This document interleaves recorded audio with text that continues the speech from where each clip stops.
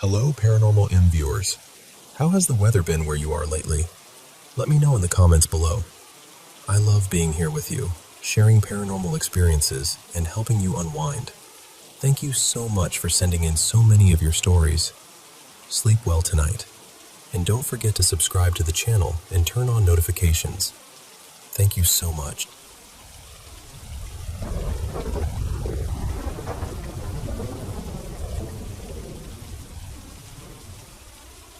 So this year I had this really on and off thing with someone named Maya. At first, it actually felt pretty steady. She told me early on that she wasn't great at communicating, and I tried to be understanding about that. But then something weird started happening. I'd have these dreams where she would tell me exactly what she was thinking or feeling, and later, in real life, she'd either say those same words almost exactly, or say something so close it gave me chills. And it wasn't just once. I kept dreaming about us arguing right before we'd drift apart again. And then I'd dream about us reconnecting right before things picked back up. It got to the point where I started feeling like my sleep knew what was coming before I did. Then one time, during one of our good phases, I had 2 dreams back to back that really threw me. In the first one, she had gone to some spiritual woman to send me a message saying she thought I was her soulmate and that she was sorry for pushing me away. The very next night, I dreamed she texted me to end things.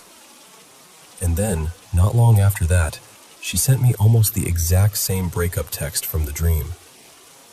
That hurt, so I pulled away. I stayed away from her. But after that, everything started feeling unexplainable. I'd be out somewhere minding my business, and the moment I got close enough to overhear someone talking, I'd hear her name. Not once in a while, often enough that it stopped feeling random. I even had dreams where she turned into this little stray cat, and then later I'd see a cat that looked just like that one hanging around near my car before work. I know how that sounds, but that's exactly what happened. Sometimes in my dreams, she'd be singing to me, songs about being sorry, missing me, wanting me back. Then later, I'd be out in public, hear that same song playing somewhere, and right when I recognized it, I'd either hear her name, see something that reminded me of her, or just get that same heavy feeling all over again. I drive a lot, so I noticed license plates without trying. And somehow I kept seeing plates with her name on them, which is wild because it's not even a super common name. A few of them would cut me off or pull up right in front of me, like I was being forced to notice. At one point, I even went on a date with someone else, trying to move on. And in the middle of that, I looked up and saw a plate that had her name on it with this little message that basically looked like, "Go love her." That really messed with me, especially because around that same time I had dreamed she was waiting for me to reach out, almost begging me to make the first move. Then social media got weird too. I'd open an app and somehow women with her name would show up on my feed posting videos to songs that all seemed to say the same thing. I miss you, I'm sorry, come back. Maybe it was coincidence. Maybe not. But after everything else, it stopped feeling easy to brush off. We were supposed to go to a music festival together at one point, but I never bought the tickets because I had this feeling, and honestly, a dream, that we were heading into another breakup phase. Then one day I was in a grocery store parking lot, and a car near me had the festival dates on the plate. Just another thing that made me stop and stare. I know this sounds unbelievable when I say it all out loud. I really do. But I'm being completely serious. I even talked to a friend of mine whose family has experience with spiritual practices, and she said some of what I described reminded her of things she'd seen before. So now I'm stuck. Part of me feels like I'm being told it's safe to let my guard down. I even talked to someone spiritual who told me I was protected and didn't need to be afraid. But I'm still angry, because at the end of the day, she's the one who ended things. She hurt me. And now it feels like I'm getting all these signs that she still sees me as something important, maybe even the one. But she's not showing up clearly in real life. She's not saying it plainly. She's not doing the actual work. The only real thing I can point to is that she still watches my social media. Her birthday is coming up, and I've been going back and forth about whether I should reach out. Then the other day, I bought a little dessert at the store, and the expiration date had her birthday on it. The next morning, I saw another license plate with her name while I was driving home. And I guess that's where I am now. I don't trust her the way I used to. Part of me wants to reach out and just have an honest conversation, to finally figure out what this all means and what she actually wants. But another part of me doesn't want to make myself vulnerable again, especially if it's just going to be more confusion, more mixed signals, more games. Because the truth is, the breakup wasn't on me. It was on her. And I'm not eager to walk back into something that already broke me once.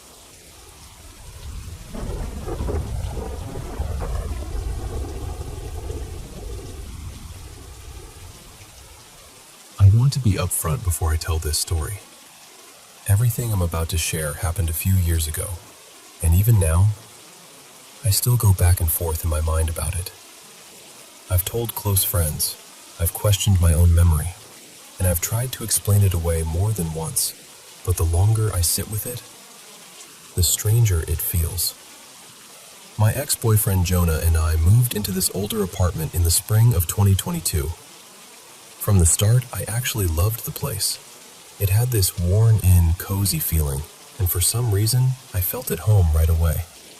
But around that same time, Jonah was starting to change. His drinking got worse fast. He was blacking out several nights a week, and his behavior became unpredictable in a way that honestly scared me. Not long after we moved in, I started having these vivid, unsettling dreams. Then, when I was awake, I'd sometimes catch glimpses of what looked like a figure standing just out of sight, like something peering around a doorway. I could never make out a face. It was more like a human shape with nothing there. Jonah didn't exactly see it the way I did, but he said the apartment felt wrong sometimes, like the air would shift. He came from an indigenous background, and he took spiritual cleansing seriously. He used smoke to cleanse the apartment, and I placed crystals above the doors because I was willing to try anything. For a while, it actually seemed to help. Things got quiet again, and I thought maybe the stress of everything had just gotten into my head. Then a few months later, I walked into the bathroom I mostly used and saw fresh drops of blood on the floor. I remember just freezing. My first thought was that maybe I had a nosebleed without noticing, so I checked myself right away. Nothing. Then I panicked and checked my cat from head to tail because she was mostly white, and I figured if she was hurt, I'd see it immediately. But she was completely fine. No cut, no scratch, nothing. I asked Jonah if he'd been in there, or if he'd had a nosebleed or hurt himself somehow, and he swore he hadn't. The litter box was in that bathroom, so he usually avoided it anyway because he hated stepping on stray litter. We were both genuinely shaken by that.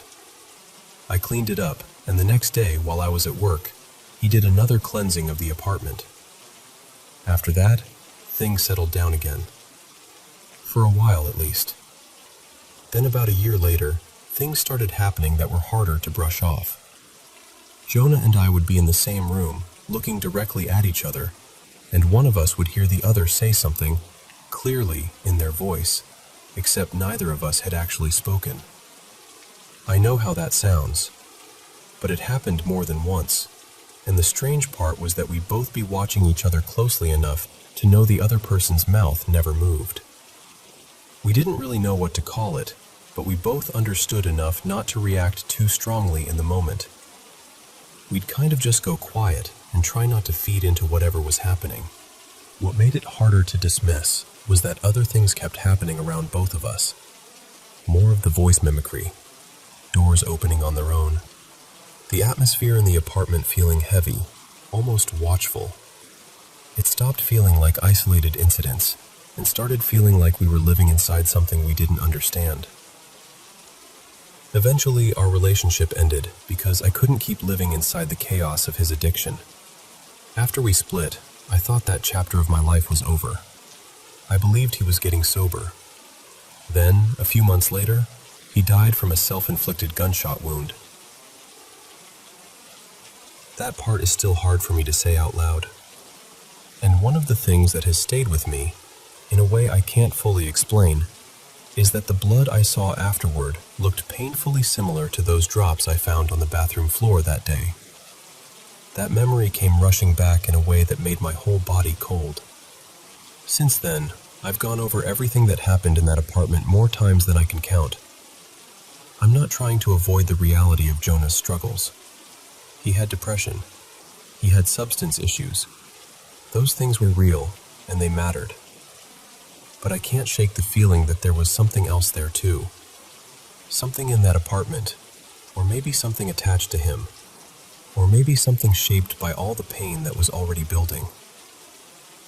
I still wonder whether places can hold on to suffering, whether intense emotion, addiction, abuse, grief, all of that, can leave some kind of imprint. I wonder whether what we experienced has a name, or whether it was a mix of psychological unraveling and something genuinely paranormal. I don't know. I just know that when I think back on that apartment, it doesn't feel empty in my memory. It feels occupied. And even now, after all this time, I still find myself asking what exactly was living there with us.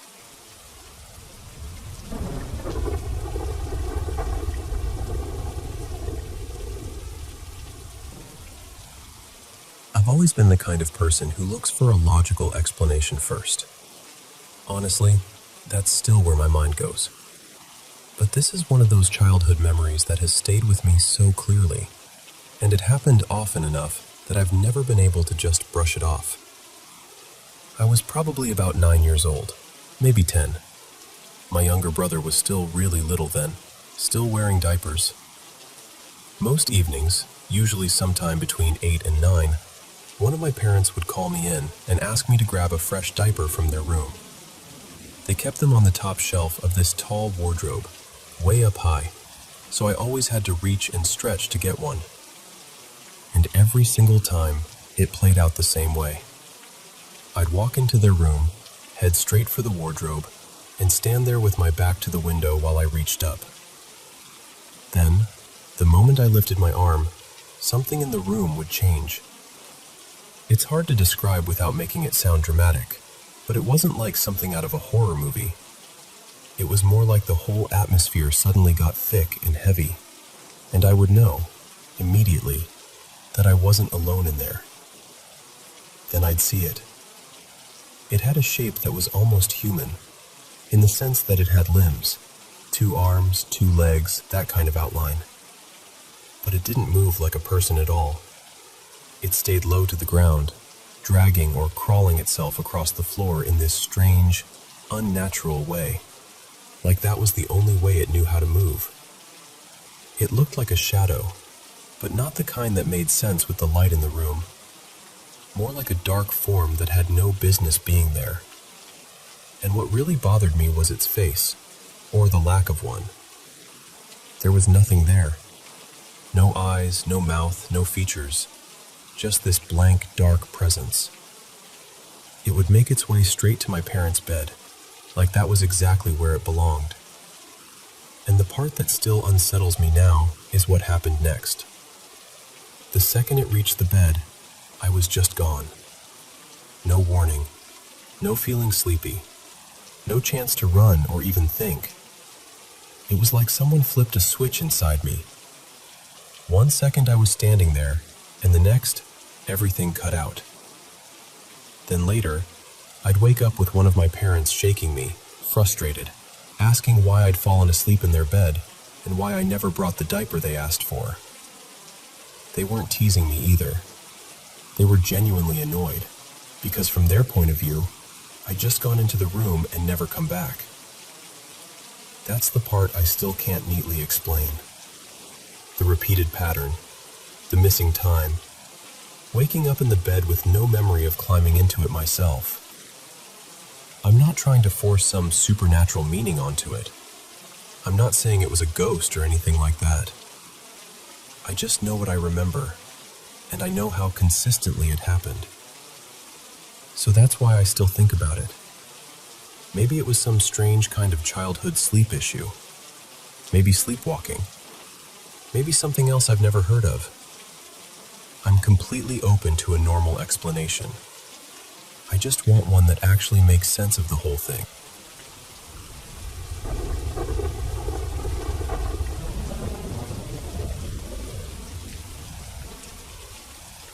I still remember this so clearly.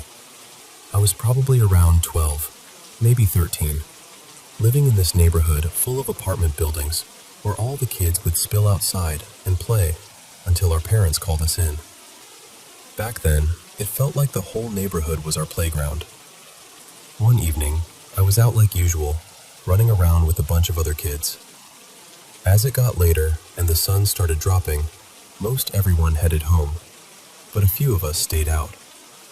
There was this tunnel near the far end of the neighborhood that opened up toward a patch of woods, and for some reason we always thought it was a fun place to hang out. That night, we were kicking a soccer ball around in there, just messing around and enjoying the last bit of daylight. As the sky got darker, one by one the others left until it was just me and this younger kid named Adrian. He was a couple years younger than I was. We ended up sitting near the end of the tunnel, the side that faced the woods, just talking and cooling off after playing. While we were sitting there, both of us heard it at the same time, a strange, whispering sound coming from the edge of the trees. I remember turning to Adrian and asking, "Did you hear that?" And he immediately said yes. It was dark over there by then, but the light from the tunnel spilled out just enough to make the area faintly visible. At first, I didn't see anything. I kept staring toward the woods, trying to figure out where the sound was coming from. Then I looked a little higher, and that's when I saw it. There was a figure under a tree branch, facing in our direction. It looked like someone wearing a hood, but the way it was positioned made no sense. It didn't look like it was standing on the ground, and it didn't seem to be holding on to anything either. It honestly looked like it was floating there. The hood covered the face completely, and inside it was just pure darkness. No features, no eyes, nothing I could make out. I could only really see the upper part of the body, and the clothing looked light enough in color to stand out against everything else around it. Adrian saw it too. The second he really noticed it, he jumped up and ran straight back through the tunnel toward the neighborhood, crying. The second he bolted, I was right behind him. We ran until we got back to the apartment side and came across his older brother. We tried to tell him what we had seen, but he didn't believe us at all. He just took Adrian home. After that, I ran all the way back to my place. My building was farther off, and there was no way I was about to be out there alone after seeing something like that. What stuck with me the most was how wrong it felt. The branch above that figure was way too high for someone to just be standing underneath it the way this thing was. That's why, even now, I can only describe it as floating. And the whispering. We never made out any actual words, but it was loud enough to notice clearly. It wasn't just in my head, because Adrian heard it too. That's all that happened, but it stayed with me for years.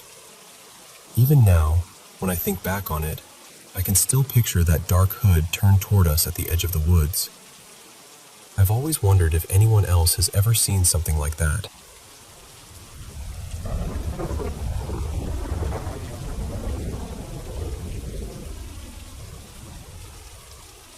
I want to tell you about something that has stayed with me since I was very little. My childhood was never rooted in one place. It was always just my mother, my father, and me, moving from one rented house to another in different towns and neighborhoods because of my mother's work at the hospital. Before I was even old enough to remember anything, my parents lived in a rented house that people in our area whispered about. There was a spirit people called Bach, a name from local folklore, and everyone said it troubled the women in the house. My mother used to say she felt something grab at her legs and pull her at night. My aunts, too, when they came to stay, were so frightened by what they experienced that they eventually refused to remain there. Not long after I was born, we left that place and moved into a government quarter. That apartment is where most of my memories begin. I grew up there. The bathroom was far from the bedrooms, and the walls around it were made of bamboo panels with long cracks running through them. Even in daylight, it felt unsettling. I was a quiet child, shy and lonely, and I did not have many friends. But I had one close friend, a little girl everyone called Della.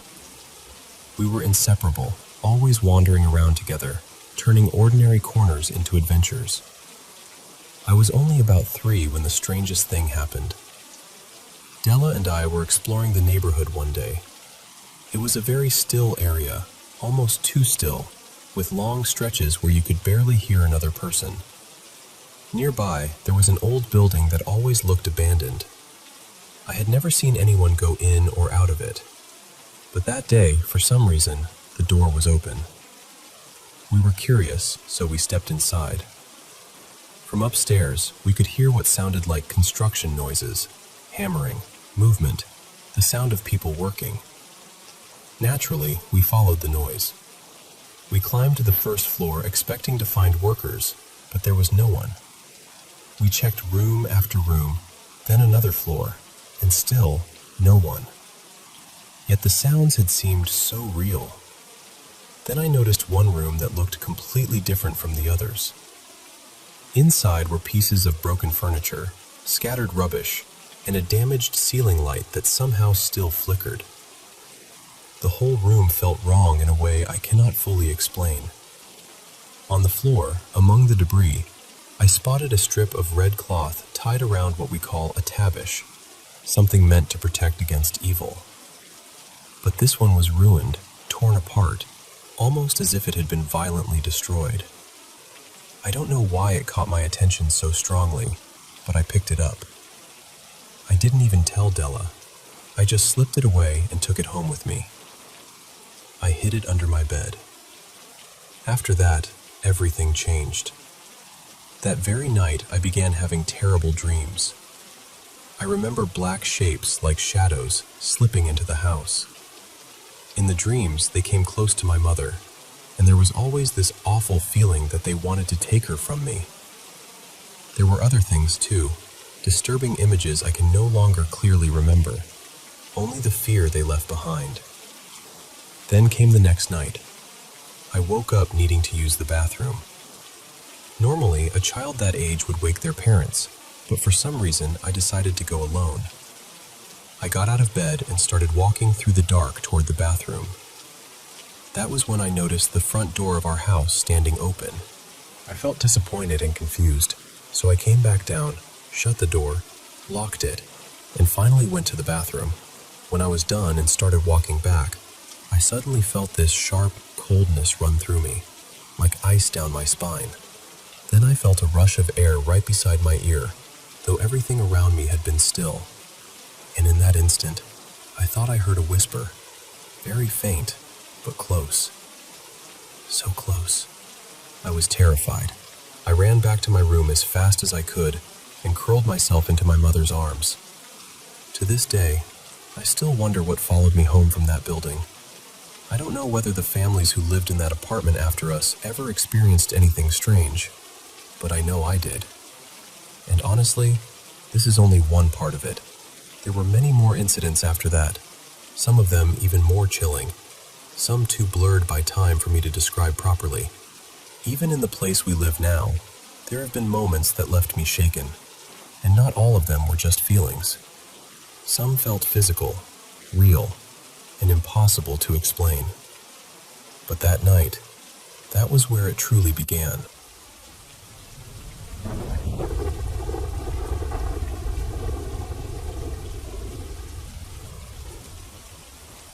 Honestly, I think it all began when I was about 6.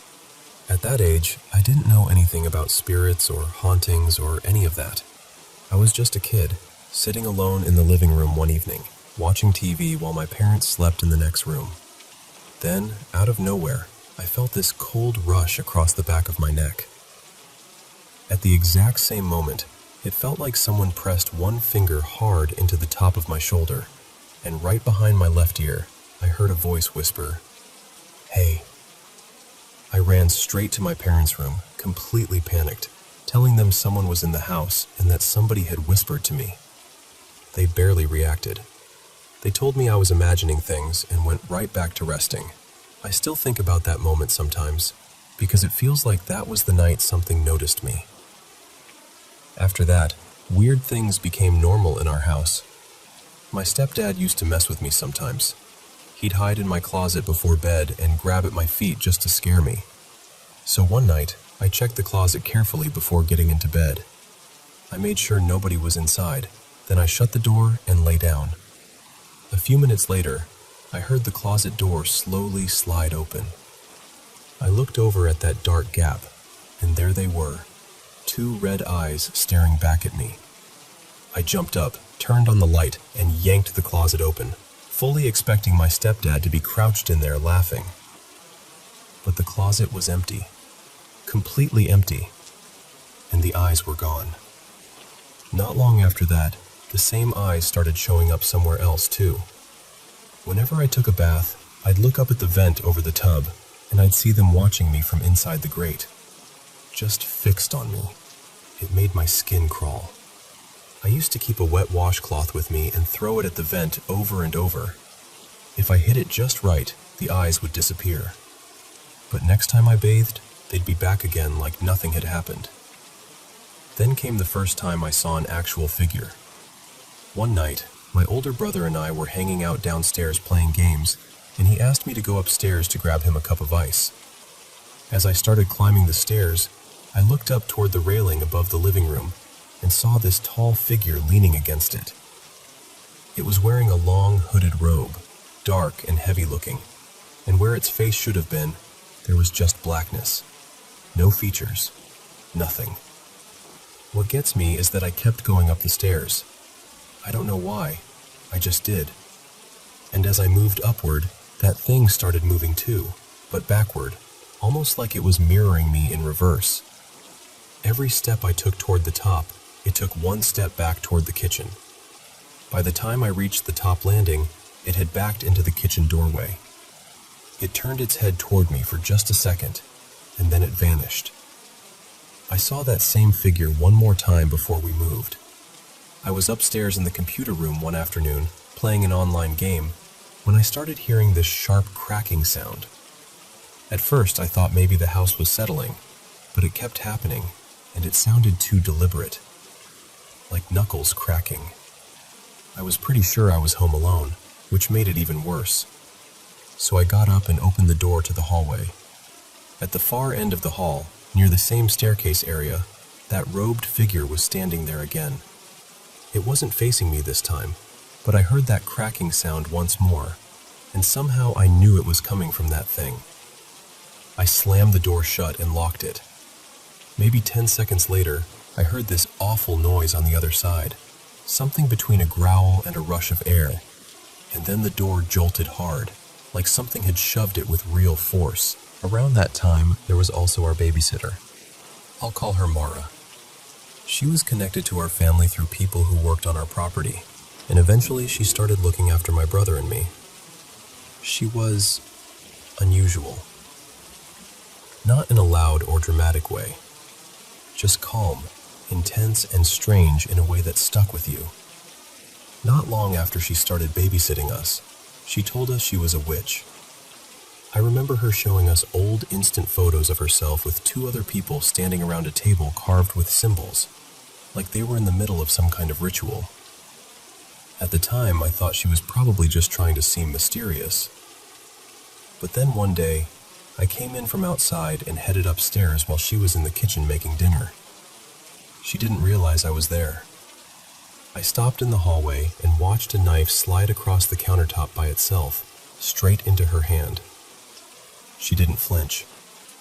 She just picked it up and kept chopping like that was completely normal. I never said a word to her about it. But after that, my curiosity got out of control. My brother and I started looking up dark rituals online, just dumb kids thinking we were brave. One evening, we went outside, made a rough circle with dead leaves, set a little statue in the middle, and started reading words we'd copied down from some site we didn't understand. Mara happened to look out the window and saw us. She came flying outside, yelling at us to stop. She kicked the leaves apart, grabbed the statue, and told us we had no idea what we were messing with. I'd never seen her look truly scared until that moment. Not long after that, she stopped babysitting for us. A while later, she died. I still think about her sometimes, and whether she knew more than she ever admitted. Before we left that first house, there was one last thing that happened. It was smaller than the others, but it stuck with me. I was getting ready for school one morning, standing at the bathroom counter, and when I reached for my comb, it suddenly snapped off the counter and hit the wall behind me. It didn't slip. It didn't wobble and fall. It launched. That was the kind of thing that had become ordinary by then. Noises in empty rooms, hearing my name whispered when no one was home, shadows moving in the edge of my vision, the constant feeling of being watched, and sometimes even touched. Then we moved. We packed up and moved about 5 hours north, out near Lone Butte, British Columbia. The new property was huge, about 100 acres of forest and open land. We were isolated out there. No close neighbors, no streetlights, just woods and silence. And somehow, the silence made everything worse. One of the first major things that happened there involved my brother, my stepsister, and me. We were all inside watching a horror movie one night when, all of a sudden, the upstairs closet started slamming open and shut on its own. Not creaking, not drifting, slamming, hard, over and over. We were terrified. None of us knew what to do, so we ran outside barefoot and waited in the yard for our parents to come home. At one point, I had to go back inside because the gravel was tearing up my feet and I needed shoes. I cracked my head around the corner toward the living room, and the TV was still on, right at the worst possible moment. A close-up shot from the movie where the ghost suddenly stares straight at the screen. Even now I can admit the timing was almost ridiculous. But at the time, I thought my heart was going to stop. Once I knew that history, a lot of things felt heavier. My brother and I both saw what looked like children's faces in the windows of that building more than once. Lights would switch on and off inside at random hours. The woods around the property felt wrong, too. We'd find old belts tied around trees, rusted tools half buried in the ground, deep gouges in bark that looked too large to explain easily, and tracks from animals that never seemed to match anything familiar. We even found a dumping area full of old cars so weathered that trees had started growing through them. That whole place felt like it was holding on to something. And then there was the thing I still have the hardest time talking about. It was winter. Late, maybe around 2 or 3 in the morning. I was sitting alone in the hot tub on the back deck, just staring out at the woods. Fresh snow had fallen recently, and it was deep enough to come up almost to my knees in places. Out of the tree line came this enormous wolf. I've seen wolves since then, and nothing has ever looked like that one. It was massive. Its fur looked silver in the moonlight, almost metallic, and its eyes were this bright, unnatural green. It walked slowly along the paddock fence, and as it passed, it locked eyes with me. We just stared at each other. Then it kept moving toward the barn where the horses were. The entrance of the barn was dark, but the far side had a bright outdoor light, so I could still see the shape clearly as it moved through. And halfway through that barn, I watched it change. That's the only way I can say it. One second it was a wolf, and the next it was rising, stretching, becoming something broad-shouldered and human-shaped. By the time it reached the other end, it looked like a man, except too tall, around 7 feet, maybe more. It turned the corner toward the field and never came out the other side.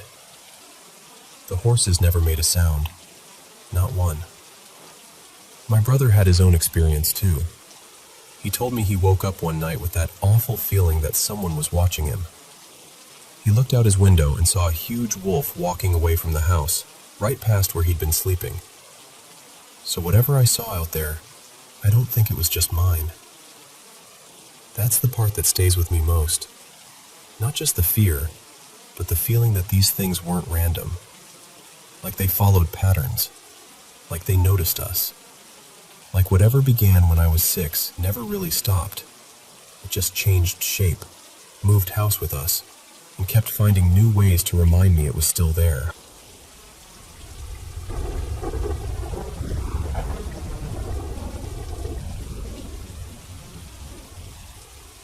So this happened when my partner and I were getting ready for bed, probably around 10:30 or 11 at night.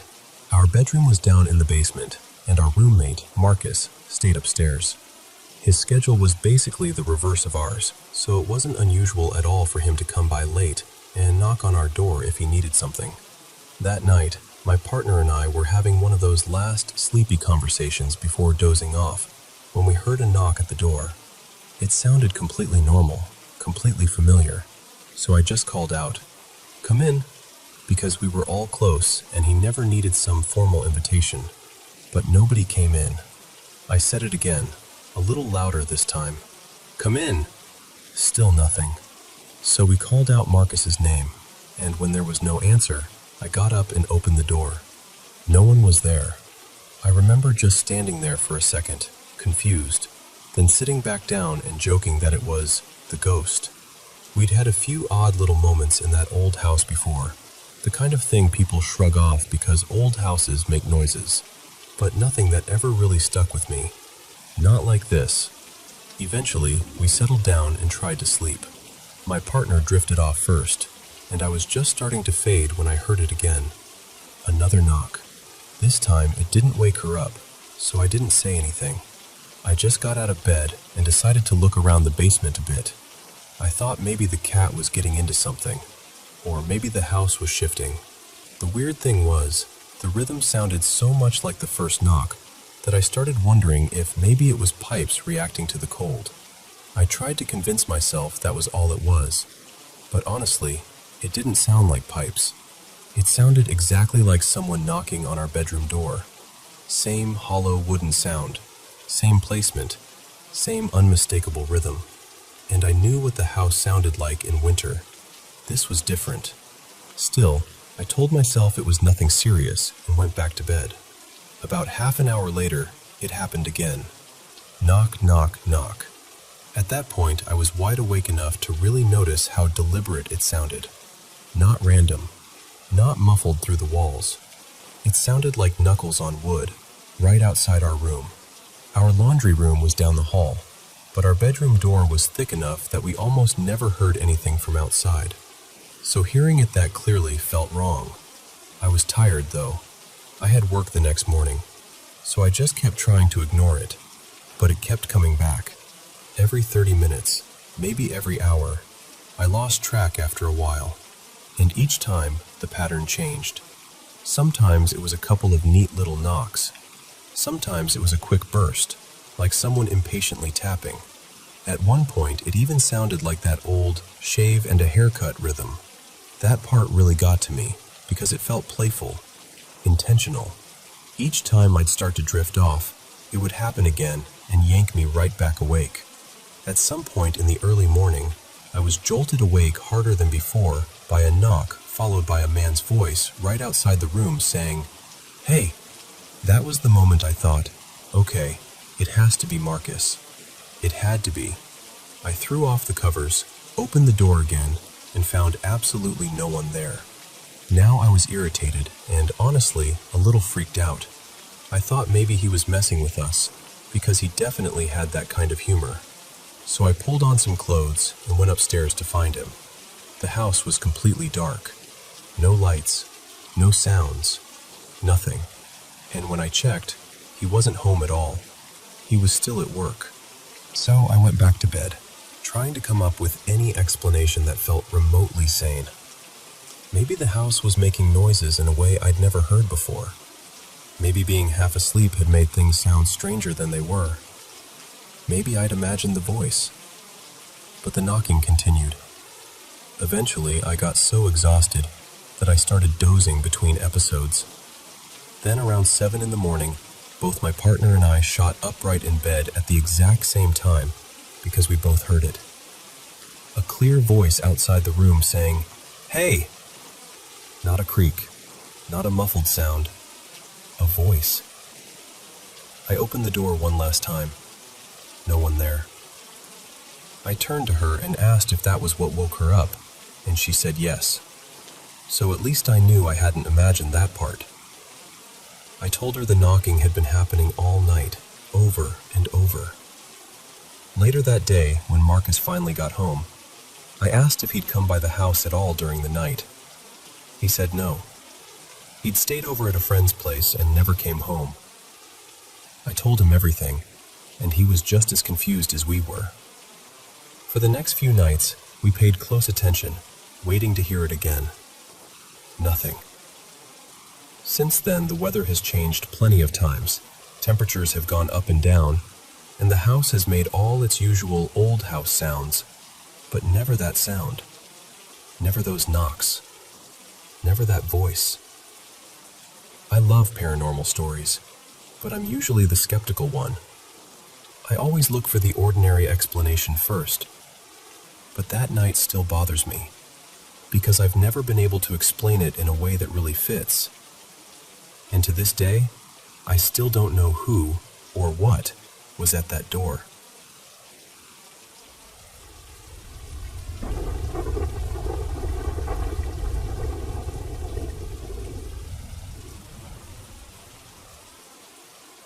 One of the strangest things that ever happened to me goes back to when I was a student in Oslo, probably around 2009 or so. At the time, I was close friends with another student named Adrian. We saw each other all the time, on campus, back at the student housing, and even at the fencing club we both went to. That summer, we spent a lot of evenings hanging out at the top of the dorm building where he lived in Song Student Village. It was one of the taller buildings in the area, maybe 11 floors or something like that, and he lived right near the top. There was this tiny balcony at the end of the hallway where we liked to sit. It felt private up there. I almost never saw anyone else around. We'd grill food, drink a little wine, smoke from his hookah, and just talk for hours. It was a really good time in my life. Then one late night, after we'd been outside for a while, we went back into the shared kitchen. It was completely dark outside. Along one wall of the kitchen, there were these big windows looking out over the night, and we sat down at the table near them, facing each other. I have this vague memory that we might have been talking about strange or unsettling things already, but I can't say that for sure. What I do remember clearly is this. Outside the window, there was a cable running down the side of the building, and all of a sudden, out of the corner of my eye, I saw a dark figure below the window, clinging to that cable and moving upward. I froze. At that exact same moment, Adrian saw it too.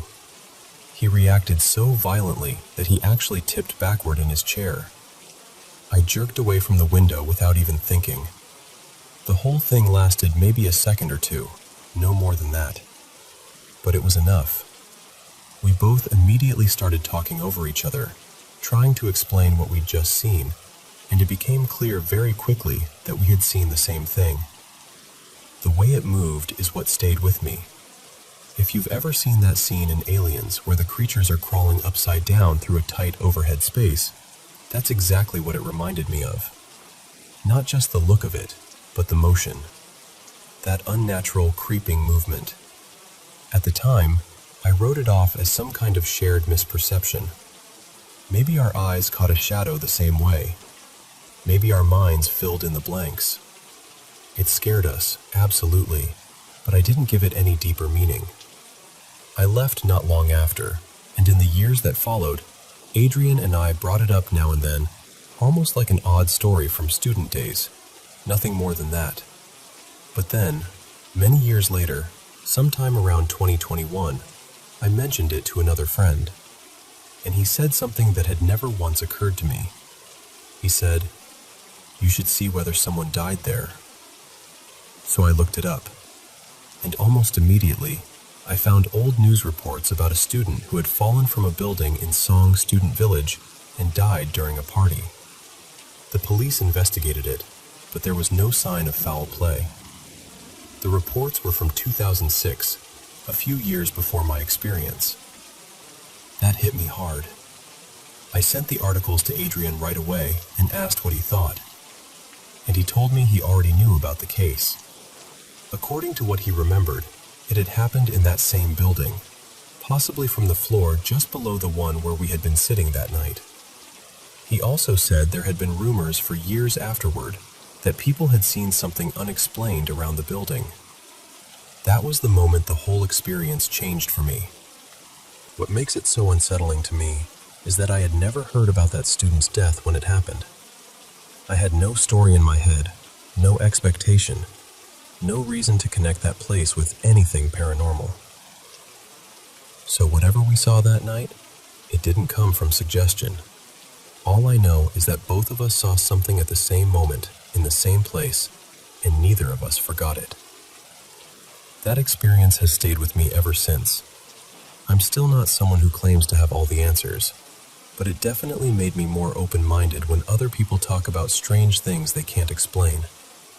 Some stories are easy to laugh off, but when something happens to you directly, something that feels real in your bones, it's a lot harder to dismiss.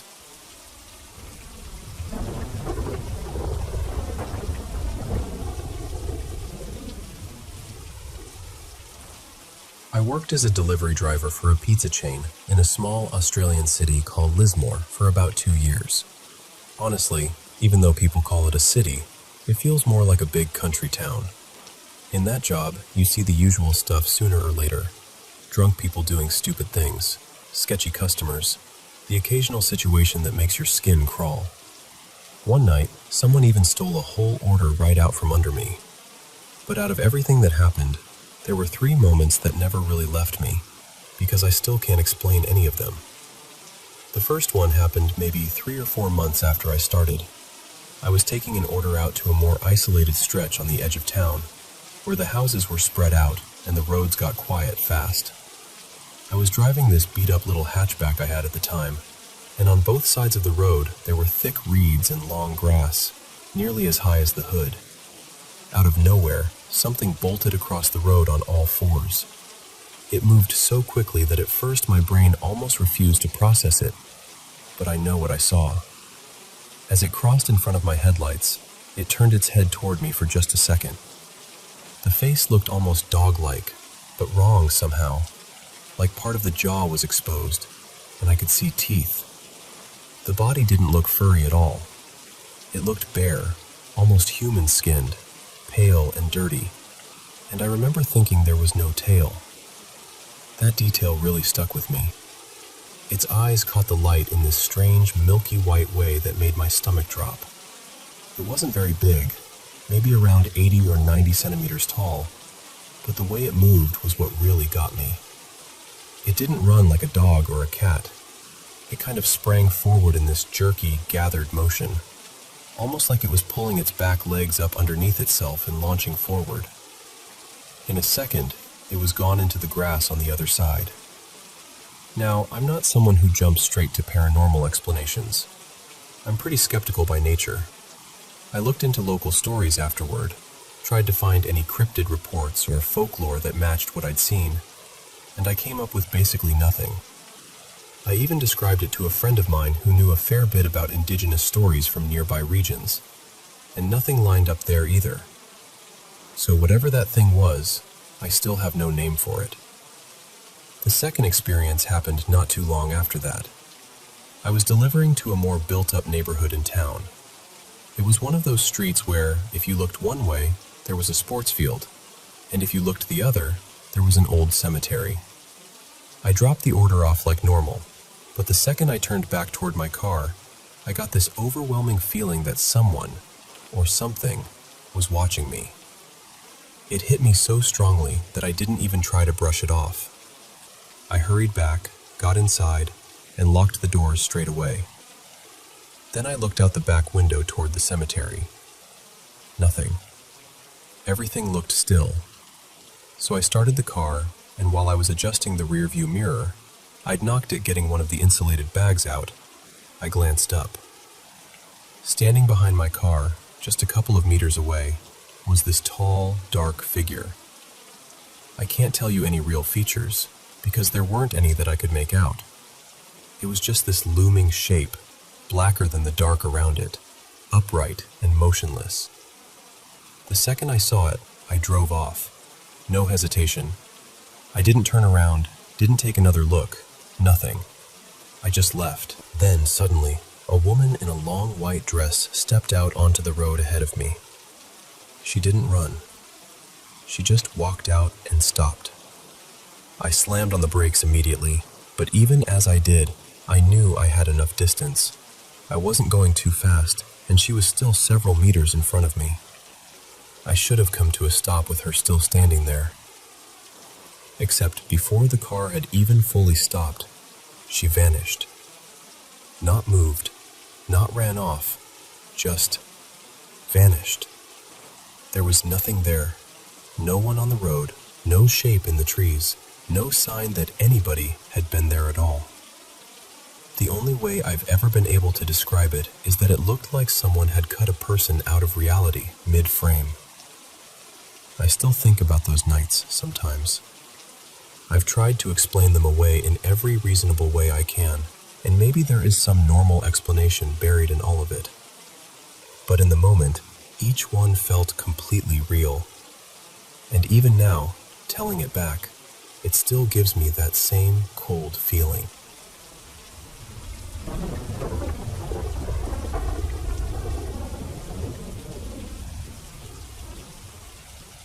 So, this happened a while before the ghost story I told before. I was about 20 at the time, and it's still one of those nights I can't explain, no matter how many times I replay it in my head. It was around 10:30 at night when my stepdad called me. He said our old family dog, Rusty, had somehow gotten out from his townhouse across town and asked if I could come help look for him. Of course I said yes. When I got there, we talked for a minute and tried to figure out the best places to search. For some reason, I felt pulled toward my old high school. It was a pretty decent distance away, far enough that it didn't make much sense for a dog to wander there, but I couldn't shake the feeling, so I went. I turned onto the road that led back to the school entrances, drove all the way down, realized there was nothing there, and turned around to head back out. And while I was driving, I happened to look up at the sky. That's when I saw it. At first, it looked like a star, but it was way brighter than everything else around it. Bright enough that I did a double take.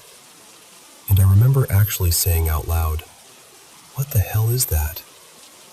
And the weirdest part, the part that still gets me, is that the second I said that, it moved. Not like a shooting star, not like a plane, not like anything normal. It had been sitting perfectly still, and then all at once it just shot off in a straight line so fast it was gone instantly, like something kicked it into overdrive. I've seen meteors before. This wasn't that. It didn't streak downward or fade naturally. It was like it reacted and took off. What burned into my memory even more than the speed was the trail it left behind. It's hard to describe, but it almost looked like a thin, glowing ring stretched across the path it traveled, kind of like a tiny Saturn-like halo pulled through the sky. For just a second, it hung there, and then it broke apart into these fading orange sparks, almost like embers drifting up from a fire. I had pulled my car over by then, and I just stood there outside the driver's side door, heart pounding, staring at the sky, trying to process what I had just seen. I kept asking myself, what was that? Why did it feel like it moved the moment I noticed it? And of course, why didn't I have a dash cam? While I was still standing there, my phone rang. It was my stepdad asking where I was. I told him I was heading back, but honestly, I was still pretty shaken up. Not long after that, we found Rusty in a neighborhood nearby, safe and totally fine. So at least that part of the night had a happy ending. But that thing I saw in the sky, I've never forgotten it. I still can't explain it. And every now and then, I'll come across a UFO clip online that reminds me of it, especially the ones where something moves impossibly fast and leaves behind that strange glowing trail. It's the closest thing I've seen to what happened that night.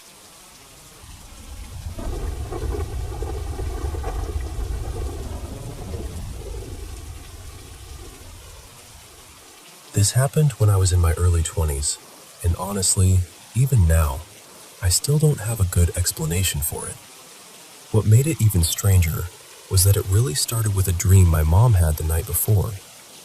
The next morning, her boyfriend at the time, his name was Marcus, and he worked overnight security at a nearby hospital, told me what had happened, and I remember just sitting there feeling completely unsettled. He said it was somewhere around 3:30 in the morning. He was awake early, getting himself ready for work, drinking coffee in the kitchen, half paying attention to whatever was on TV, and then he started hearing whispering. At first he thought maybe he was imagining it because it was faint, but he said it sounded angry, like this low, hostile whispering coming from just outside the apartment door. So he got up and went to check, and the second he got near the door, it stopped. He looked around, didn't see anybody, didn't hear anything else, so he figured maybe it was just some weird noise in the hallway and went back to what he was doing. But then it happened again. This time, he said it was louder, clearer, like whoever, or whatever it was, had moved right up to the front door. So now he was annoyed as much as confused, and he went over there fast, opened the door, looked out, and again, nothing. No one there, no footsteps, no voices, just silence. At that point, he told himself it was strange, sure, but maybe still explainable. Then it happened a third time. Only this time, it wasn't whispering. He said he heard a deep, rough man's voice, almost shouting, and it wasn't coming from outside anymore. It was coming from my mom's bedroom. He panicked and ran down the hall, pushed open her door, and found my mom lying there in bed, talking in a voice that didn't sound like hers at all. He said it sounded male, low, harsh, and really unsettling. He couldn't make out the words, just that the tone felt dark, almost commanding. He turned on the light and kept calling for her, trying to wake her up, and after a few moments, she finally came to. She was confused, frightened, and clearly shaken. When she was fully awake, she told him she'd been having a nightmare. She said there was this dark figure in the room with her, something shadowy and threatening, trying to overpower her. She described it as this heavy, terrifying presence, nothing like any dream she'd ever had before. So the next day, Marcus was telling me all of this while we were sitting in the kitchen of that same apartment. I remember him getting to the part about hearing the voice from her room, and right then, the kitchen lights suddenly went out. Not all of them, just most of them. One light stayed on. The timing of it was so exact that both of us just froze. We didn't even really talk about it. We just looked at each other, grabbed our stuff, and left the apartment as fast as we could. Later on, when we came back, everything was completely normal. The lights worked fine. Nothing was damaged. And after that, nothing else like that ever happened again. but I still think about that night sometimes. I still get chills when I tell it. There was just something deeply wrong about it, something I can't neatly explain away. And the strange part is, Marcus had actually promised my mom he wouldn't tell me any of it. I'm glad he did.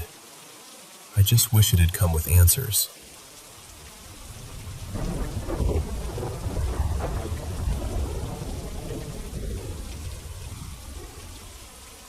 So, after years of looking, asking around, and dreaming about it, I finally got one of my dream cars, an older Jaguar. And honestly, I should have just been thrilled.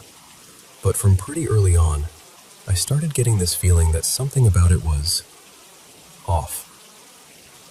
In the daytime, it seems completely normal, beautiful even. But at night, the whole thing changes. The second it gets dark, the car starts to feel strangely unwelcoming. It's hard to explain, but being inside it at night feels heavier somehow, like it's much later than it really is. Almost like time slows down around it. And I know what normal nighttime unease feels like. This isn't that. This feels different, colder, less friendly. There's also this interior mood lighting that catches me off guard sometimes and makes it look, for a split second, like the roof lining is glowing or smoldering. It's not exactly comforting. Then there's the way things keep happening whenever we take it out. I don't drive it myself, mostly because insurance on a classic Jaguar for a younger guy like me would be ridiculous. So my father, Martin, usually drives. One of the first times he took it out, he somehow clipped a post and cleanly knocked the side indicator right off, while scraping up the panel around it. Since then, it's felt like every trip comes with some weird little incident. At one point, another driver came so close it honestly felt like they were trying to hit us. It's like the car attracts bad moments. Not long after we got it, we also realized the tires were dangerously low, nearly flat really, and the dealer never mentioned it. We went to pump them up using an old compressor we hardly ever use, and right in the middle of it, that died too. It started making this awful squealing noise and stopped building pressure completely. So we had to drag out this battered old backup pump that looked like it belonged in a shed 20 years ago. I know how that sounds, but it genuinely felt like the car didn't want us fixing it. And the strange little problems keep piling up. Recently, one of the rear door handles stopped working altogether. The door only opens from the inside now. It's not the child lock either. We checked. It just doesn't work. Like the car has suddenly decided it doesn't want anyone getting in. So now that's another trip to a specialist. Even when it's parked, other cars seem to pass uncomfortably close to it. Maybe that's just because it's a larger car and I'm not used to judging the space around it. Or maybe it's my dad still readjusting after not driving something that size in years. But it always feels just a bit too close for comfort. And then there's the smell. The inside has this odd scent, almost like fresh paint or chemicals. And after sitting in it for a while, my nose starts to feel blocked up. We already replaced the cabin air filter, so that shouldn't be it. I know it probably sounds dramatic, but the more time I spend around that Jaguar, the more I can't shake the feeling that it came with more than just a history.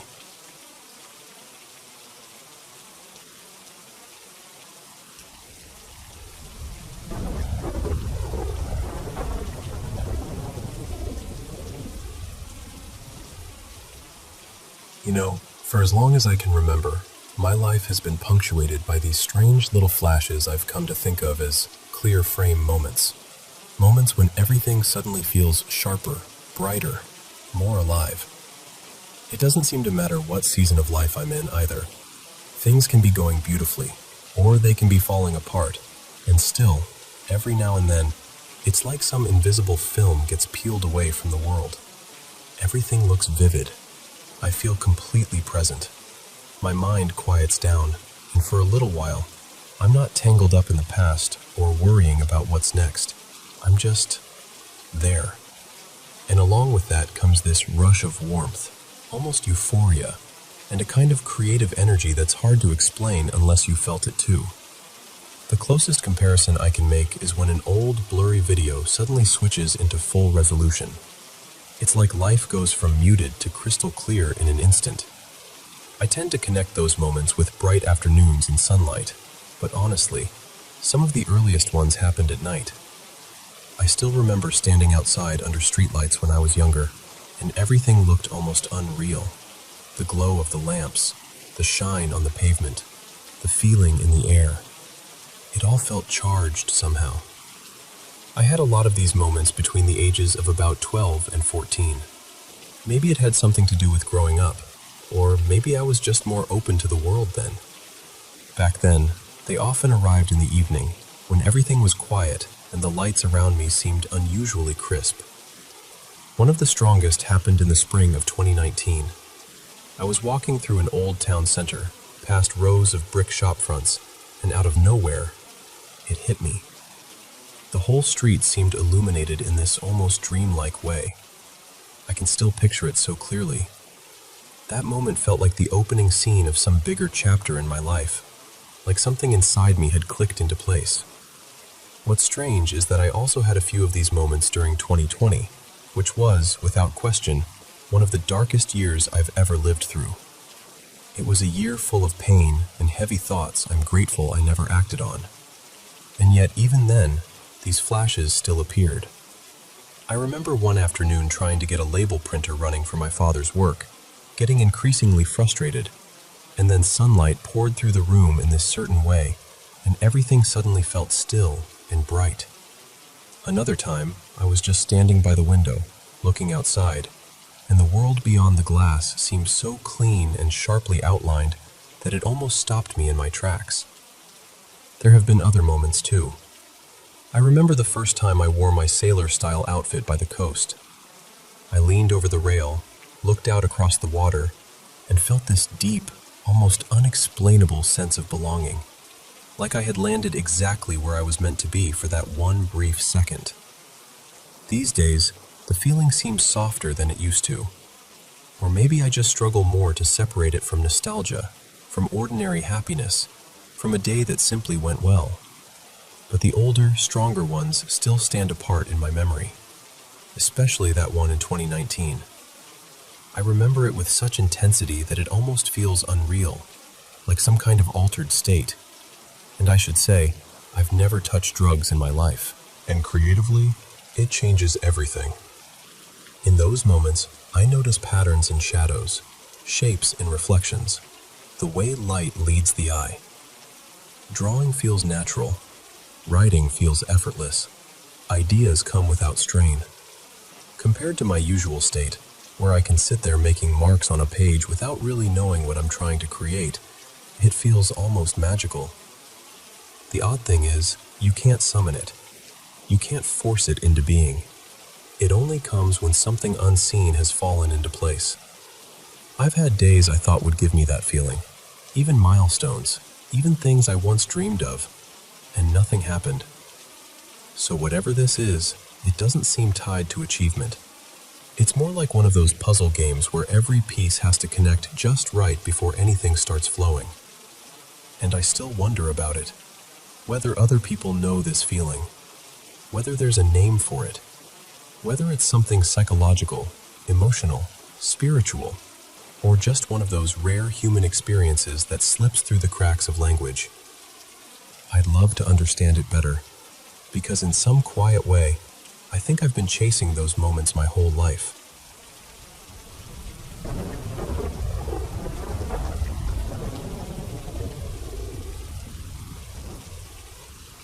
So, this actually happened to me twice, and even now, when I talk about it, it still feels unreal.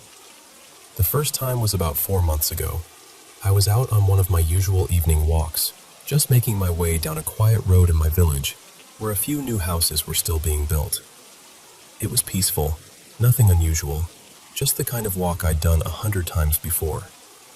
And then, right in front of me, I saw it.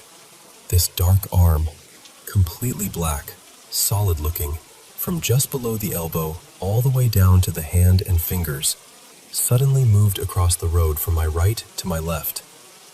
The strangest part is, it wasn't moving like a normal person would.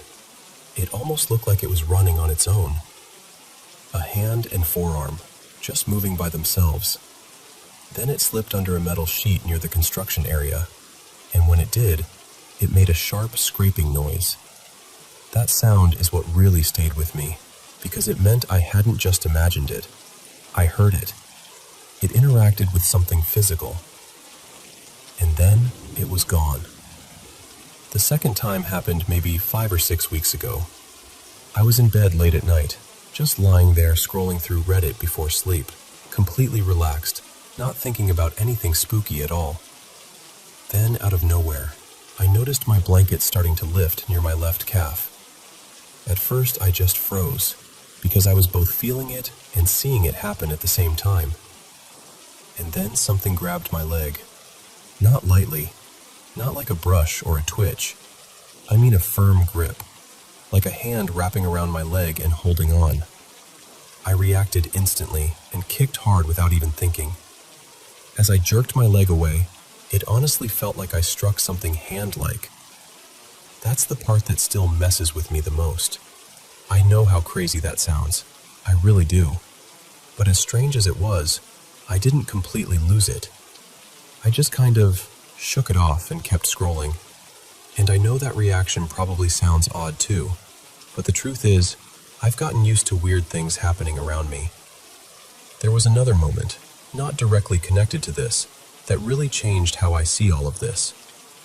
I was at a friend's house one night, or technically early morning, and we were outside talking. I remember the exact time because it stuck with me. 3:41 a.m.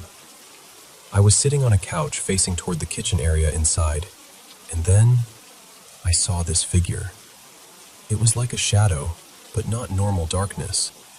It was black and transparent at the same time, like you could see through it but still clearly make out its shape. I stared at it for a second, thinking maybe my eyes were playing tricks on me, and then I told my friend, "Look over there. Tell me if you see what I'm seeing." He looked, and his face completely changed. He went pale. And this was someone who never believed in any of this stuff, ever. That moment stuck with me more than anything, because it was the first time someone else saw the same thing I did. Up until then, every strange experience I'd had could have been explained away, at least by other people. But after that, I couldn't deny that something was happening. So when that hand grabbed my leg in bed, as insane as it sounds, part of me wasn't even shocked. Part of me had already accepted that sometimes, for whatever reason, I seem to notice things other people usually don't.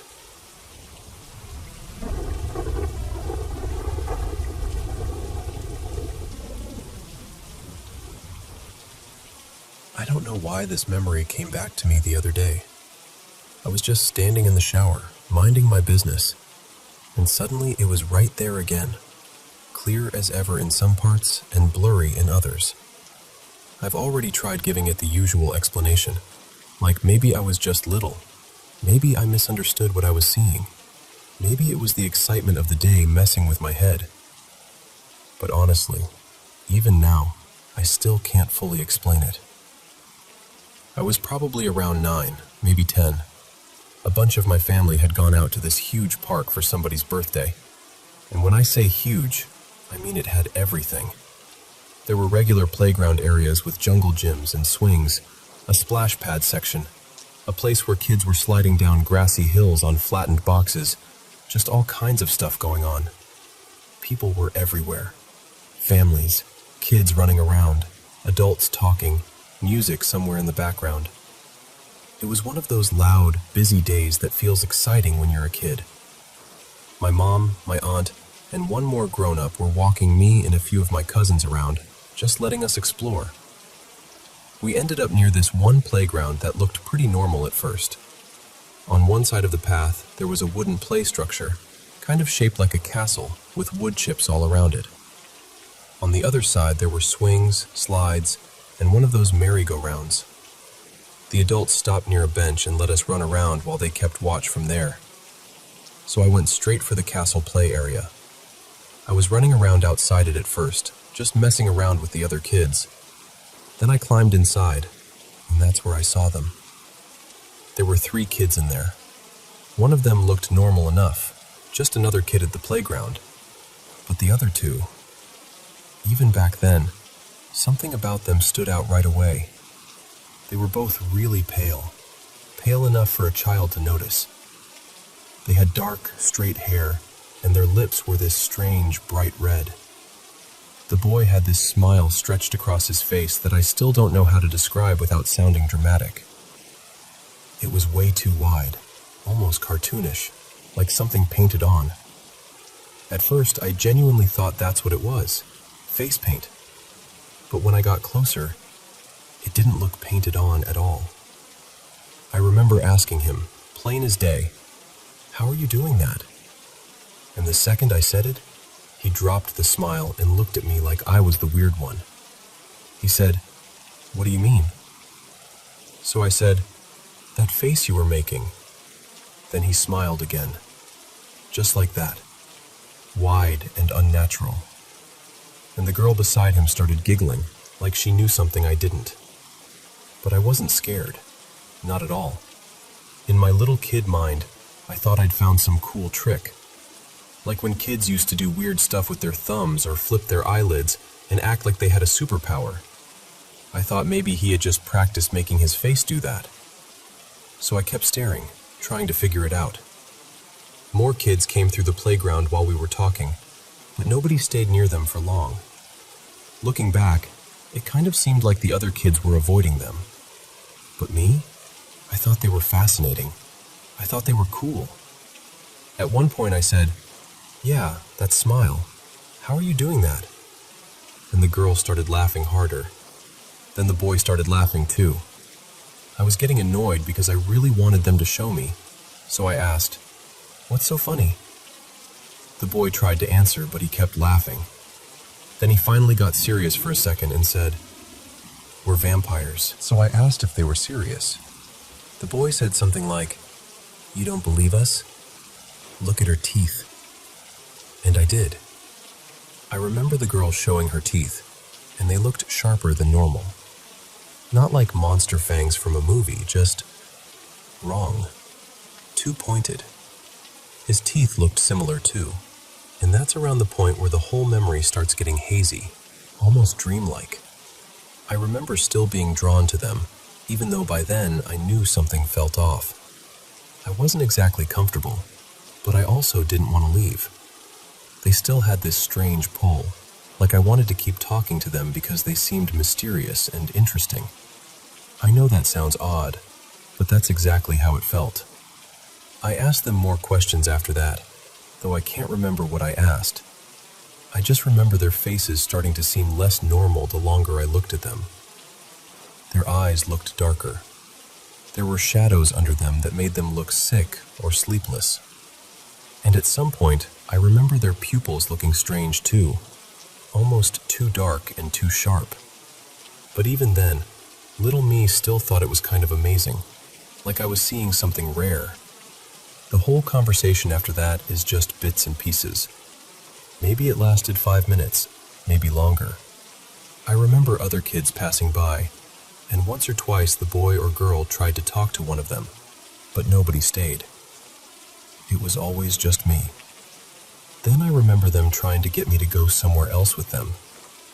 I don't remember where. I just remember agreeing, like I was about to follow them without really thinking. And right then, I heard my mom calling my name. That snapped me out of it immediately. I told them, "Wait here, I'll be right back." And I went down the slide and ran over to my family. Apparently they'd been looking for me, and they already had my cousins with them. I told my mom I'd been in the play structure talking to some kids the whole time. Then I turned around to point them out.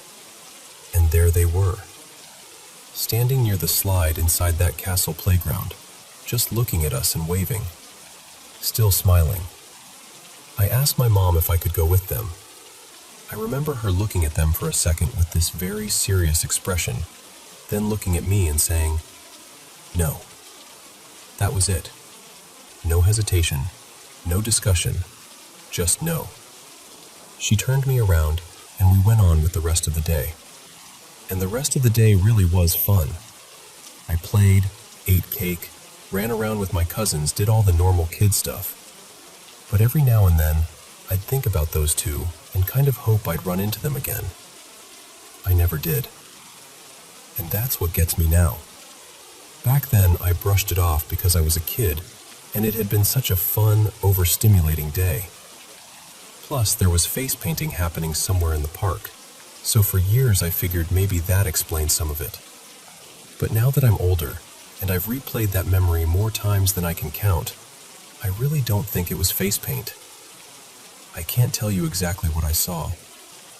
I just know I still remember those smiles.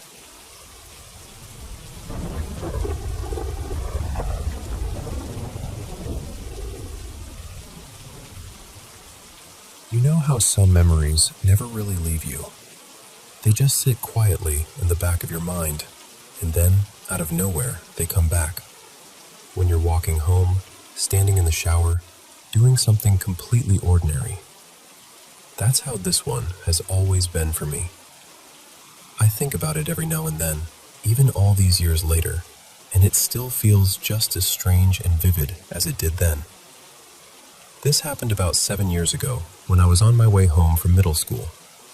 I used to walk down this neighborhood street that was always cool and dim because the trees in front of the houses cast so much shade. I remember I was doing what I always did back then, staring at the ground while I walked, mostly because I was weirdly paranoid about stepping in something nasty. And then I heard it. It was this soft, buzzing, fluttering kind of sound coming from above me in one of the trees. The closest thing I can compare it to is the sound a large beetle makes when it's flying, that dry little wing buzz. It caught my attention right away, so I stopped and looked up. At first, I couldn't tell where the sound was coming from. I scanned the branches, expecting to see some bug or maybe a bird, but there was nothing obvious there. Then I noticed these tiny, translucent wings moving. I squinted a little, trying to focus, and what I saw looked like this thin, greenish shape, almost like a blade of grass or a little twig resting on the branch. I remember thinking, okay, weird, and I was just about to keep walking. But then it moved again. It made that fluttering sound one more time and suddenly lifted off the branch, and it flew down toward me. I just froze. It kept coming closer and closer until it was only a few inches from my face, hovering there. And that's when I realized it wasn't some stick or leaf at all. It looked like a tiny person, like a little wooden being. Its body and head looked almost human, but made of something like bark or wood, and its arms were thin and twig-like. The part that stood out most to me was its legs. They were much longer than the rest of its body, oddly long, almost delicate looking. It just hovered there in front of me, like it was studying me. And I was doing the exact same thing, just staring back in total shock. Then, as quickly as it came, it darted away. The whole thing probably lasted less than a minute, maybe even less than that. But it left such a deep impression on me that I still think about it now.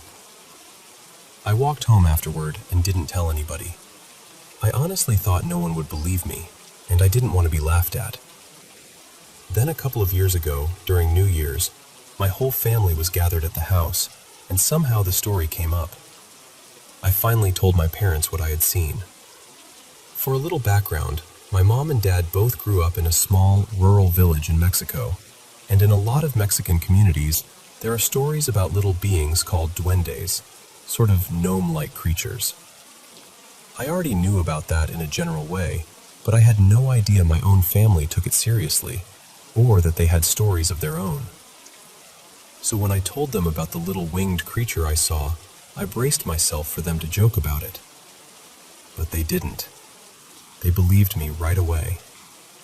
In fact, they started offering their own ideas about what it might have been. One of them suggested maybe it was some kind of spirit or protective being. I didn't really know what to make of that, and I still don't, but I was honestly stunned that they didn't laugh. Then they started telling me their own stories. I know how all of this sounds. I really do. Even now, I'm not saying I fully understand what I saw. I don't know whether it was something supernatural, something I misunderstood in the moment, or something else entirely. But I know it happened. I know what I saw, and I know the feeling of that tiny wooden figure hovering in front of my face, looking at me as if it were just as curious about me as I was about it. And honestly, that's the part I've never been able to shake.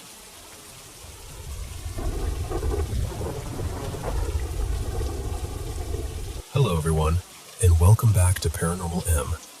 How's your day going? Leave a comment below and let me know. Thank you so much for always supporting the channel, and please feel free to share it with your friends and family. I'd love to hear about any mysterious experiences you've had today. With that said, let's get started. And before we begin, don't forget to subscribe and turn on notifications. Good night. So this is one of those stories that stayed in my family because nobody could ever really explain it. I heard it from my grandmother, and she heard it from her father, my great-grandfather, who was a gaucho. He spent most of his life moving cattle across the plains, driving herds from Cordoba down toward Buenos Aires. This would have been in the first half of the 1900s, back when that kind of life was still hanging on, even as fences and new farming rules were slowly pushing it out. He knew that land better than most people know their own neighborhood. Open plains, tall grass, damp air, barely any trees, just huge stretches of quiet country. He'd made that trip so many times he could probably follow parts of it in the dark. And one night, that's exactly what he was doing. He was awake late, keeping watch, when he started hearing a sound he didn't recognize. Now that might not seem strange at first, but for someone who lived outdoors like that, it meant something. He knew the calls of birds, dogs, cattle, foxes, owls, every normal sound the night could make. But this was different. He said it was unlike anything he had ever heard. So he got on his horse and started riding toward it. The closer they got, the more uneasy the horse became. Not stubborn, afraid. And that bothered him, because the animal usually trusted the land better than any person could. Still, he kept going until he reached a rise in the ground, and from there, he looked down into a place he swore had never been there before. Below him was this strange lowland, thick with plants he didn't recognize, wet and marshy in a way that didn't belong in that area. It looked almost like a swamp, which made no sense for that stretch of country. And out in the water, he saw them. He described them as huge reptile-like creatures, something like giant iguanas, but standing upright on two legs. He said they were moving through the water and making that same sound he'd followed through the night. According to him, they were enormous, maybe as tall as a horse up to the neck, maybe more. Big enough that there was no mistaking them for any animal he knew. The night was clear. He always insisted he saw them plainly, and he said both he and the horse were terrified. He stayed there only a moment, then turned back and rode hard to where the herd was. He waited until daylight, probably trying to convince himself he'd make sense of it once the sun came up. But when morning came, he went back, and the place was gone. No swamp. No strange plants. No creatures. Nothing. Either he could never find that exact spot again, or whatever he had seen simply wasn't there anymore. What has always stayed with me is the kind of man he was. He wasn't a joker. He didn't drink. He wasn't the sort of person who made up stories for attention. In fact, telling this story brought him more ridicule than anything else, and still, he never changed it. He told it the same way for the rest of his life. He also wasn't educated in the formal sense. He never learned to read or write. He lived in a very isolated rural world, far from movies, museums, or the kind of media that might have filled his head with images of prehistoric creatures. And yet, The way he described what he saw sounds, at least to me, uncannily close to something ancient, almost like he'd stumbled into a piece of another age. I've never known what to do with that story. Maybe it was some kind of vision, maybe a trick of the night, maybe somehow a glimpse through a window that opened for just a few minutes and then closed again.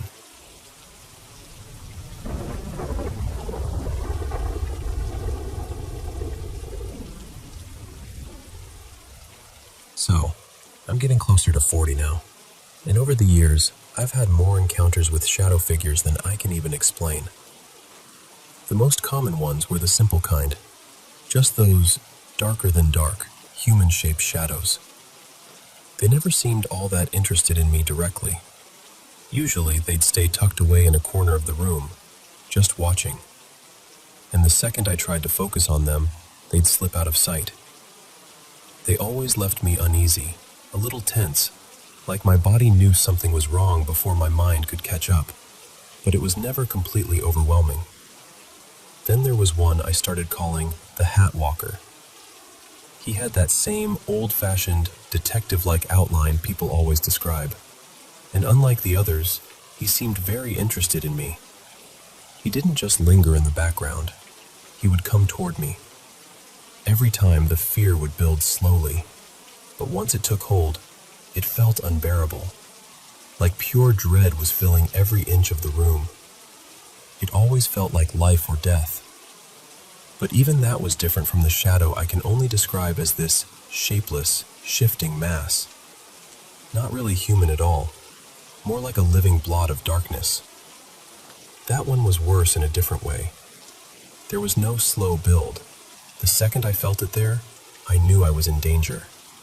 Immediate terror, full body panic, like whatever it was had come for one reason only, and it wasn't good. But what happened most recently was different from all of them, and honestly, it rattled me in a way I can't stop thinking about. This happened just last night. I was in this incredibly vivid dream where I was fighting some kind of demon. At one point, it changed shape and became a young woman, like she had been trapped inside that thing the whole time.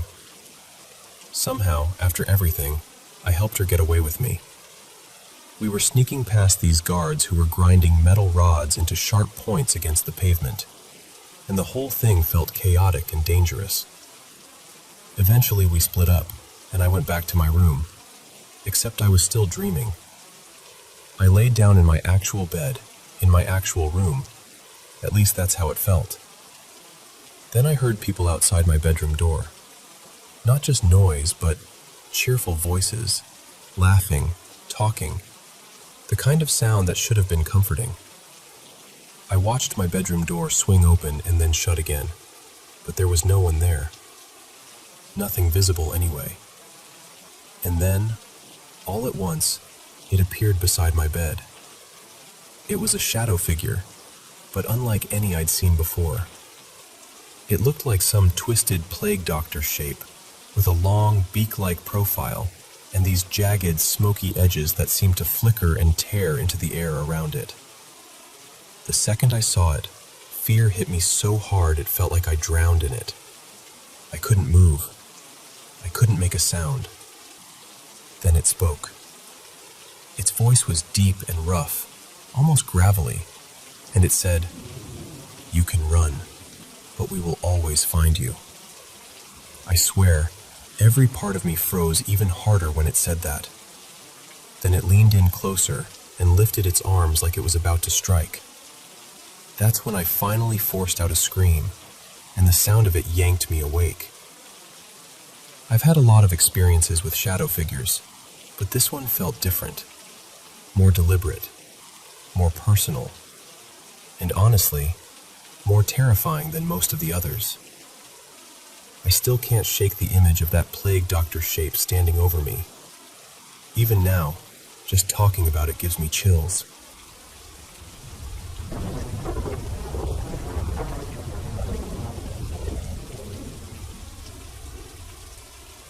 So, a little while ago, I was out in Deer Valley, just outside Park City, Utah, and I ended up having one of those conversations you never really forget.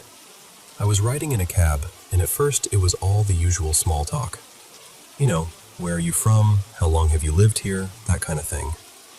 But then the driver, a man probably in his late 50s, suddenly started telling me about something that happened to him when he was a teenager. He said he grew up on a ranch in Wyoming in a pretty religious Christian family.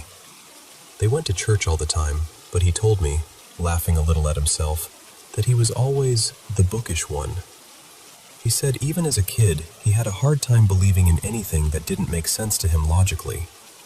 Faith to him just felt unscientific. Then he told me about a trip he took with his family when he was around 14 or 15.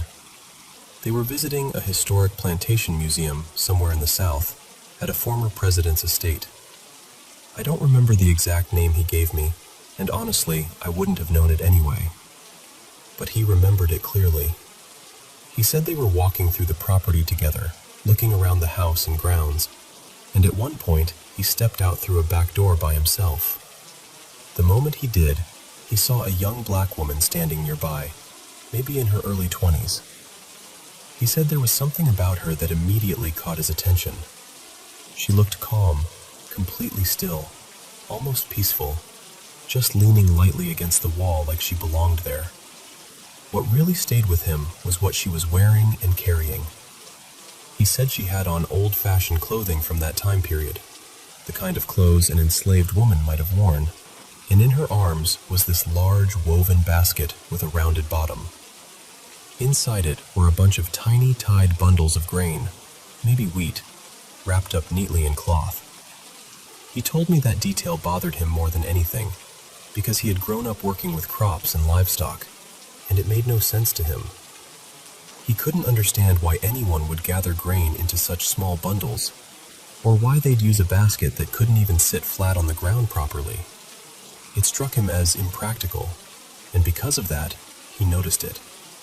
He said he looked away only for a second, and when he turned back, she was gone. Not walking away, not disappearing off in the distance, just gone. He said the space around her was too open for someone to vanish that quickly, and it shook him enough that he went to find someone who worked there. He asked a woman at the museum whether they had staff or performers dressed in historical clothing. She told him no, they didn't do that there. Then she asked why. So he explained what he had just seen, and according to him, she paused and said, very matter-of-factly, "You're not the first person to mention something like that." That was the part he said stayed with him for years. What really got to him, though, was that he later tried to research the basket and the grain bundles because they had seemed so strange and so specific, and he found out they were real. There actually was a historical reason for carrying grain that way and storing it in those smaller wrapped sections. He said that bothered him in a deeper way than the sighting itself, because he couldn't explain how he would have invented a detail like that at 14 years old, especially one that had confused him in the moment. So that was it. The ride ended, and I never got to hear the rest. But I've thought about him ever since, mostly because he didn't tell the story like someone trying to impress me. He sounded grounded, almost reluctant, actually, like he knew how unbelievable it sounded, and he'd spent years trying to make sense of it himself.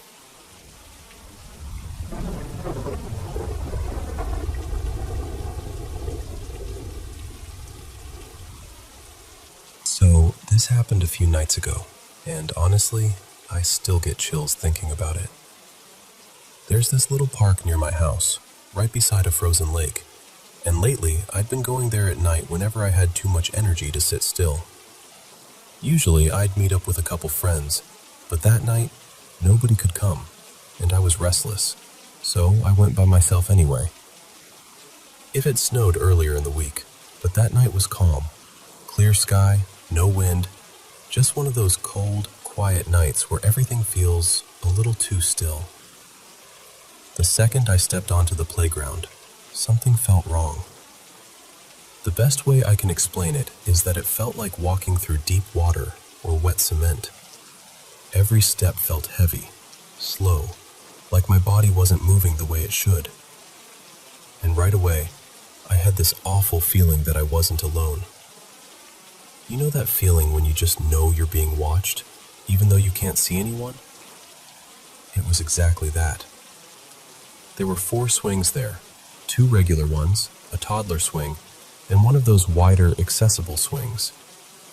I set my speaker and my headphones down on one swing, sat on the one next to it, and started swinging just to kill time.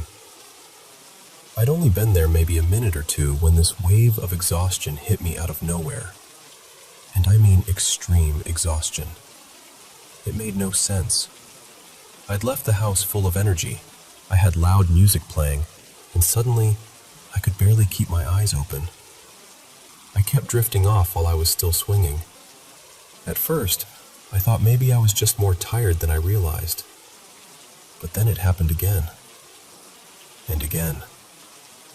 A few times, I'd snap awake and realize I was actually singing along to the song that was playing, word for word, perfectly. Except I hadn't been singing before I closed my eyes. That part really got to me. It was like I was waking up in the middle of something I hadn't chosen to do. By then, I was seriously unsettled, and I just wanted to shake myself awake. For some reason, I thought checking my phone might help, like the light from the screen would snap me out of it. So I pulled it out, and the screen was flickering and glitching.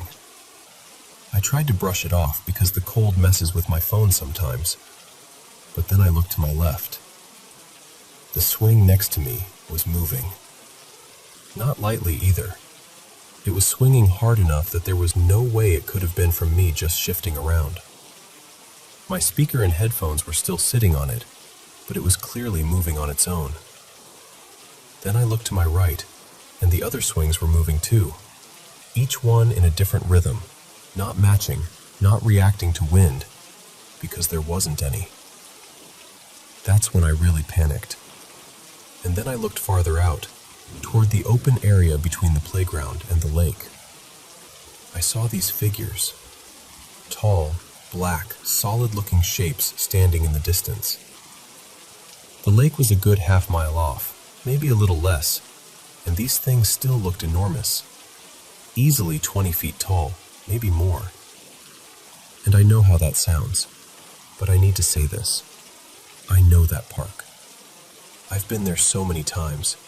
There are no poles, no trees, no signs, nothing out there that could have looked like that. Then I heard something hit the ground. I turned, and my headphones were suddenly way off from where I'd left them, like 8 or 10 feet away, just tossed into the snow. Not dropped, thrown. At that point, I got off the swing, grabbed everything as fast as I could, and started trying to leave. But even then, crossing the playground felt wrong. My legs were so heavy it was like trying to run in a dream. I was moving, but barely. Every step felt dragged out, like something didn't want me to go, and beside them were another set of prints. Not human, not animal either. I grew up around hunters, and I know what tracks usually look like. These weren't paws, hooves, or boots. They were just these strange, oval-shaped marks, almost like something round had been stepping alongside me the whole time. That was it for me. I called my friend right away, completely panicked, and stayed on the phone with him the entire walk home. I don't even remember half of what I said. I just remember needing someone there with me, even through the phone, because I felt like if I stopped talking, something bad would happen. The second I got inside my house, it all stopped. That heavy feeling was gone. The fear dropped off almost instantly. I felt safe again. Not totally okay. I had a pounding headache and I felt kind of nauseous, but the weird exhaustion disappeared and my energy came back almost right away. I do have a cross above my front door, and I remember noticing it when I came in. I don't know whether that means anything. Maybe it doesn't. But I remember seeing it and feeling this huge wave of relief. I still don't really know what happened out there. I just know that park has never felt the same to me since.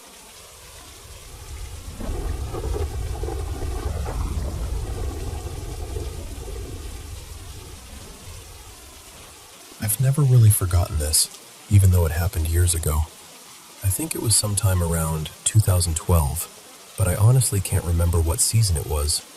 My younger sister Mara was about 10, and I was maybe 12. I'm 25 now, and out of everything strange that ever happened when we were kids, this is the one that still gets under my skin. Growing up, my sister and I always shared a room. My dad was raising the three of us on his own, and money was tight, so we lived in whatever places he could afford. We moved a lot. Looking back, there were a few houses where we both noticed odd things, little moments that didn't feel right. But there was one place that felt different from the start. It was this small mobile home sitting on a patch of land beside an old abandoned house. That house was terrifying. Even in daylight, it felt wrong. My sister and I used to joke that we saw things moving in the windows, but deep down, I think we both half believed it. We'd only been in the new place for maybe a week or two when both of us started having trouble sleeping. At the time, we blamed it on being somewhere unfamiliar. Now, I'm not so sure. One night, I was lying in bed wide awake. I thought my sister was asleep already. We always left our bedroom door open because my dad got up early for work, and the light from the hallway would spill in when he opened his door. That way we could wake up and say goodbye before he left.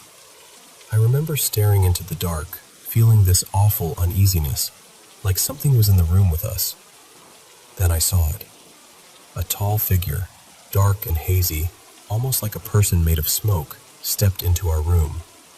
It was wearing what looked like an old-fashioned hat, maybe a bowler hat, something rounded and strange. It moved slowly to the side of my bed and just stood there, looking down at me. I was frozen. I couldn't speak. I couldn't pull the blanket over my head. I just stared at it, and it stared back. It felt like it went on forever, probably 5 minutes, maybe longer.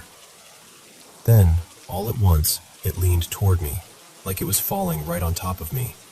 And just before it reached me, it vanished. I didn't sleep at all after that. I lay there until morning, trying to make sense of it. I knew what sleep paralysis was, and I kept telling myself that had to be it. It had to be. I needed it to be. When I heard my dad's door open, I jumped out of bed and ran into the hallway. I threw my arms around him and just started sobbing. He kept asking me what was wrong, and all I could say was, "I don't know. I don't know what it was." He tried to calm me down, but he had to leave for work, and I was left there still shaking. Even then, I kept trying to explain it away. Maybe it was a bad dream.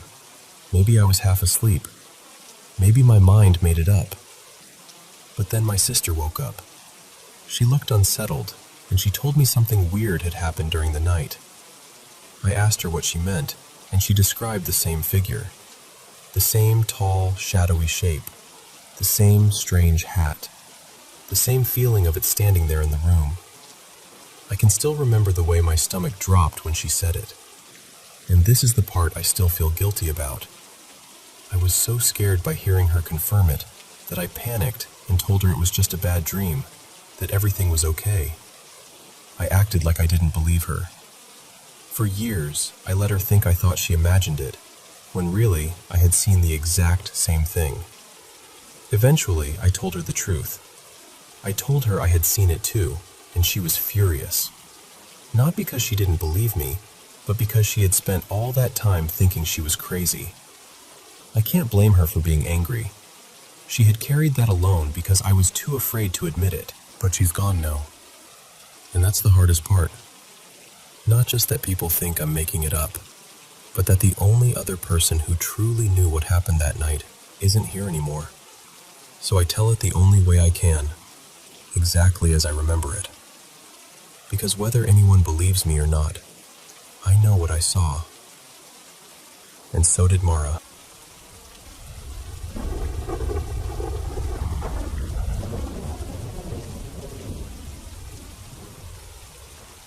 I'm just a pretty ordinary guy, 19, nothing all that unusual about me on paper.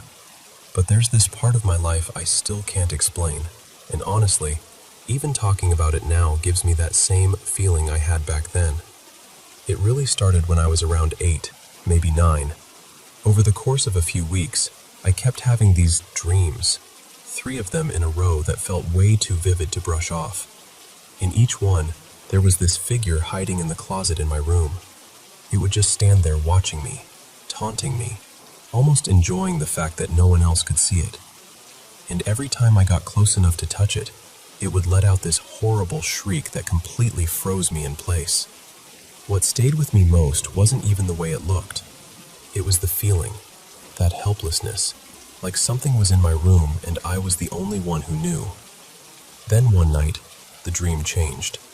I saw that same figure, but this time it was bound up, powerless, and there was this calm, graceful woman beside it, telling me not to be afraid anymore. She told me to reach out and touch it. So I did, and this time, it screamed. But it didn't affect me. I wasn't frozen. I wasn't trapped. After that, the nightmares stopped, but I don't think they ever really left me. Ever since then, I've had this constant sense that someone might be in the house when they shouldn't be. I've never been diagnosed with anything, and I'm not trying to claim something I can't prove, but those dreams changed the way I move through the world. They left me hyper-aware, paranoid maybe, especially at home. And over the years, a few things have happened that made that feeling even worse. The first one happened when I was about 13. I was getting ready to play online with some friends, and I remember tossing my headset onto the couch while my console loaded up. Super normal, nothing weird about it. I looked away for maybe half a minute, just enough time to get settled. Then I turned back around, and my headset was gone. Just gone. At first I thought maybe it slid between the cushions, so I checked around the couch for a minute or two. Nothing. Then I went upstairs. My bedroom was right across from the top of the stairs, so the second I came up, I glanced inside. And there it was. My headset was sitting on my nightstand in my room, neatly coiled like someone had carefully placed it there. I just stood there staring at it. I hadn't gone upstairs yet. No one had passed me. The only other person home was my mom, and she'd been in another part of the house the whole time. The whole thing happened so fast that there's just no way it made any sense. But I picked it up and walked away trying to act normal, even though I definitely wasn't feeling normal. The second incident happened pretty recently, only a few weeks ago. We have this storage room in the basement, and nobody really uses it. It's one of those spaces that feels off the second you look at it. Dark, cluttered, quiet in a way that makes you not want to linger. You have to go through a door in the downstairs living room to get into it. I was hanging out in the basement with a couple of friends when we suddenly heard something fall in that room. Something clearly dropped off one of the shelves. Now, logically, stuff falls. I get that. But this room barely gets touched. No one had gone in there, and the sound was sharp enough that all of us noticed it immediately. My friends kind of brushed it off, and I did too on the outside. But inside, I felt that old fear hit me again. That same cold, creeping feeling from when I was a kid. Then came the third thing, and that one really got under my skin because it happened so close to the second. At first, I figured my dad must have done it, so I didn't think too much about it. But later that day, he asked me why I'd moved it. I told him I hadn't. Then we asked everyone else. My brother said it wasn't him. My mom said it wasn't her. And the strange part wasn't just that it had shifted. It was where it ended up. It wasn't like it had simply rolled forward. It had changed position and direction in a way that made it look deliberately moved. That happened sometime between 10 at night and 8 in the morning, while everyone was asleep. And that's the kind of thing that gets to me. Not because it's dramatic, but because it's pointless. Random. Like there's no reason for it at all.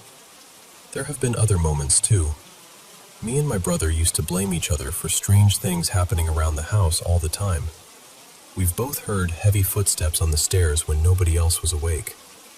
There have been bangs, movements, little things that are easy to dismiss one at a time. But when you stack them all together, they start to feel like part of the same story. I know how this sounds. I really do. And maybe there are explanations for all of it. Maybe there always were. but living through it is different than hearing it afterward. When you're the one standing there, looking at something that absolutely should not have happened, it stays with you.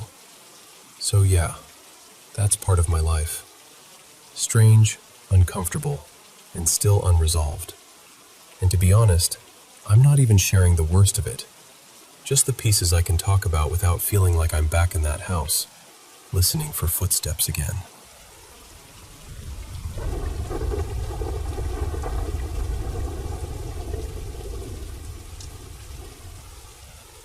Hey, this is a long one, but I've carried it around for years, and I still catch myself wondering whether anyone else has ever gone through something like this.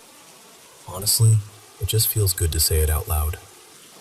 I grew up around a lot of strange stuff. My older brother used to mess around with a Ouija board, and there were always little things that made you pause. Footsteps on the stairs when nobody was there.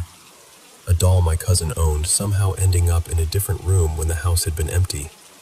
Things like that. But even with all of that, I always tried to stay reasonable. I kept telling myself there had to be other explanations. I never had one single experience that felt absolutely undeniable. Well, not at first. Years later, I remember stepping out of the shower and standing in front of this mirror that was completely fogged over. I was brushing my teeth, half awake, just staring at all the steam on the glass. I bent down to spit, looked back up maybe a second later, and there was a handprint on the mirror. Not a faint little mark either. I mean a full, clear handprint, like the steam had been wiped away completely in that exact shape. The mirror was fogged everywhere else, but that one handprint was perfectly dry. And weirdly, that didn't scare me nearly as much as what happened later. The thing that really changed me happened about 8 years ago, when I was 22. I was in college, living alone, and going through one of the worst periods of my life. I was dealing with night terrors, a lot of stress, and pretty frequent sleep paralysis. If you've never had night terrors, they're different from regular bad dreams. You wake up shaken, but you usually can't remember what you were dreaming about. And sometimes, the fear and hallucinations linger even after you're awake. Most of the time, I'd see things like spiders crawling around, or every now and then this man with dark, slicked-back hair, this huge, unnatural smile, and these wild eyes. Terrifying, but I always told myself it was just part of the sleep issues. Then one night, I woke up suddenly and sat bolt upright in bed. My heart was pounding so hard it felt like it was in my throat. I checked the time. 3:54 a.m. And the fear I felt?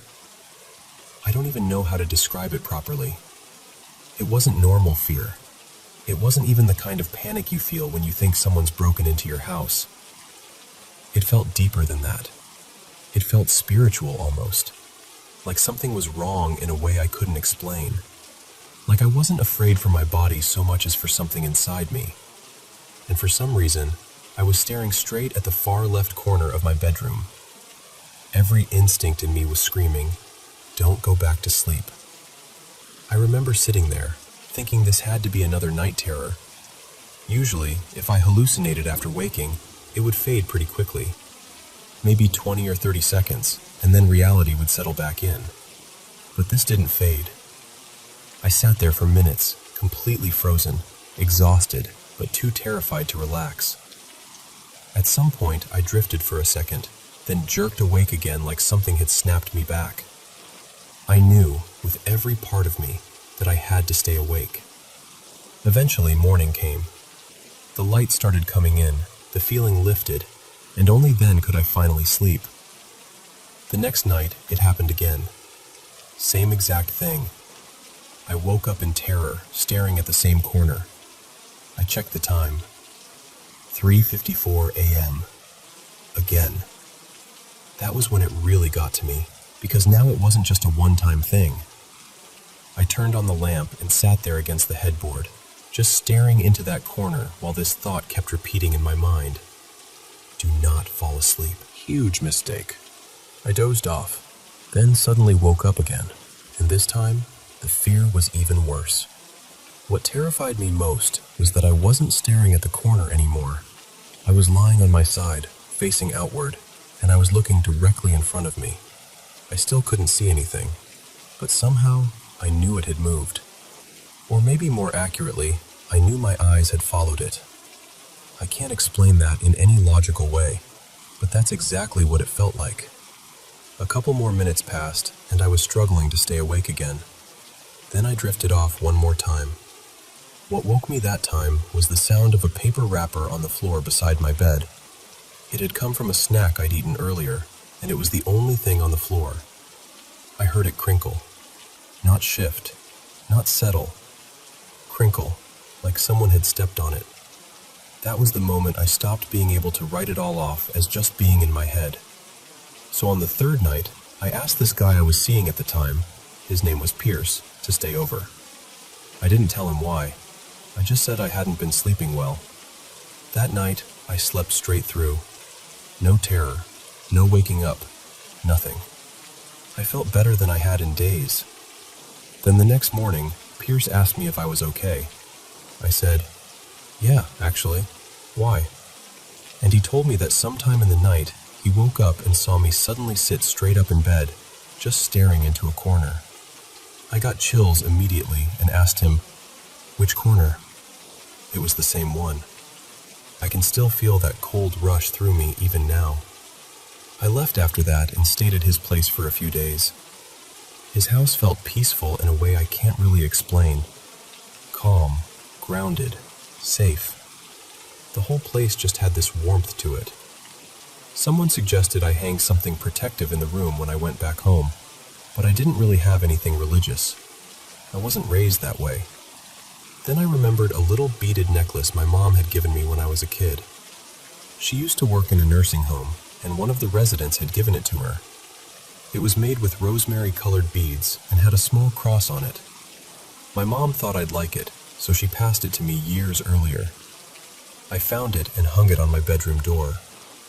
Around the same time, I also found this little purple angel charm. Another elderly woman had once given it to my mom and told her, very specifically, to pass it on to me because I'd need it someday. I'd kept it all those years without thinking much about it. When I opened it, there was a tiny angel necklace inside. After everything that had been happening, I started wearing it constantly. I mean constantly. I slept in it, showered in it, checked for it without even realizing I was doing it. Every night before bed, I'd tuck it under my pillow or hold on to it until I fell asleep. For the next few nights, I still woke up at 3:54 a.m., but the terror was gone. I'd feel anxious, sure, probably because the whole thing had shaken me so badly, but it wasn't that same crushing, soul-deep fear. Still, things weren't completely over. I continued having sleep paralysis now and then, and once again I saw that same grinning man lying beside me, staring at me. But the final thing that happened, that was what ended it. One evening, not very late, I decided to take a quick nap before going out. The lights were still on. I remember touching the necklace at my collarbone and thinking, "I'm only napping, I'll just leave it on." I fell asleep with my fingertips resting on it. In the dream, I was standing in front of this unbelievably tall mirror. Around me were these presences, beings I couldn't actually see, but I could feel them all around me. They were trying to lift me up, like they were trying to carry me away somewhere. They lifted me higher and higher, and I remember panicking and fighting with everything I had. Right when they had almost dragged me all the way up, I screamed at them to get the hell away from me. And suddenly, they dropped me. I woke up instantly and reached for the necklace. It wasn't on me anymore.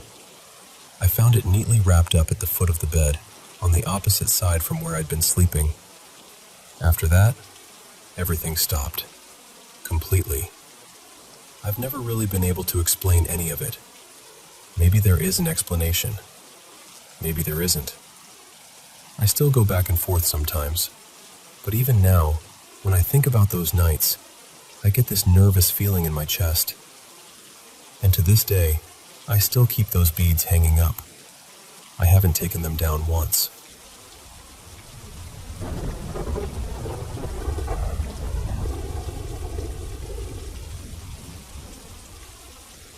When I was about 7, both of my parents worked long hours, so I spent most of my time at my grandparents' house. It was basically my second home. One evening, we were all sitting together watching TV when my grandfather, who had this really odd sense of humor, made a joke that my parents had gone away and weren't coming back for me. And, I was a little kid. I believed him completely. I remember walking into the hallway and just breaking down crying. And that's when I saw it for the first time. I don't even know if I should call it a person. It didn't feel human. All at once, my body went completely numb. I couldn't move, couldn't yell, couldn't even turn my head. And from the guest room at the end of the hall, this thing stepped out. It was unbelievably tall, almost brushing the ceiling. Just this dark figure with hardly any features except tiny eyes and this long, unnatural smile. It started walking toward me. And then, nothing. Everything just cuts out there. The next thing I remember, my grandmother was carrying me to bed, telling me I must have fallen asleep in the hallway. But that wasn't the end of it. Not even close. For years after that, it kept happening. I'd leave the bathroom or turn into the hallway, and suddenly that same numbness would hit me.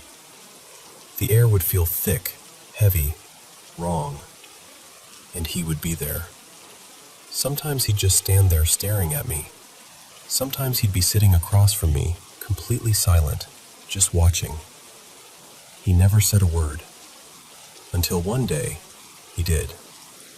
My parents had brought me back home after a visit to my grandparents, and later they went out to the store while I stayed in the living room coloring. It was summer, early 2000s, and the windows were open because we didn't have air conditioning. Then I felt it again. That same paralysis. I looked up, and he was standing outside the window, staring in at me. And then he said, "Let me in. I can't come in unless you let me in." I was terrified. I couldn't do anything except stare back at him.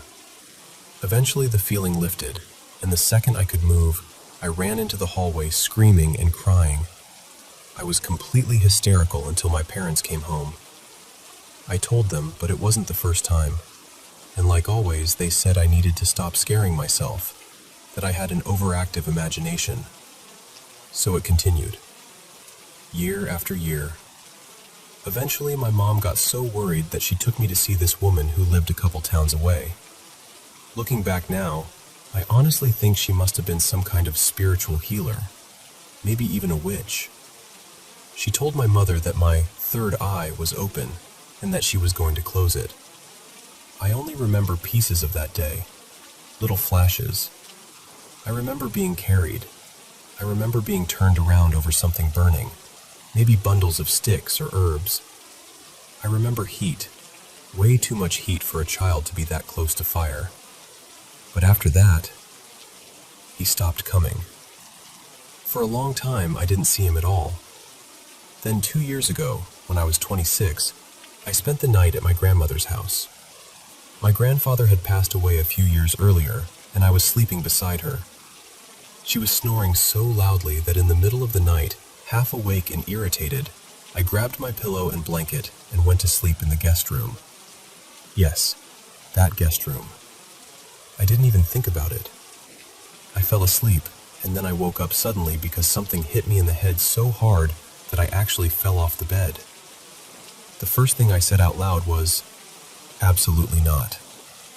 I grabbed my stuff and ran straight back to my grandmother's room.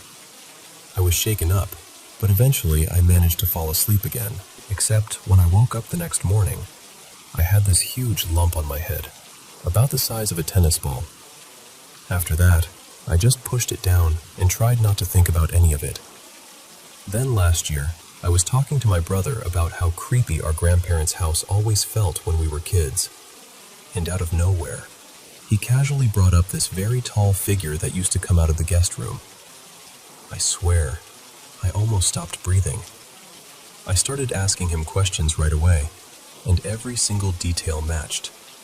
Tall, dark, nearly ceiling height, tiny eyes, smiling, Same room, same feeling, exactly the same. My brother was born when I was around 6 or 7, and he told me he never said anything because by the time he was old enough to explain it, I was older, and he thought I'd just laugh at him. But we both saw it. The same thing. And that's what really gets to me, because for years I tried to explain it away. I tried telling myself maybe I was just a scared kid. Maybe my mind made it up. But hearing him describe the exact same figure from the exact same room changed everything. And when we asked my aunt about the house, she said strange things used to happen there all the time. She was always more open to spiritual stuff, so I knew she wouldn't brush it off.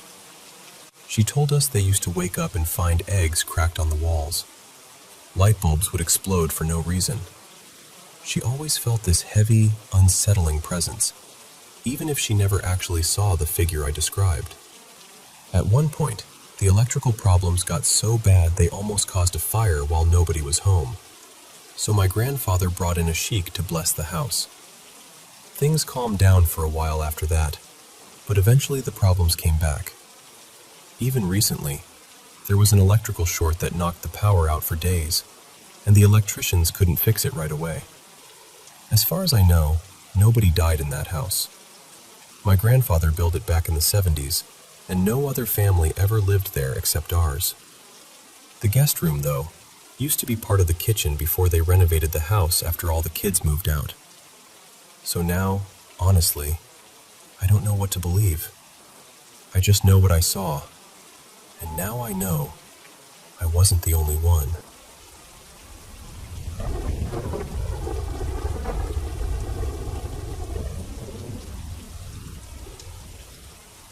So, my husband and I spent the weekend at the DeSoto House Hotel for a little mini honeymoon.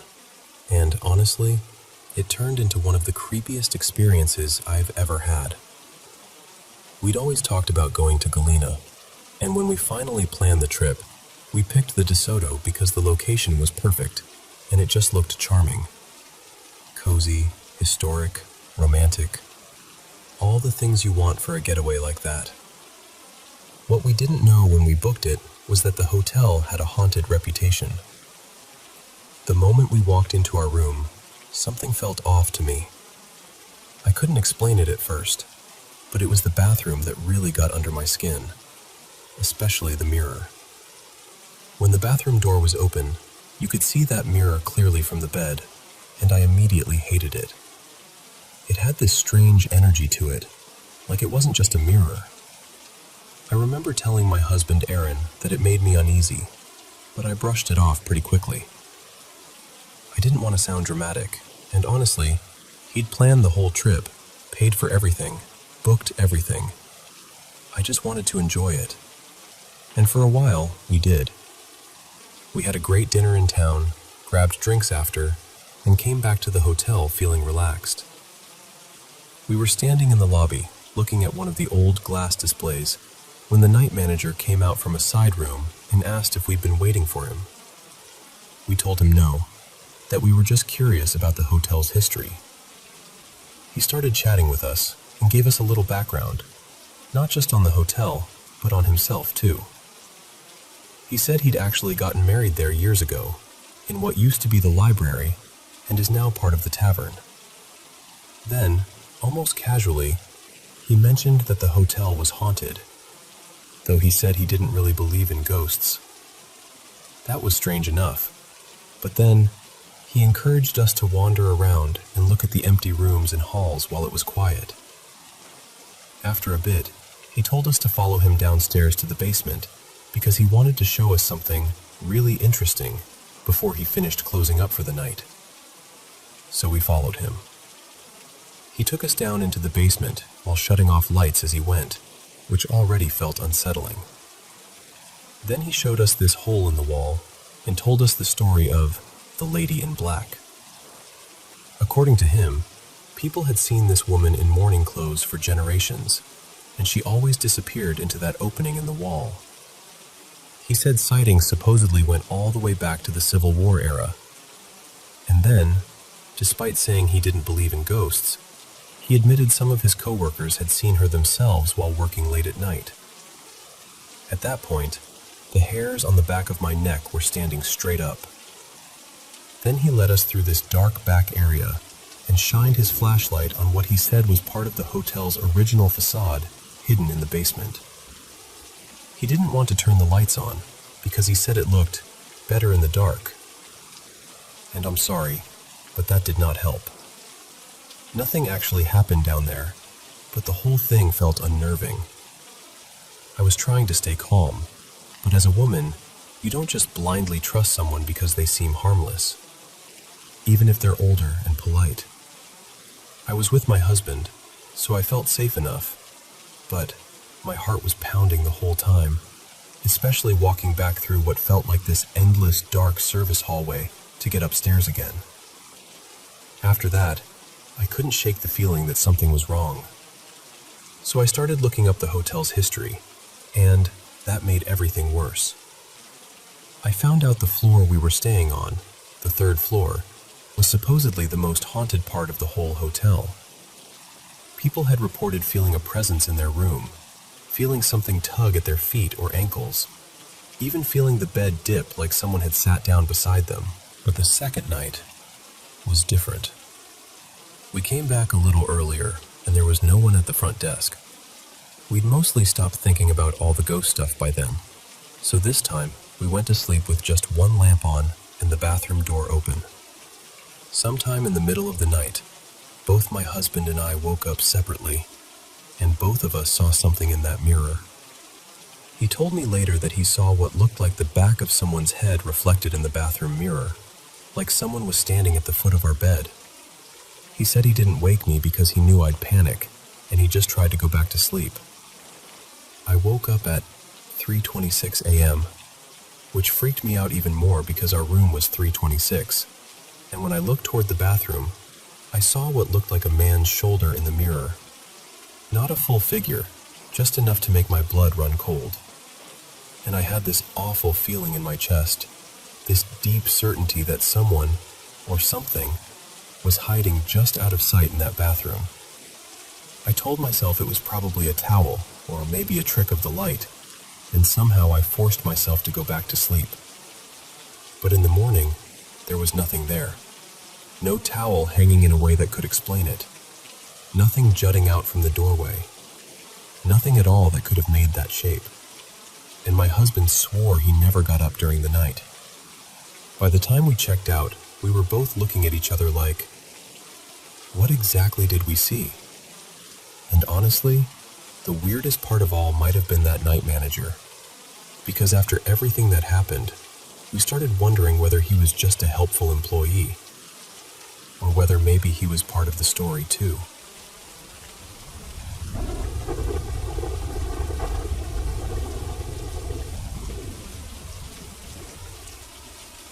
So this happened when my family and I went on a little staycation at a hotel in our own city.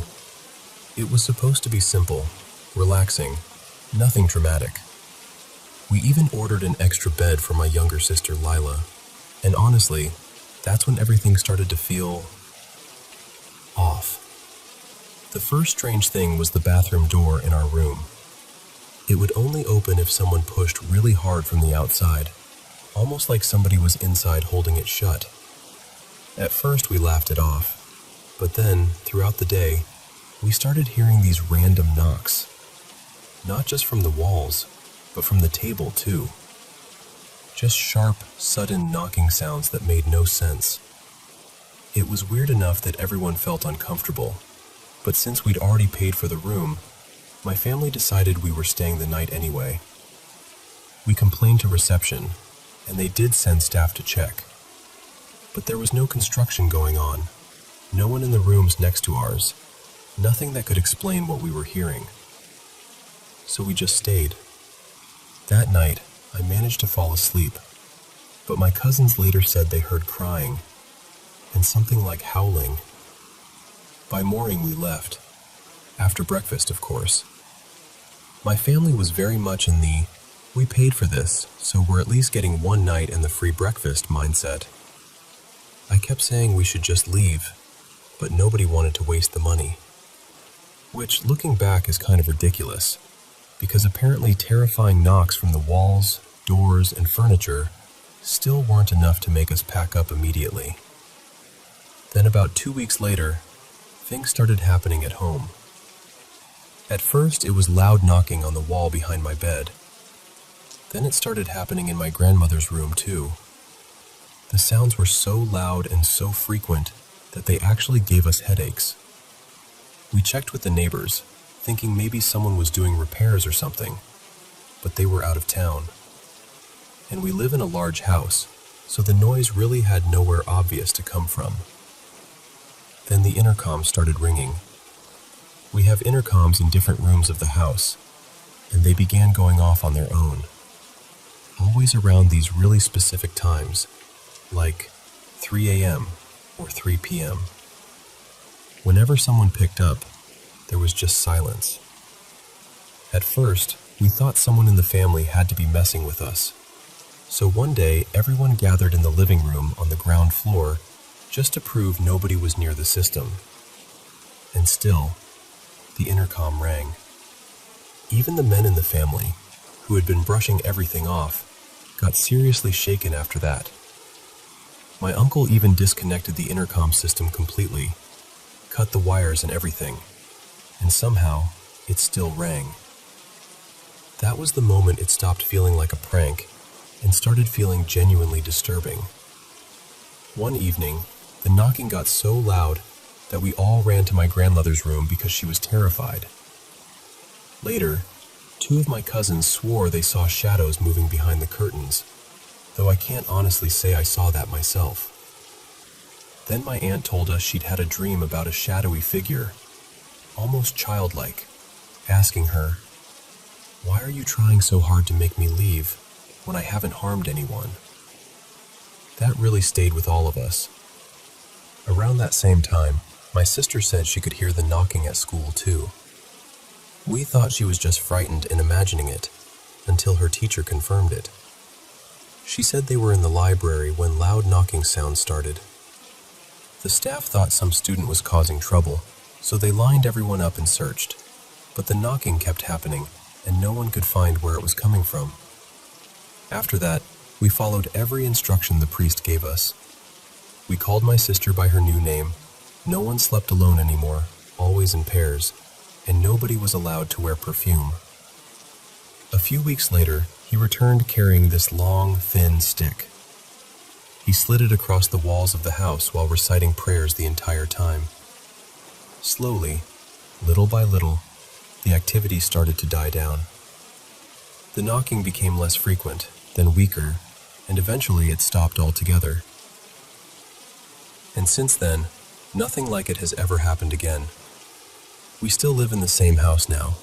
I'm honestly not someone who scares easily, and I'm not the type to jump straight to paranormal explanations. But whatever that was, it shook me and my entire family in a way I don't think any of us will ever forget.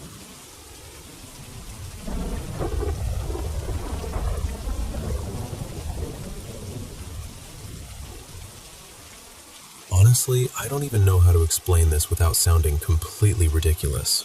But ever since I was little, I've had these dreams that sometimes seem to show me things before they happen. Not every night, not even often enough for me to make sense of it, but when it does happen, it's weirdly precise. I've always been a vivid dreamer, so for years I told myself it was just my imagination getting carried away. Still, every now and then something from a dream shows up in real life, and it leaves me with that awful feeling of, wait, I've already seen this. The first time I really remember it happening, I was probably around 9 or 10. I had this random dream where I walked into a bedroom and saw a little homemade decoration hanging inside an open closet. It was made out of white pom-poms and string, kind of like a lopsided cloud for a school project. That was the whole dream. Nothing dramatic, nothing important. A few days later, I went over to my cousin Caleb's house, walked into his room, and there it was. The exact same closet, the exact same silly cloud thing hanging there. I remember just freezing for a second. Most of the time, that's what these dreams are like. Tiny things, odd details, Stuff that would sound meaningless to anybody else. Sometimes they're even useful in a strange way. They've made me trust my gut more than I probably would have otherwise. But not all of them are harmless. A few years ago, the phone rang really early in the morning and woke everyone up. Before my mom even answered it, I sat up and said, "Something bad happened." I don't know why I said it. I just knew. And then she answered the phone and found out that my other cousin had died. For the longest time, I tried to write all of this off as coincidence. I really did. But after enough moments like that, it starts to feel less like chance and more like a pattern you don't know what to do with. And as I've gotten older, it's changed a little. Now it's not always a dream. Sometimes it's just this feeling, like something is off, like something is coming. The problem is I also deal with anxiety, so telling the difference between intuition and fear is almost impossible sometimes. That's part of why this has been weighing on me lately. For the past several months, I've been dealing with sleep paralysis. Usually it's the same kind of thing people describe. I wake up and can't move, can't properly open my eyes, and there's this heavy dread in the room. It usually passes pretty quickly, but almost every time it happens, there's some strange dream attached to it. A few nights ago, I had one of the worst ones yet. In the dream, there was this figure standing over me. I don't even know what to call it except something inhuman. It was holding this long staff or rod, and its body looked raw, almost skinless. It didn't say anything. It just stood there, then drove the staff straight into my head, and I woke up in a panic. I figured my brain had probably mashed together something I'd watched earlier in the week and turned it into nightmare fuel, so I tried not to think about it and eventually fell back asleep. Then I had another dream right after that, and this one felt completely different. There was an older woman there, maybe in her late 50s or 60s. She was calm, gentle, the kind of person who makes you feel safe immediately. She reminded me of a nurse, or maybe just someone used to taking care of people. In the dream, she was drawing blood from my arm through an IV, looking at it very carefully. Then she looked at me and said, very seriously, "Your blood is too thick." After that, she told me I had been cursed. Then she told me the cure was to drink a tea made with cumin and cinnamon twice a day for a long time. Something like a few months, or maybe close to a year. Now, I'm skeptical by nature. I really am. I question everything, especially my own brain. But later that day, out of pure curiosity more than belief, I stopped by a shop after work and bought cumin and cinnamon. I made the tea that night, and it tasted awful. Genuinely awful. But I drank it anyway. And the strange part is, the next morning I actually felt better. Clearer. Lighter. More awake. Maybe it was placebo. Maybe it was just the comfort of feeling like I was doing something. I don't know. I did look it up afterward and saw that too much cinnamon can be harmful, so I'm not about to blindly follow dream instructions forever. But still, I can't deny that I felt different. That's the part that keeps bothering me. I'm not asking anyone to believe me, because honestly, I'm not sure I fully believe myself. But these kinds of things have been happening for so many years now that I can't just dismiss them and move on. They stick with me. They make me wonder. And they make me feel like there's something happening just outside what I can explain. So yeah, that's where I'm at. I keep having dreams that seem to know things before I do. And lately it feels like they've started trying to talk to me directly. And I can't tell whether that's a gift, a warning, or just my mind doing something I don't understand.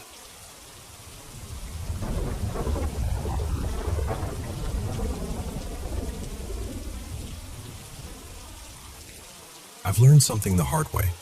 Just having religious or spiritual objects around you doesn't automatically make the scary stuff disappear. I really think you have to believe those things can protect you. You have to feel it in yourself.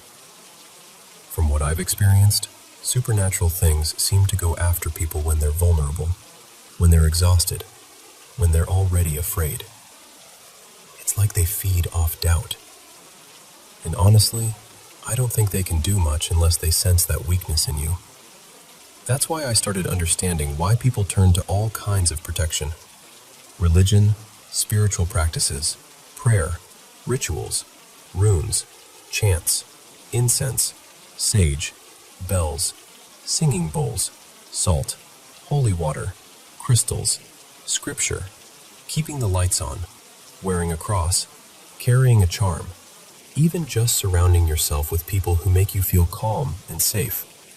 Things like rosaries, the evil eye, a Hamza, whatever speaks to you. I think the point is not just the object itself, it's what it awakens in you. And I'll be honest, I think there's something beautiful about that. Starting from nothing, from total fear, and slowly building belief. Over time, the things that once felt like ordinary objects start to feel charged with comfort. They begin to mean something. They help you feel protected, grounded, held. When my own strange experiences started around February 21st, I was terrified. I didn't know what was happening, and my mind went straight to the worst possibilities. I thought something could really hurt me. But over time, I started noticing that whatever was happening only ever seemed small. Little noises in the house, tiny shifts, the faintest sensation, like something brushing against you so lightly you almost question whether it happened at all. Maybe that sounds ridiculous, maybe it sounds unbelievable, but that's truly what it felt like. And the biggest thing I want to say is this: do not let it consume you.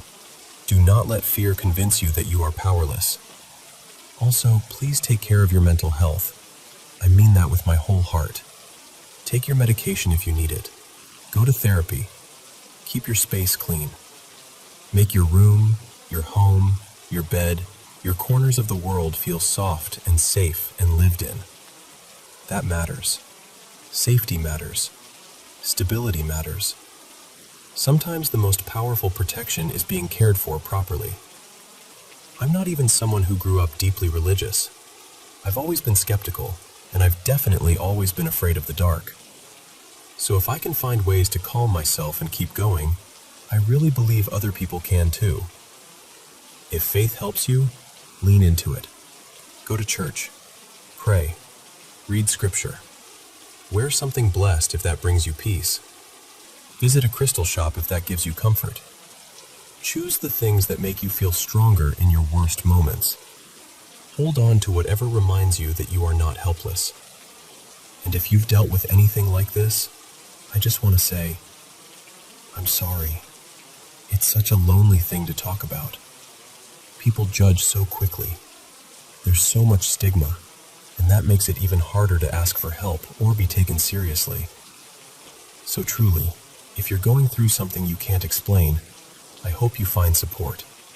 I hope you find peace. And more than anything, I hope you remember that fear does not have to own you.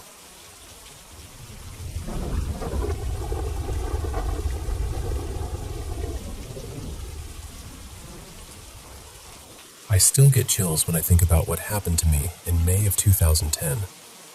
My partner, Marcus, and I live in this old house that was built back in the 1920s. And if you've ever lived in a place like that, you know they're never really quiet.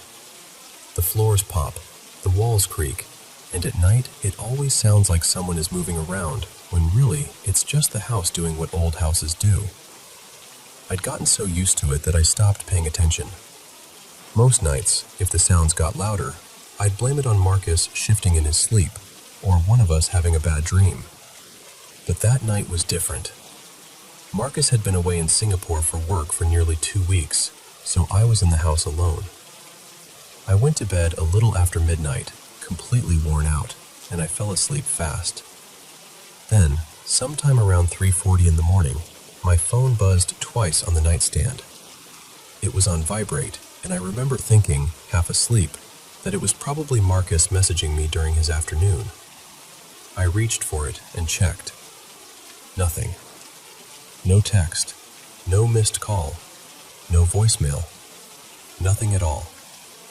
I remember staring at the screen, confused, then putting it back down and telling myself I must have dreamed it. But maybe a minute later, it buzzed again. This time, there actually was a message, but it was just some junk spam. I was irritated, but more than that, I suddenly felt off. Wide awake, cold, like my whole body had gone tense for no reason. I tried to settle back down, but I couldn't get comfortable. I kept shifting under the covers while the house made its usual noises. Only after a moment, I realized the sounds weren't coming from the hallway or the floorboards anymore. They were inside my bedroom.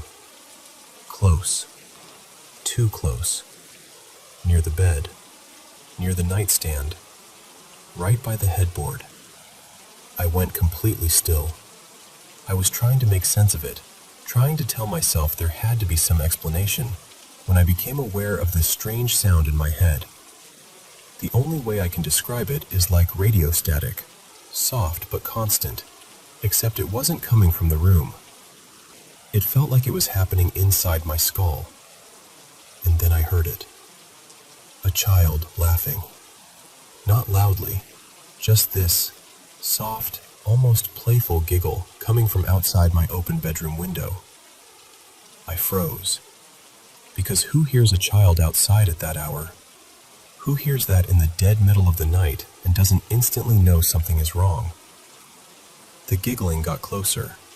Not louder in a normal way, but nearer. Intentional, like it was moving toward me.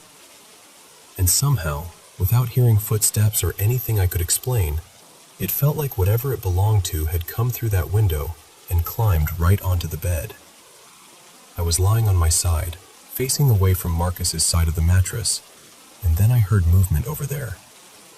I felt the bed dip. I felt the covers shift under a weight I couldn't see. Something was crawling across the mattress toward me. I couldn't move. Every muscle in my body locked up. I just lay there, staring into the dark, while that giggling came closer and closer until it was right beside my ear. And all the while, that static kept buzzing inside my head.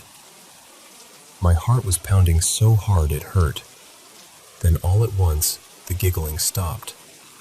And what came next was one of the most horrifying things I've ever heard in my life.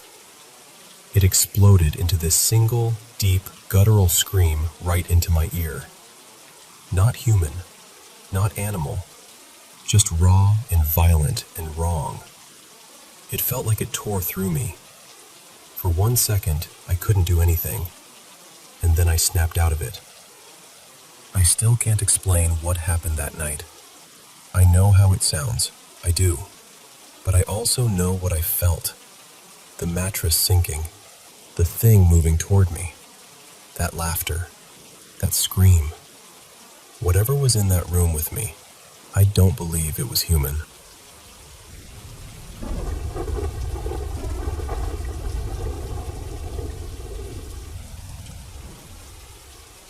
I'm not really sure how to start this, but a few nights ago, something happened that honestly still has me shaken. So, for a little context, we have this garage that I use like a little hangout spot.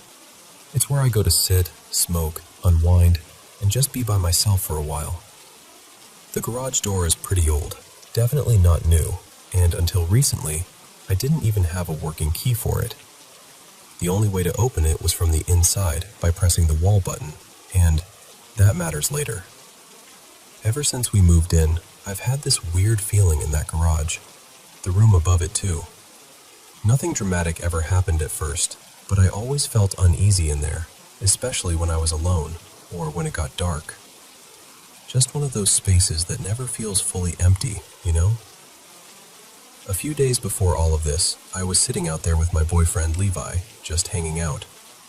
I was rolling, and I dropped a little stem into the ashtray without really thinking about it. Later on, I looked down and somehow it was back on the table. I figured maybe I imagined putting it in the tray, so I picked it up and tossed it back in. Then, after a while, it was back on the table again, in almost the exact same spot. Now, sure, maybe it could have fallen out. I tried to tell myself that. But twice? Landing in the same place? It just felt odd. I laughed it off and made some joke about the garage being haunted, but deep down, it definitely stuck with me. Then the next night, we were in the garage again, just sitting there, and out of nowhere, the garage door opened by itself. Not just a little twitch or a partial lift, I mean it rolled all the way open. Both of us froze. What made it so unsettling is that the door shouldn't have been able to do that. The key was in my pocket, and even if someone wants to say maybe the remote got bumped, it's not that simple. The button on it has this little cover you have to slide down first, and you have to aim it just right at the sensor because it's old and finicky. It's not the kind of thing that just goes off by accident. That was already enough to freak me out, but what happened later is what really got to me. That night, I was out there by myself, just about to head back upstairs. Everything was quiet. Then I heard the motion sensor click 4 times really fast, one after another. And right after that, the garage door started beeping. That beeping only happens when something is physically pressing against the door. I know that for a fact because I tested it later. You actually have to lean on it with some weight for a few seconds to make it do that. But there was nobody there. Nothing was touching it. No draft, no animal, nothing I could see. And then the red sensor light started blinking like crazy. I can't even explain the feeling that hit me in that moment. It was like every part of me knew I was not alone in there. I backed out so fast I don't even remember shutting anything off. I just wanted out. The next day, I went back to try and recreate it because I wanted some logical explanation. I really did. But I couldn't. I pushed on the door myself, tested the timing, watched the sensors, everything. The door would only beep if I leaned my weight into it for a few solid seconds, and I couldn't get the motion sensor to click in that same fast pattern no matter what I did. Levi keeps saying it was probably smoke, wind, or dust messing with the sensors. And maybe that would make sense if anything like this had happened before. But it hadn't. That's what I can't get past.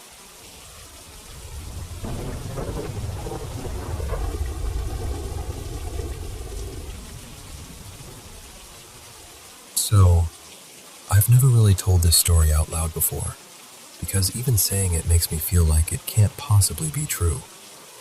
Both sides of my family have had these strange things happen for years, but they don't talk to each other about it. My father's family keeps their distance from my mother's family, and somehow the only connection between those two worlds is me, my mother, and my sister. And over time, we started noticing a pattern that was hard to ignore. It felt like something was following our bloodline. Not haunting us exactly, just taking things, moving them, putting them in places that made no sense at all. On my father's side, it started years ago in our old family home. My father's older brother, my Uncle Raghav, was the one it seemed to focus on. He was a very particular man, very routine-driven. He always kept his scooter keys in the exact same place, every single day. Then one day, they disappeared. At first, nobody thought much of it. But then it happened again, and again. After a while, it had happened so many times that everyone in the house started accusing each other. It felt like someone had to be playing a joke, except nobody was laughing. Finally, my uncle got a duplicate key made. He was frustrated, and I think he wanted to prove that he wasn't imagining things. So one evening, he placed that new key right in front of the prayer room, the one place in the house everyone treated with the most respect. Then he stepped into his bedroom for just a moment. When he came back, the key was gone. Just gone. After that, other things of his started disappearing too. His phone, his heart tablets, small personal things, always his. It kept happening until he passed away about 4 years ago. And after that, everything stopped. Or at least, that's what we thought. Then last year, we were out in the garden planting a sapling. The soil there was hard and untouched, really packed down. We were digging maybe 2 feet deep when the shovel struck something solid. We thought it was a stone. It wasn't. We pulled out my uncle's old phone. The same phone that had vanished years earlier from inside the house. It was buried deep in the ground, under soil no one had disturbed. And I still can't explain how something could disappear from a table indoors and end up underground in the garden like it had been hidden there forever. Now, on my mother's side, the pattern was different, but just as strange. In her family home, phones used to go missing all the time, especially during family get-togethers. Somebody would set a phone down, turn around, and it would be gone. We'd call it, and it would ring, but the sound never seemed to come from inside the house. And then later, after everyone had searched everywhere, we'd find the missing phone outside, in the drainage pipes. Not once or twice, again and again. Naturally, the adults blamed the children, but the kids were always frightened, genuinely frightened, and they kept insisting they hadn't touched anything. After several incidents, it just stopped on its own, as suddenly as it had started. And then something happened more recently that shook me even more, because this time, I was right in the middle of it. My cousin lives in Palikad. About 6 months ago, he lost his wallet. There wasn't any cash in it, just his ID card and a few bank cards. So after a while, everyone assumed he had dropped it somewhere, and that was the end of it. Then last week, my mother, my sister, and I went to Kochi. At first, that sounded normal enough. Then my cousin said, "But I'm still in Palikad. Aren't you in Kochi today?" The man said he's in Kochi. And I just froze, because at that exact moment, I was standing right across the road from that exact jewelry store. Out of all the days, out of all the places in Kochi, out of every possible coincidence, I was there. Right there. So I walked across, met the man, and he handed me my cousin's wallet. The wallet that had vanished from a house in Palikad months earlier. The wallet that somehow turned up over 140 kilometers away. The wallet that appeared directly in front of me on the one day I happened to be standing there. That's the part that stays with me. My father's side doesn't know about the wallet. My mother's side doesn't know about the phone we dug out of the earth. These stories live separately in different corners of our family. But me, my mother, and my sister, we know all of them. And when you put them together, it starts to feel like more than coincidence. I don't know what it is. I don't know how a phone vanishes from inside a locked home and ends up buried underground years later. I don't know how a wallet travels across cities and waits for me to arrive. I don't know why these things seem to happen around the same bloodline, across both sides of the family, as though something unseen keeps reaching into our lives and rearranging them. But sometimes I think about it like this, as if something is still there, quiet and patient, moving things just enough to remind us it can. Not to steal, not to hurt, just to let us know it's watching.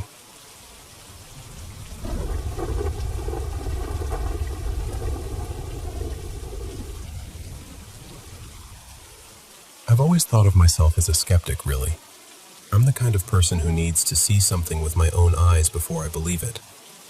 Years ago, I even had a conversation with my granddad about it, because he knew I'd always been drawn to the paranormal, the unexplained, all the strange and unsettling things people can't quite make sense of.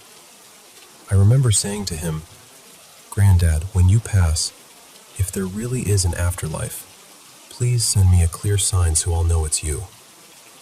But nothing ever happened. Not from him, not from any of my grandparents, and I was so close to them all. So for the longest time, I stayed in that skeptical place.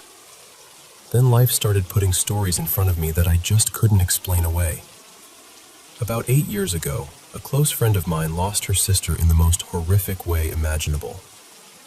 She had gone traveling from the UK to Thailand with a male friend, and the two of them were killed there. What happened to her was absolutely brutal. She was treated with such cruelty, and her injuries were so severe that she had to be identified through dental records. It was devastating. I had actually met her sister before, while we were both in hospital dealing with the same neurological condition. She was one of those people who really cared.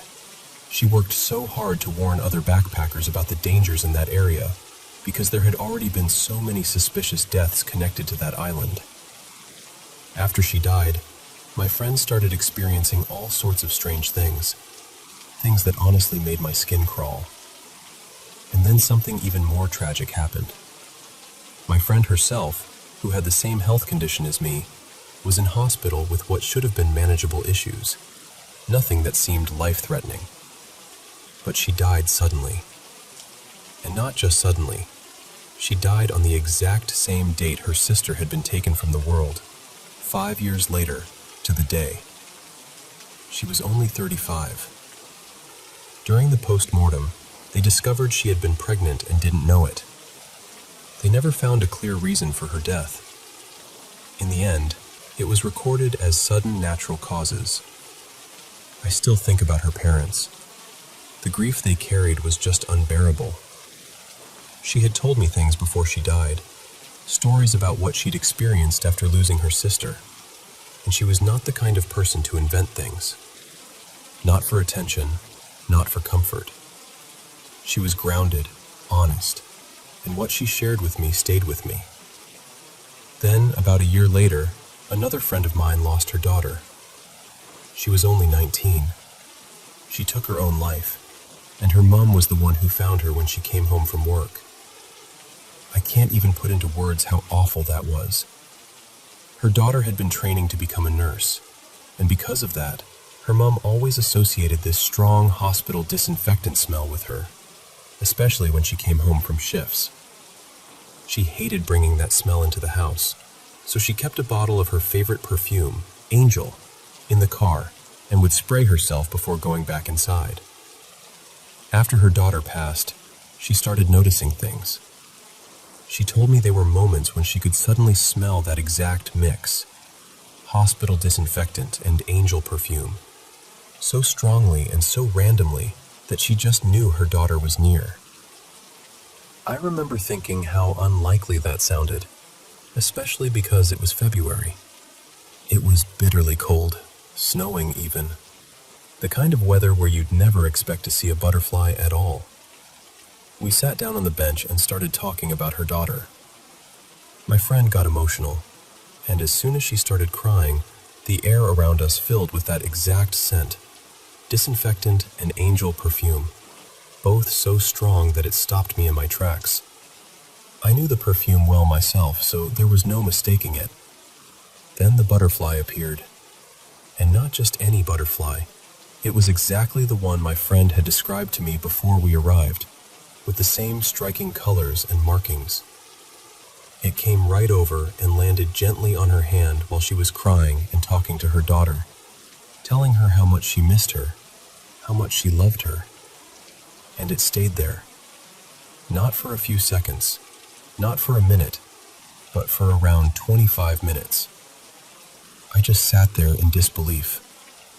My friend looked at it and softly said, "I love you, Poppy. Thank you for coming to see me." Eventually, we had to leave to go pick the children up from school, and I swear that butterfly followed us the whole way back to the car. That was the moment something shifted in me, because up until then, I'd always needed proof. And there I was, witnessing something with my own eyes that I simply couldn't rationalize. My friend later told me that every single time she visits, that same butterfly appears within minutes, no matter the season, no matter the weather. Rain, cold, even winter, it still comes. And unless I'm mistaken, butterflies don't survive like that for years on end, especially not in freezing temperatures. So now I do believe. Maybe not in a neat, certain way where I have all the answers, but I believe there's something. What I've noticed, or at least what it feels like, is that people who pass away peacefully, through old age or natural causes, seem to move on somehow. Where to, I honestly don't know. But the people who die in sudden, violent, or deeply tragic ways, they seem to linger. Maybe they stay because justice hasn't been done. Maybe they stay to watch over the people they love. Maybe it's both. I really can't say. All I know is that the people who told me these things were not people who would make them up. And in one case, I saw it for myself. That's what changed me. That's what made me believe there are signs, if we're willing to notice them. And I still find myself wondering why it seems to happen more with tragic deaths than peaceful ones. It fascinates me, honestly. And ever since then, I've wanted to know if other people have experienced anything like this too.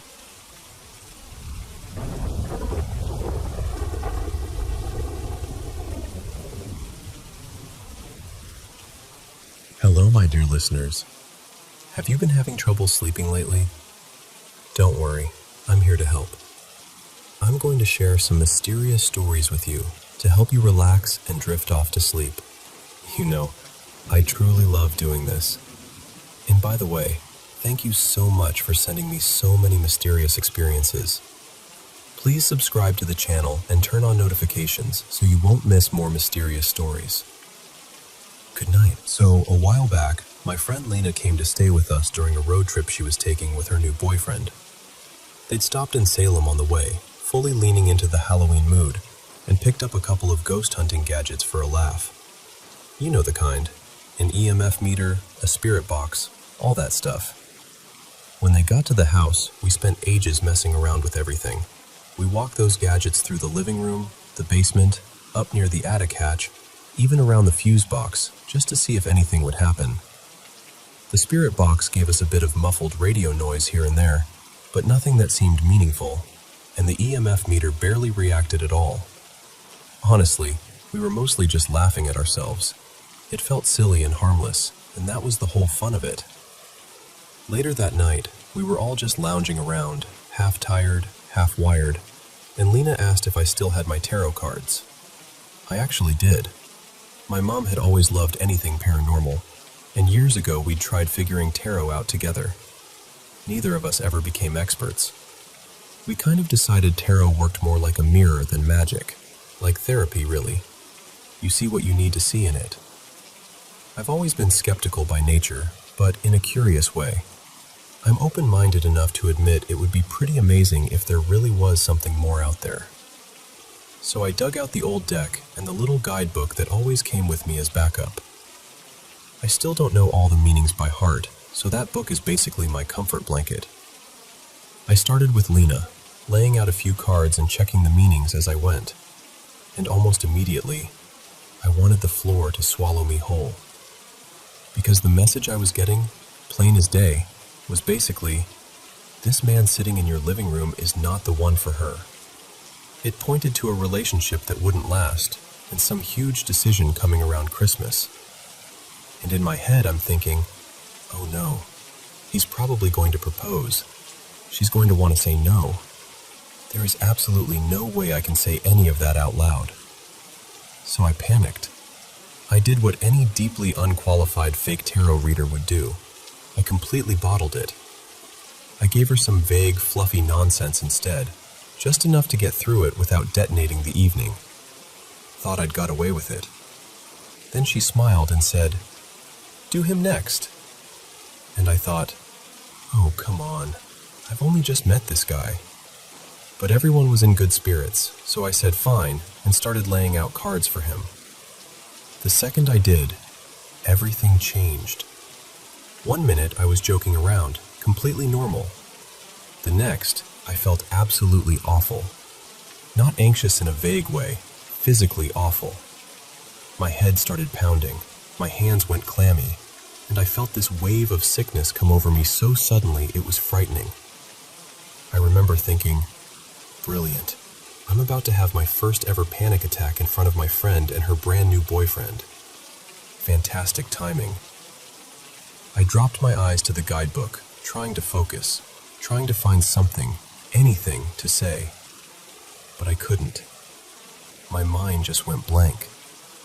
My head was throbbing harder and harder, and with every pulse, there was one word in my mind. Mum. Just that. Over and over. Mum. Mum. Mum. Mum. I tried to speak around it, tried to say literally anything else, but I couldn't get the words out. It was the strangest feeling. I felt like my tongue had gone thick and heavy, like my mouth just would not cooperate. And the only word I could say, the only one that seemed allowed through was, Mum. And the instant I said it out loud, everything stopped. Just like that. I looked up, and Lena was staring at me with these huge, wide eyes, like she was on the verge of tears, asking if I was all right. And I was. By then, I really was, but only just. I told her I thought I might have had some kind of panic attack. Then she held up the EMF meter. Apparently, while I'd been having my little meltdown, she'd quietly switched it on. The needle was going wild. Absolutely buried in the red, jerking around at the top end. And she just looked at me and said, very calmly, "You are not yourself." We all kind of laughed, because what else do you do with something like that? It was too weird not to laugh. Her boyfriend, though, barely reacted. Just sat there like nothing had happened. Totally unreadable. So I tried to lighten the mood. I made a few jokes, looked up toward the ceiling like I was addressing the universe, and said, "All right then, if that was Mum, I'm sorry for making a mess of your message and nearly having a panic attack. But nice to meet you." He laughed. We all laughed. The tension broke a bit. And then, right at that moment, the spirit box, which Lena had turned back on, spoke. Clear as anything, in a woman's voice, it said, "Perfect." And that was the moment every single one of us completely lost it.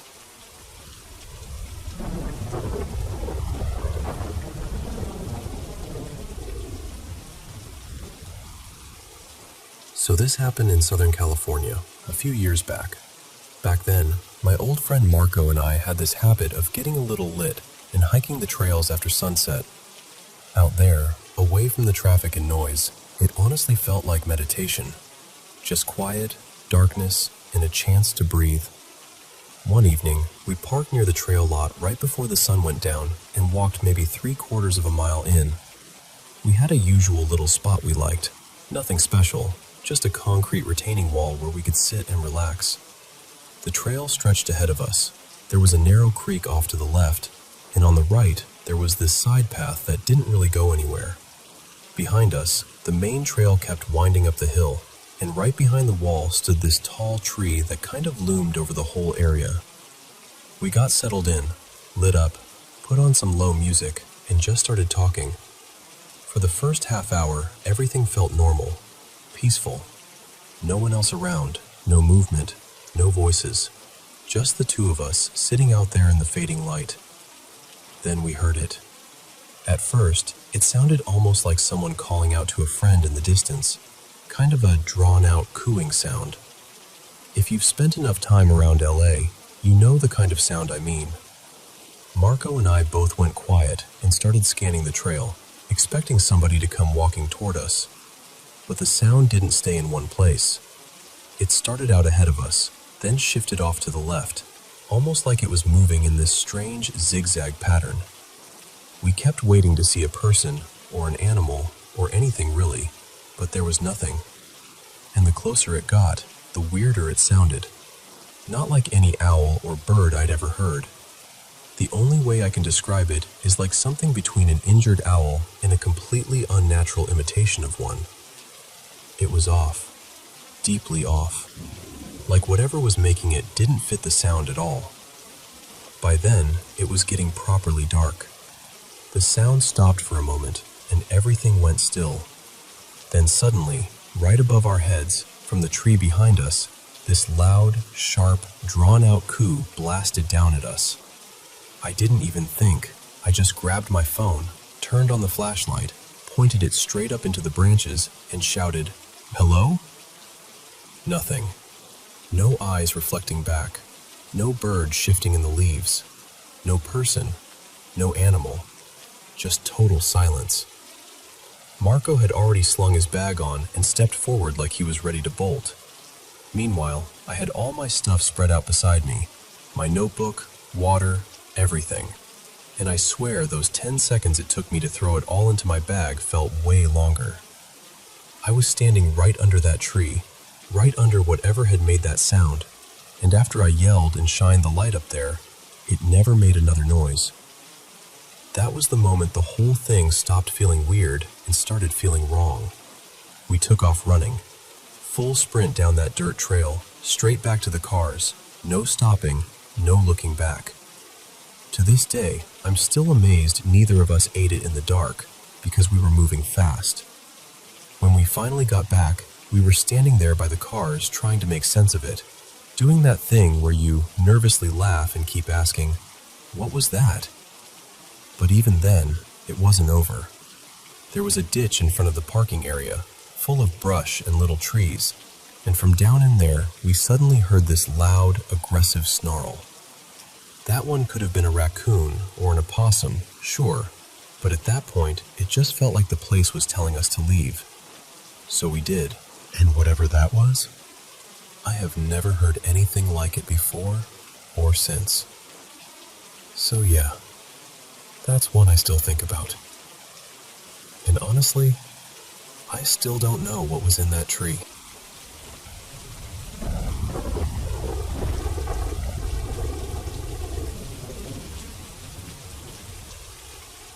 I'm a 31-year-old guy, and I was diagnosed with ADHD as an adult.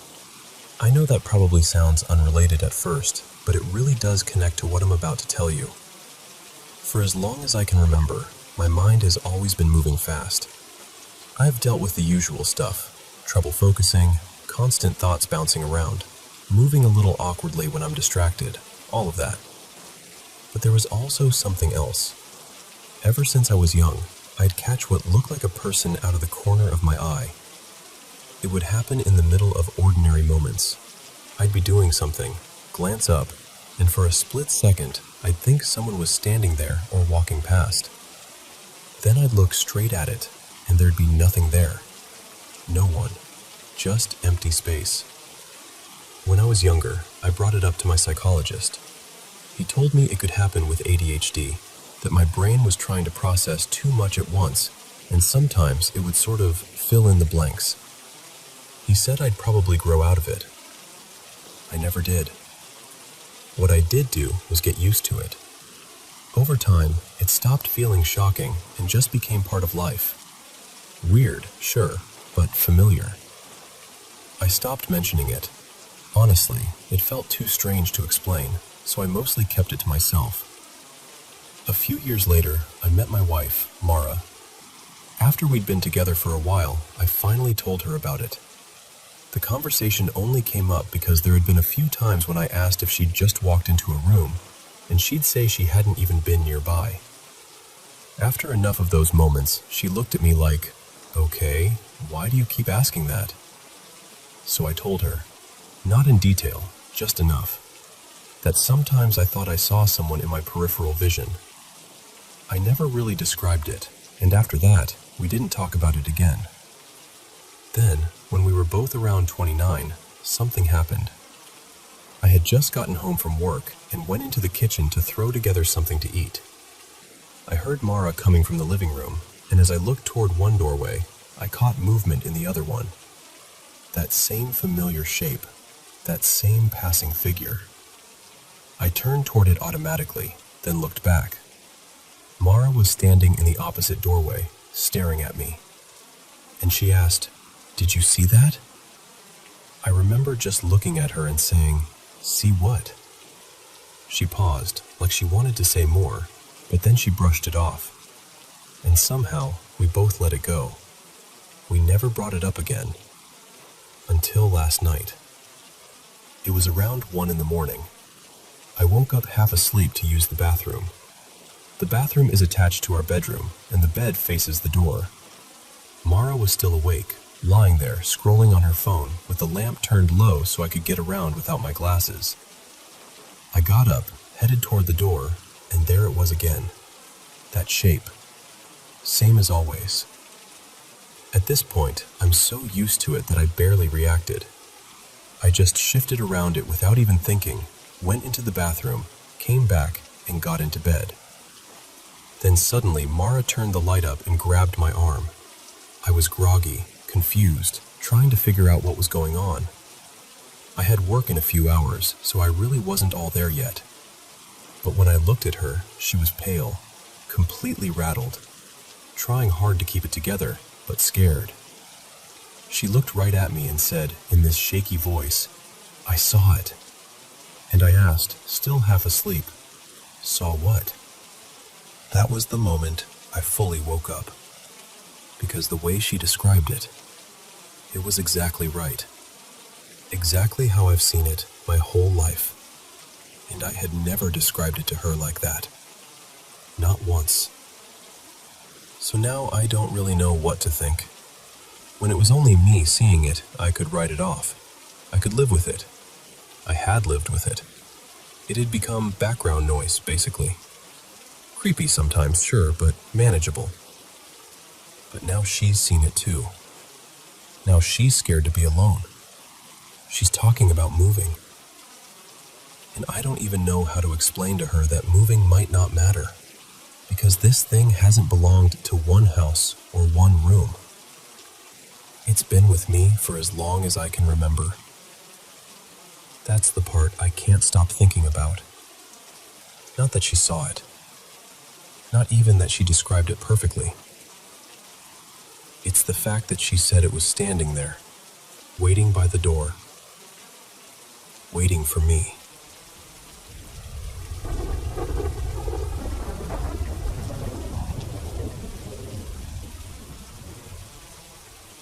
I was in 6th grade when this happened, and even now, years later, I still can't really explain it in a way that makes sense. It was me and my 2 friends, Mason and Sarah, walking home after school one afternoon. We were cutting past the neighborhood park like we always did, when we saw this bunch of kids tearing out from that direction, full speed, like something had scared them half to death. At first, we thought maybe there was a fight or somebody got caught doing something stupid. But when we got closer, it was obvious they weren't coming from the playground or the basketball court. They were running from the woods behind the park. And because we were 12 and not nearly as smart as we thought we were, we decided to go look. We'd never really gone into those woods before. Everybody knew about them, though. There were always rumors. Old stories about high schoolers hanging out under this huge bridge back there, partying, doing drugs, whatever. But people had supposedly stopped going because they said squatters were living out there. At the time, that just sounded creepy enough to make it interesting, so we kept walking.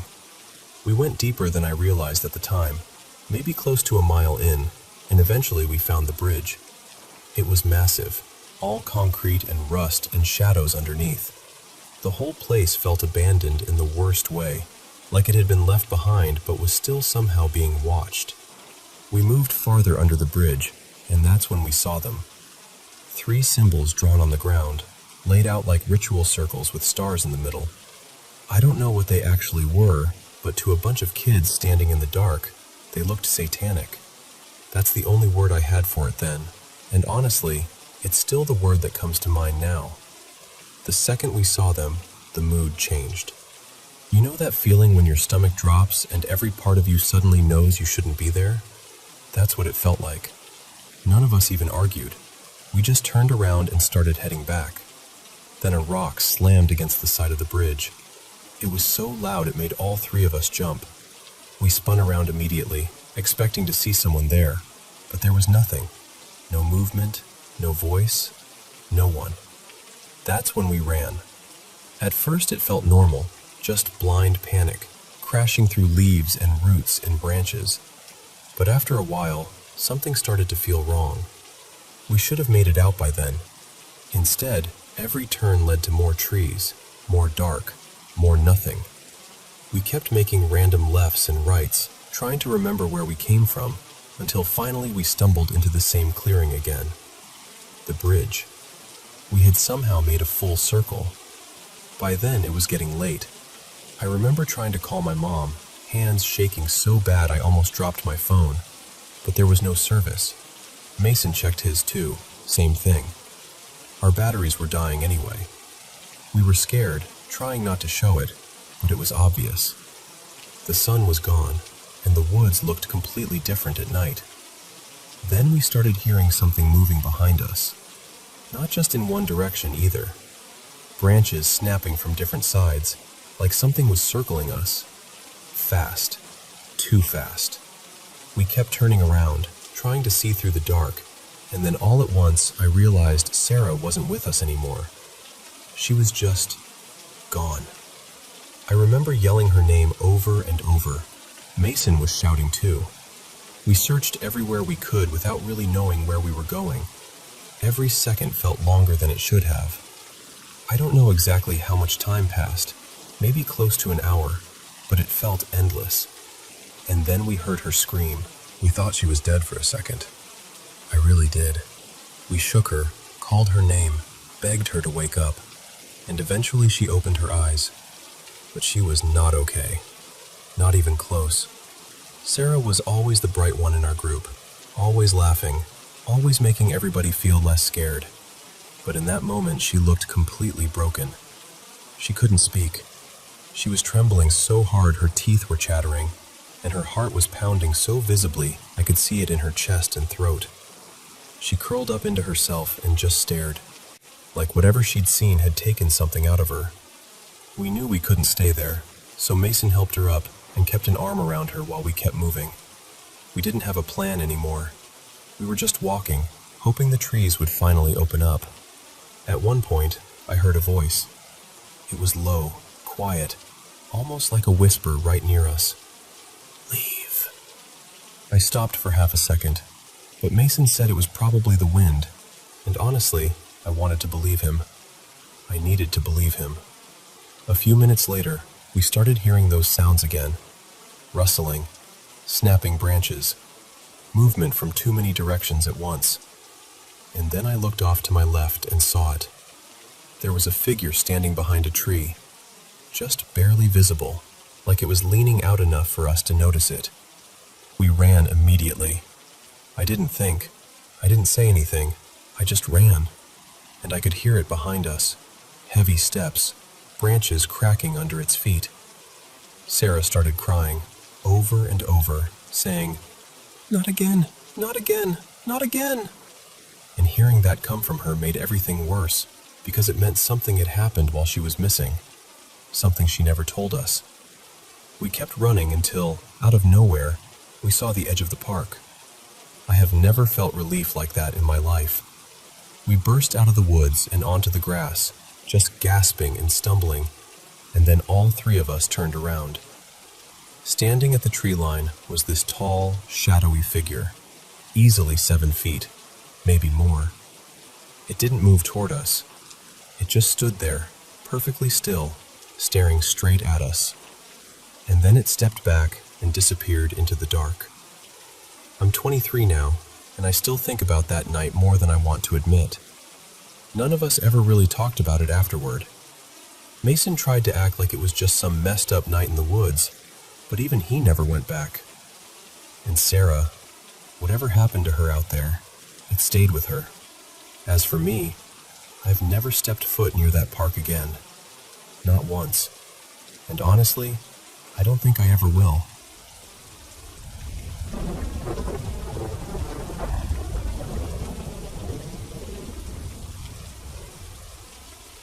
I want to tell you something that still unsettles me, even now.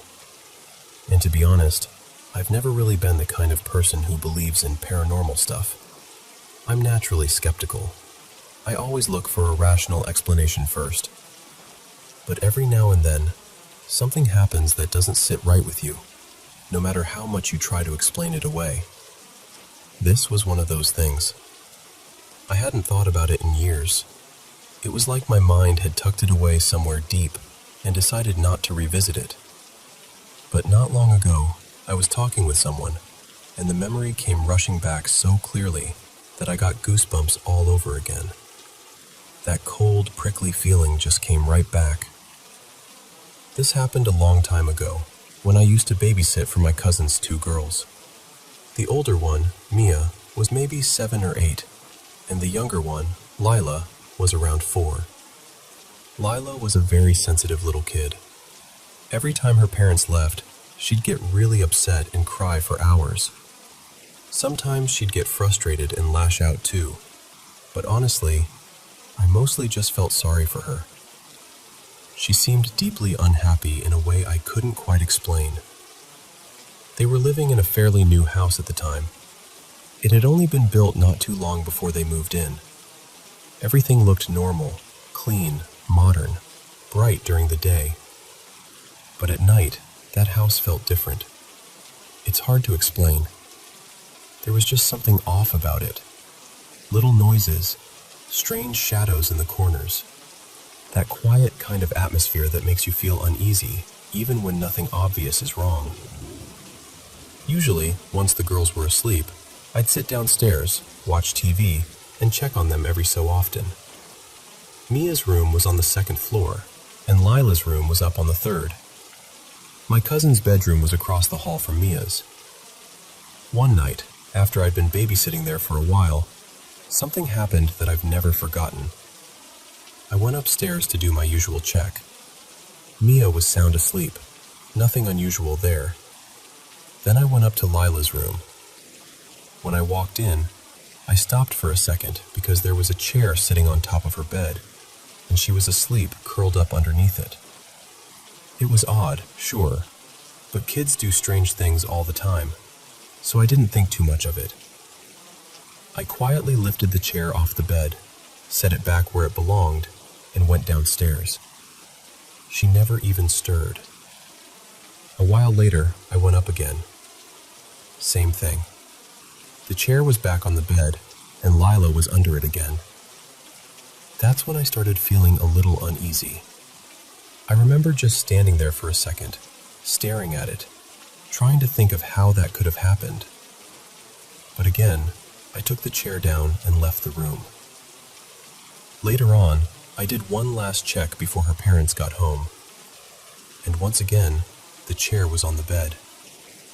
At that point, I was genuinely rattled. I didn't want to leave it in the room anymore, so I picked it up and carried it downstairs with me, thinking at least that would put an end to it. But as I came down the stairs, I suddenly got that unmistakable feeling that somebody was watching me. You know that feeling when the back of your neck tightens and every little instinct in your body goes on alert? That's exactly what happened.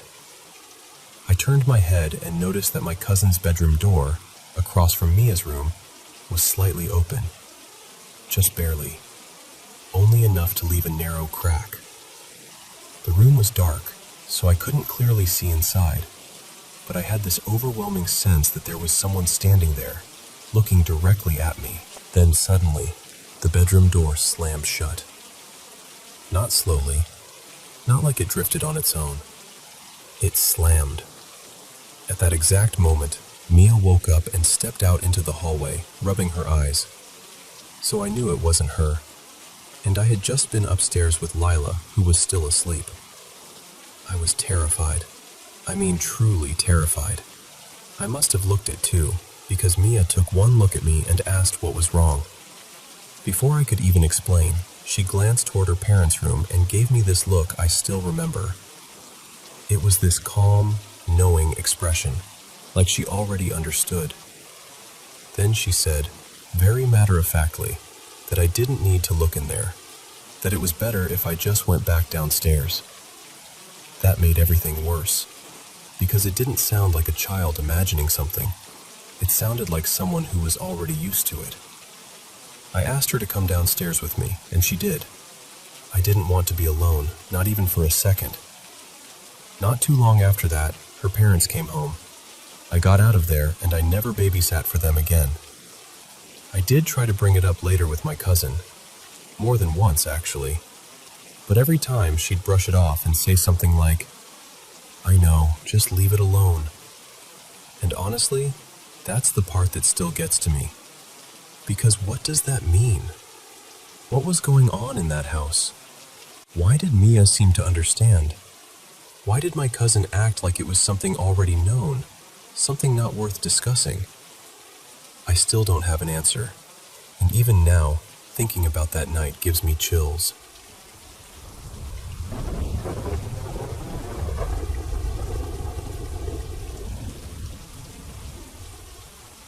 So, I'm not really sure how this is going to sound out loud, and honestly, part of me still wonders if I'm just overthinking everything.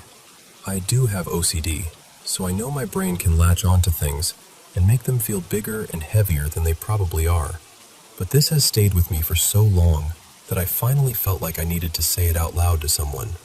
A while back, I had this dream that genuinely unsettled me in a way I still can't explain. I've always had really vivid dreams, the kind that feel almost too real, like I've actually lived through them. And every now and then, I'll get these strange little flashes or feelings when I'm awake, like something is about to happen before it does. I don't really know what to make of any of that, and I'm not someone who knows much about paranormal stuff, so I've mostly just kept it to myself. In the dream, I was at this little off-campus house connected to my old university. It wasn't a place I'd ever actually been, but it felt familiar in that dream way, like my mind had built it out of pieces of real places. I remember starting out on the back porch with someone, and they kept urging me to come inside. Not aggressively, just insistently, like they really wanted me to see something. So eventually I went in with them. Inside, it felt like there was some kind of small gathering going on. Nothing wild, just a handful of people standing around, talking, moving from room to room. Some of them were people I recognized from real life, and some weren't. At first, everything felt normal enough. I was in one of the rooms chatting with a few people about completely ordinary things, and then my former advisor, though in the dream I'll call her Dr. Mara instead of her real name, walked over to a bookshelf and pulled out a book. She looked at me like she knew something I didn't, and asked whether I wanted to see my future, like my career, my life, where I was headed. And then, the dream shifted, the way dreams do, suddenly and without warning. All at once, everyone was looking for a different book. It was like the room changed emotionally before it changed visually. People got frantic. They were searching shelves, stacks, corners, drawers, everywhere. There was this feeling that the book mattered a lot, even though I didn't know why. At one point, they video called this older woman who seemed to know something about it, and she kept saying, almost casually, "It's in there. Keep looking."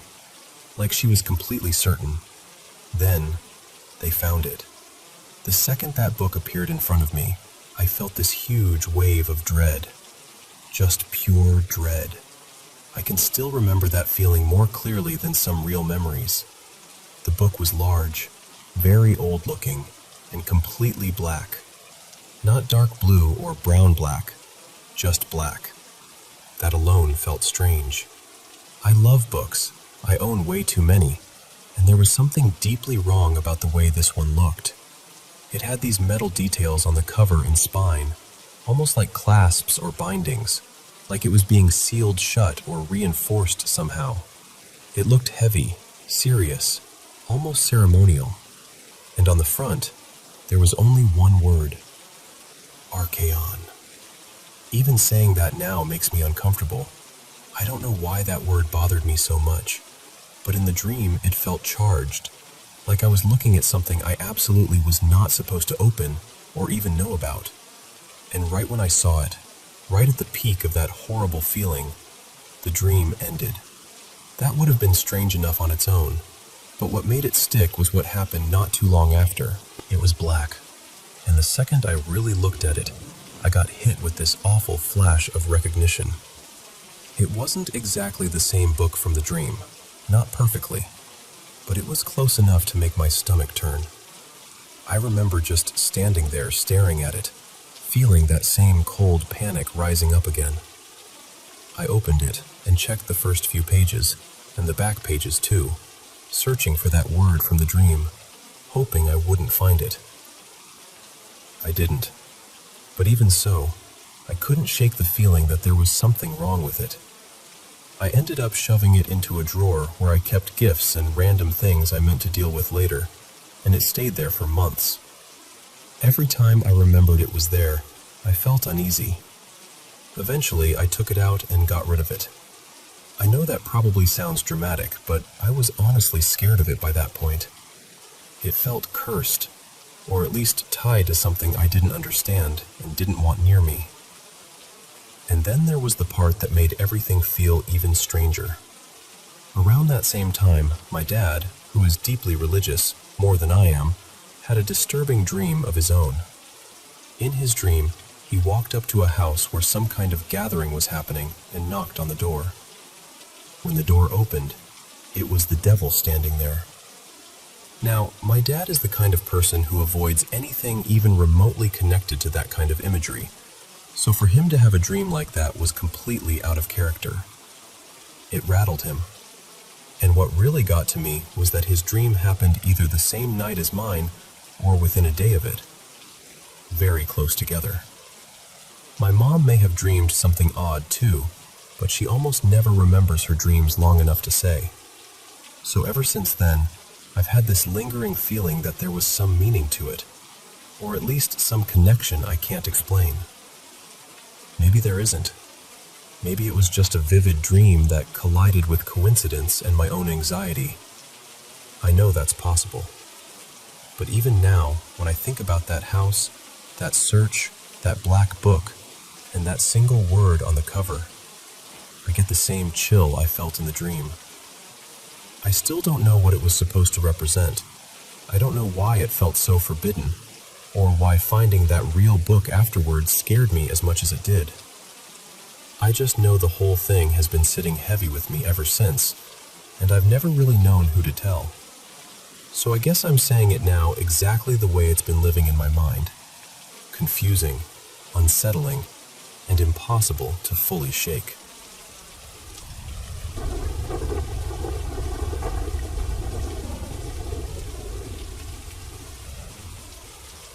So I need to tell you about something that happened, because even now, it feels too meaningful to keep to myself. A few nights ago, I had a dream. I was sitting in my grandmother's sitting room with her. There were other people there too. Soft, indistinct shapes I somehow recognized as relatives. Maybe cousins, maybe aunts and uncles. But they faded into the background. What stood out clearly was the room, and her. She looked at me with those bright gray-blue eyes and asked very simply, "Why don't you come see me anymore?" And the truth is, that question cut straight through me. She wasn't just my grandmother. She was also my godmother, and in many ways, she felt like a second mother to me. We'd always been deeply close. But after her partner died years ago, she moved in with one of her sons so she wouldn't be alone. Over time, that home became a hard place to walk into. The atmosphere felt cold, uncomfortable, heavy. I live in another country, so at first I still visited often. Then every few months, then less and less. Eventually, I think part of me just shut down emotionally because it hurt too much. So in the dream, I answered her honestly. I said, "Grandma, of course I want to see you, but when I come, I feel like I shouldn't be there. I feel like a burden. It never feels warm or welcoming. In another situation, I'd come see you all the time." At first, she looked serious, but then her face softened. She gave me this gentle, knowing smile and said, Yes, I understand." Then I woke up. It was 3 a.m. I almost never remember my dreams, so this already felt unusual. I lay there for a while, thinking about it, and then drifted back to sleep. At 5:30, my father called me, crying. My grandmother, my godmother, had passed away around 2:30 that morning. It was sudden. Her heart gave out while she was getting up during the night. They found her later, and by the time help arrived, there was nothing anyone could do. The moment I heard, the dream came flooding back in full. And honestly, in that instant, I knew. She had come to me before she left. We hadn't been able to have that conversation in life, so she found another way. She said what she needed to say, and I said what I needed to say. We understood each other. We made peace. That's why, as strange as it may sound, I don't feel consumed by guilt. I feel sad, of course, but underneath that, I feel calm, deeply calm. I truly believe she came to say goodbye and to let me know that we were okay. And then, as if that weren't enough, later that morning, around 7, I said out loud, half teasing, half sincere, "All right, Grandma, if that was really you, send me one more sign." I had barely finished speaking when the TV in the background announced, "And today, we celebrate Grandmother's Day." I just froze. Then I started laughing. I looked up and said, "Okay, message received. Loud and clear. Love you, Moraine. Rest easy."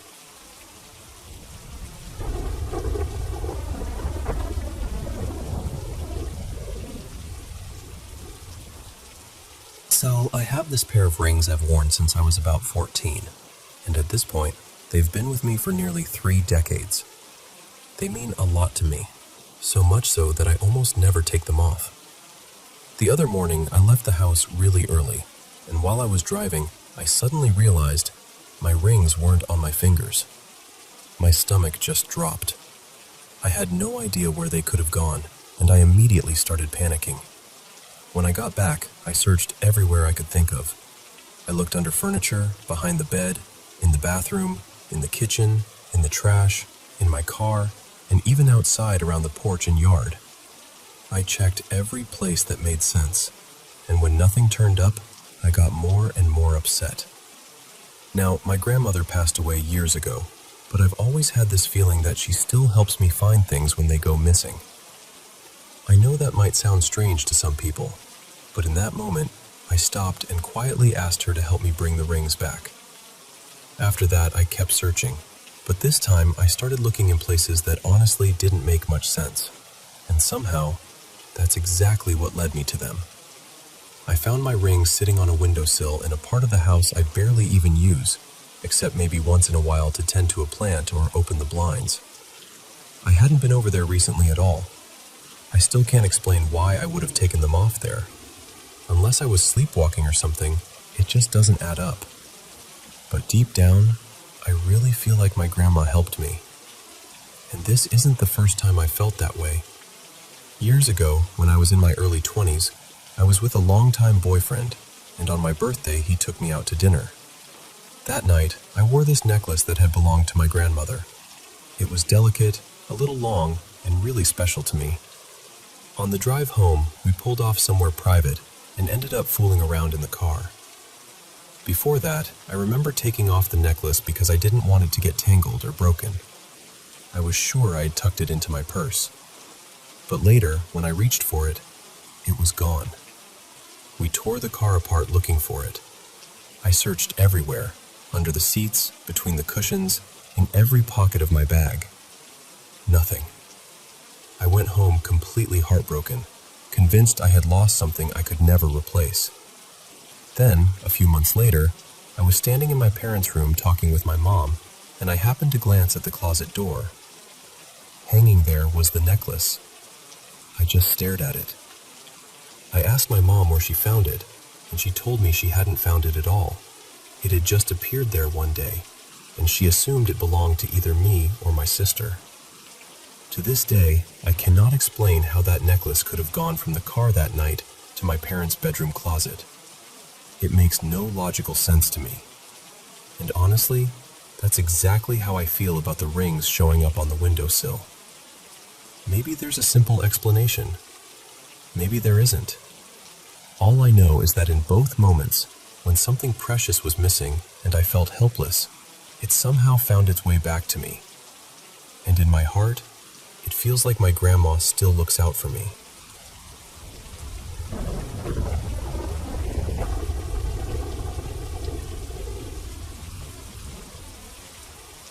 So this happened when I was about 6, sometime in the mid-90s, and I still remember it like it happened yesterday. I was curled up in my mom's bedroom late at night, watching TV with her while the rest of the house had gone completely still. The screen was the only real light in the room, throwing those soft, flickering shadows across the walls. We were watching one of those goofy home video shows, laughing together, and for a while everything felt normal. Cozy even. Back then, we were living at my grandma's old house. It had that kind of heavy nighttime quiet that makes every tiny sound feel bigger than it is. The floorboards creaked, the air always smelled a little dusty, and the whole place had this strange, worn-down feeling to it, like it was carrying 100 stories it hadn't told yet. At some point, I got up to go to the bathroom. I stepped out into the hallway, and the wood floor was cold under my feet. The living room was off to my left, almost completely dark except for a little bit of moonlight slipping in through the curtains. Now, my grandma had this habit of sleeping on the couch instead of in her bed. She used to say she hated sleeping in the bedroom, though as a kid I never really understood why. So there she was, asleep against the wall, snoring softly like always. And then I saw him. I just froze. It looked like a man was coming straight out of the wall, not opening a door, not stepping around anything, just moving through it. He passed right through my grandma like she wasn't even there, and kept going across the room. He was tall, really tall to my little kid eyes, and he had on this old-fashioned hat, more like a dark fedora than anything else, and a long coat that hung off him in this strange way. But the part I can never forget, the part that still gets under my skin, was what he was made of. He didn't look solid. He looked like television static. Not like a normal person, not like a shadow. His whole body had that grainy, flickering black and white look, like a dead channel on an old TV. It was almost like the air around him was buzzing. I remember staring and thinking, this can't be real. I actually pinched myself because I thought maybe I was dreaming, but I wasn't. He kept moving, calm and deliberate, crossed the room, stepped up onto the little side table near the couch, and then just disappeared through the opposite wall. Just like that. I was absolutely terrified. I wet myself right there in the hallway because I was too scared to move. Then I finally snapped out of it and ran back to my mom's room, crying so hard I could barely talk. I jumped into the bed and yelled, "Mom! Mom! There's a man in the living room!" She sat straight up, startled, and asked me what I was talking about. I was sobbing, trying to explain this man made of static, with the hat and the coat, walking through the walls like it was the most natural thing in the world. My mom took my hand and walked with me back down the hall. I remember that walk feeling so much longer than it really was. When we got to the living room, my grandma was still asleep on the couch like nothing had happened. My mom turned on the lamp beside her, and the light woke her up. Then my mom told her what I'd seen. And my grandma just looked at me with this calm little smile, like none of it surprised her at all. She said, "Sweetheart, that was your grandfather. He used to wear that hat and coat whenever he went out at night to have a drink, and there he was. Same face, same coat, same hat." I remember just staring at that picture, feeling cold all over, because I knew what I'd seen. I hadn't imagined it. I hadn't made it up. Somehow, that night, I saw someone from my own family who was supposed to be gone. And honestly, even now, I still don't have a good explanation for it. I just know that for one brief moment in that old house, the dead didn't feel very far away at all.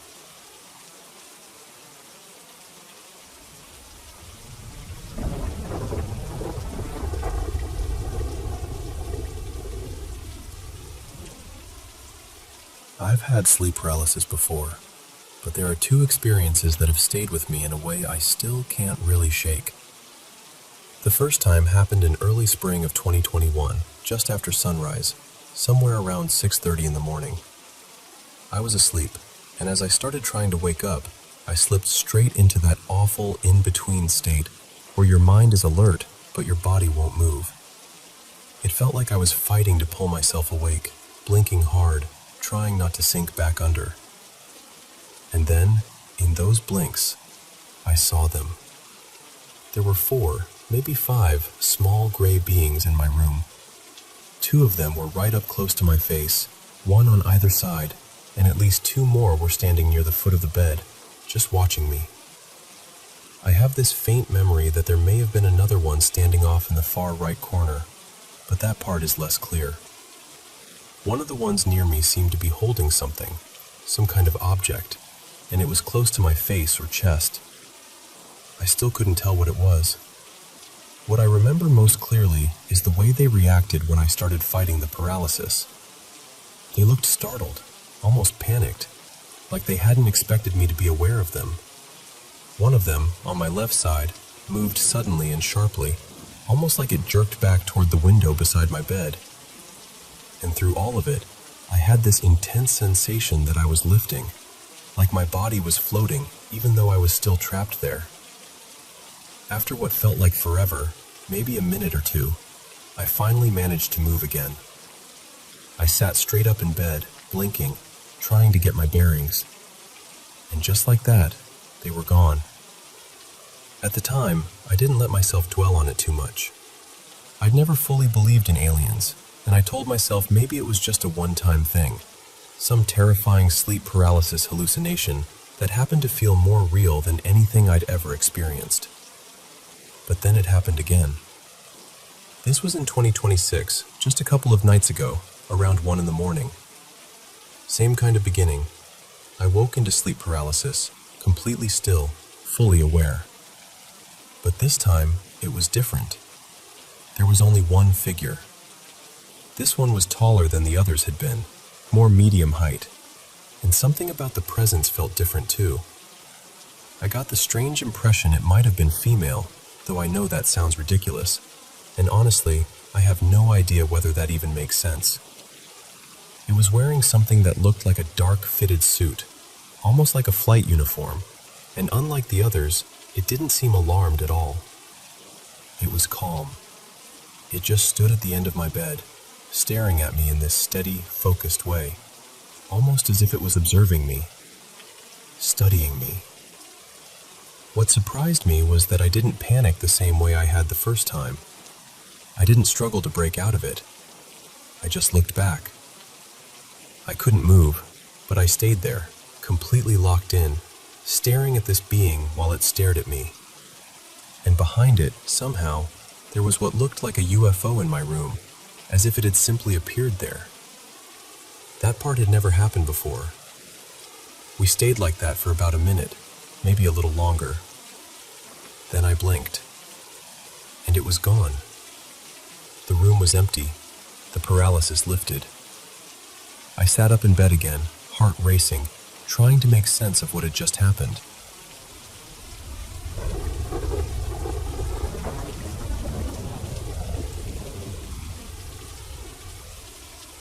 This happened close to a year ago, maybe a little less. It was around the end of 9th grade, right before finals, on a school night. Back then, my sleep schedule was completely wrecked. Where I live, we have to get up ridiculously early for school, around 5 in the morning, and I was the kind of person who would still be awake at 1 or 2 a.m., running on maybe 3 hours of sleep if I was lucky. That night, I remember feeling off. Not exactly sad, not exactly angry, just wrong. Restless, heavy. Around 1:30 in the morning, I was lying in bed, scrolling through YouTube, trying to distract myself. To make sense of what happened, I need to explain the layout a little. Right outside my bedroom was this small sitting area with a huge frosted window, maybe 7 feet tall. It didn't have curtains, so even though you couldn't clearly see through it, it still gave off this strange, exposed feeling at night. If you stood in that space facing away from the window, my bedroom door was right behind you. Inside my room, my bed sat a little way in from the door, and there were 2 windows along the wall near the foot of the bed.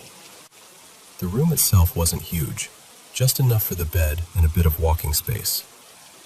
I always sleep with the curtains shut and the room completely dark. I hate sleeping with lights on, but for a few nights before this happened, I'd already been feeling uneasy in that room. That kind of fear you can't explain.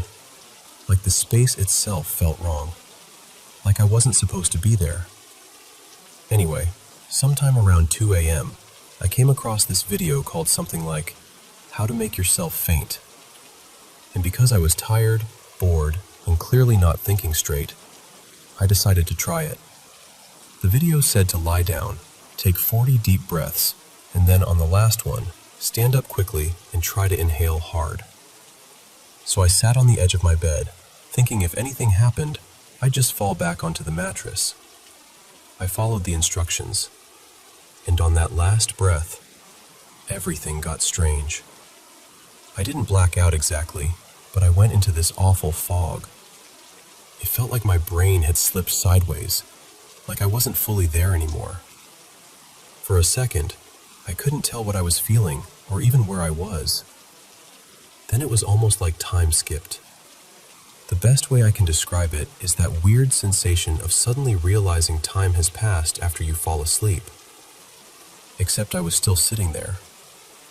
When I came to, my vision was blurry. My room lights were still on, just like I'd left them. As things started to come back into focus, my body began jerking and trembling, and I couldn't control it. It felt like that intense pins and needles sensation when your leg falls asleep, except it was my whole body. After maybe 15 seconds, it stopped. I just sat there, stunned, thinking, what was that? At that point, I decided, okay, enough. I shut off the lights, pulled the curtains closed, and tried to go to sleep. But the fear that had been lingering the past few nights got so much worse. It was overwhelming. I usually fall asleep to scary stories or white noise, but that night I switched to a prayer because I was too freaked out to listen to anything else. Eventually, it calmed me down enough that I drifted off, and then almost immediately, I was dreaming. Or at least, I thought I was. In the dream, I was still in my room. It was dark, exactly the way I'd left it. But I instantly felt that same presence again, only stronger now, like something was standing just outside my room, watching, waiting.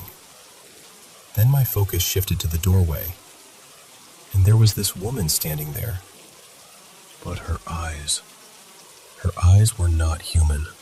They were huge, unnaturally wide, and the whites were this deep, textured red, almost like stone. Her pupils were yellow, sharp and reptile-like, and she was smiling at me. Not kindly, not gently.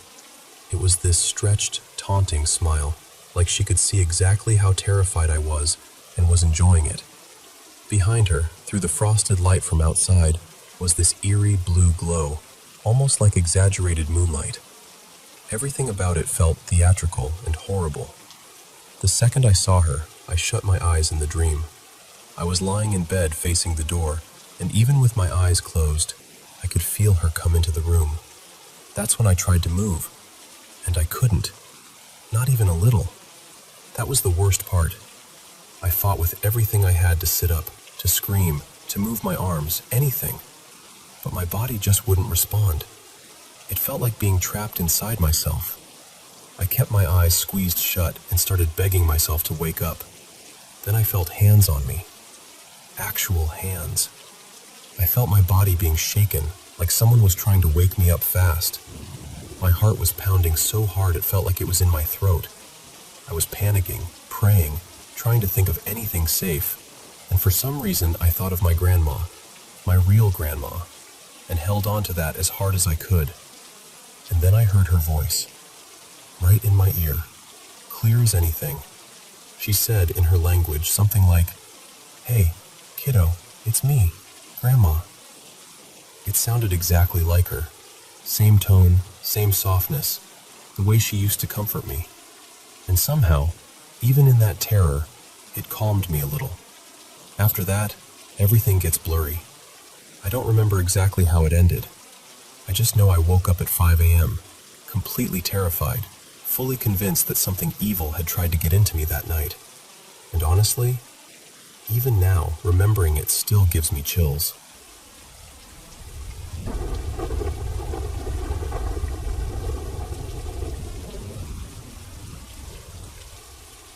Let me tell you about the first really strange thing that ever happened to me in that house. This was back around the summer of 2016, maybe late June or early July. We lived way out in rural Wisconsin, a good half hour from the nearest town, surrounded by woods and open land. A lot of unsettling things happened in that house over the years, but this was the first one that really stayed with me.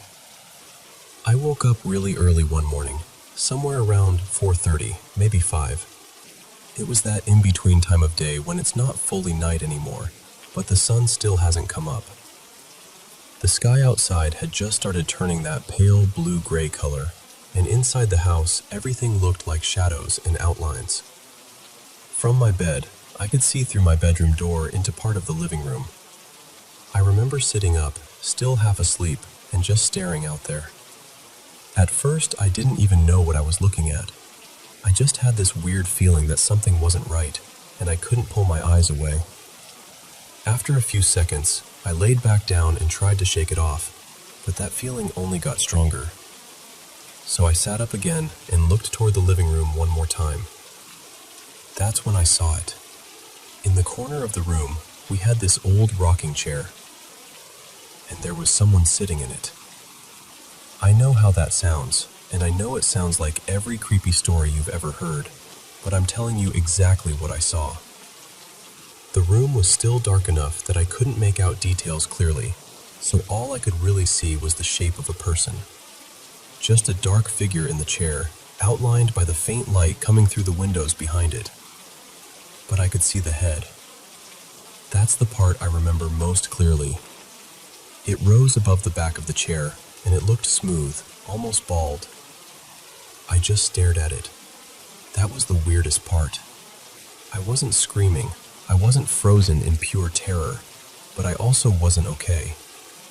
It was more like this heavy, unnatural feeling that kept me locked on it. I genuinely felt like I couldn't look away. My younger brother Mason was asleep in the bed across from me the whole time. He didn't move once. And I remember thinking, more than anything, that I didn't want whatever was out there to notice either of us. So I got up, walked over, and quietly shut the bedroom door. That was it. No huge dramatic moment, no footsteps, no voice. It just felt like the only thing I could do. Then I laid back down and listened. I stayed there for a long time, wide awake, waiting to hear something, anything. A creak, a footstep, the rocking chair moving, whatever. But the house was completely silent. Not one sound. At some point, I must have fallen back asleep, because when I woke up again a couple hours later, everything was normal. The house was busy, people were up, morning had started like usual. Later, I told my mom what I'd seen. She didn't seem too concerned. She told me I probably saw the pattern on the blanket draped over the chair, and that my mind filled in the rest. She said it might have looked like my grandmother's face or something in the low light.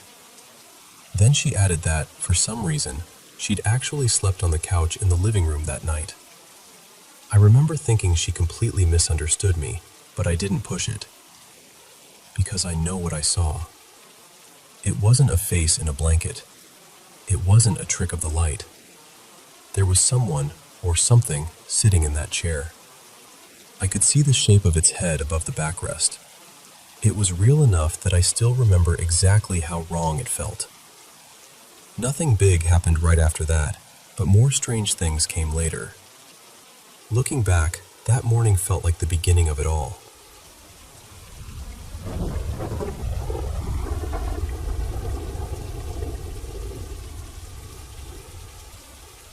I've always been somewhere in the middle when it comes to paranormal stuff.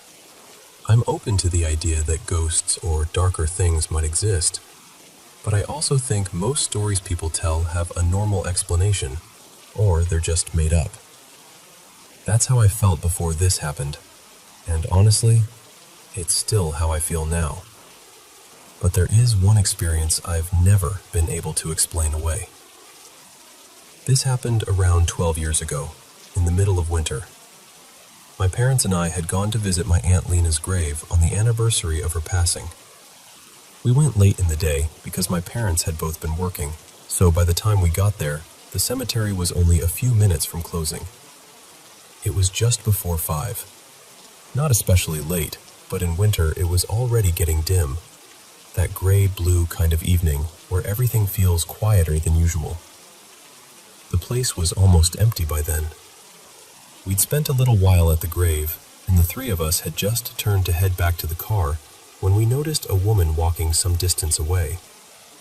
What struck us immediately was that none of us had seen her before.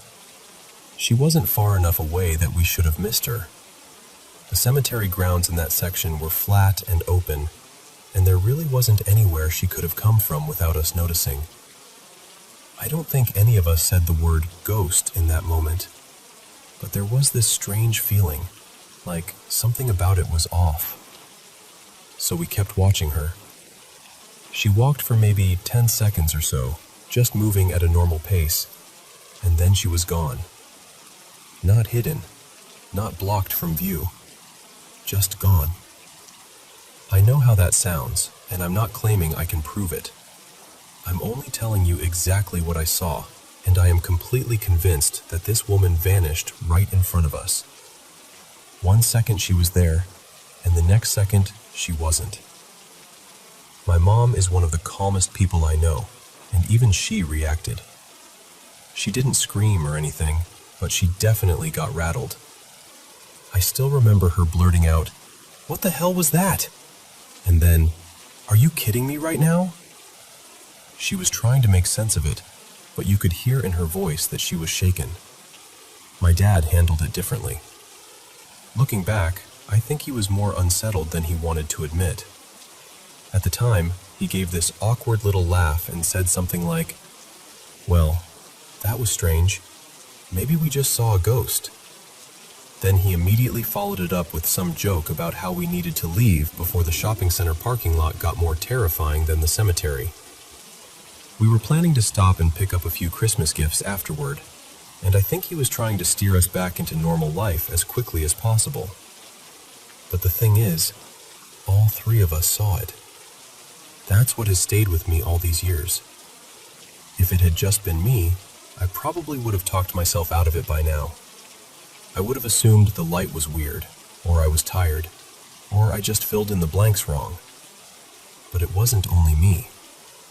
My parents saw the same woman in the same place disappear at the same moment. I don't. But I do believe something happened in that cemetery that evening, and to this day, I can't explain it.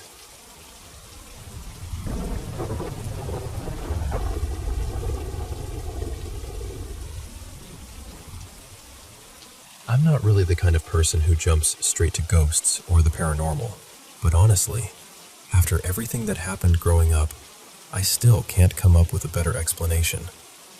The first strange thing I can remember happened when I was about 9. There was some kind of moon event that night, maybe an eclipse, maybe something else, and I had gone outside to look at it before heading back in for bed. Everything felt normal at first. My room was quiet, the house was still, and then out of nowhere, I heard whistling. And not normal whistling either. It sounded distant, eerie, almost like someone was trying to get my attention without being seen. The weird part is, it couldn't have been neighbors. We lived way out in the country, down this long gravel road with woods all around us. The nearest house wasn't close enough for that. I remember looking out my window and seeing absolutely nothing. No movement, no person, nothing. The whistling would come back every now and then, and every time it did, it made my skin crawl. But that wasn't even the part that scared me the most. Some nights, when I was trying to fall asleep, I'd hear drums. We never had drums in the house, and none of my brothers or sisters played anything like that. It was this low, rhythmic beating that sounded almost ceremonial, and hearing it late at night made everything feel wrong. It's hard to explain, but it didn't sound like noise from far away. It sounded close. Too close. The worst thing, though, the thing I still think about, was the whispering outside my window. My bed was set up right next to it, just because that was where it fit best. And every once in a while, I'd be lying there in the dark, and the whole room would be silent.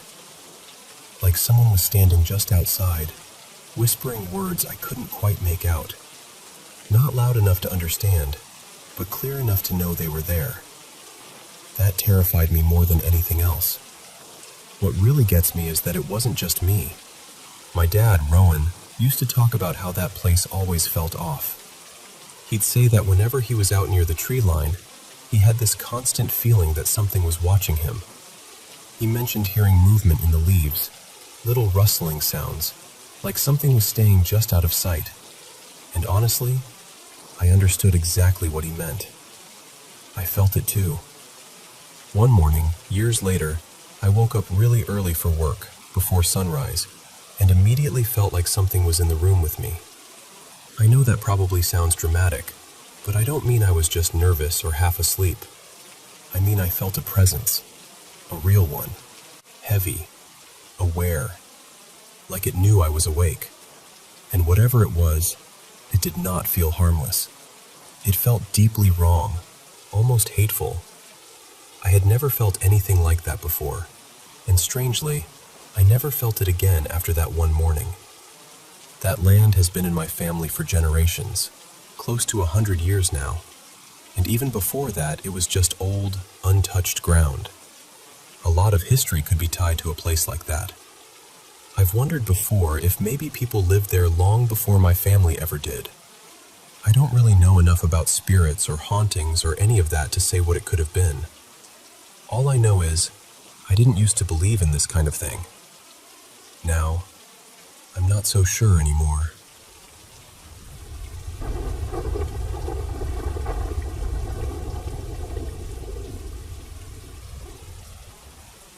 I've only recently started talking about the stranger things that happened to me growing up. For a long time, it just felt pointless.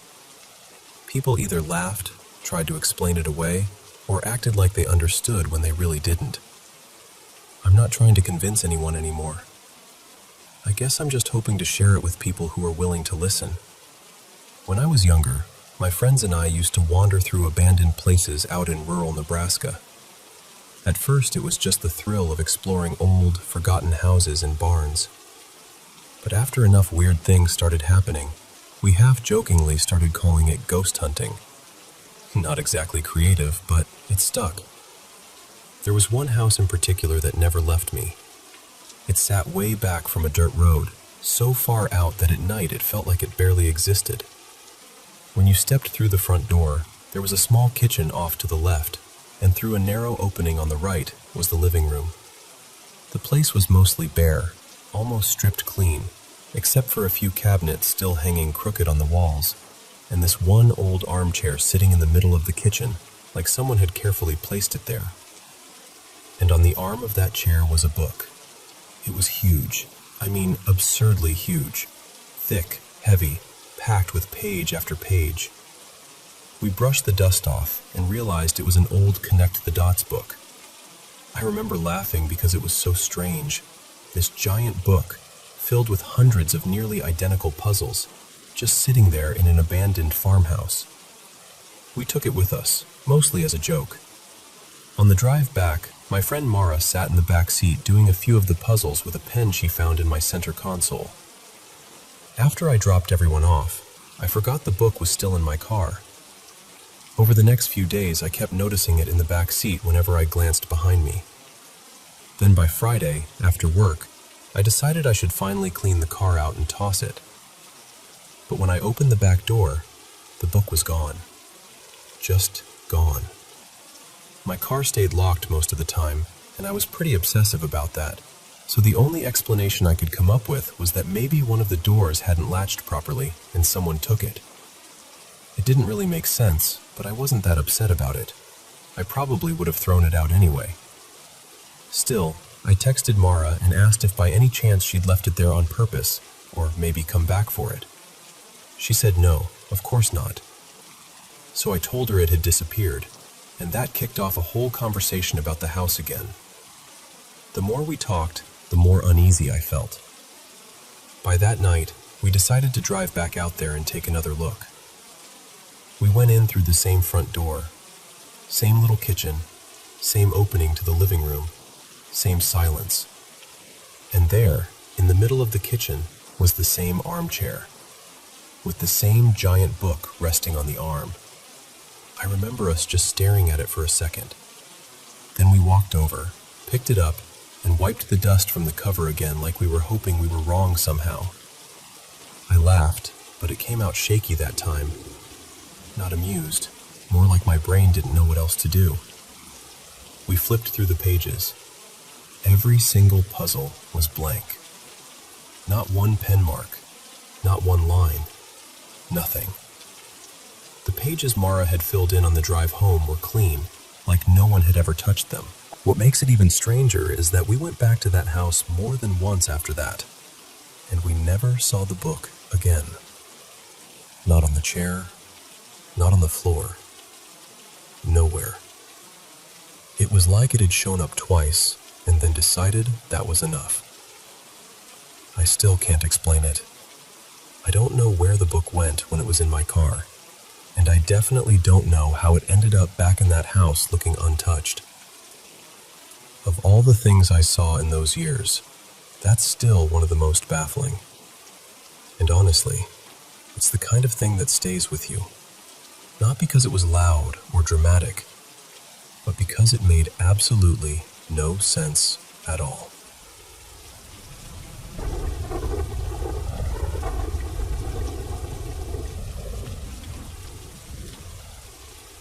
I've worked some eerie jobs in my life, but one of the strangest was doing night patrols as a security officer for NSC. Most nights were equal parts interesting and unsettling, and over the years I saw enough odd things that I usually kept my mouth shut. Partly because I didn't want people thinking I was making things up, and partly because I didn't want to risk my job. But this story is different. I wasn't alone. 3 other people were there that night, and every one of us walked away shaken. Let me set it up for you. Back then, I was doing patrols around Beresfield and Thornton. The way the shift worked was simple enough. One officer started at Beresfield at 6 p.m., and another started at Thornton at the same time. Then, around midnight, we'd swap locations and finish the other person's patrol. It was just the routine. Creepy routine, sure, but routine all the same. So, on this particular night, sometime after 1 a.m., I was on the Thornton side when I got a call from the other guard, a guy I'll call Terry. His voice had that edge to it that told me right away something wasn't normal. He said he needed me over at the school in Beresfield, and I told him I'd be there in 5 minutes. When I pulled up, Terry was arriving too, and sitting there already was a police vehicle. 2 officers stepped out, and for a split second, Terry and I made some dumb joke to each other, just trying to lighten the mood. But once the officers started explaining why they were there, the joking stopped pretty quickly. They told us the local station had received a call from one of the classrooms in the school, Classroom 6, around 12:45 in the morning. Not a normal call either. When someone answered it, all they heard was a child giggling. That alone would have been enough to unsettle anyone, but in the background there was this soft, tinkling music, like the kind that comes from an old jewelry box with a little ballerina turning inside.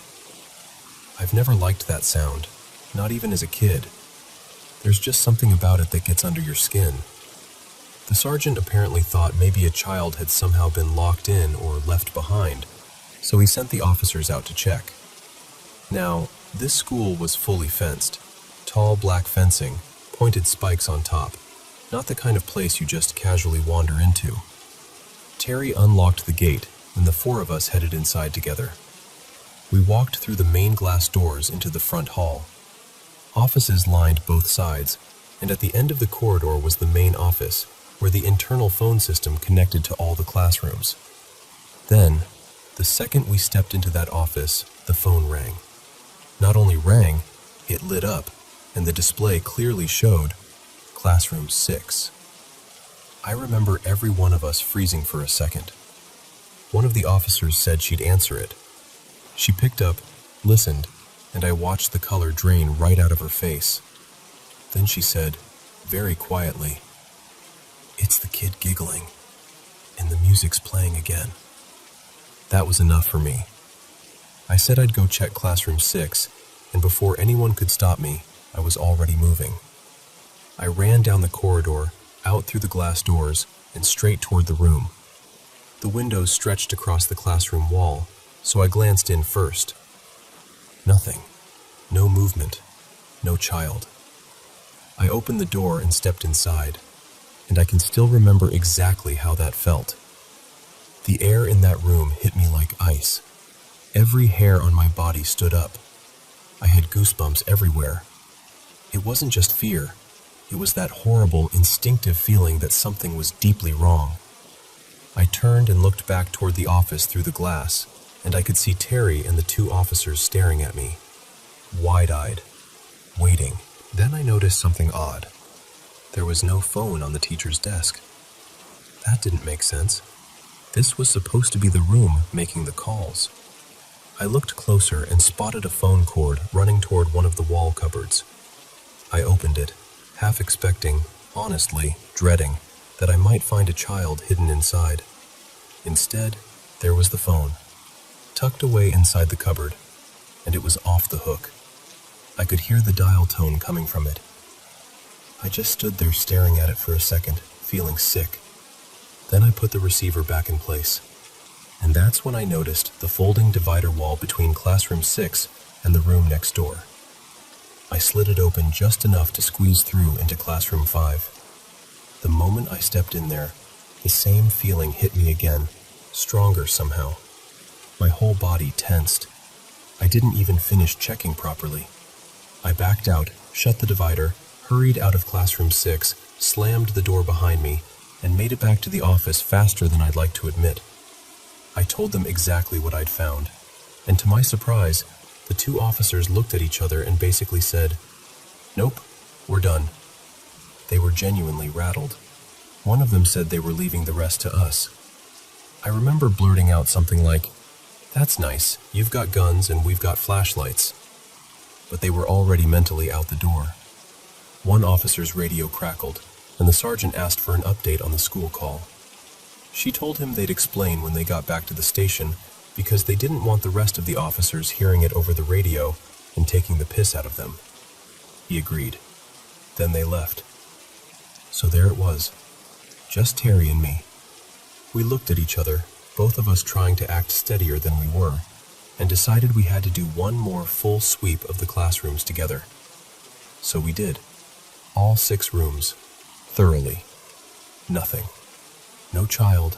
No intruder. No explanation. Once we'd locked everything up, we stood outside Classroom 6, both of us shaking a little, both needing a smoke. We lit up and just stood there in silence for a second, trying to process what had happened. And then, from directly inside Classroom 6 behind us, came this enormous bang. Not a creak, not a tap, a proper bang. That was it. We didn't hesitate. We ran. Absolutely ran for our lives, locked the place up as fast as we could, got to our patrol cars, and drove out of there. A few minutes later, we pulled into a service station and just sat there talking, going over every detail again and again, trying to make sense of it. We never could. And I'm telling you now exactly as I remember it, because that night stayed with me. It still does. This happened sometime after 2010, and I've had more strange experiences in my life than I can count. Enough that I could tell you story after story. Some of them go all the way back to when I was barely old enough to talk. The first thing I ever tried to describe as a child, apparently, was something I just called the eyes. That was all I could say. The eyes. My parents never understood what I meant. Honestly, I'm not sure I ever did either. But that night at the school, that one was real. 4 of us were there. 4 of us heard enough, saw enough, and felt enough to know something wasn't right. And I truly hope you never experience anything like it for yourself.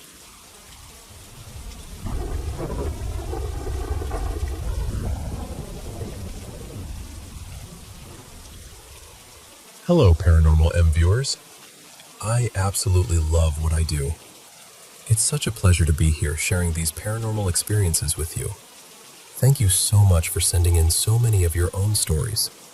Don't forget to subscribe and turn on notifications so you can be among the first to comment. Now get cozy in bed, pull the covers up, and let's dive into today's paranormal experiences. So this happened when I was working at an old hotel in downtown Seattle while I was in college. I was a valet in Bellman, and the place had this mix of elegance and age that made it memorable. It was one of those historic hotels where famous people would check in now and then, but it also had a reputation. Staff used to swap stories about strange things happening there, hearing voices downstairs, feeling someone brush past them when nobody was around, that kind of thing. The top floor of the hotel was the 6th floor, and it was mostly used for events. There was a kitchen up there, a couple of big banquet rooms, and a few guest rooms that hardly anyone ever stayed in.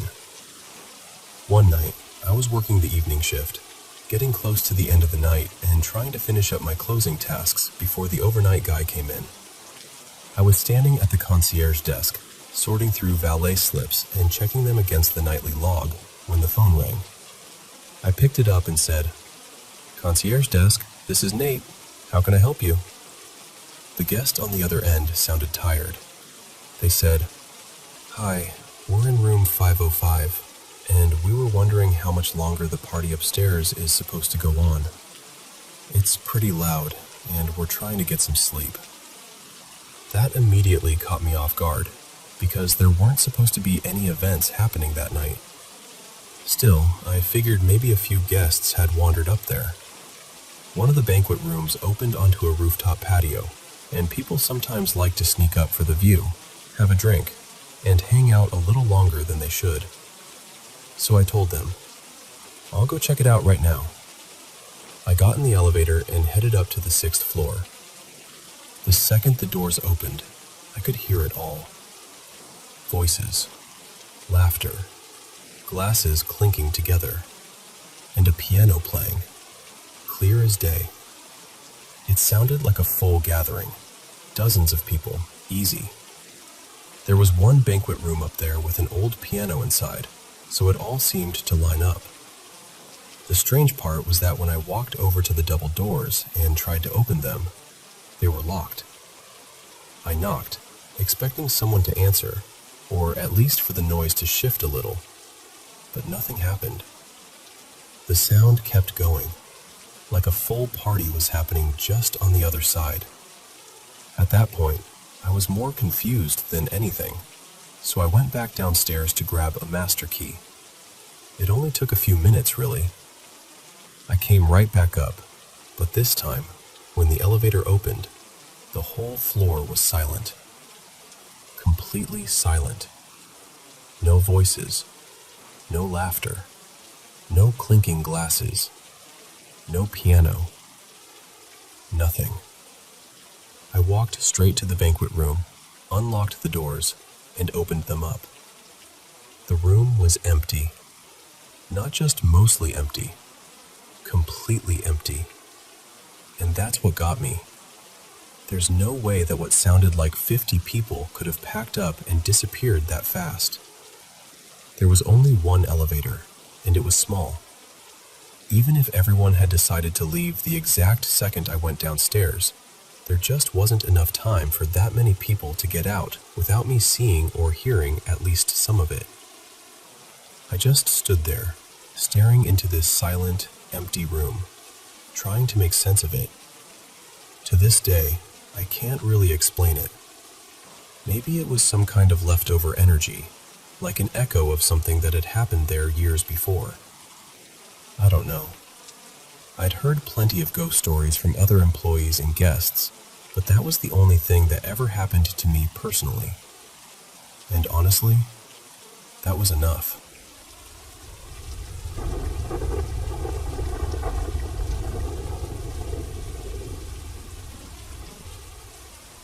I honestly never took ghost stories seriously.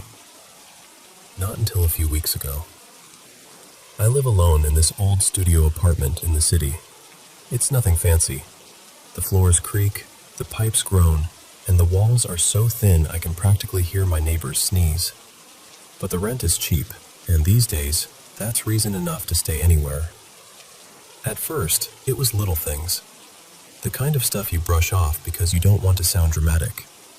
My keys would end up somewhere I swore I didn't leave them. I'd hear water dripping in the bathroom after I knew I'd turned the faucet off. Sometimes the hallway outside my bedroom would feel freezing cold, even when the heater was running non-stop. I kept telling myself it was just an old apartment being old. But then I started hearing footsteps. The first time was about 3 weeks ago. I was half asleep when I heard these soft steps moving across the living room. Clear as day. I sat straight up in bed, heart pounding, convinced somebody had gotten inside. I grabbed my phone, ready to call for help, and checked every inch of the apartment. Behind the shower curtain, inside the closet, the front door lock, the windows, everything. There was nothing. No one. So I told myself it had to be the neighbor upstairs, even though it was almost 2 a.m. A couple nights later, it happened again. Only this time, the footsteps didn't stop in the living room. I heard them come all the way down the short hall and stop right beside my bed. I didn't move. I didn't even breathe. I just lay there with my eyes shut, completely frozen. And I swear, it felt like someone was standing there, looking at me. The room went cold. Not just chilly, cold in that deep, awful way that makes your chest feel tight. When I finally forced myself to open my eyes, no one was there. But my bedroom door was closed. I always sleep with it open. After that, things got worse fast. One morning I walked into the kitchen and every cabinet door was hanging open. Another night, the shower turned on by itself while I was making dinner. I had maintenance come by, and of course, they couldn't find anything wrong. They shrugged it off like old pipes, bad pressure, normal building issues. Then a few days ago, I came home from the store and found a single wet footprint on the bathroom tile. Just one. And it definitely wasn't mine. It was smaller, way smaller, like it belonged to a kid. That's when I finally asked the woman who lives across the hall if anything bad had ever happened in my apartment. She got quiet right away. Then she told me there used to be a girl living there back in the late 80s. Her name was Mara, or maybe Myra, something close to that. She kept mostly to herself, and people in the building said she was struggling with a lot. One day, after no one had seen her for several days, they found her in the bathtub. What really got to me, though, was what my neighbor said next. She told me that before Mara died, she used to complain all the time about hearing footsteps in the apartment at night. Footsteps when no one was there. Last night was the breaking point. I don't know how long I stayed like that. It felt like forever. Finally, I reached over and switched on the lamp. The sound stopped instantly. The closet door was cracked open a few inches. I always keep it pushed shut, even though the latch doesn't work right. This morning, nothing was missing, but all my clothes were shoved over to one side, bunched together like someone had gone through every piece. So now I'm sitting in a cafe telling you this because I really don't want to go back there. My coworker says I should set up a camera, and maybe she's right. But the truth is, I'm terrified of what I might catch on it. I'm stuck in that lease for 8 more months, and there's no way I can afford to leave. Tonight I'll probably sleep with every light on in the apartment. But deep down, I don't think that's going to make any difference at all.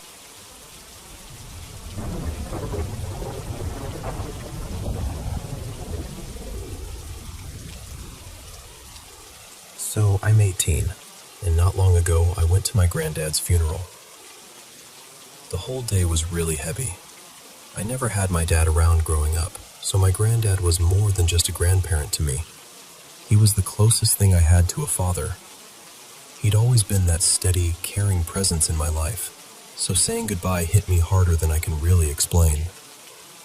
The day itself felt like it disappeared in a blur. There was so much emotion, so many people, and by the end of it I was completely drained, mentally and emotionally. Later that night, I got into bed sometime after 1 in the morning. I don't remember the exact time, just that it was late and I was exhausted. Before trying to sleep, I said a few words out loud to my granddad. I thanked him for everything he'd done for me, for all the love and happiness he brought into my life, and I said I hoped he was at peace, just in case, somehow, he could still hear me. Then, 2 really strange things happened that night. The first thing was this weird moment not long after I lay down. Every night, I leave my phone charging on the desk in the far corner of my room, nowhere near my bed. I must have only been drifting off for maybe 10 or 15 minutes, when I suddenly half woke up convinced my phone was in bed with me, playing music. It sounded like some kind of band music, something soft and brassy, which honestly made sense because there had been music like that at the funeral earlier that day. In my sleepy state, I somehow became convinced my phone had slipped down the side of the bed. So I spent several minutes reaching around in the dark, trying to find it, before suddenly remembering it was still on my desk where I'd left it. I brushed it off at the time and eventually went back to sleep.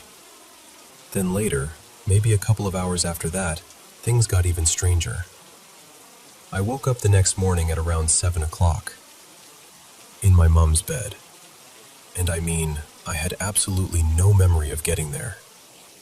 I vaguely remember waking up in the night like I needed the toilet, which is normal for me, but I don't remember actually walking to the bathroom. I don't remember using it. I don't even really know for sure whether I needed to go at all. It's like there's just a complete blank space in my memory, and then suddenly I'm waking up in my mom's room, lying in her bed, trying to work out how on earth I got there. My mom was already awake by then, and when I asked her about it later, she said she didn't remember me getting into bed beside her either. She was just as surprised as I was when she woke up and saw me there. What makes it even stranger is that I've never been a sleepwalker. Not as a kid, not ever. There's no history of anything like that with me. When I was really little, I used to climb into my mom's bed sometimes, like a lot of kids do. But that was years and years ago. We're talking over a decade. Every now and then, maybe once in a blue moon, we'll joke about old times and end up sharing the bed if one of us is unwell or something. But that hadn't happened in a long time. There was no reason for me to go in there that night. We've lived in this house for years, and I know it inside out. I can move around it in complete darkness without any problem, and I usually do because I like sleeping with the room pitch black. I never switch lights on if I get up in the night. The bathroom is upstairs, and my mom's room is right across from it, while mine is a bit farther down the hall. Usually we both sleep with our doors shut, but that night my mom had left hers open because she was so exhausted from the funeral that she basically fell asleep as soon as she got into bed. But at the same time, part of me can't help feeling there was something more to it. I do believe in spirits. I believe there's something after this life. I've never had any experience that made me feel strongly one way or the other before, and I'm not someone who goes looking for signs. But this felt different. Not scary, not threatening. Actually, the opposite. It felt comforting. It almost felt like maybe my granddad was somehow still looking after us. Like after such a painful day, he wanted me and my mom close together that night. Like maybe, in some small way, he guided me there. Maybe it was just grief. Maybe it was exhaustion. Maybe my brain simply did something odd after one of the hardest days of my life. But honestly, a part of me still likes to believe it was him.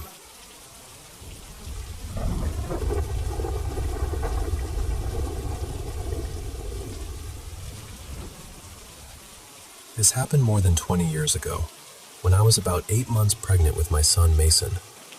I had just gotten home from work and I was alone in the house. I went upstairs like I normally would, and all of a sudden, I felt this presence behind me. You know that instant, icy feeling that makes every hair on your body stand up? It was exactly that. I froze. For a second, I didn't even want to turn around, because something in me already knew I wasn't going to like what I saw. But I finally looked over my shoulder, and standing there was this unbelievably tall, shadow-like figure. I still don't know how else to describe it. It was just huge and dark and wrong. The second I saw it, panic completely took over. My bedroom was only a few steps away, and I ran straight into it and slammed the door. I pressed my back against it like that was somehow going to protect me. In that moment, I really believed if I just held that door shut, whatever I'd seen couldn't get to me. I stayed there for what felt like forever, too scared to move. When I finally came out, it was gone. But ever since that day, I've never been able to shake the feeling tied to that part of the house. Every single time I walk past the hall closet at the top of the stairs, right near where it happened, that same fear comes back. It's so strong that I won't over that closet myself, and I don't even like being in the house when someone else opens it. There have been other strange things over the years too. I've seen what looked like a small child walking past out of the corner of my eye, and for a split second, I thought it was my son, only to realize he was somewhere else in the house the whole time. That was unsettling, but it didn't feel threatening.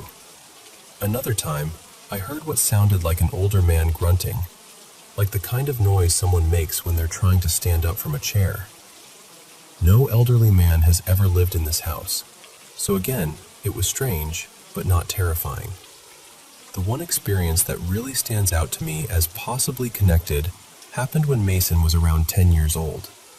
He came home from school one afternoon and went straight to his room to play video games. A little while later, he called me in absolute hysterics. He was crying so hard he could barely get the words out, and he kept saying there was a huge black bird in his room. I rushed home, and he was still beside himself when I got there. I asked him where the bird was, and he told me it had flown into his bedroom closet, so he slammed the closet door shut. What always stuck with me is that if you were to knock out the back wall of his bedroom closet, it would line up almost exactly with that upstairs hall closet that has always terrified me. So there I was, trying to be practical, holding a butterfly net, and fully expecting to find some trapped bird flapping around in there. I opened the closet door, and there was nothing. Nothing at all. I poked through everything with the net, thinking maybe it was hiding. Still nothing. He didn't even have that much in there. Just a few clothes, a couple of games, some random stuff. I took everything out carefully, piece by piece, and there was no sign of any bird. No feathers, no mess, no sound, nothing. Looking back, there's one more thing that feels important. When he was a baby, maybe around 1.5 years old, he used to wake up in the middle of the night, screaming. I mean, absolutely hysterical. He'd stand up in his crib, staring into one specific corner of his room, crying like he was seeing something that terrified him. I would go in, pick him up, rock him, try everything to calm him down, but nothing worked as long as we stayed in that room. He would not stop staring at that corner. The only thing that ever helped was taking him downstairs and putting him back to sleep there while I stayed nearby. So yes, I've had a lot of odd things happen in that house, but that tall shadow and whatever my son saw have always felt different. Those are the moments that have stayed with me. And to this day, I still can't explain why that upstairs closet, and maybe even that whole area around it, feels so deeply tied to whatever was there.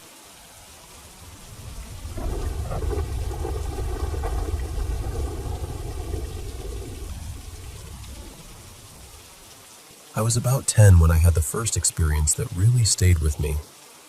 I saw what I can only describe as a jinn, though I still don't know whether it was meant to be harmless or something darker.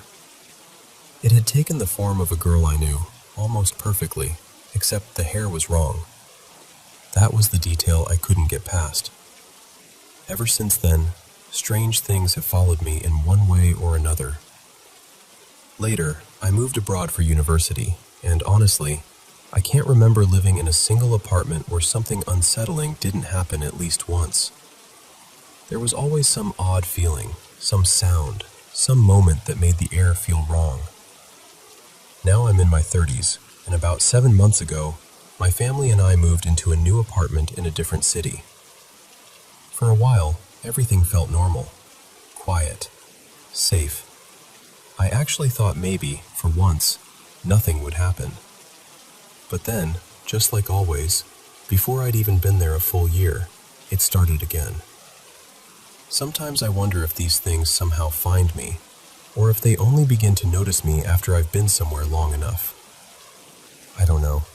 It's a strange thought, but after so many years, it's hard not to wonder.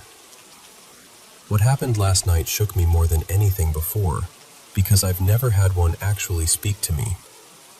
I've heard the usual things over the years, muffled noises, strange cries, sounds that seem to come out of nowhere, like through a phone or buried inside music, but never a clear voice directed at me.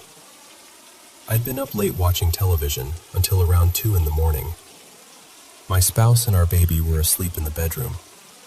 It's a one-bedroom place, and for the past few nights I'd been sleeping on the couch in the living room because my spouse snores and the bed just isn't comfortable for all three of us. Usually it's the other way around, but I really needed a decent night of sleep. The night before, when I turned everything off and the room went dark, I had this awful feeling. You know that heavy, uneasy sense that something is there with you in the dark? I tried to brush it off.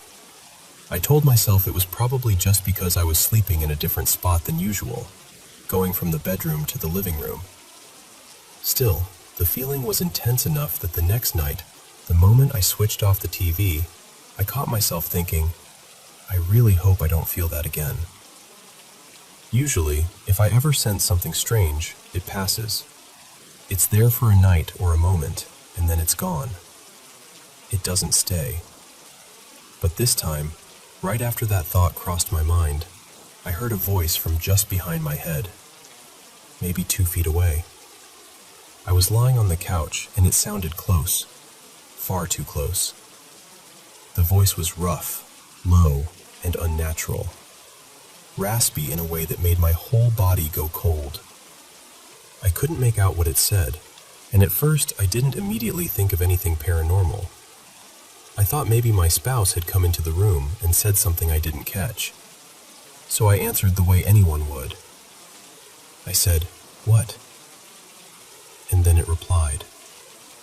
Same voice, same horrible, gravelly sound. That was the exact moment I knew something was wrong. And on top of that, they weren't even feeling well that night. Pranking me would have been the last thing on their mind. So then I was left with the reality of it. It was 2 in the morning. The apartment was completely quiet. The voice had come from directly behind me, clear as day. And what frightens me most is that it responded. I spoke, and it answered back. That means there was an exchange, however brief. A conversation, if you can even call it that. I still have no idea what it said. I only caught the beginning of one word, something that sounded like it started with an N. That's the part I can't shake. It's one thing to hear knocks, footsteps, or movement in another room. It's one thing to catch a shadow out of the corner of your eye. But hearing a voice speak directly to you, right beside you, is something else entirely. It changes everything. And the feeling I got from it was not good. The darkness already felt wrong before it happened, and the voice itself felt sinister. That's why, in my mind, I keep calling it a demon, even though I know jinn can be good or bad, just like people can. What I do know is that I've never experienced anything like this before, and it terrified me. Truly terrified me.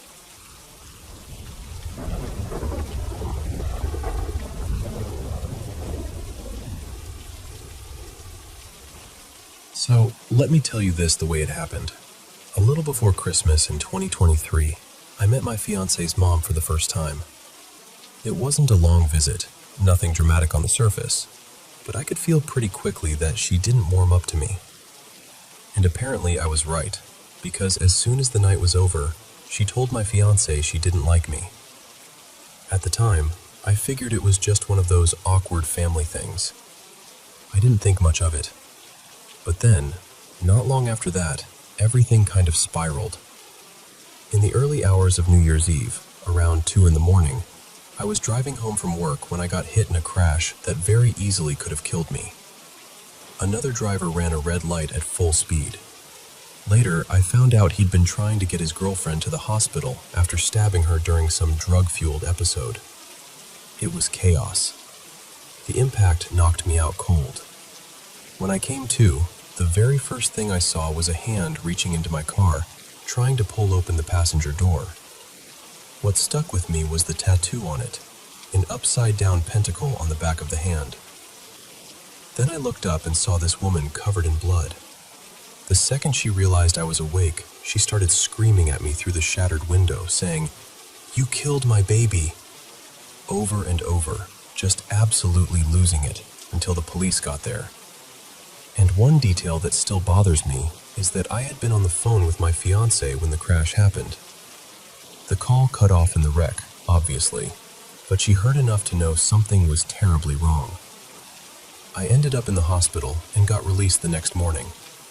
Somehow, the only major lasting injury turned out to be a traumatic brain injury. My ears rang constantly for weeks after that. It took a long time before I felt anything close to normal again. And honestly, I still deal with depression that started after the injury. Now, the reason this whole thing feels heavier than just a terrible accident is because over the last year or so, more pieces of the bigger picture started falling into place. My fiance's mother comes from a family with deep roots in Louisiana, just outside New Orleans. Her family history is tied to slavery, generational trauma, all of that. A lot of relatives still live in the same area where that history happened. There's also a long family association with folk spirituality and occult practices. Her mom has never come right out and said she practices anything herself, but she's always had this quiet fascination with that world and refuses to talk openly about it. She's also not a stable person, and that part matters. She was abusive to my fiancé growing up. At one point, she even broke her nose and claimed it was because she heard demons speaking through her. That kind of thing wasn't isolated. It got so bad that my fiancé's father eventually left, even though he still helped support the household from a distance. So when I learned that, right after my call dropped during the crash, her mother walked into my fiancé's room at 2 in the morning just to ask how I was doing, it landed strangely. My fiancé, panicked and half in shock, told her she thought I'd just been in a serious accident. And her mother basically said that was unfortunate, that she'd pray for her, not for me, and then just walked out. That stuck with me. And then there's the part I still can't explain. Ever since that crash, whenever I see an upside-down pentacle, whether it's on jewelry, a shirt, or even in some random image, my ears start ringing intensely. Not just mildly. Bad enough that I have to look away or leave. And what's strange is I don't even feel emotional when I see it. I'm not panicking. I'm not spiraling. It's just a symbol to me. But my body reacts instantly. There's a cafe near my job where one of the baristas wears that exact symbol on a necklace all the time. If I spot him through the window, I just turn around and leave. The ringing is that severe.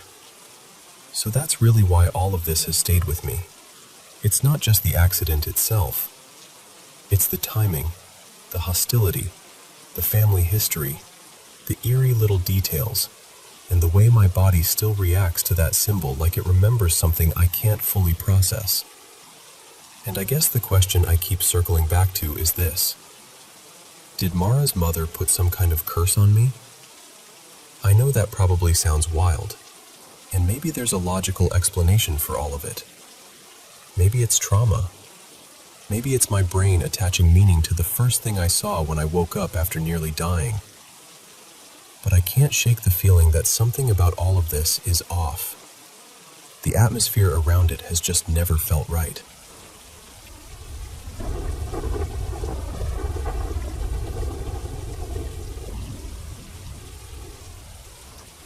A couple of nights ago, something happened that I still can't really shake, and I wanted to share it in case it sounds familiar to anyone. I use a sleep tracking app sometimes, just out of curiosity, and the next morning I found a short recording from the middle of the night. What caught me off guard was that it picked up a voice I never heard while I was actually asleep. It was a man's voice, very clear, saying 99-7. What made it so unsettling wasn't just the words. It was the way it sounded. It didn't sound human in the normal sense. Not like someone talking nearby, and definitely not like me mumbling in my sleep. It had this compressed, sharp, almost artificial quality to it. The closest thing I can compare it to is an old two-way radio, some kind of military transmission, or maybe a clipped archival audio file. I've gone over every normal explanation I could think of. I was alone that night. No one else was in the room, and the app I use only records sound. It doesn't play anything back. The only audio I had on was a YouTube ASMR video running from my laptop while I fell asleep, and that was it.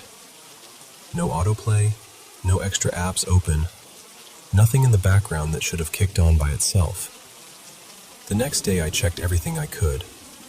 I went through my YouTube history, looked for ad activity, checked whether another video could have started, whether a tab might have switched, whether there was some background sound I had missed.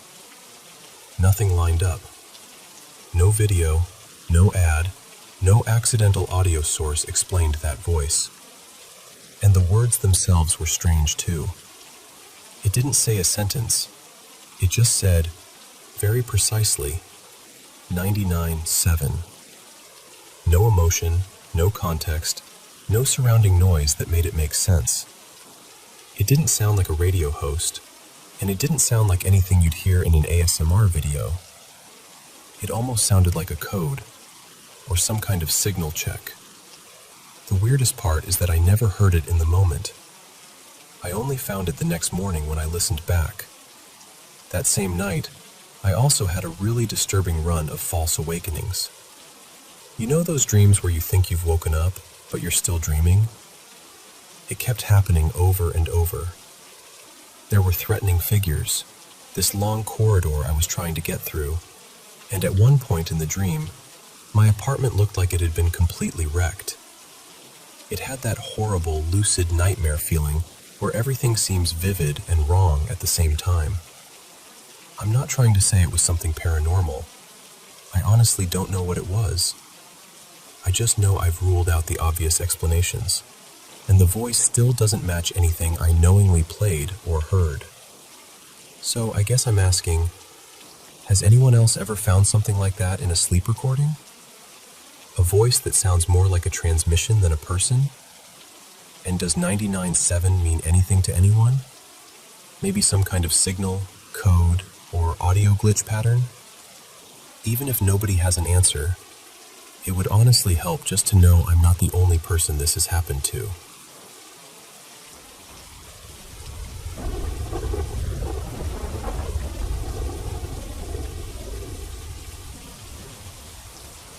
So here's the thing.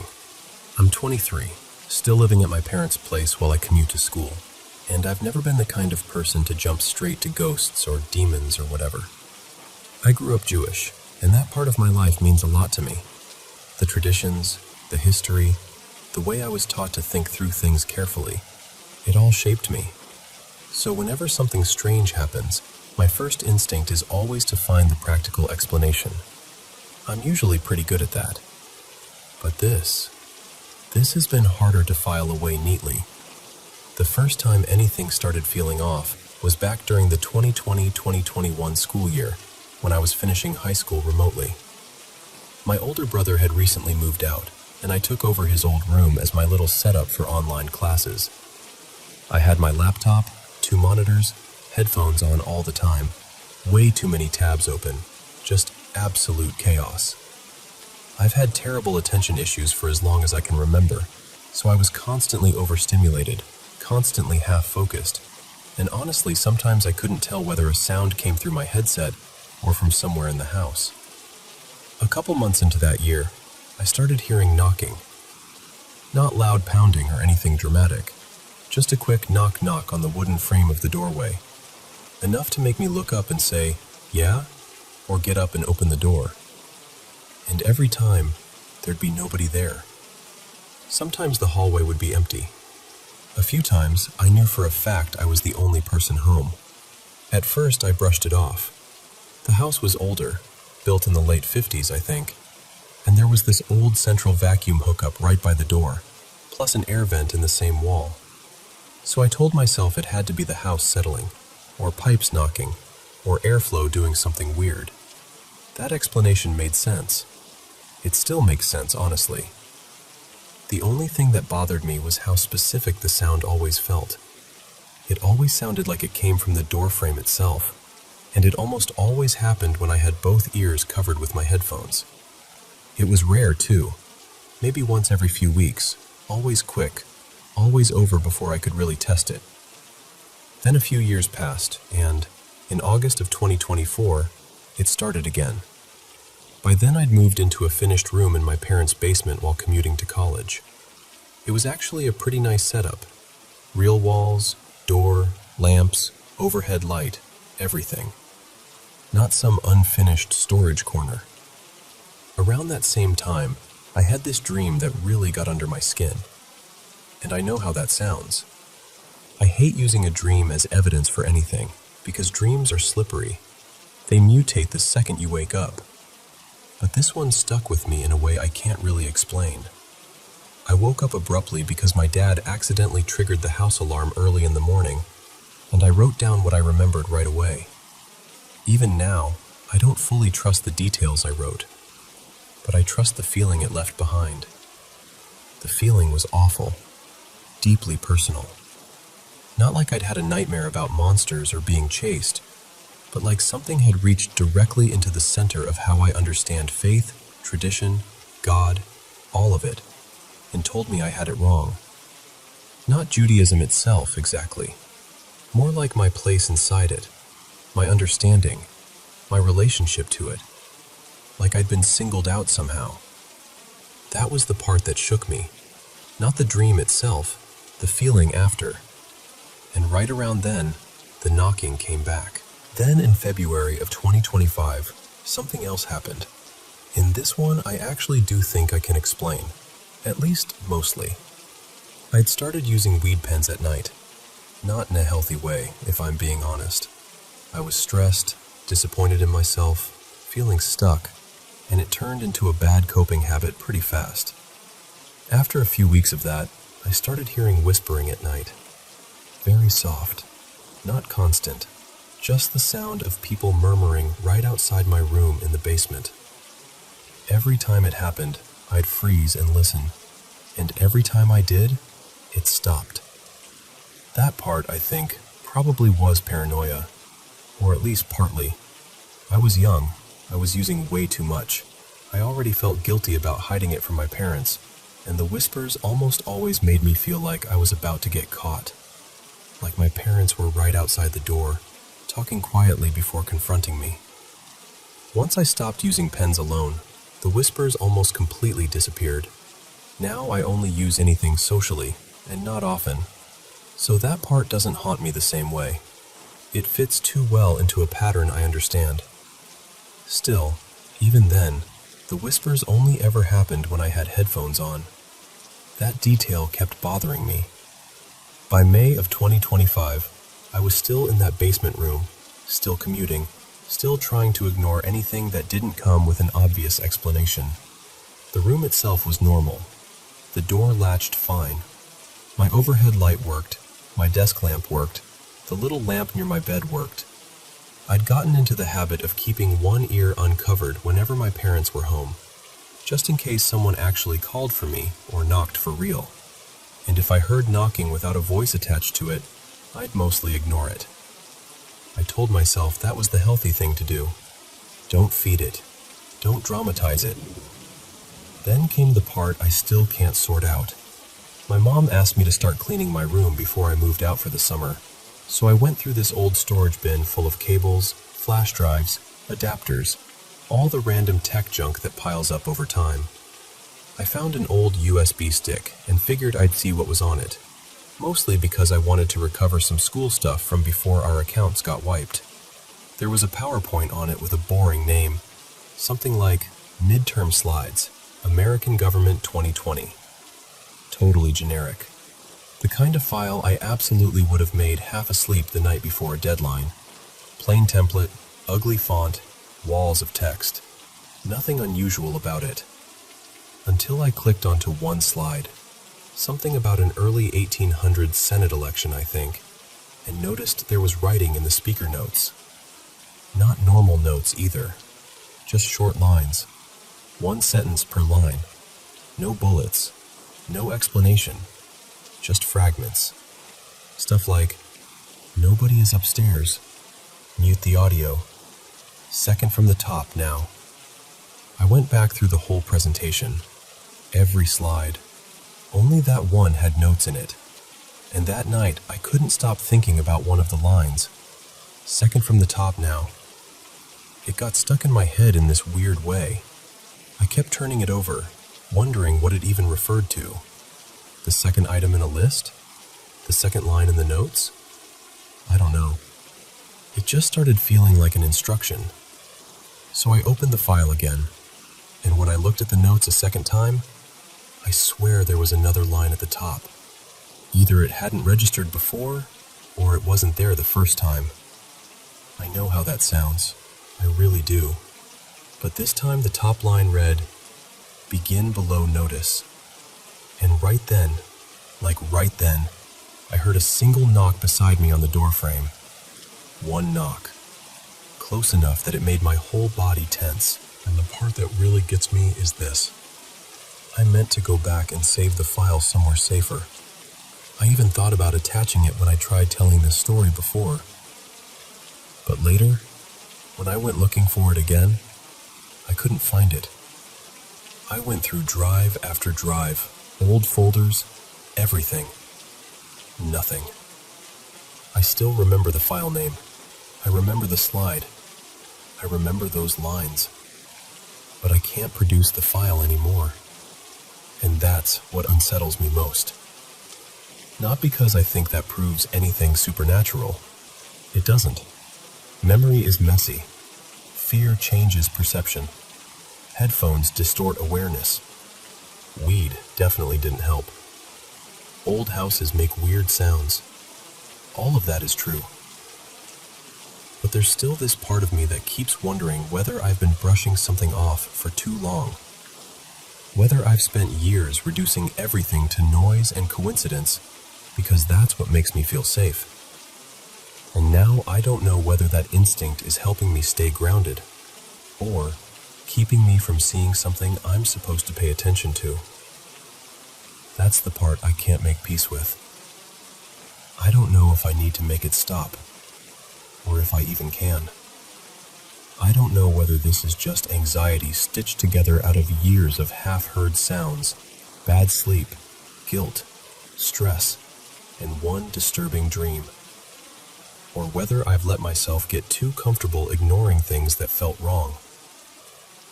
I just know that sometimes it feels like I'm standing right on the edge of something I don't understand. And what scares me is not knowing whether the smart thing is to keep dismissing it, or to finally stop pretending it's nothing.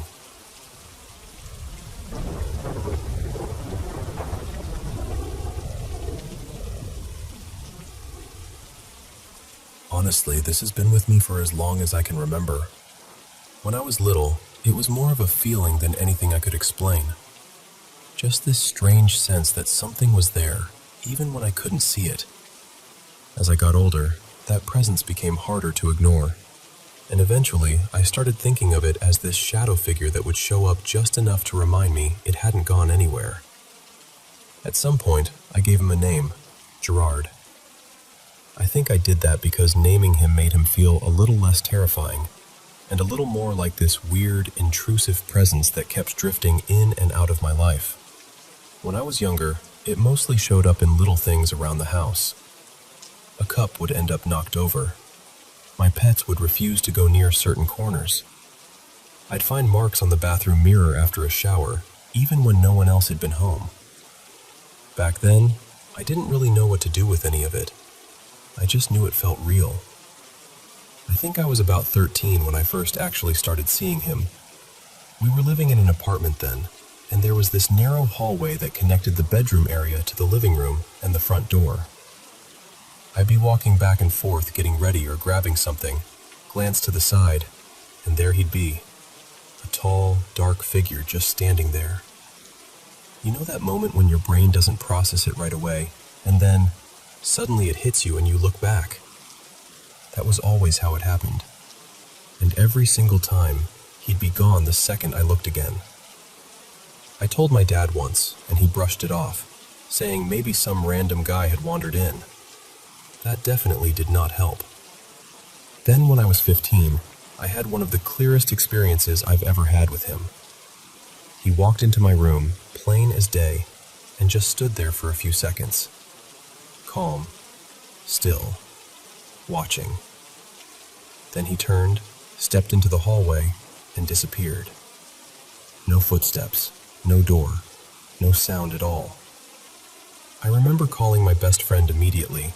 She lived only a few minutes away, and I was panicking, telling her he had just been standing there looking at me, and then walked out of sight like it was nothing. What always got to me most wasn't even when he stood in a room. It was when he'd lean his head around a doorway, like he was checking to see if I noticed him. That always felt like his way of saying, "I'm still here." And even though I never got the feeling he was evil, it scared me every time. Eventually, I got so used to it that I started talking back. I'd say, "Quit scaring me. Seriously, enough already." It sounds ridiculous, but after a while it felt less like I was dealing with something malicious and more like I was dealing with something curious, or confused maybe. Still unsettling, just not hateful. As I got older, I started reading more about shadow people, trying to make sense of any of it. But the truth is, I still don't know what he is. I don't know why he attached himself to me, or why it seems like he's been around since I was a little girl. My parents always knew weird things happened, but they're very traditional and religious, so trying to have a real conversation with them about it never really went anywhere. What's strange is that, even now, I don't believe this thing is harmful. Startling, yes. Annoying, absolutely. But not harmful. It's almost like he just wants to be noticed. Like he wants me to know he's there, and that's it. That's probably why I've never seriously tried to get rid of him. It's hard to explain, but it's like living with something odd in the background for so long that it becomes part of your normal. Not welcome exactly, just familiar. There is one memory from childhood, though, that still unsettles me more than anything else. I was about 5, and my grandmother was living with us at the time. We shared a room with 2 separate beds. One night I was trying to fall asleep when I felt something near me on the bed. I looked over and saw my pink stuffed rabbit, about the size of one of those big toy store plushies, moving toward me. Not falling, not shifting, moving, crawling almost. I froze. I couldn't even scream. And then my grandmother suddenly sat up, grabbed it without a word, looked at me, and threw it into the closet. The next day, she packed it away into a storage box. After that, she started playing a Spanish Christian radio station softly through the night while we slept. She never explained why. Years later, when I brought that night up to her as a teenager, she clearly remembered enough to not want to talk about it. She just shut down the conversation. My grandmother passed away a few years ago, and I still think about that moment a lot, especially because it was one of the first times I ever felt, deep down, that whatever had been around me was real.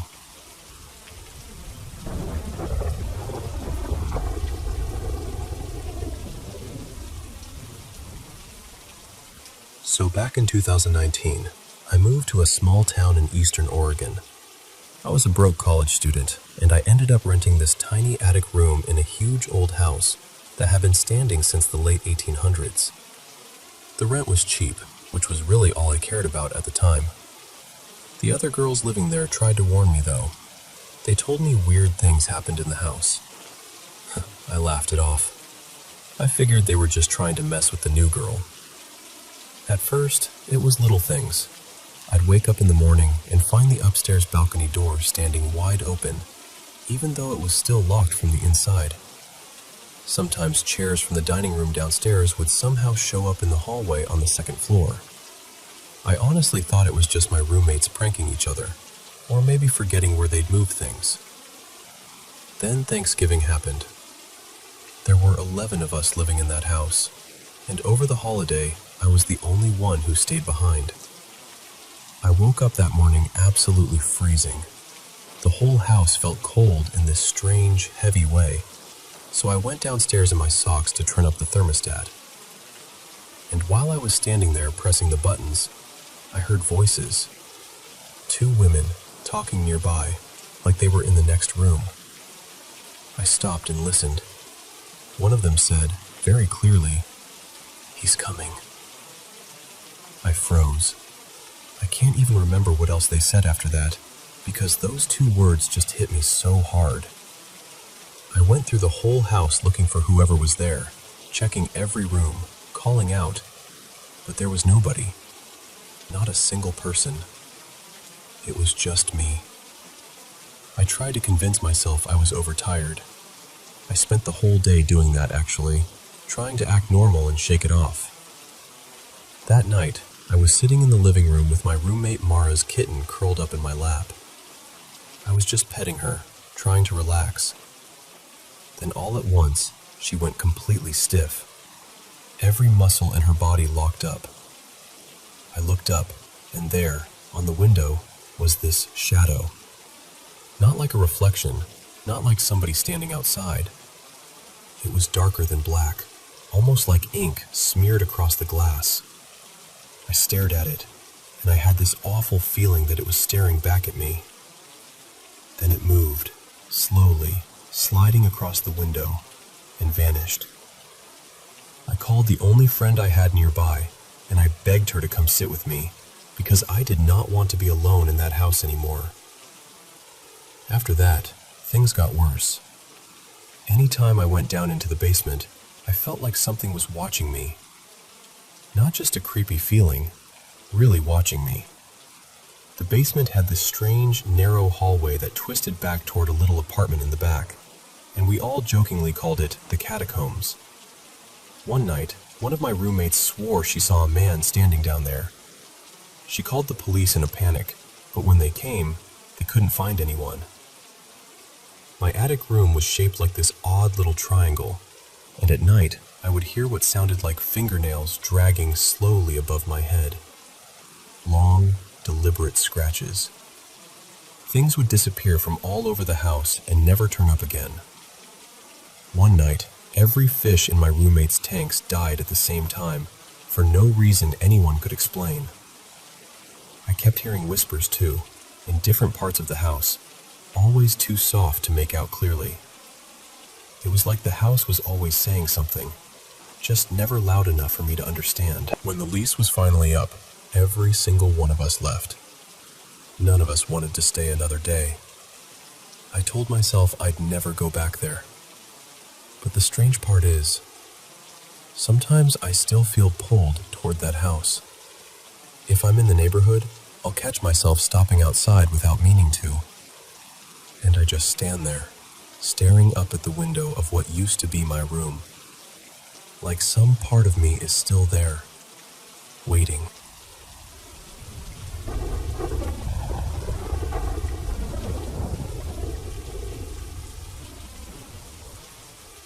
So, here's something that happened to me that I still can't fully explain. A little context first. I take the train to work every day, and when I get home, I always put my work badge and transit card in the same place on my nightstand. It's just part of my routine at this point. The night before this happened, I remember doing exactly that. I set my badge down, and I placed my card right beside it before going to sleep. The next morning, I came home from class, planning to grab something quick to eat and then get ready for work. I looked over at my nightstand, and my badge was there, exactly where I expected it to be. But my transit card was gone. At first, I thought, okay, maybe I knocked it down in my sleep, or maybe it slid behind something. So I started searching. I checked under the bed, pulled things away from the wall, looked through drawers, moved furniture around, basically turned the whole room upside down. Nothing. I couldn't find it anywhere. Eventually, I gave up and figured I'd just buy tickets for the day. I wasn't panicking too much because I knew I had left it on the nightstand. I was sure of that.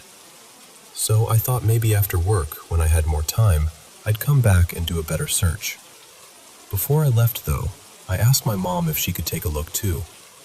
Honestly, I'm not exactly known for being great at finding things, so I thought maybe a second pair of eyes would help. Later on, I found out my mom searched my room really thoroughly. My dad even joined in for a bit. They checked under the bed, moved things around, went through the nightstand, and still found absolutely nothing. No card. Now here's the part that really got me. When I came back home that evening, my transit card was sitting right there on the nightstand. Not off to the side, not half hidden, not tucked behind something. It was right where I had left it the night before, completely visible, like it had never been gone at all. I just stood there staring at it. I even made my parents promise they weren't messing with me, because it honestly felt like the only possible explanation at that point.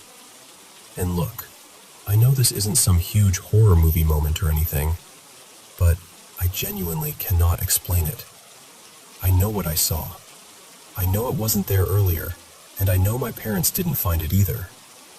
So at this point, I'm left with this weird, unsettling feeling that something else was involved. In my faith, there's this belief in jinn, beings that are mysterious, playful, and sometimes known for causing mischief. And until somebody gives me a better explanation, I'm telling you right now, I'm blaming them.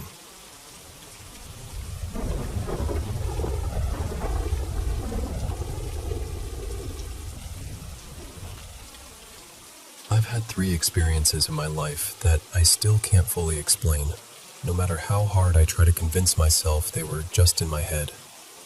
The first one happened when I was in middle school. We were all gathered for family prayer one evening, and everyone had their eyes closed, praying seriously. I was the only restless kid in the room, of course. I'd close my eyes for a few seconds, then peek again, just being nosy and unable to sit still. At one point, while I was sitting there, I suddenly felt something scratch the back of my heel. Not lightly either. It felt like actual fingers and nails dragging across my skin. I froze. My first thought was that my brother was messing with me, trying to scare me. But when I looked up, he was sitting right in front of me with everyone else. Nobody was behind me. Nobody was even close enough. Later, I asked him if he had done anything, and he just looked confused and said, "How could I? I was in front of you the whole time." And he was right. I remember just sitting with that feeling, trying to make sense of it. And then, eventually, like kids do, I let it go and forgot about it. Nothing happened again for years. The second experience happened when I moved into a hostel for school. It was my first time living away from home, so everything already felt a little unfamiliar. One laundry day, I put my clothes in the washing machine and went back to my room, since it usually took around an hour. When I returned, the machine was barely going, like someone had stopped it. I pressed start again and left. An hour later, same thing. It still hadn't washed properly. I restarted it again, waited again, and somehow the exact same thing kept happening over and over the entire day. By that night, I was exhausted and irritated. It was around 9:30, and the hostel doors were about to be locked until morning, so I finally gave up, left my clothes there, and went to bed. That night, I woke up because my room felt unnaturally cold. It was the middle of summer, so that alone felt wrong.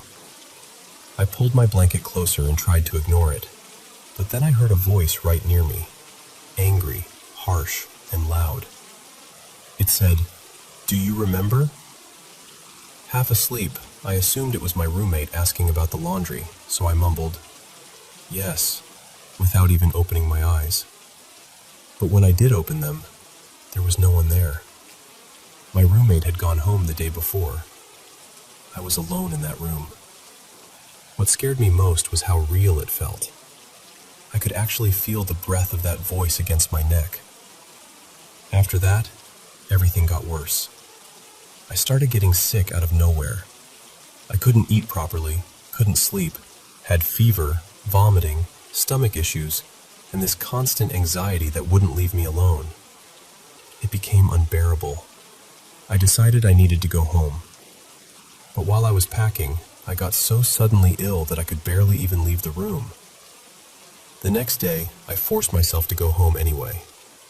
My mom took one look at me and refused to let me return to that hostel for weeks. And when I finally did go back, it was only with her, just to move my things out. The third experience is the most recent one, and honestly, it still gives me chills. I have PCOS, and my doctor recommended that I start walking regularly and getting some exercise.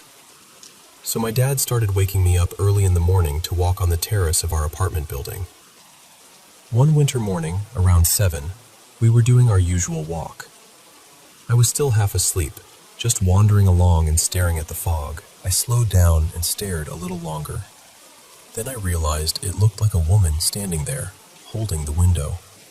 I couldn't see her face clearly, just from the neck down. I'm naturally shy, so I avoided looking too directly and told myself maybe someone had rented the place and moved in quietly. But then, after a little while, I looked again and saw something that made my stomach drop. A dark hand with long, dirty nails was stretched out from the window in this strange, stiff position. I immediately looked away. My mom always says that negative things are drawn to people who are weak or unwell, and at that time, I hadn't been feeling my best, so I didn't want to keep staring at it. I avoided looking for as long as I could, but before I went back downstairs, I glanced over one last time. That hand was still there. Same unnatural pose, same stillness. The next day, I told my mom what I'd seen. She listened quietly and then said, "No one lives there." And that was the part I couldn't stop thinking about. Because if no one was living there, then who or what was standing at that window?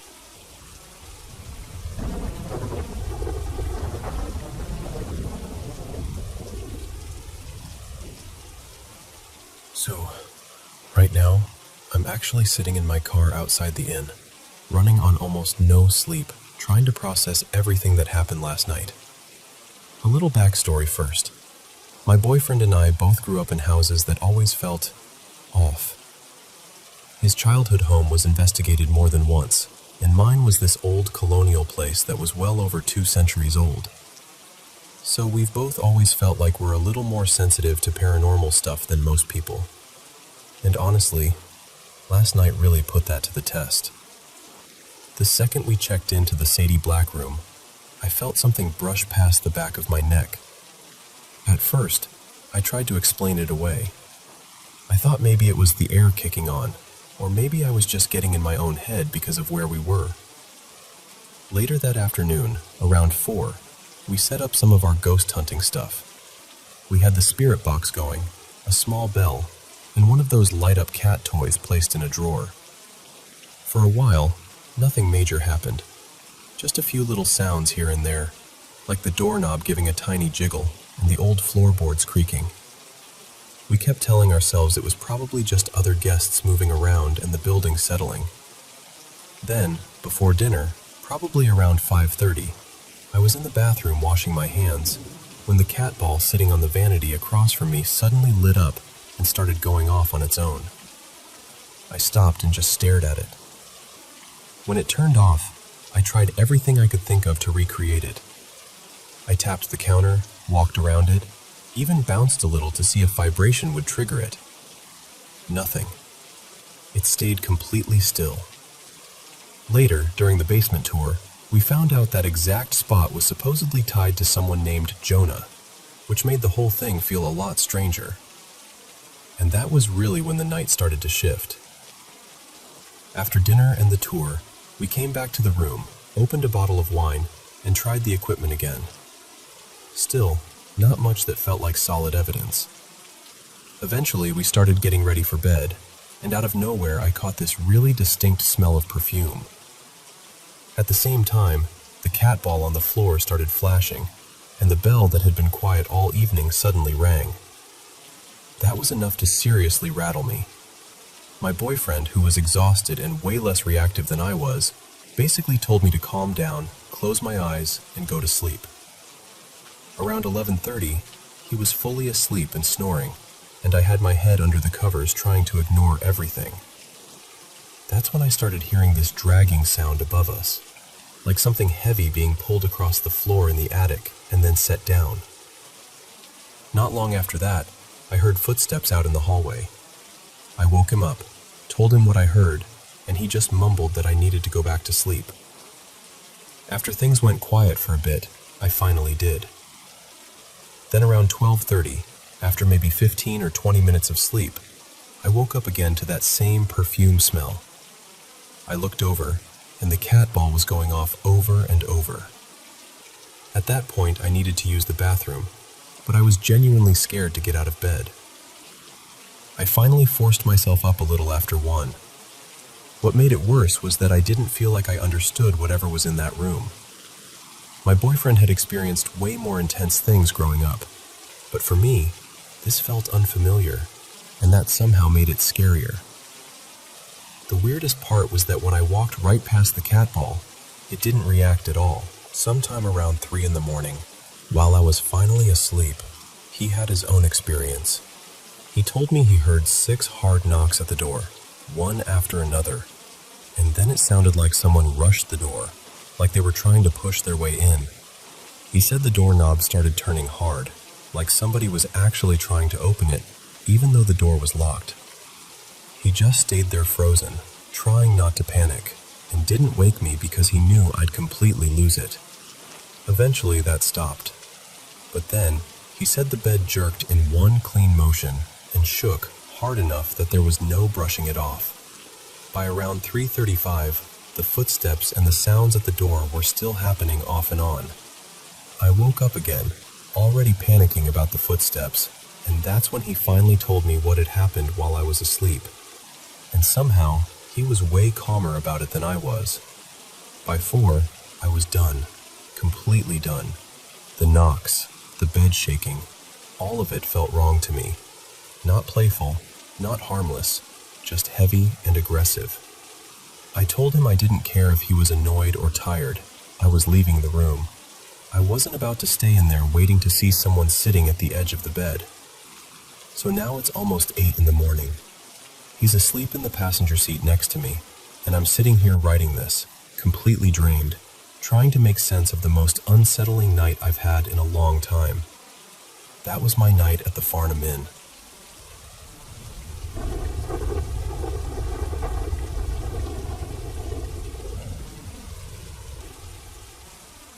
I want to tell you about something my coworker, Talina Cross, shared with me, because it has stayed with me in a way I can't quite shake.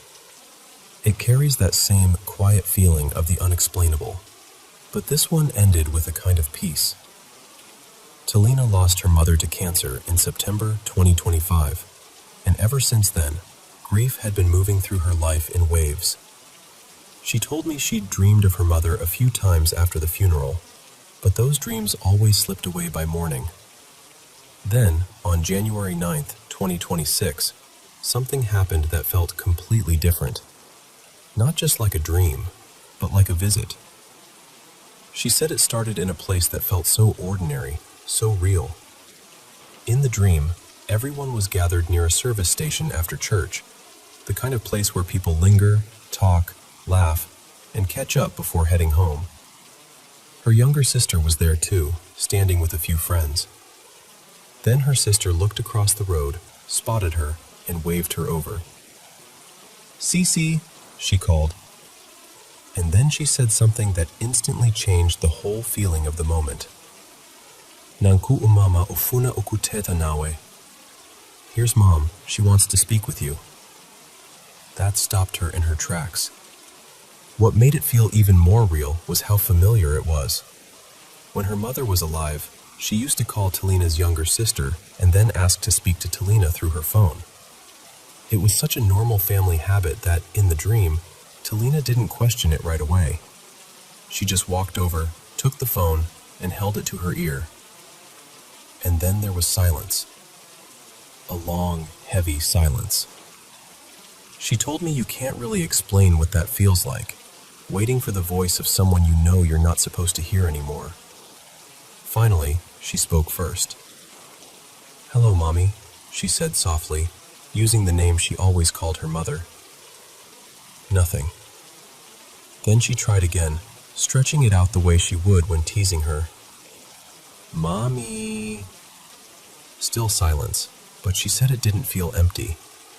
It felt like her mother was there, listening, almost waiting, as if she wanted to see whether Talina was frightened or whether she was ready.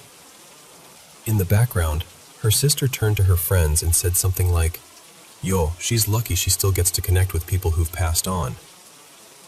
That struck Talina too, because in her family she's always been seen as someone especially sensitive to things like this. Even in the dream, it was like everyone understood that something unusual and sacred was happening. And then the voice came through.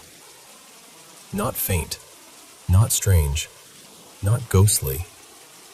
Just her mother. Exactly her mother. Warm, familiar, alive in the way only a loved one's voice can be. She said, "Hi, bendifuna ukukuhlekanje, ntombiyam." "Hi, I just wanted to make you laugh a little, my girl." Talina said her whole heart lifted in that moment.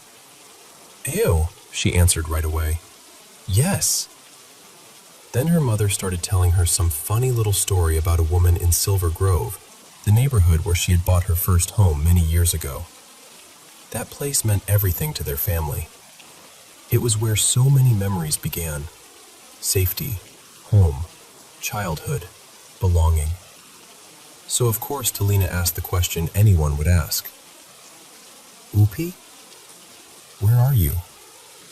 And her mother answered simply, "Ndise Silver Grove. I'm in Silver Grove."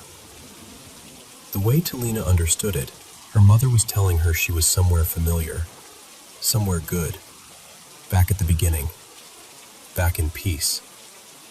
Talina asked again, wanting to be sure, "Okay, you're really there?" And her mother said, "Ew, ndiraitapa. Yes, I'm right here." Then she laughed. The call itself was short, almost casual, like one of those quick family check-ins that somehow mean everything.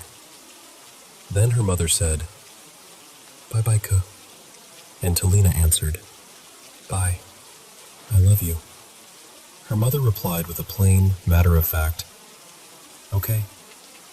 That made Talina laugh even inside the dream, because it was so her.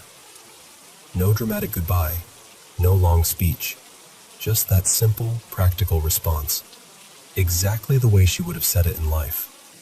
But just before the call ended, there was one more thing. Another voice came through from the background on the other side of the line. Male, deep, gentle. Talina froze as she listened. The voice said, "Bibile. Are you finished, beautiful one?" And her mother answered, "Ew." mess. Talina woke up immediately, and she knew that voice. It was her late grandfather. Now, of course, you could say it was just grief. You could say the mind does extraordinary things when it's carrying loss, and that would be fair. Dreams can be vivid, emotional, and deeply convincing. But this is the part that unsettled her, in the quietest way. The next morning, when she woke up, her house smelled different. Not bad, not alarming, just different. Familiar. The air carried the distinct scent of pipe tobacco. Her grandfather had been a pipe smoker for years. He'd been gone a long time, and nobody in her home smokes. Yet that earthy, unmistakable smell lingered through the house as though he had just passed through. She told me it felt like he had come to fetch her mother after that phone call, as though he had been there the whole time, waiting gently on the other side. What stayed with her most was how peaceful it all felt. There was nothing frightening in it. No chaos, no sense of intrusion, just comfort, just love. Just this brief, tender sense that the people we lose may not be as far away as we think. And honestly, when she told me the story, that was the feeling I was left with too. Like maybe sometimes love finds a way through. Like maybe, every now and then, the veil thins just enough for someone to say, in the most ordinary voice imaginable, "I'm right here."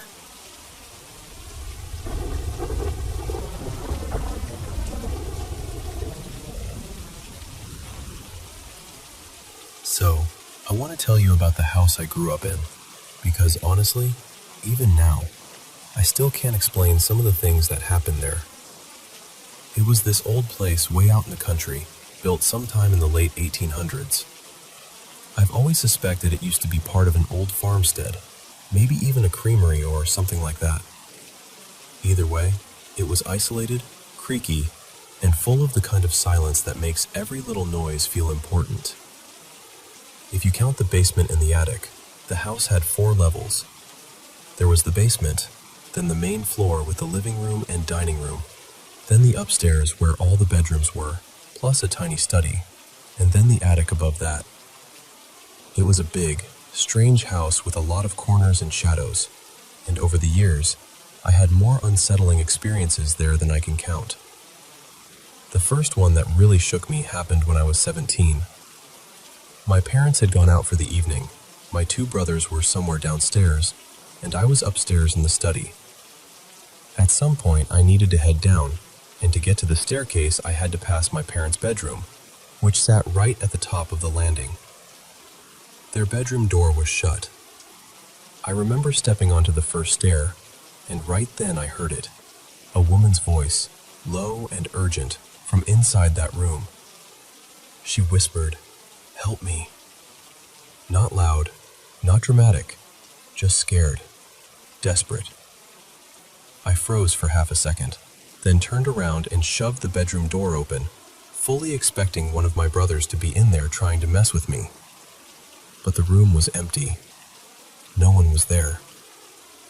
That moment stayed with me, but what made it even harder to brush off was what happened later, when other people started describing the same woman to me without knowing each other's stories. The first was a friend of mine, Kyle. One day he casually mentioned that he'd seen a woman in the house more than once. Not just inside either. He said he'd caught glimpses of her outside too. He described her as white, with shoulder-length brown hair, kind of soft and slightly wavy, and wearing this purple dress that looked old-fashioned, almost elegant. He said there was something calm about her, gentle even. Then, sometime later, my former sister-in-law, Hannah, told me she had seen a woman in the attic. She gave almost the exact same description. Same hair, same purple dress, same feeling that the woman didn't seem threatening. She actually said the ghost felt sweet, which is not a word you expect someone to use in that kind of conversation. And then there was the night everything changed. I was with my friend Sienna and her little niece, Lily. We'd been hanging out late, and eventually I realized I needed to drive them home. We came back to my place first, and Sienna walked up to the enclosed porch ahead of me. She reached the door that opened into the dining room and just stopped, completely froze. I remember asking her what was wrong, and when she turned around, her face had gone pale. Her eyes were wide, and she leaned toward me and whispered, "Ben, I saw her." At first, I didn't understand what she meant. Then she started describing the same woman Kyle and Hannah had talked about, but this time, she said it was different. She said the woman didn't look kind. She said she looked furious, not just angry, violent. And then Sienna told me something I still hate thinking about. She said one side of the woman's face looked normal, but the other side, the skin was gone. Like part of it was just skull. She said the woman was moving across the dining room toward the basement door. I honestly thought Sienna was panicking or making it up. And the second I did, I saw the basement doorknob start rattling on its own, twisting back and forth, like someone on the other side was trying to come through. That was enough for me. I grabbed my keys, rushed Sienna and Lily to the car, drove them home as fast as I could, and then spent the whole night lying awake, staring at the ceiling, listening for every sound in that house. And to this day, I still don't know who or what was in there with us.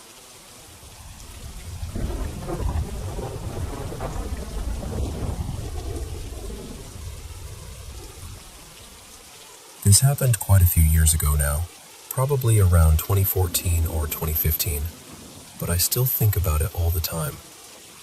I'm from Central Illinois, and if you know the area, or you're into paranormal stories at all, you've probably heard of Greenwood Cemetery in Decatur. It has a reputation for being one of the most haunted cemeteries around here, so naturally, I had to see it for myself. I planned the trip with 3 friends, Lena, Ryland, and Micah. We got there that night and managed to convince the caretaker to let us in around 9:30, after promising we'd be respectful, wouldn't touch or damage anything, and would be gone before midnight. At first, we just wandered through the cemetery, taking everything in. After a while, Ryland and Micah decided they wanted to split off and look for the Greenwood bride. The spirit people say appears in the cemetery after supposedly losing her fiancé on her wedding day. Lena and I stayed together and kept walking while those two went off on their own. Later on, the 4 of us met back up near this small mausoleum that, surprisingly, was unlocked. The name McCall was carved across the top, and for some reason I convinced myself there had to be some connection to some old family feud or local tragedy. Looking back, I was probably completely wrong, but at the time my imagination was running wild. Then Ryland came up with this idea that we should each go inside the mausoleum alone for 5 minutes with a voice recorder and see if we caught anything. It was tiny, just a narrow little space, maybe a few feet across and not very deep, so it felt unsettling the second you stepped inside. We all took turns. The first round didn't really give us anything, so I decided to try again. I put my phone on a small ledge, started recording, and began asking questions into the silence. There was one moment I'll never forget. I asked, "Is anyone here with me? Were you wronged?" Right after that, I heard 3 distinct taps on the wall behind me. I remember rolling my eyes because I was sure it was Micah messing with me from outside. I even said out loud, "Nice try, Micah. You're not creeping me out that easily." After that, I stopped the session and stepped back outside. A little later, we ended up walking through an older part of the cemetery where local veterans were buried, and that's when I decided to play back the recording. At first, it was just silence, exactly what I expected. But then I heard myself ask, "Were you wronged?" And right after that, there was this faint voice. It sounded like a child, barely above a whisper, saying, "They were cruel to me." I just froze. Then, almost immediately after that, there was another voice, A man this time. Quiet, but clear enough that it made my stomach drop. He said, "Behind you." And the part that still gets me is what came next. On the recording, just after that whisper, you can hear Micah knock 3 times on the outer wall. Behind me. When I realized the timing of it, it honestly made my whole body go cold. In the moment, I thought it was just my friend trying to scare me, but hearing that warning on the recording before the knocks happened, I still can't really explain that. We left around midnight like we promised, and none of us talked much on the way out. We were all pretending to be calm, but you could tell everybody was shaken. So yeah, we all went home that night with something. I've had a few other strange experiences since then, but nothing has ever felt as clear or as unsettling as what happened in that cemetery. That one has stayed with me ever since.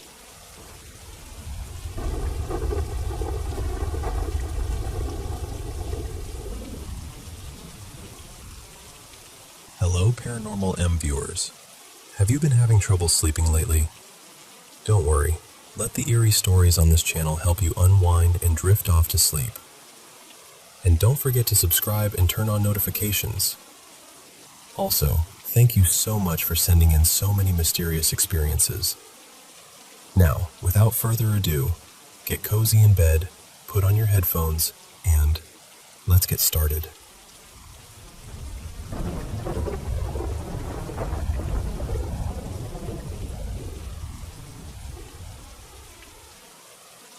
Let me tell you about this old schoolhouse out in a small Kansas town called Mayfield.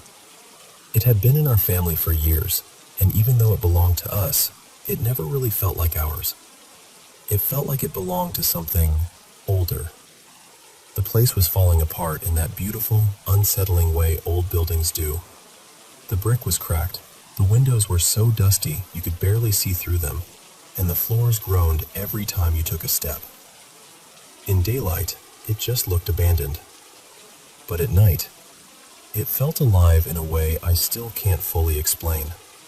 One hot afternoon, my 2 sisters and I were wandering through the building, poking around like we always did, half curious and half trying to scare each other.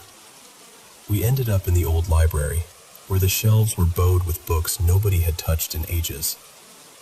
That's where we found it, a diary. It was small and worn, with a faded blue cover and pages gone soft and yellow with time. Inside, it belonged to a girl named Clara, a student who had gone to school there long before we were ever born. And when we started reading, it didn't feel like just some old notebook. It felt personal. Her words were full of the kinds of things only a young girl would write down. Little worries, hopes, private thoughts. Things she probably never imagined anyone else would read. That night, we couldn't stop thinking about it, so we went back. We climbed the narrow stairs to the upstairs office, carrying the diary with us. I still remember how loud those steps sounded under our feet. The moon was coming through the broken glass, laying these pale streaks across the floorboards. We sat down together in a circle with the diary between us, and I guess, in our own foolish way, we were trying to feel close to the girl who had written it, trying to reach back through time. The strange part is, the night had been completely still.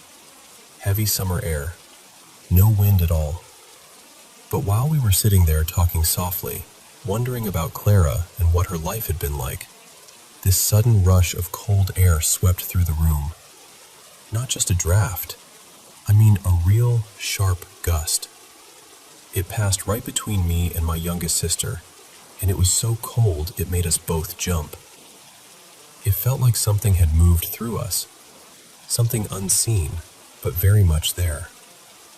One second the room was warm, and the next it felt like all the heat had been pulled out of it. I can still remember that chill on my face. We were scared, of course, but we stayed until we finally decided we'd had enough. Before we left, we hid the diary under a loose wooden step near the office. It seemed like the perfect hiding place, tucked where no one would think to look.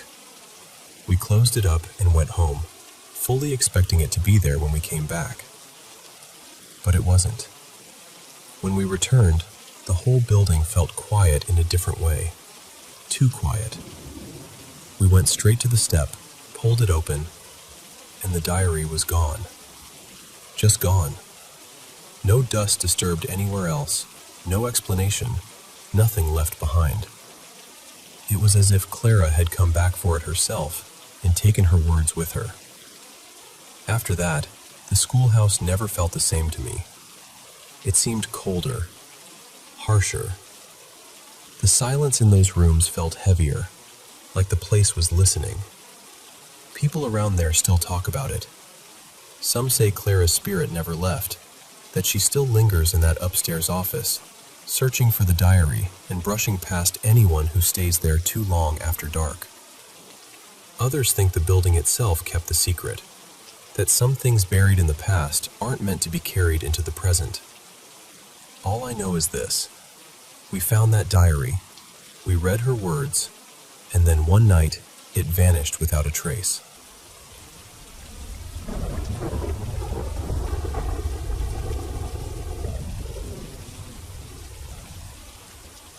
This happened around the fall of 2010, when I was in my junior year at Glenville State in West Virginia.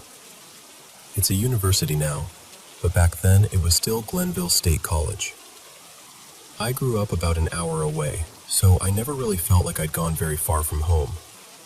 And if you know that area, you know there are already plenty of ghost stories floating around. The whole campus had that reputation too. People always said it was haunted, and honestly, after everything I experienced there, I believed it. Even the dorm I lived in felt off sometimes. And right there on campus, there was even an old cemetery, which only added to the atmosphere. So when a paranormal group came in right before Halloween to do ghost tours and investigations, of course a few of us decided to go. At the time, I was on the cheer team. 4 of us signed up together, which worked out perfectly because everyone had to have a buddy. So I paired up with one of my teammates, and the other 2 paired up together. That night, we started at Clark Hall, which sits up on the hill at the top of campus. They split everyone into groups, and all 4 of us ended up together in the same one. We went in through the main entrance, and the investigators made a big point of telling us the power had been shut off at the breaker. The windows were closed, the building was still, and there wasn't even a hint of airflow anywhere. No lights, no drafts, no background noise, nothing. Just silence. And that's when things started to get strange. My buddy and I were walking right behind our other 2 teammates. One of them had really bright blonde hair, so she was easy to spot even in the dark. At some point, while we were heading toward the 2nd floor, we got separated from them. To this day, I still can't explain exactly how it happened. My friend and I had our arms locked the whole time, so it wasn't like we drifted apart. But somehow, suddenly, it was just the 2 of us. We realized it when we were standing in a hallway and another group nearby had started doing EVP recordings. We didn't want to interrupt them, so we decided to quietly backtrack and find our friends. We walked down the hall toward this old, heavy wooden door. It had that dark, antique look to it, with a little pane of glass at the top, and I remember so clearly thinking how still everything was. No wind, no moving air, nothing at all. Then that door slammed. Not slowly, not like it drifted shut. It flew toward us and slammed hard, right in front of us, and then started rattling on its own. I mean violently rattling. My friend and I were gripping each other so hard it probably hurt. It felt like something straight out of a horror movie, except it wasn't a movie. We were standing there in it. And I don't know why, but I just spoke out loud. I said, "Please let us through. We're only trying to get back to our group." The second I said that, the rattling stopped. Just stopped. And then I was able to open the door. We went through as fast as we could, and somehow our group was right down the hall. We caught back up with our teammates, and what really got me was that none of them had heard the slam. Not one of them. They'd been wondering where we went, but they never heard that door crash shut the way we did.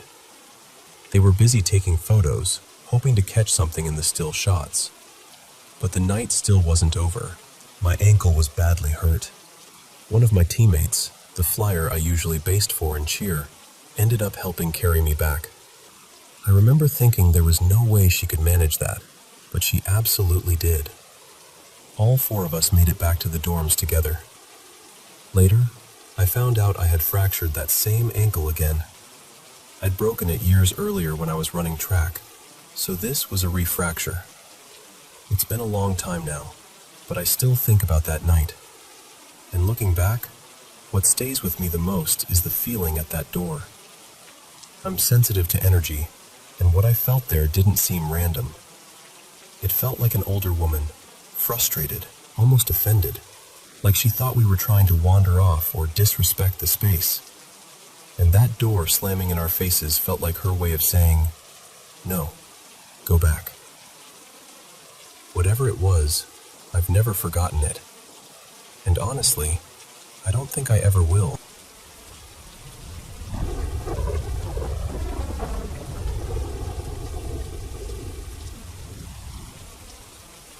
So, this happened maybe a couple of years after that whole boy in the bush chapter of my life. By then, I'd left the country and found myself in Sydney, somehow landing a job as a clerk in this old department store. How I got the job is a story for another day, honestly. But I was young, a bit green, and pretty pleased with myself. The building itself was something else. It dated back to the 1800s, all Gothic stonework and dramatic features, with this big clock and glass domes that gave it a real grandeur. It sat not far from Glebe, and anyone who knows Sydney could probably guess the place. I'd managed to get a tiny flat in Chippendale for about $55 a week, which tells you exactly what year we're talking about. Now, where I worked was hardly glamorous. Our little office was tucked away, and so small it felt more like a cupboard than a proper workplace. There were 2 computers jammed in there, and a row of machines that rattled out price tickets all day. Above us were these old, unused offices, and beyond them, an abandoned ballroom. I didn't think much of it at first. It was just an old building, that's all. I shared the office with a young woman I'll call Linda. Right from my first week, though, the place felt off. One afternoon, I was standing by the ticket machines when, out of the corner of my eye, I noticed a man in overalls just watching me. Hands in his pockets, still as anything. I turned straight away to look properly, and he was gone. Just gone. No footsteps, no door, nothing. After that, I kept catching glimpses of him. It happened often enough that I ended up giving him a name, Chaz. It sounds ridiculous now, but that somehow made it less unsettling. And it wasn't just him. We'd hear footsteps upstairs in those empty offices. Phones ringing, even though there weren't any phones connected up there. Sometimes there was the smell of cigars drifting through, which made no sense at all because the whole area was non-smoking. And every now and then, there'd be faint voices, or old-fashioned music, like something floating in from another time. I asked Linda about it, half hoping she'd laugh and tell me I was imagining things. But she'd heard it too. Same sounds, same weirdness. Once she admitted that, it all felt a lot less explainable and a lot more unsettling. Then one evening, my boss asked if I wanted to stay back and do some overtime. I thought, well, extra money's extra money, so I said yes. I went home, had a quick dinner, and came back in. It was raining that night, proper steady rain against the windows, and the whole building had this hollow, echoing feel to it. My boss was working away in her office, which was some distance from mine, and to get to my little room, you had to cross this narrow catwalk. So there I was, sitting there typing, listening to the rain, the machines silent for once, and after a while I started getting restless. For some reason I still can't really explain, I decided to go up and have a look at those empty offices. I grabbed a torch and climbed the creaky old stairs. Dust everywhere.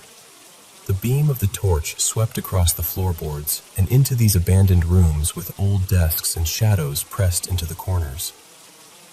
I stepped into one room and immediately felt it.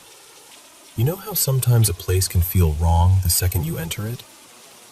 It was like that, only stronger. Like I'd walked into a room full of people I couldn't see, and every single one of them wanted me to leave.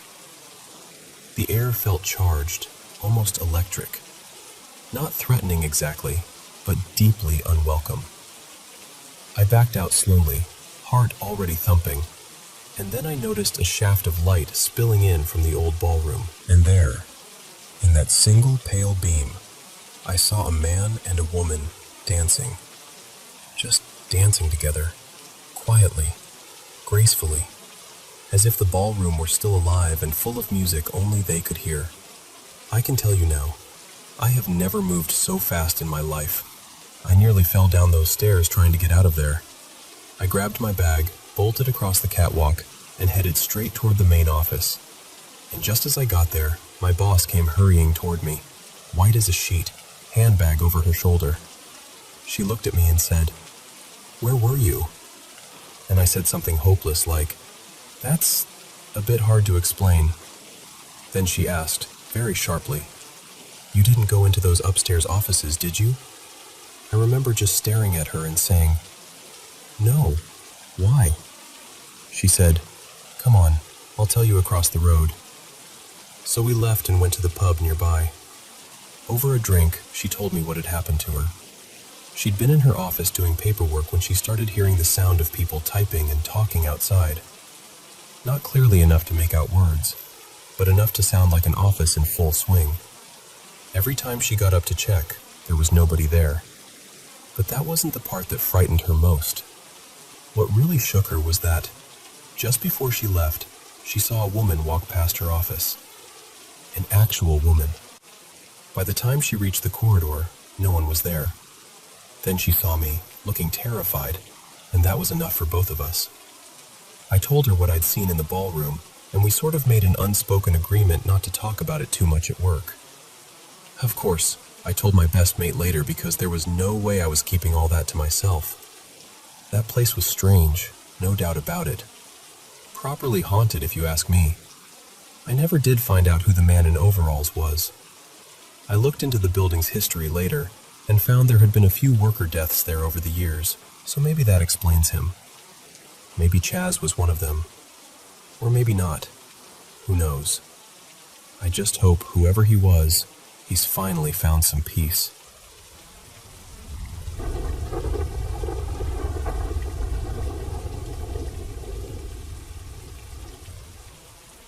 This all began about 5 years ago, right at the start of the pandemic lockdowns in Turkey.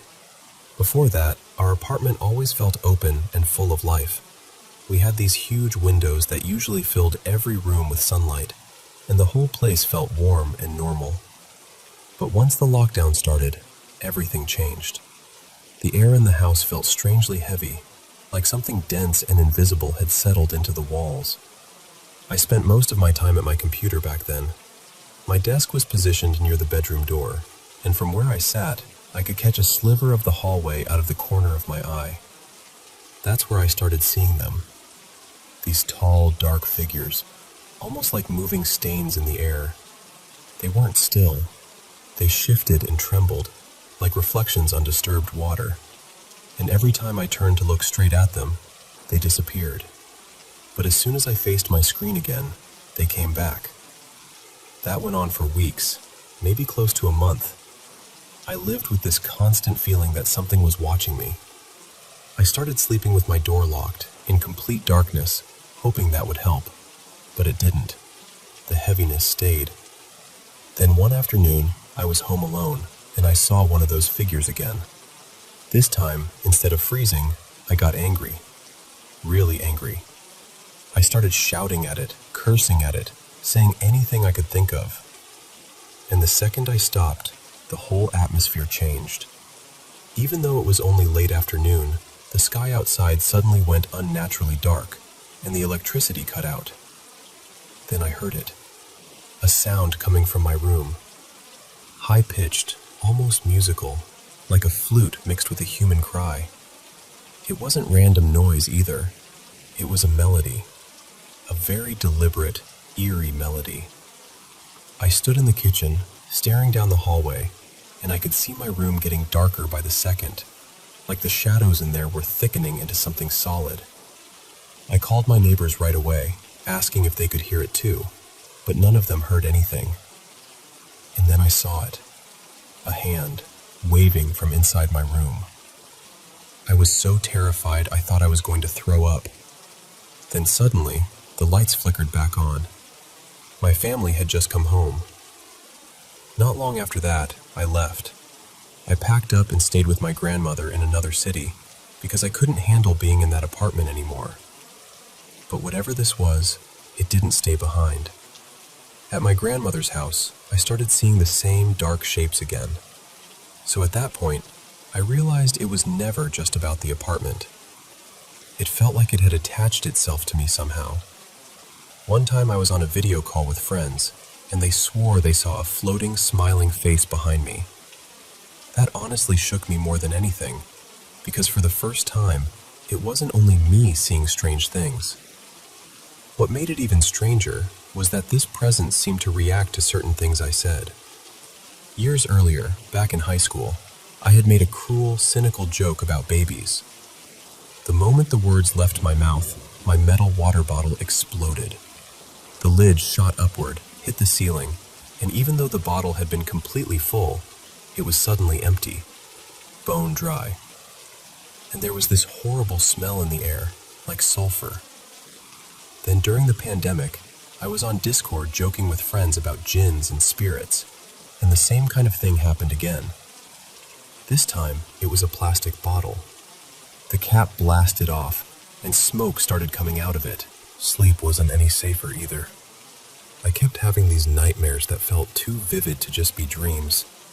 In one of them, a pack of black dogs ran over me, while an old, tall man stood nearby smiling, just watching. In another, I was trapped in this endless white space with giant metal spheres spinning wildly around me. There was this bizarre building nearby, and from its windows, these clown-like figures with yellow eyes and sharp teeth stared at me, licking their lips like they were waiting for something. Then came the last time. By then I had moved again, to the house I live in now. One night, I was walking from my room toward the kitchen, and I saw it standing there in the hallway. We were maybe several meters apart.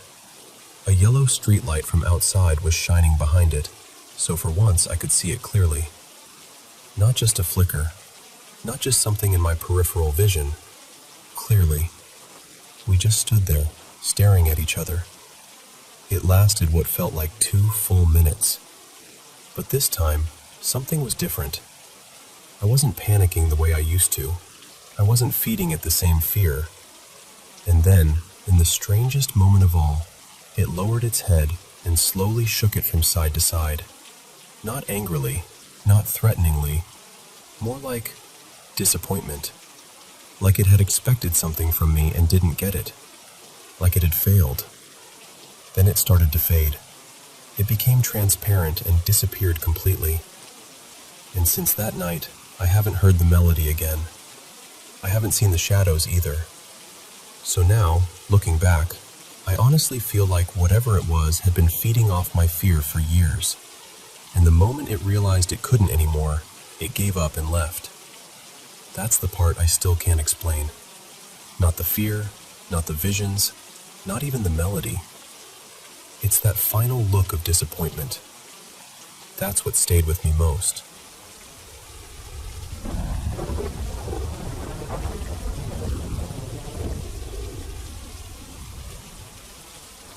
You know, it really started when I was about 10, maybe 11. We were living in this strange house out on a wide, empty stretch of land, and just beyond it, maybe 50 meters away, stood an old school. It was always there in the background, quiet and still, like it was watching everything. There was something wrong with that house. I felt it even back then, though none of us said it out loud at first. Any animal we brought inside would change. It didn't matter if it was healthy, calm, full of energy. After a while, it would grow agitated, almost mean, and then it would die. The vets always blamed stress, but deep down, we didn't believe that. My parents once got me a little parakeet, bright green, playful, always chirping. I was so happy about it. But that very first night, right before bed, I looked out my window toward the dark schoolyard and saw someone standing there. Just a figure, completely still. I tried to convince myself it was probably the groundskeeper or somebody passing through, but the second I got into bed, I had that awful feeling again, that heavy feeling like someone was staring straight at me. I couldn't sleep in my room that night. I ended up in my parents' bed, curled up between them, terrified and embarrassed at the same time. The next morning, the bird's cage looked like something had exploded inside it. Seed everywhere, water spilled. The little swing snapped loose.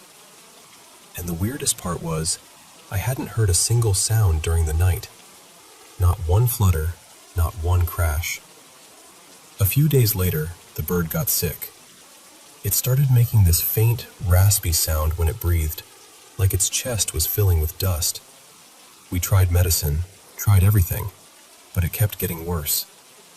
On the 5th day, we found it dead in the cage. I still remember how quiet the room felt. After that, even animals outside seemed to react to me differently. Dogs would growl when I walked past. Cats would puff up and hiss. Birds would take off the moment I came near. It was like something had clung to me, something they could sense even when I couldn't. Then one afternoon, I was sitting in the living room when a pigeon slammed straight into the window.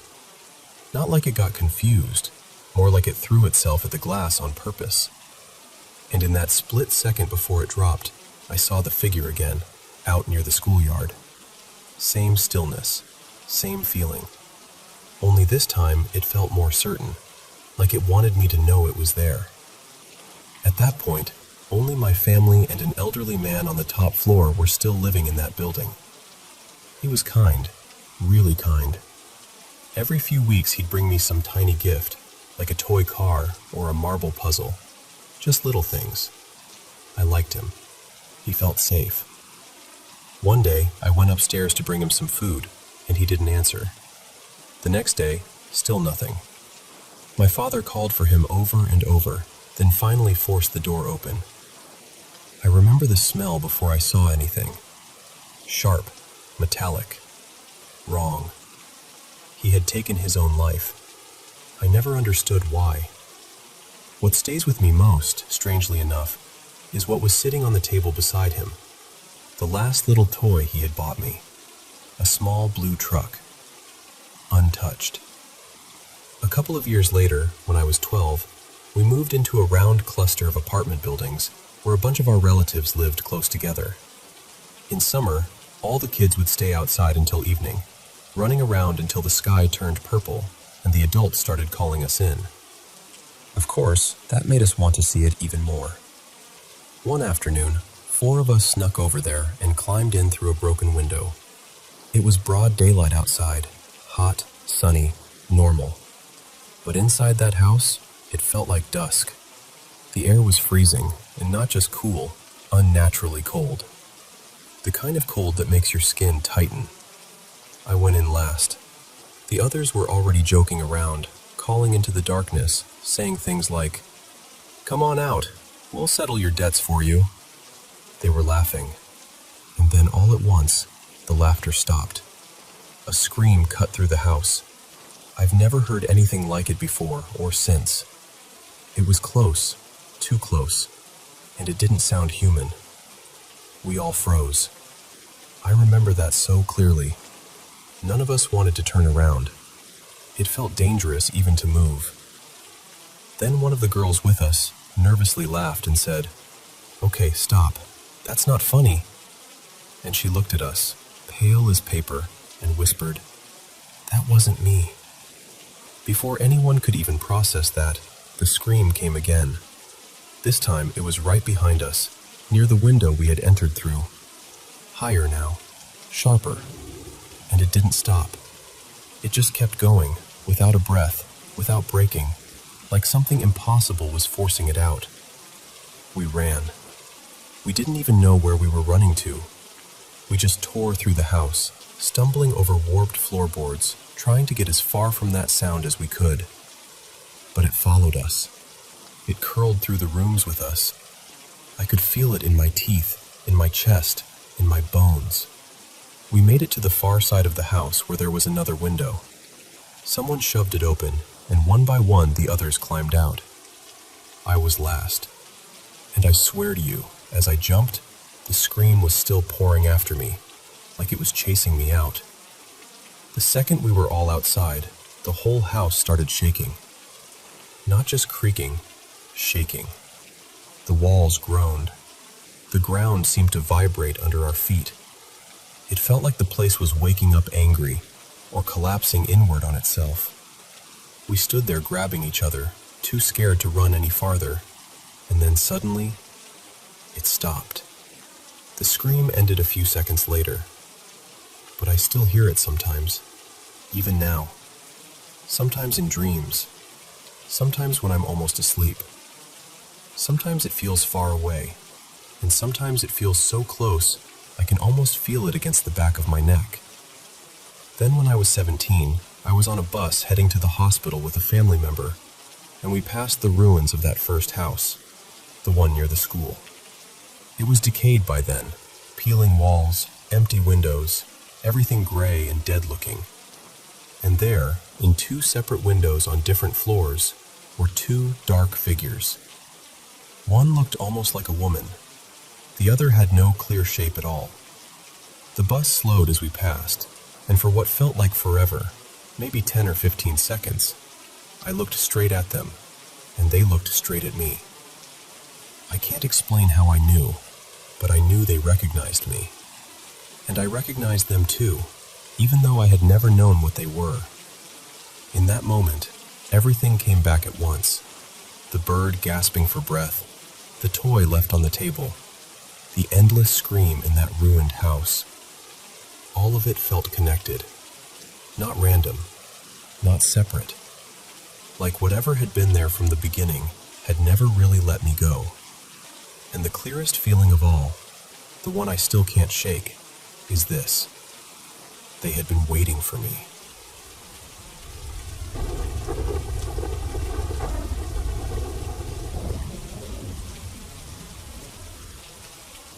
I've never been able to shake this one memory.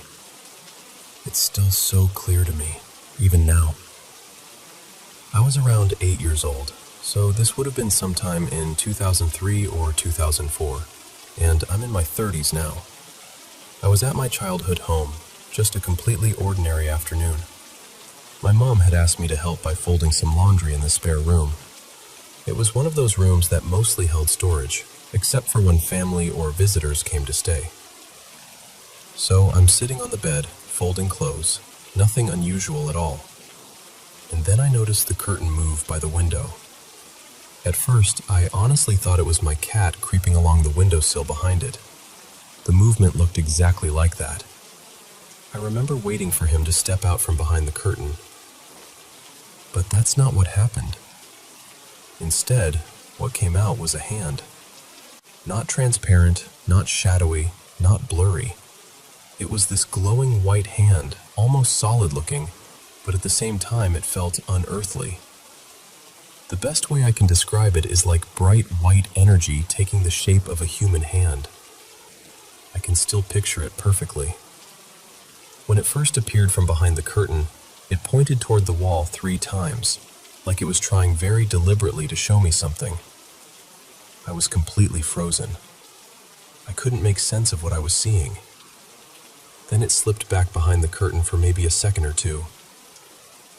And then it came out again.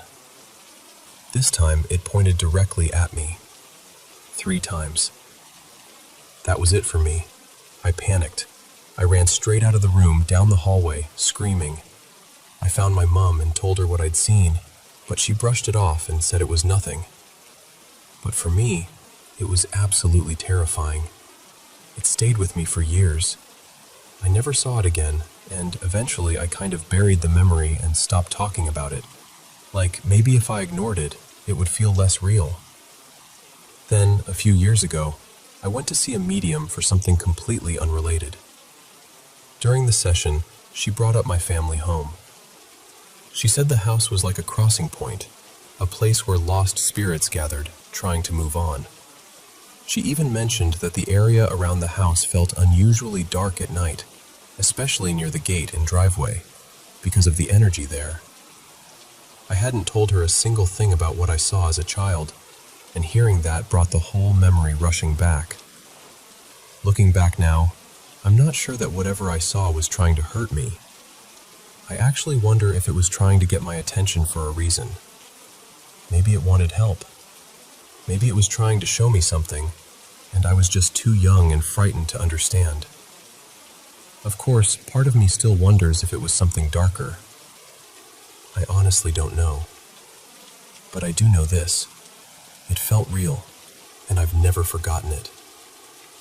And sometimes I still catch myself wondering what would have happened if I hadn't run.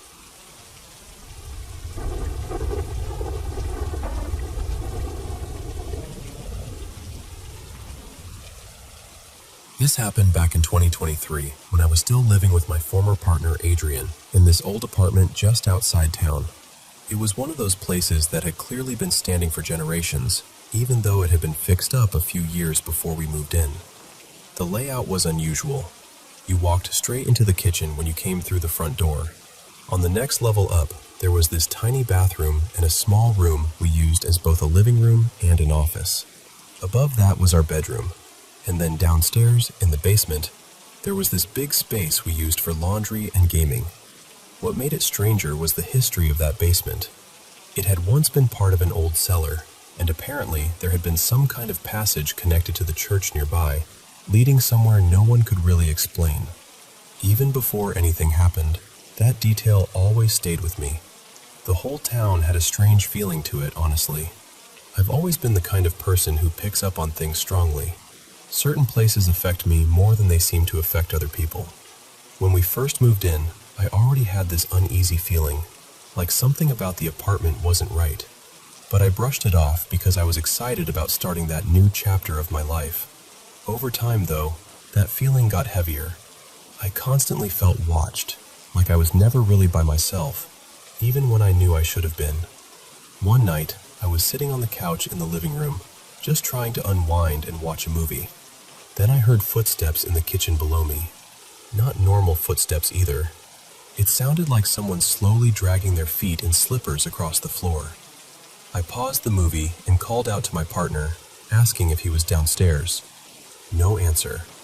Then, almost right after that, I heard clicking sounds from the basement, like someone using a mouse at a computer, and I could have sworn I heard his voice too.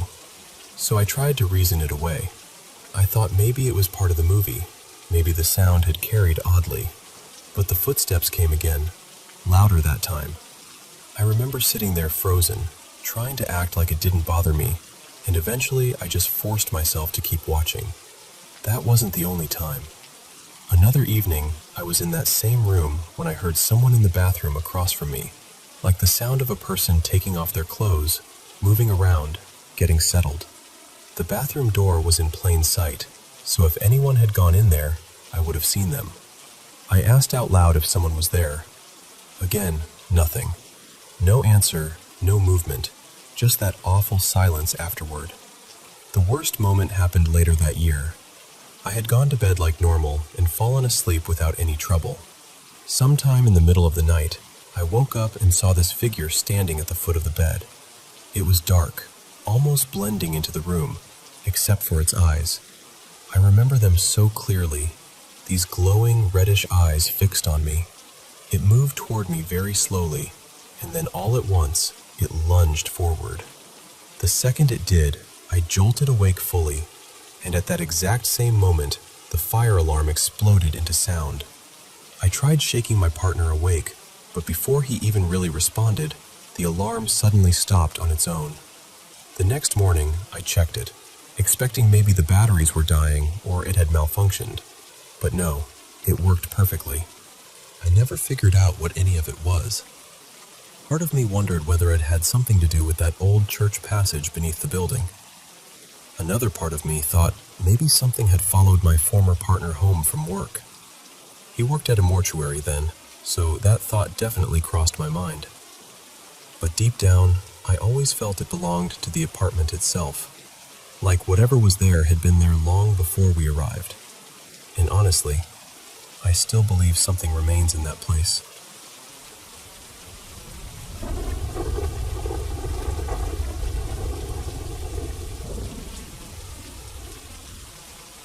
Hi, I'm Mael, and this happened to my mom, Stefan.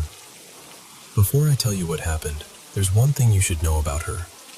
She's always had terrible headaches, and this story took place long before me and my brothers were born, so it must have been around 20 years ago.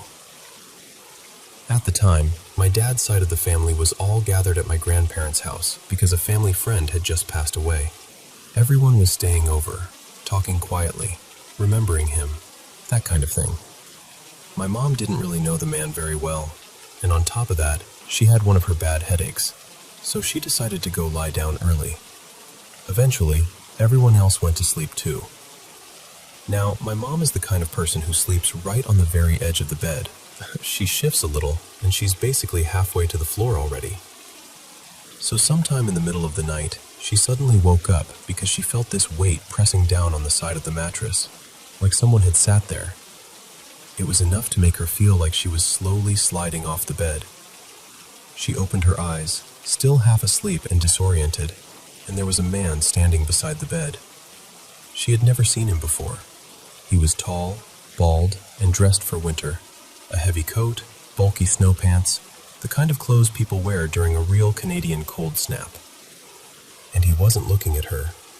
He was looking at my dad, who was asleep beside her, and he was waving his arms like he was trying to get his attention. My mom was confused and groggy, trying to make sense of what she was seeing. She turned toward my dad and tried to wake him up. But when she looked back at the man, he was gone. Just gone. The next morning, my mom went straight to my aunt, my dad's sister, because she felt like she was the only person who might actually believe her. She told her everything exactly as it had happened, and as she was listening, my aunt suddenly went completely pale. She said, "Wait here," and rushed out of the room. A minute later, she came back holding an old photograph. She showed it to my mom, and the second my mom saw it, she recognized him immediately. It was the same man she had seen standing beside the bed the night before. And that's when my aunt told her, the man in the picture was the family friend who had died.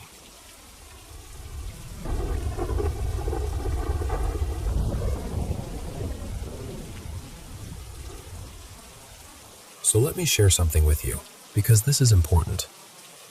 When people think about darkness or negative spiritual forces, they usually picture something obvious, something terrifying, something they would instantly reject.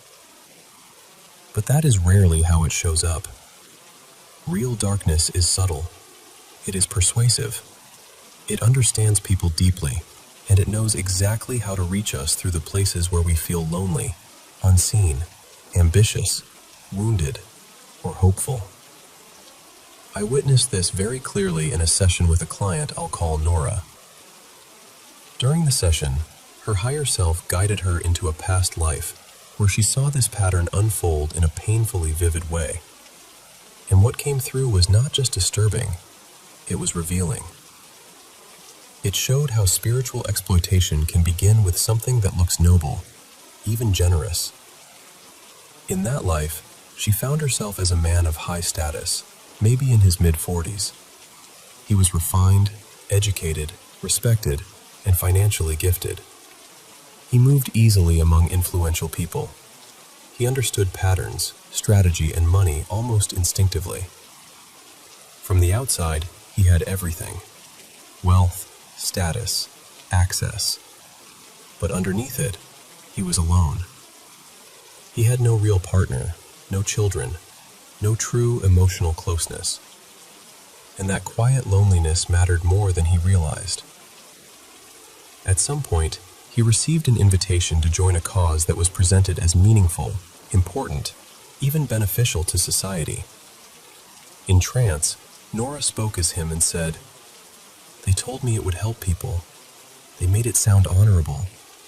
And because I was on my own, because I wanted to do something worthwhile, they knew exactly how to reach me." That is one of the first ways these traps begin. They do not usually come dressed as evil. They come wrapped in purpose. Once he became involved, the truth did not reveal itself all at once. It emerged slowly, piece by piece. By the time he understood what he had entered, he was already deeply entangled. He realized the organization was not serving the good at all. It was invoking dark forces and trying to direct them toward power and control. In the session, Nora described this enormous column of dark energy at the center of a ceremonial space. She said it was massive, alive somehow, pulsing with intention. And she understood that the people involved were trying to influence the course of human events, not through wisdom or service, but through domination. What struck me most was how trapped he felt. He kept saying, "I was naive. I missed the signs. I didn't want to believe it could be true." And that is another piece of this pattern. Once someone has invested their time, identity, reputation, or resources into something, it becomes incredibly hard to pull away. The mind starts bargaining. Maybe I'm mistaken. Maybe I can fix it from the inside. Maybe leaving will make things worse. Those thoughts can bind a person more tightly than chains. At one point, I guided him back to the moment he fully understood the danger. He described himself hiding behind one of the stone columns in a ceremonial hall, trying not to be seen. He could sense the threat all around him. From where he hid, he saw robed figures standing in a circle around that dark, energetic column.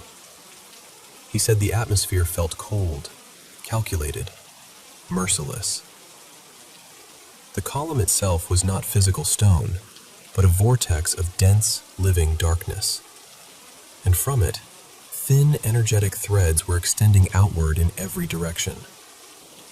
When I asked where those threads were going, he said they were reaching into people, into the city, into the land itself. He felt they were draining vitality, willpower, creativity, life force. He said it was as if thousands of people were being harvested energetically without knowing it. And then came the clearest understanding of all. The ritual was about control. They wanted influence over people's choices, their creative power, their sovereignty. They wanted obedience. They wanted human beings emptied out enough to be directed. What made it even more painful was that this man realized his own gifts had been used to support the system. His intelligence, his strategic mind, his financial abilities, all of it had been redirected towards something harmful. He thought he was helping. Instead, he had become useful to the very thing he would have rejected had he seen it clearly from the beginning.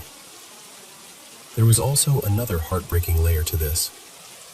His higher self later showed that there had been ordinary people who tried to help him leave. Kind, decent people. Not wealthy, not influential, not part of his class. But because of his pride, he dismissed them. He could not imagine that help would come through those he had been conditioned to see as beneath him. That matters. Because darkness does not only work through fear or greed, it also works through superiority.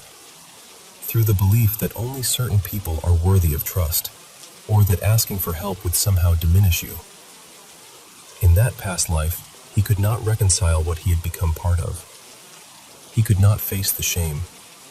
He could not receive help. And eventually, he chose a final escape that ended the life in grief and despair. But the soul remembers. When Nora came into this life, she was carrying the echo of that experience in ways that seemed unrelated on the surface. She struggled to express herself. She felt like her voice was blocked, almost buried inside her chest. She was gifted, intelligent, creative, and yet when it came time to step forward, she would freeze. She had a deep resistance to being visible, even though part of her clearly wanted to sing, speak, write, and be seen. She also had physical symptoms and emotional suffering that reflected the same pattern of depletion, suppression, and self-betrayal. There was a profound sense that she did not fully belong here, and a longing for somewhere else that felt more like home. There were even dark thoughts that pointed toward exhaustion at the soul level. As we continued the session, the core issue became clear. She was still carrying an energetic agreement with darkness from that lifetime. That was the turning point. I asked her directly if there was an agreement there. She said yes. Then I asked if she was willing to cancel it. Again, yes. And with full presence, she spoke the revocation. She chose to release every agreement with darkness and surrender instead to divine light, to the source of all, to love itself. The energy in the session changed immediately. Once that agreement was consciously withdrawn, the attachments connected to it could finally be released. There were several. One felt like a presence feeding on her doubt and silence. Another appeared like a snake around the throat, muting her voice and restricting expression. There was also an old energetic pattern tied to lifetimes of hiding, shrinking, and making herself invisible. As those were cleared, she described both the damage they had caused and the relief that followed. She could feel how much her voice, power, and life force had been compromised. And then she could feel healing light entering those spaces. The deeper lesson here is something I really want you to hear. Darkness often begins by identifying a real need. It finds the place where someone longs for belonging, purpose, recognition, safety, or love. Then it offers something that appears to meet that need. Something noble, impressive, spiritual, or important. Once the person is invested, the truth is revealed slowly. Then pride, shame, fear, and complicity do the rest. The mechanics are the same. A real need, a deceptive promise, gradual entanglement, then shame. But the good news is this: these agreements can be dissolved. That is what Nora's higher self made so clear. She was not doomed. She was not permanently contaminated by what happened. She was not meant to stay silent. She was free to reclaim her purpose, her gifts, her visibility, and her voice. The guidance that came through for her was simple and powerful. Love yourself, because darkness exploits the places where self-love is missing. It convinces people to accept harmful bargains when they have forgotten their own worth. And then came the clearest message of all. She was meant to be visible, meant to be a light, meant to stand where others could hear and feel her presence. That mattered deeply because in that past life, visibility became dangerous. In this one, visibility became part of the healing. So if you recognize yourself anywhere in this story, maybe in the feeling of being muted, drained, trapped, ashamed, or strangely unable to step into your own power, I want to tell you this gently and clearly. You are not bound forever by what you agreed to in confusion, loneliness, fear, or desperation. You can revoke what no longer belongs in your life. You can release what has attached itself to your silence. You can reclaim your voice. You can choose truth over shame and love over self-punishment. And whatever part of you is still connected to wisdom, to spirit, to your higher self, it has not abandoned you. It is still there, still waiting, still guiding you home.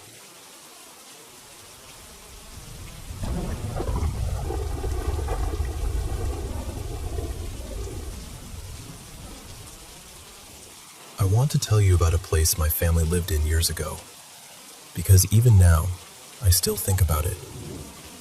We moved into this old farmhouse that was well over a century old.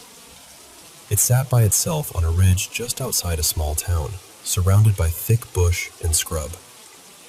There were no close neighbors, no traffic, no city sounds at all. Just wind, trees, and this heavy kind of silence that made the whole place feel strange from the start. Even before we finished unpacking, something about it felt wrong. Later, we learned no one had really lived there for nearly a decade. At first, it was easy to brush things off. We would hear little tapping sounds at night, soft footsteps, the odd bang somewhere in the house. Nothing dramatic, nothing you could point to and say, "That's definitely not normal." So we made excuses for it. Old timber creaks, animals outside, the house settling, our imagination. But after a while, it stopped feeling that simple. We started hearing voices. Sometimes it sounded like people talking softly in another room, too muffled to make out. Other times it was whispering so close it felt like it was right beside you. There were moments when two of us would hear the same thing, and other times only one person would catch it. We also kept seeing movement out of the corner of our eyes, dark shapes passing where no one should have been. I kept trying to tell myself it was just bad lighting or my mind filling in blanks. Then there was the growling. We had a few small terriers, and at first we assumed it had to be them. But their growls were sharp and yappy, and what we heard in that house was deeper, heavier. Maybe it still was the dogs. I can admit that. But it never sounded quite right, and that stuck with all of us. The first time I really felt shaken was when I caught something on video. One afternoon, I was filming in my room, just making a casual video and talking through some of the things I had on my shelves. Later, when I watched it back, I noticed this dark figure move past the window behind me. It looked human-shaped, just crossing the frame and disappearing. I tried to reason it out straight away. Maybe it was someone in my family walking outside. But it had been raining, and no one had any reason to be out there. I can't prove it was anything strange, but it didn't feel normal. Not long after that, I started waking up with scratches. We had cats as well, so again, I tried to explain it away. But the marks were spaced too wide apart, much wider than claws should have been. And sometimes they showed up when the cats hadn't even been near me. That part still unsettles me, because I never found a good explanation for it. The house layout made everything feel even weirder. There was this long hallway that ran from the kitchen toward the garage, and from the living room, you had a clear view straight into it. A friend of mine, Mara, who never believed in any of this kind of thing, stayed over a few times. We'd be sitting there late at night watching TV, and both of us, at the exact same moment, would see what looked like someone walking down that hallway toward the garage. Not a quick flicker, not just a shadow. It looked like an actual figure moving through. And it didn't happen only once. It was almost like the same moment kept replaying itself every so often. The part of the house that bothered me most, though, was where I slept. My room was in this section built underneath the house. It was technically attached, but you couldn't get to it from inside. You had to go out the back, down a narrow path, and enter from underneath. So every night, I was down there on my own. Near that area under the house, there were water pumps and an access door leading into the crawl space beneath everything. On the day we were moving out, we checked underneath there and found something none of us had ever seen before. There was a pentagram drawn on the ground with old candles placed around it. The candles looked used, melted down and dusty, like they'd been sitting there a very long time. We had lived there for years and somehow never come across it until then. And that wasn't even the only strange thing on the property. The land around the house was rough and overgrown, full of rock and bush, so we didn't explore much. But one day, Mara and I wandered farther out than usual, maybe a few hundred meters from the house. We found this odd little area tucked between huge rocks, with a couple of cactus plants growing nearby. Scattered between the boulders were old baby dolls and pieces of newspaper that had aged so badly you could barely tell what they were. We went back and told my granddad, and he came out with us to see it for himself. It felt disturbing enough that we actually called the police, because we honestly thought maybe something terrible had happened there. They came out and looked into it, but nothing ever came from it. In the end, we were told it was probably rubbish left behind years earlier by someone who had owned the property. Even my grandparents, who are the most skeptical people I know, couldn't make sense of that house. They never called it paranormal, not once, but they did admit there was something there they couldn't explain away. What made everything feel darker was what happened with my younger brother. Before we moved there, he was easygoing and calm. After a while in that house, he changed. He became angry all the time, tense, constantly on edge. He said he felt like something was touching him, shoving him, scratching at him. And even after we left, he still talked about feeling like something had stayed with him. We also lost several pets while we lived there. That's one of the parts that hits me the hardest when I think back on it. Before that house, and ever since, we never had that kind of run of loss with our animals. It was only there, only during those years. We've lived in a newer home for a long time now, and from the day we moved in, everything changed. No strange sounds, no voices, no shadows, no unexplained losses, just a normal, quiet life. Peaceful, the way a home is supposed to feel. And honestly, I'm still not here to tell you with certainty that it was something paranormal. Some of it probably did have ordinary explanations. Maybe some sounds were animals. Maybe some shadows were tricks of the eye. Maybe fear made us notice things more. I can accept that. But there were also moments that none of us could explain, even the people in my family who never believed in any of this stuff to begin with. And that's the part that has stayed with me. This all happened close to 9 years ago now, and lately I've been going back through old photos and videos just to see what's still there. Maybe I'll find something that makes more sense of it, or maybe I won't. But I know how that place felt, and I don't think I'll ever forget it.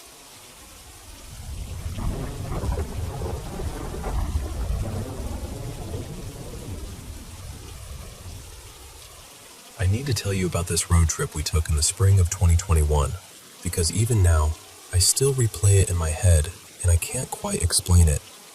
My little daughter couldn't say ghosts yet. She called them gofis. At first it was adorable, but then it stopped being so cute, because she didn't just ask if there was a gofe. She kept asking where it was, everywhere we stayed. And the weird part is, by the end of that trip, all of us were kind of asking the same thing. Now, I'm not someone who blindly believes every paranormal story I hear. I'm pretty cautious with that stuff. Most of the time, there's a normal explanation if you look hard enough. That's usually where I land. But I think most people have that one story they can't quite shake, the one that never settles into a neat, rational answer. Before this trip, I only had one experience like that. I was probably 10, maybe 11, at a sleepover with a bunch of neighborhood kids at a river house a friend's family owned near the Chesapeake. I'll call him Blake. On the drive there, Blake casually suggested we use a Ouija board that night. He said not to worry, because last time he'd contacted safe spirits. That phrase alone was enough to make all of us laugh nervously. Then he told us that the last time he used the board, his cousin had tried to contact the devil as a joke. He told her to stop. She didn't. And that night they both had the exact same nightmare, except from opposite sides of it. In her dream, she chased him with a knife. In his dream, he chased her. So naturally, all of us were completely freaked out before we'd even gotten to the house. That night we sat upstairs in this open sleeping room with laminate floors and beds lined up against the walls. Somebody brought out the board, and we all put our fingers on the planchette, trying not to be the one who moved it. We asked all the predictable questions kids ask. Stupid questions, dramatic questions. Then I asked when I would die. The planchette slid to the number 7, paused. Then it moved again. 7, 77. I still remember that. I wish I didn't, but I do. A little later, someone asked for a sign. The second they did, a metal coat hanger shot across the floor from under the beds and slammed into the far wall. Every one of us screamed. Now, even to this day, I can still tell myself maybe Blake's older brother messed with us somehow. Maybe he tossed it. Maybe there was a trick to it. But years later, I checked with one of the older kids who'd been there, and she remembered it exactly the same way I did. No hesitation, no doubt. My wife Vanessa has always had more stories like that than I have. She grew up, from middle school on, in this old Virginia house that local people said had once been used as a makeshift Civil War hospital. Beautiful place, huge yard, horse out back, all of that. But there were parts of the floor that were stained dark, and if someone told you it was blood, honestly, you'd probably believe them. She used to hear voices in that house. One night, she told me, she had to walk through a guest room she hated to get to the bathroom. She always rushed through it. But this one night, she froze in the doorway and heard a low, sharp voice say, "Where's my sword?" That one has always stuck with me. So between the Ouija board thing and Vanessa's stories, I already had enough material in my head to scare myself. But still, deep down, I was a skeptic. Then came the road trip. We'd been living in Los Angeles when the pandemic hit. After a few months of lockdowns, protests, smoke in the air, and feeling boxed into our apartment, we finally decided to drive east and stay near family in Virginia for a while. It ended up being nearly a year. Hard in all the obvious ways, but also kind of sweet in hindsight. We got all that extra time together we never would have had otherwise. When it was finally time to drive back to LA, it was me, Vanessa, our son Oliver, our daughter, who I'll call Frankie here, and our ancient little chihuahua, Cornbread. We love road trips. We love weird stops, old diners, small towns, random motels with too much character. That turned out to be part of the problem. Our first strange stop was in Ohio, at this lakeside lodge inside a state park. The rooms were little cabins spread through the trees, and it felt kind of like summer camp. The kids loved it immediately. Oliver claimed the top bunk in their room. Frankie wanted the top too, of course, but we talked her into the bottom bunk. That night, sometime in the dark, Oliver suddenly appeared at the foot of our bed, absolutely panicked, climbing in with us and looking back over his shoulder. He said there was a ghost in the room. We assumed he'd had a nightmare. Frankie was already wedged in bed with us. Cornbread was curled against Vanessa, and we were all too tired to do much besides make room for him. But the next morning, Oliver was completely adamant that he had not been dreaming. He said the lamp in his room had gone dark. When he touched it, it came on. When he lifted his finger, it went off. He got scared, scrambled down from the bunk, and ran to our room. But before he climbed in, he saw a white glowing light floating in the corner of our bedroom. As he told the story, he walked over and pointed exactly where it had been, right by the TV. So immediately I thought, okay, reflection. Outside light bouncing off the screen. Easy enough. But then, when I walked up to the main lodge to return the key, I jokingly asked the woman at the desk whether the place had any ghosts, because my son thought he'd seen one. She got very serious. She asked Oliver, "Was it a glowing light floating in the air?" And when he said yes, she nodded and said, "That was an orb." Then she reached behind the desk and pulled out an old photo somebody had taken of one. I'll be honest, the photo looked like the kind of thing that could just be a camera flare. But Oliver immediately said it looked like what he'd seen, except his was moving. The woman went on to say kids reported seeing things there all the time, mostly in the manor house, not the cabins. She talked about footsteps, doors, even a ghost cat she claimed to see darting through rooms. And while she was talking, my brain did exactly what brains do when they're trying not to be scared. I started making jokes in my head. Great. Perfect. The orb has left the building. It's chosen my child. It's hitching a ride west with us. Ridiculous, obviously. But on the walk back to the cabin, Oliver casually said, "Oh yeah, I forgot to tell her about the voices." I stopped walking. The voices? He said when he saw the light, he also heard voices in his ear. He couldn't understand what they were saying. Just voices. I did that thing parents do when they are internally spiraling but trying not to show it. Oh, very cool. Then we got in the car and left.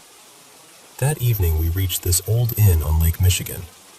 Beautiful place. Gardens, beach access, lots of charm. Definitely older than I'd bothered to think about when I booked it. It felt strange, but still.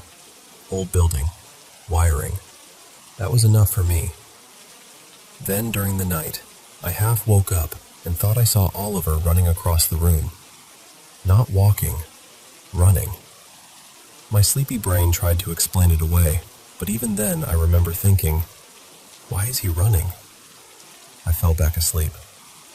The next thing I knew, Vanessa was standing over me in the dark, whispering in a panic, "The door is wide open. Where's Cornbread?" I sat up, and sure enough, the main door to our room was open almost flat against the wall. I jumped up, ran through the inner doors, and found Oliver asleep in his bed, with Cornbread curled up beside him. Both sound asleep. The room itself looked totally normal, except that our door was standing wide open to the hallway. I went over, looked out, and saw nothing. Long, narrow hall, old rug, darkness at the far end, no sound at all.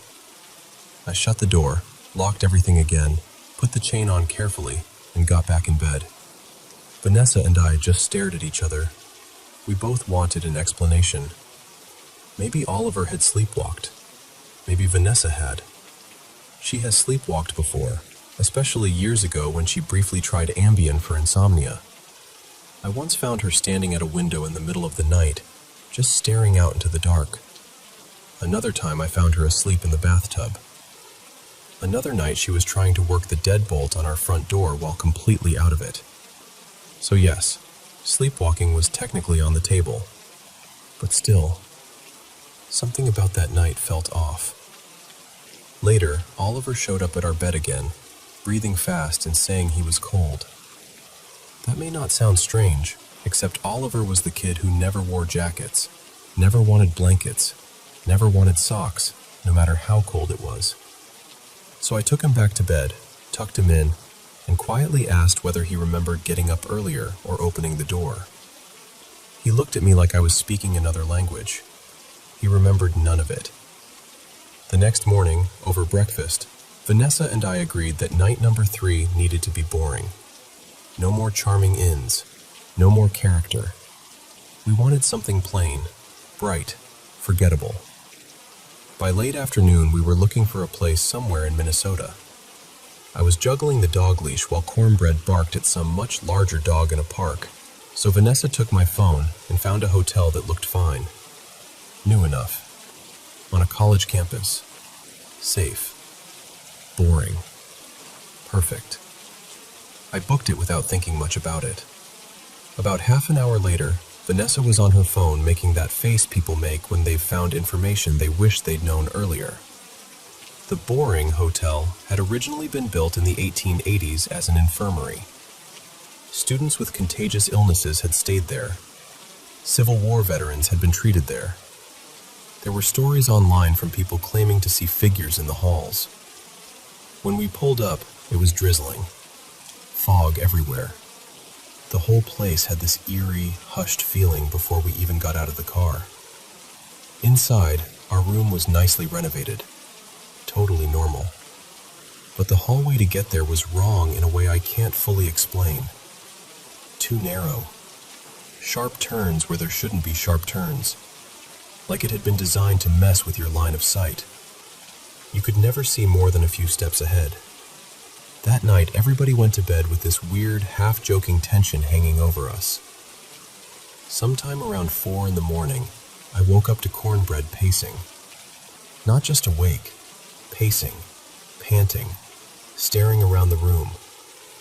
One of the lamps was on. Then I noticed another lamp on too. Everybody else was asleep.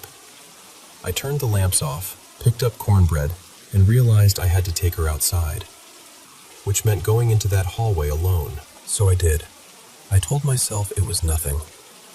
Then I looked down at cornbread. Every hair on her back was standing up, and she was staring in the same direction. That's the part I can't talk myself out of. I kept walking anyway, because what else was I going to do? I turned the corner expecting... Honestly, I don't even know what I expected, and there was nothing there. Nothing at the next turn either. I got her outside, she did her business, and on the way back her fur had settled down. Whatever she thought she sensed, if she sensed anything at all, it was gone. I got back into the room, and instead of sleeping, I stayed up writing everything down, because I knew if I didn't, I'd later convince myself it had all felt less strange than it really did.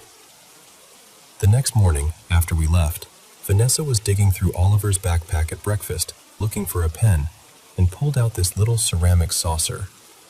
Worn, chipped, dirty. Oliver casually said he'd found it under a dresser back at the cabin in Ohio. Vanessa and I just stared at each other. I asked him why he took it. He shrugged and said he didn't know. I put it in my pocket, and later, while we were driving through this dry, empty stretch of land, I cracked the window and tossed it out. I know how that sounds. I know it sounds ridiculous. But I didn't want that thing with us anymore. And after that, nothing. That was the strangest part. We stayed at another motel later on, out in the Badlands, in the middle of this barren landscape where it felt like, of course, something weird ought to happen. And absolutely nothing did. No flickering lights, no open doors, no floating glow, no voices, no pacing dog, no gophies. Just one quiet, boring night, which by then felt like the greatest luxury in the world.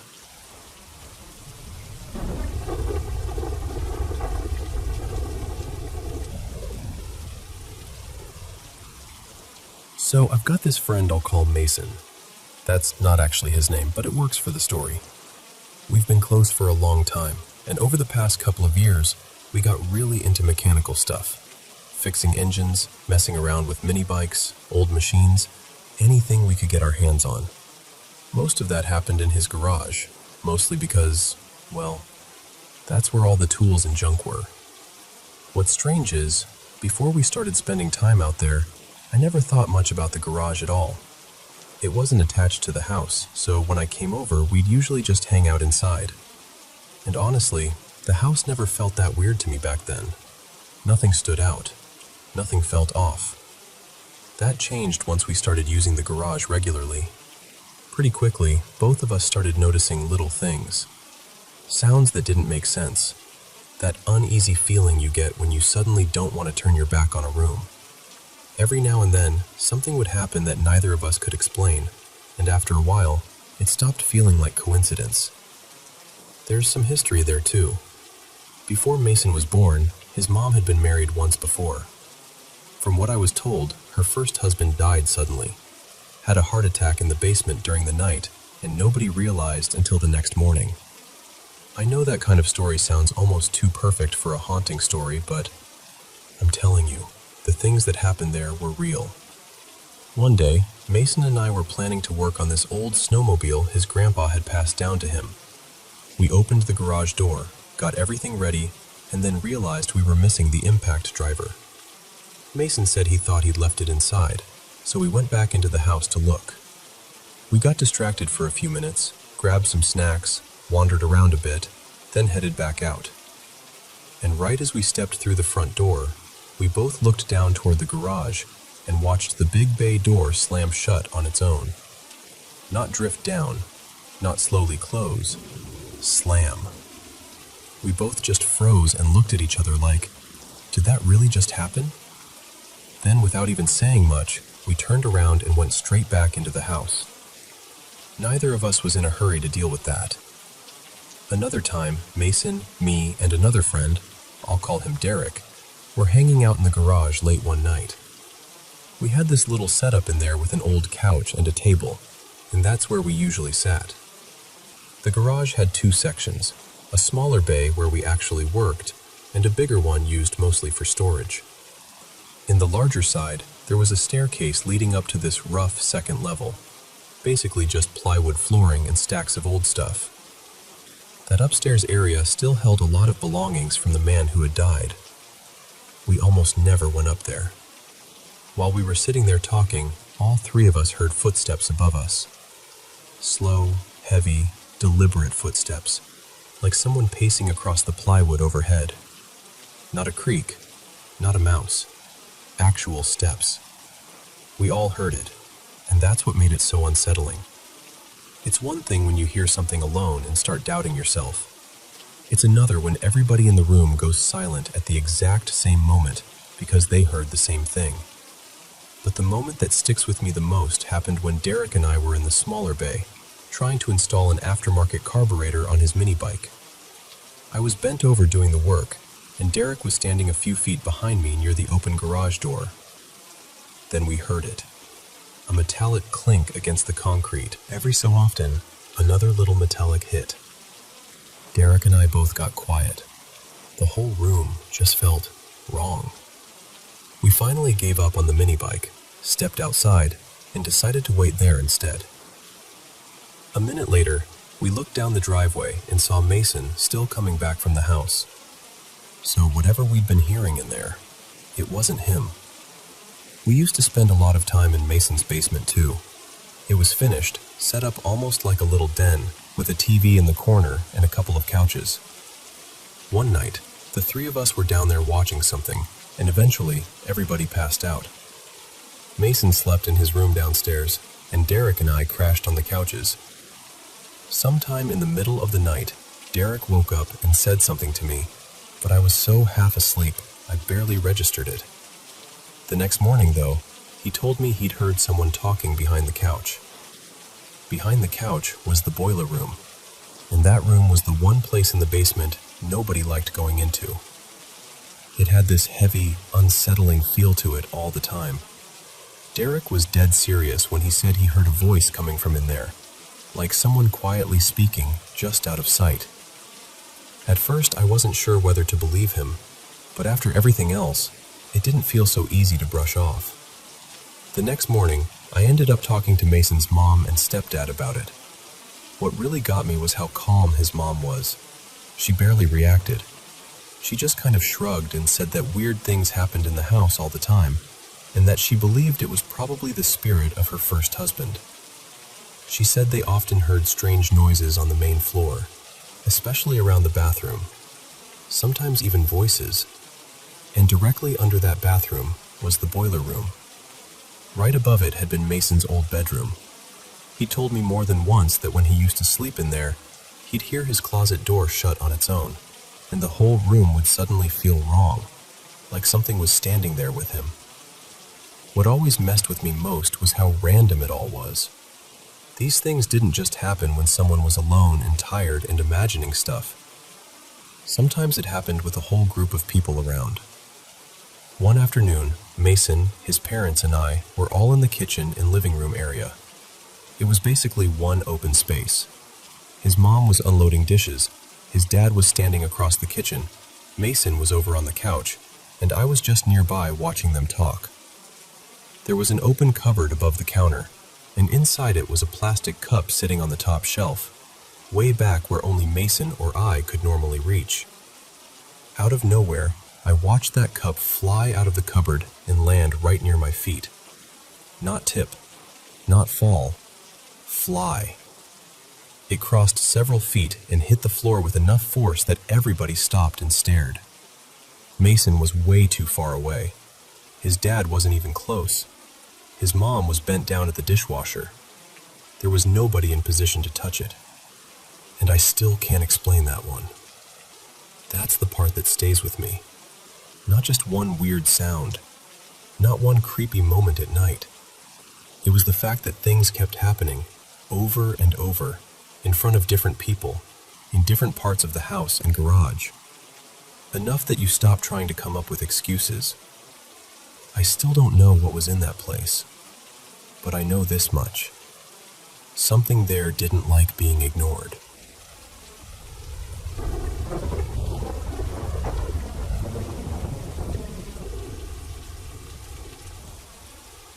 Welcome back to Paranormal M, where we bring you mysterious experiences from around the world. Drop a comment below and let us know where you're watching from. Thank you so much for sharing your eerie stories with us. Be sure to subscribe and turn on notifications so you never miss a new video and can be one of the first to comment. Now, let's dive into tonight's mysterious experiences. Good night.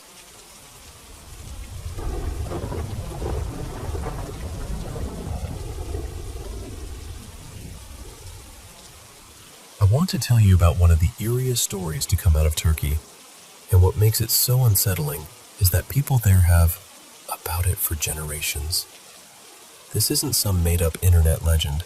It's tied to a real place, the Hifze Bey Mansion, a building many people came to call Paranormal Köşk, or the Haunted Mansion. The story starts in the early 1900s, around 1908. The owner was a powerful man named Yusuf Zeki Pasha. According to local accounts, he was deeply obsessed with his much younger wife. People said his love for her had turned possessive, even unhealthy. So he had this towering mansion built almost like a private prison, keeping her shut away in one upper section of the house, far from strangers, far from the city, far from ordinary life. That alone would have been tragic enough. But what really gave the mansion its dark reputation happened after he died in 1925. His last request was what shocked people most. He wanted his tomb in Egypt to be made with the very same red bricks taken from the part of the mansion where his wife had lived in isolation. It was as if he wanted to carry that obsession with him beyond death, to remain surrounded by the walls that had held her.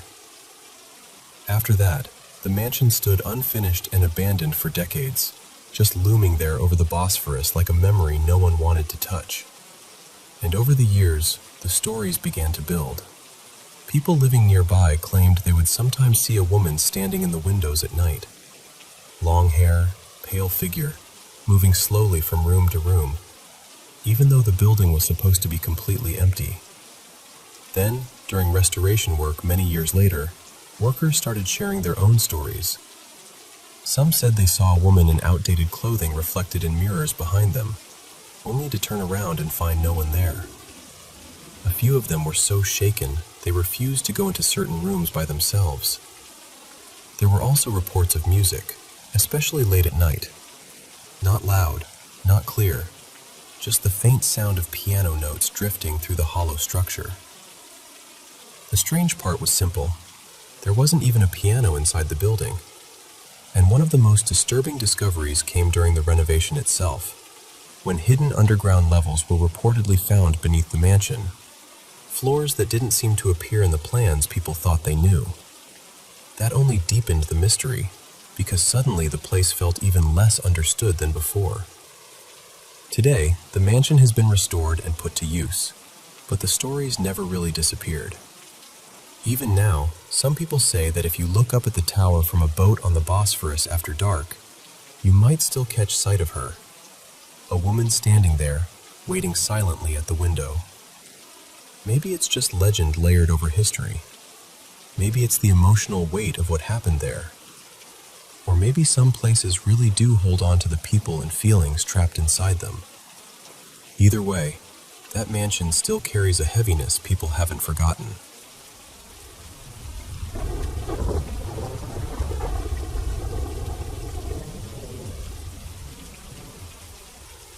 So this happened in an old house we had in Indiana, and I'm not the only one who remembers strange things happening there. My family could back up plenty of these stories, but this one has always stayed with me. One afternoon, I was downstairs in the basement, trying to get through a workout, when my son Trent came down with his cousin Abby. They were around 8 or 9 then, full of energy, loud, playful, and definitely not interested in letting me exercise in peace. They were tearing around the basement, laughing and carrying on, and finally I told them, "All right, enough. Go back upstairs and let me finish." They said they were going to play hide and seek, and I told them that was fine, as long as they stayed out of the basement. So they ran back upstairs, and I went back to what I was doing. A couple minutes later, I heard footsteps on the basement stairs again. I turned, expecting one of them to be sneaking back down, and I saw Abby. She came hurrying into the basement like she was looking for a place to hide. Without saying a word, she slipped behind a door and crouched there. Not long after that, Trent came downstairs too, but this time he was whispering. He asked me, "Have you seen Abby?" I remember feeling annoyed because I thought they were both ignoring me and turning this into part of their game. I motioned toward the door where I had just seen her hide and said something like, "Yes, and I'm getting tired of you two coming down here." Trent went straight to the door and pulled it open. There was nobody there. I can still remember the way that felt. My whole body just went cold because I knew what I had seen. At that point, I stopped working out completely, and Trent and I searched the basement together. We checked everywhere. Abby was nowhere downstairs. I started calling for her, honestly, panicking a little by then, and she answered me from upstairs. She had been up there the entire time. I went up right away and asked her if she had come down to the basement and hidden behind that door. She looked at me completely confused and said no, she had never come downstairs at all. And I believed her, because there was no way she could have gotten back upstairs without us seeing her. When I explained what I'd seen, the look on her face changed. First confusion, then fear. She understood exactly why it shook me. The truth is, that house had a reputation with all of us. Almost anyone who spent enough time there knew something wasn't right. There were certain places in the house where the atmosphere felt heavy, where odd things happened more often, and the basement was definitely one of them. Needless to say, we all stayed upstairs after that. Nobody wanted to go back down there for the rest of the day. And that was just one story. There were many others, some that happened to me, some told by relatives, all centered around that same house. I never really knew why it felt haunted. There was talk about a woman who had lived there before us and passed away in the home. I didn't know much about her, only that she was deeply religious. Whatever was in that house, it never felt like just one presence. It felt like many. Some of them seemed mischievous, almost playful in a cruel way. Others felt darker. People saw shadows. Some swore they saw figures that looked completely real. I never saw one fully clear with my own eyes, but I heard enough from people I trust to know they believed what they saw. So when I tell you, I saw Abby run into that basement and hide behind that door, I mean I saw her. The only problem is, she was never there.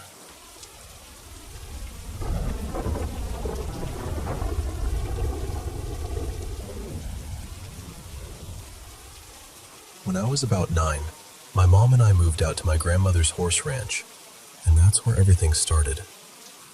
Even now, my mom says one of the biggest mistakes she ever made was giving me the upstairs room on the left side of the house instead of the one across the hall. There was this little walk-in attic connected to my room, and from the beginning, she said it just didn't feel right in there. She couldn't really explain it. It just gave her a bad feeling. At first, nothing seemed too strange, but at night, if everything was really quiet, I'd hear what sounded like a baby crying. Faint. So faint that I kept telling myself it had to be coming from outside somewhere. The next morning, I asked my grandmother about it, and she told me maybe it was goats from a nearby property. That sounded reasonable enough, so I tried not to think too much about it. But after a while, little things started happening. I'd come home from school, and my radio would be playing a completely different station from the one I'd left it on. I asked everyone in the house if they'd gone into my room, and every single one of them said, no. Then my bedside lamp started turning on by itself. I'd wake up in the morning and find it glowing, with no memory of switching it on the night before. What really got to me, though, was that attic door. It started cracking open on its own at random times, even when no one had been in my room. I got so scared of it that my grandfather finally put a lock on the door, just to help me feel better. I remember being relieved, but only a little, because deep down, I felt like the lock wasn't really the point. It was whatever was behind that door, or maybe around it, that bothered me. Then one morning, my grandmother was standing at the kitchen window, staring out toward the pasture. She called me over and told me to look. My grandfather was out in the field carrying a bucket of water, and he was talking like someone was walking right beside him. When he came back in, my grandmother asked him who he'd been talking to, and without even hesitating, he said, "Mr. Larkin." Just plain as day, like it was the most normal answer in the world. Then he stopped, blinked, and kind of laughed it off. He said he could have sworn there'd been a man walking with him, even though he knew that sounded ridiculous. Not long after that, we learned more about the land itself. There was a pasture where the mares used to gather under the only tree in the field. Over time, they'd kicked up so much dirt around it that old headstones started showing through the ground. That's how we found out the property had once had a family cemetery on it, long before the ranch was sold. 2 of the graves were women who had died during childbirth. And then there was the old barn across the road. We later learned that decades earlier, a man had taken his own life there. So by then, all those strange little things didn't feel so little anymore. One morning on the school bus, something happened that I still think about all the time. Usually I was the first one picked up and the last one dropped off, but that day the route had changed, so there was already another kid on the bus when I got on. He waved me over and told me to sit with him. Almost immediately, he said his family used to live on our property. We talked about it for a minute, and then he got quiet. He looked at me and asked, "What room do you have?" I told him, and I will never forget the way his face changed. He looked down for a second, then back at me, and said, "Does anything happen in that room?" Even now, telling that story gives me chills.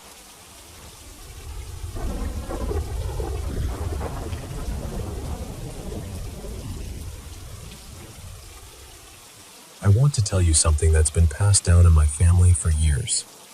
It happened to my grandmother when she was still a young woman, and it's one of those stories that never changed, no matter who told it. I heard it from her myself more than once, and my mother told it the exact same way. Back then, my grandmother, her name was Mara, was in her early 30s, living in a small village with her 2 little children. One evening, they were on their way home from the fields in an old wooden cart pulled by a pair of oxen. It had gotten later than she meant to stay out, and the light was fading fast. Since the children were sleepy and worn out, she decided to take the quicker path back, the one that ran beside the cemetery. As they got close to it, the oxen suddenly stopped. Not slowed down, stopped completely. She tried calling to them, urging them forward, even tugging at them, but they wouldn't budge. Not one step forward, not one step back. She always said the animals were trembling, slick with sweat, breathing so hard it frightened her. It was like they were panicking over something she couldn't see, yet somehow they were frozen in place. That was when fear really set in. So she started praying, quietly at first, then more earnestly. Just the prayers she knew by heart, the ones that came to her in that moment. And the second she finished, the oxen lurched forward. But they didn't just start walking again, they bolted. They ran as if something behind them had broken loose and was chasing them. Then one of the children, my mother's brother, who was just a little boy then, started crying and shouting. He kept pointing behind the cart, terrified, saying there was someone there. He said it was a bald man following them. My grandmother turned to look, and she always said she saw something too. She described it as small and oddly shaped, with a face that didn't seem right. Not exactly human, not exactly anything she could explain. Just something that felt wrong the moment she saw it. She didn't stop the cart. She didn't look back again. She just held on to the children and let the oxen run until they reached home. What always stayed with me is that she never told this story to scare anyone. She never dressed it up or tried to make it sound bigger than it was. She simply said that was what happened that night, and from then on, she never took that cemetery road again. In our family, nobody has ever claimed to know what she saw. We've only ever said the same thing. Something strange happened out there that night. And honestly, I still wonder whether other families have stories like this too, about cemeteries, animals suddenly freezing, or old encounters that were never really explained.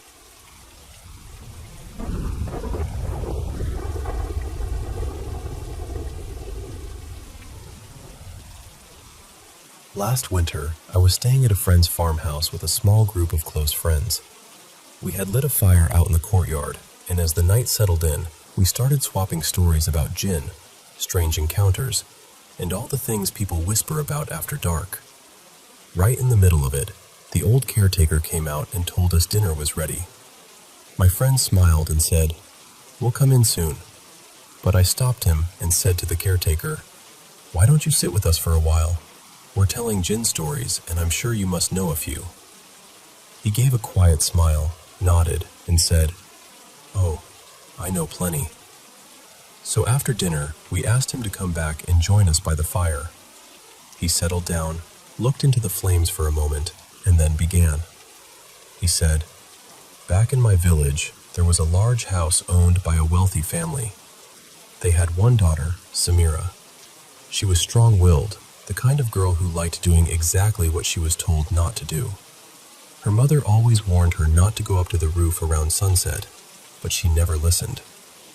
Right beside their house was an abandoned piece of land, overgrown with thick wild trees and bushes. People in the area used to say that place carried a bad feeling." He paused, then continued. "One evening, at a very unusual hour, Samira bathed and then went up to the roof. A little while later, her mother realized she was nowhere to be found. Then, suddenly, there was a loud crashing sound from the empty plot next door. Two neighbors rushed over and shouted that the girl had fallen from the roof. She was badly injured. They took her to the hospital. The doctors said there was a small fracture near her knee and that she would need proper rest. But when she returned home, something about her had changed. She became withdrawn, quiet, not like herself at all." He leaned in a little closer. Her mother had diabetes, so she woke at nearly the same hour every night. One night, when she got up, she found Samira standing motionless in the dark, staring out toward the wild trees. When her mother gently touched her shoulder, the girl jerked in surprise and said, "How did I get here?" At first, the family thought she was just traumatized from the fall. But then her grandmother came to visit and started talking about the wedding that was supposed to happen soon. Samira looked at her in a way that made everyone uncomfortable. Then, in a voice that didn't sound like hers at all, heavy and rough, she said, "What did you say, old woman?" After that, she made this deep growling sound and said, "I am the one from the empty land. That day, I pulled her to me. She will never marry. I have taken her." He shook his head slowly. The whole family heard it. Fear spread through the room. No one could move. They said the air itself felt cold. That was the moment they became convinced that something unnatural had taken hold of her. After that, she would let her hair loose, whip her head around wildly, stare with huge eyes, and laugh in this sharp, chilling way. And you know how small towns are. News spreads before the day is over. Soon, everyone was saying the girl was possessed. The man she was engaged to also heard about it. His family came to see for themselves. The moment Samira saw him, she burst into laughter and said in that same deep voice, "You? You still want to marry her?" Then she snapped her fingers and said, "I'll send you somewhere you'll never return from." The poor man fled. He sighed before going on. Then one day, a man from a nearby town appeared at their door. He said he had heard about the girl and believed he could cure her. At first, the family wanted nothing to do with him and tried to shut the door. But he stopped them and said, "At least let me try." They were exhausted by then, desperate and worn down, so they agreed to listen. But the man had one condition. The caretaker looked around at us before continuing. He said, "My treatment will only work if you promise to marry your daughter to me." We all went silent. He said, "Of course the family was furious. Who asks for something like that?" But the man kept talking. He said, "Think carefully. The whole town knows about her condition now. Who else will marry her? I'll cure her, and I'll marry her. This isn't even my profession. I have a regular job. This is simply knowledge I have." The family struggled with it, but they felt trapped. No respected family would now agree to marry their son to her. Under normal circumstances, they would never even have considered this man. But helpless people often agree to things they would once have rejected. In the end, they said yes. He made an arrangement with them. Half the treatment before the wedding, the rest after. And strangely enough, Samira did begin to improve. The growling stopped. She spoke more normally, though sometimes she would still laugh for no reason. The man told them, that too will disappear after marriage. And so they were married.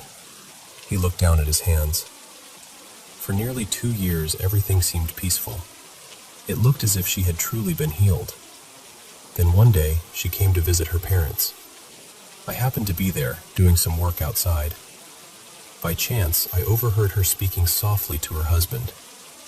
The fire crackled while he spoke. She was laughing under her breath and said, "Do you remember our plan? I really did fall and injure myself, yes. But the sounds, the wide eyes, the frightening expressions, the deep voice saying the jinn from the empty land had claimed me. That was all an act. Every bit of it." No one around the fire said a word. The caretaker continued, more quietly now. When her family found out, they were devastated, completely shattered. They realized they had been fooled by their own daughter. For years, they had lived under the weight of gossip and pity. They had spent their savings on fake healers and false hope. And all along, she never once stopped to think about what it was costing them. Not just in money, but in dignity, in heartbreak, in shame. He sighed deeply. In the end, they disowned her. They told her never to return. The marriage she wanted so badly ended up costing her the family she was born into. Then he looked at us and said, "That's the story. And the lesson is this.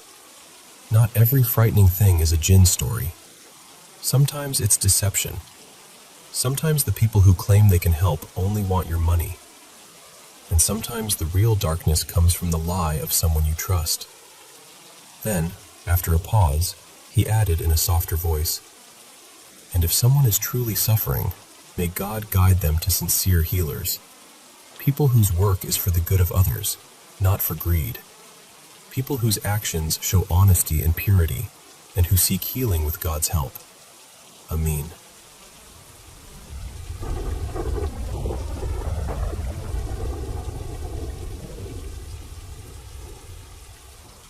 You know, I've told this story a few times, but every time I do, I still get that same uneasy feeling.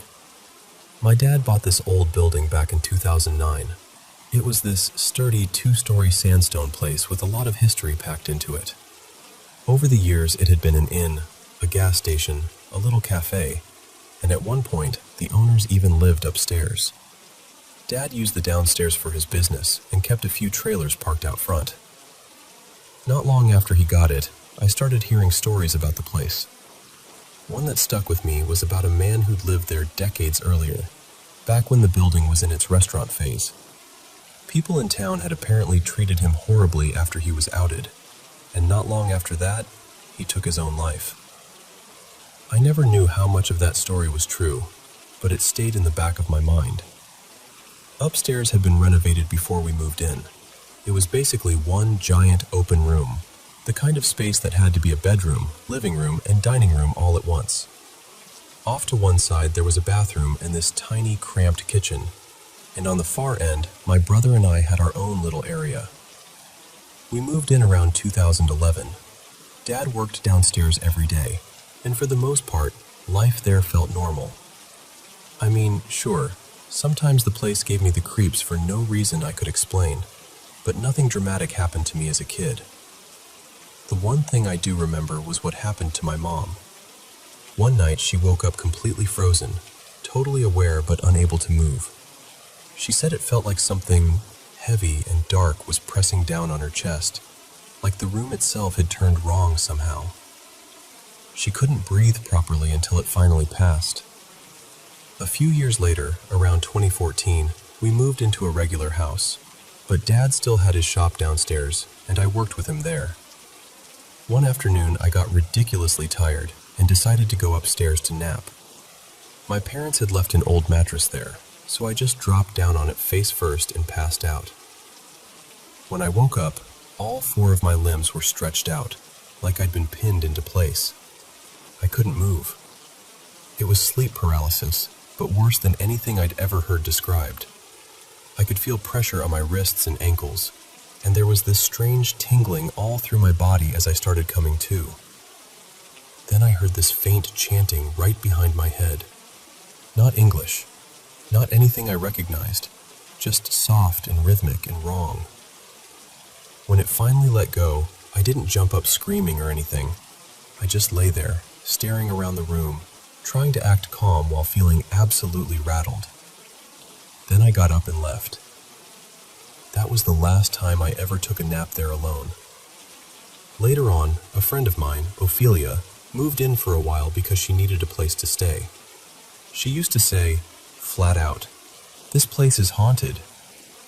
She didn't really have a big dramatic story to go with it, just a deep certainty. Mostly she talked about the atmosphere, how heavy and uncomfortable it felt. I told her about what I'd experienced, and she stayed about a year before moving on for unrelated reasons.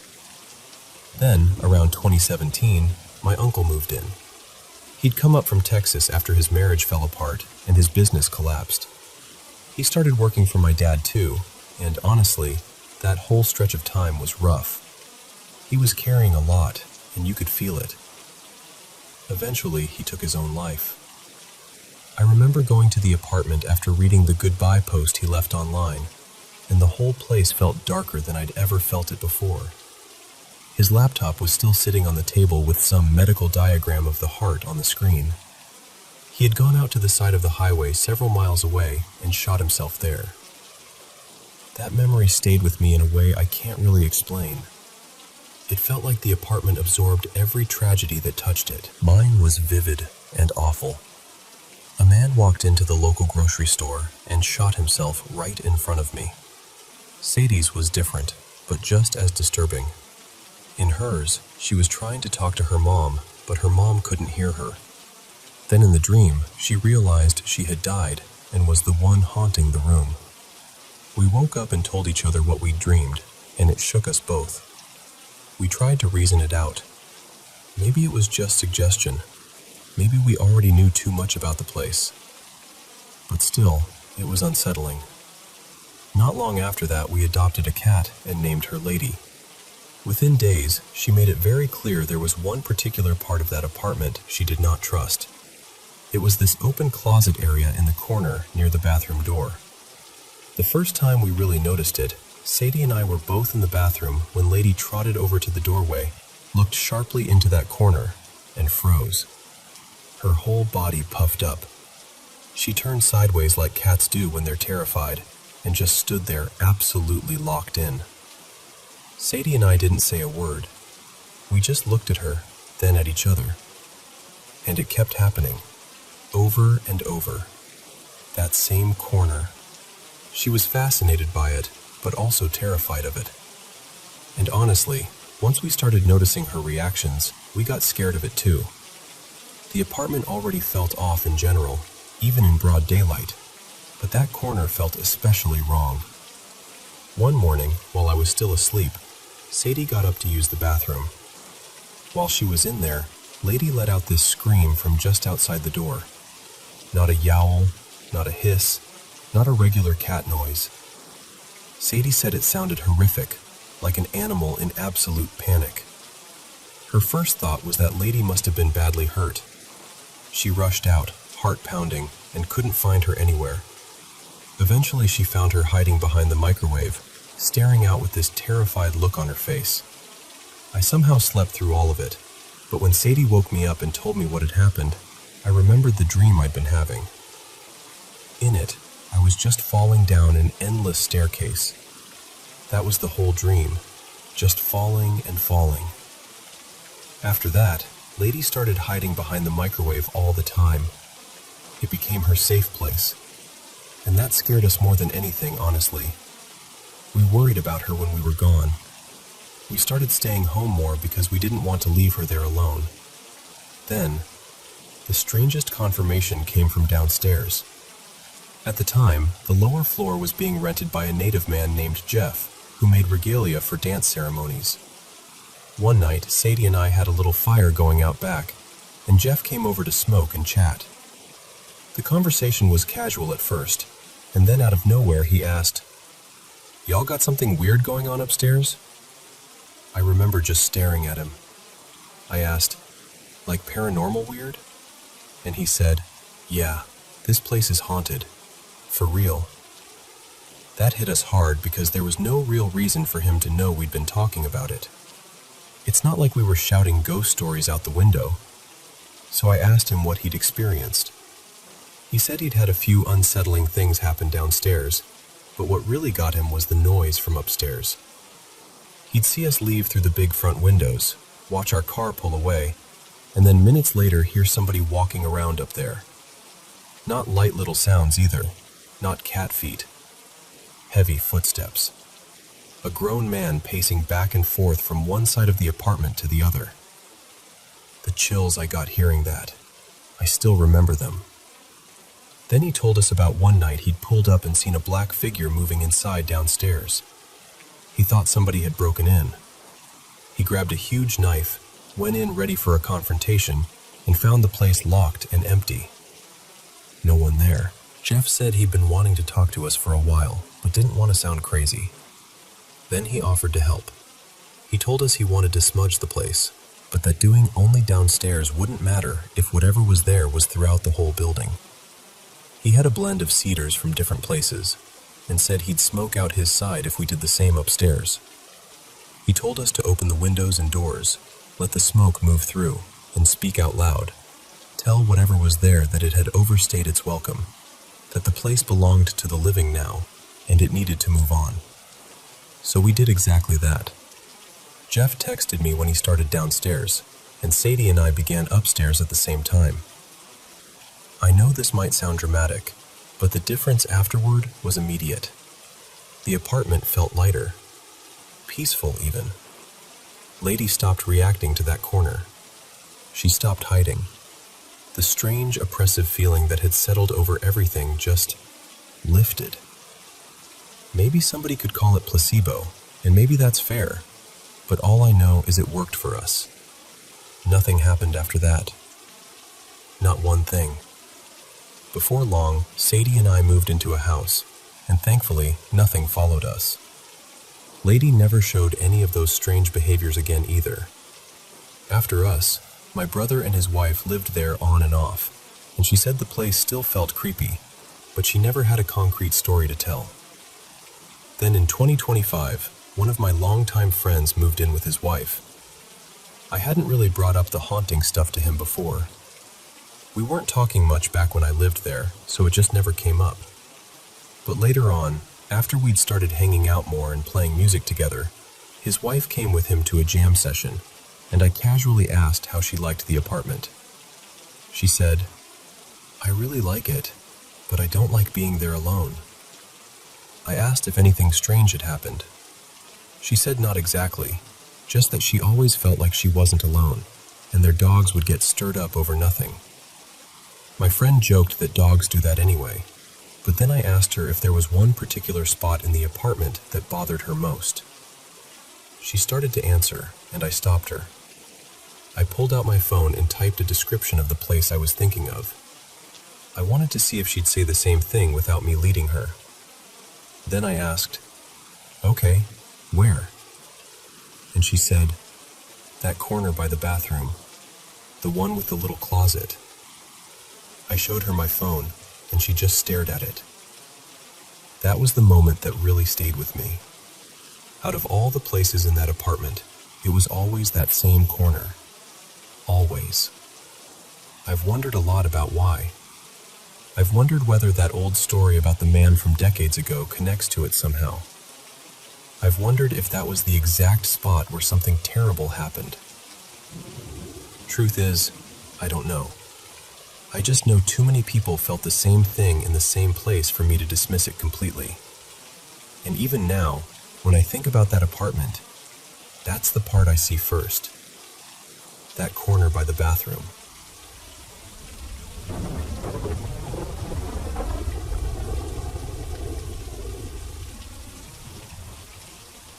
I work maintenance at an apartment complex, and for a while there was this resident who kept reporting the same thing over and over, banging on his wall late at night. He was convinced it was coming from the woman in the unit next door. The problem was, she always denied it, and nobody could ever prove anything, so there really wasn't much we could do. Now, this building is mainly for elderly residents and people dealing with mental health challenges, so complaints like that weren't exactly unusual. Most of the time, things had an explanation, or at least, that's what I always told myself. Eventually, the woman next door moved out, and I was the one assigned to clean and prep the apartment. For the first few days, everything seemed completely normal. Nothing out of place, nothing strange. But on the last day I was there finishing up, something happened that I still can't explain. The second I stepped into that apartment that morning, I felt it. Not cold exactly, but this deep chill ran through me anyway. You know that feeling when the air itself seems heavy, like something is pressing down on you? That's the only way I can describe it. I kept working, thinking maybe I was just tired or having an off day, but the feeling never left. It stayed with me the entire time I was in there, and honestly, if that had been all, I probably would have brushed it off. But then, right at the end of the day, I was carrying my tools out into the hallway. I'd already stepped a few feet away from the apartment when I suddenly felt this strong need to turn around. I still don't know why. I just did. When I looked back at the door, I stopped cold. There was a gap under the front door, maybe about an inch or so, enough that you could see light and shadow from the other side.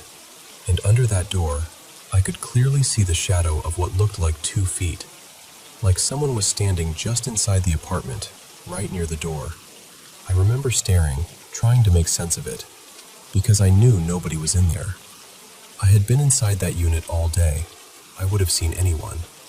My first thought was maybe it was some kind of light reflection, maybe a trick of the sun through the window. But then, the shadow moved. Not flickered, not shifted, moved. It looked exactly like a person turning and walking away from the door. I'll tell you right now, I did not go back in there to investigate. Absolutely not. I just picked up my pace and kept walking. Later on, once I'd calmed down a little, I tried to explain it away. I went outside and checked around the building, thinking maybe someone had passed by the window and cast a shadow just right. But the layout didn't support that. The apartment windows faced the shaded side of the building, and with the roof hanging over that side, sunlight didn't hit in a way that could have made that kind of shadow. The sun was too high, the angles were wrong, and there just wasn't any clear way for a person outside to create what I saw under that door. I even considered whether maybe someone was shining a flashlight or some other light source from outside. That's the only halfway logical explanation I've ever been able to come up with. But even that feels like a stretch. The truth is, I still don't know what I saw. And yeah, before anyone asks, people have passed away in that building before. That's just the reality of a place where most of the residents are elderly. As for that specific apartment, I can't say for sure, but I wouldn't be surprised. One more thing that makes it even stranger. The resident who used to complain about the banging, he never made another complaint after that woman moved out. And the oddest part of all, the woman who had lived there, Marina, used a wheelchair. It was legs.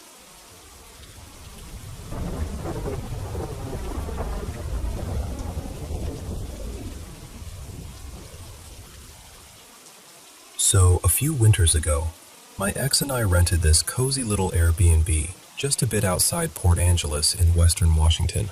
It was right around Christmas, tucked away in a quiet rural area, and the whole place felt still in that way only snowy places do. There was already a soft layer of snow on the ground, and more kept drifting down while we were there, which felt kind of magical since we almost never get snow where we live. We spent the trip doing all the simple, comforting things. We made boozy coffee shakes, curled up under blankets watching old movies, and drove into town here and there to poke around little shops and scenic spots. It was one of those small getaways that feels peaceful without needing much of a plan. At night, though, it got incredibly dark outside. No streetlights, no traffic, just silence. Every now and then I'd hear something out in the yard, probably a deer or some other animal stepping through the snow, and that part actually felt kind of beautiful. What bothered me more was this strange rustling sound coming from the direction of the bedroom closet. The place was a small manufactured home, and with all the wildlife around, I told myself it was probably just some little animal trying to get warm underneath or inside the walls. Eventually, I drifted off, though I'm a light sleeper, and I kept waking up to that faint scratching and rustling off and on through the night. The bed didn't help either.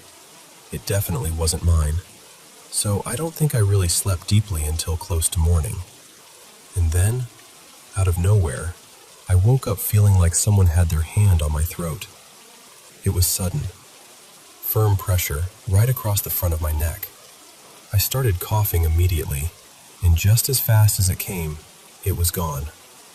I remember jolting awake and snapping at my ex, thinking maybe his arm had somehow landed across me in his sleep. It didn't really make sense, but when you wake up like that, your brain reaches for whatever explanation it can. He turned toward me all groggy and confused and just mumbled, "What?" And in that instant, I knew it hadn't been him. He'd been sleeping with his back to me. Later that morning, when I was alone in the bedroom, I looked toward the closet and told whatever was there to leave me alone. Not politely either, just very directly. After that, I still heard a little rustling the following night, but nothing touched me again. It definitely shook me in the moment, that feeling of being strangled awake. But honestly, I've had enough strange experiences over the years that I've learned not to completely fall apart every time something unexplainable happens. That doesn't mean I enjoy it. It's unsettling every single time. But compared to some other things I've experienced, this felt more like one sharp, eerie incident than something that lingered. And once we left, that was it. Nothing followed me. Nothing happened afterward. It just became one more story I still think about whenever winter rolls around and everything gets quiet.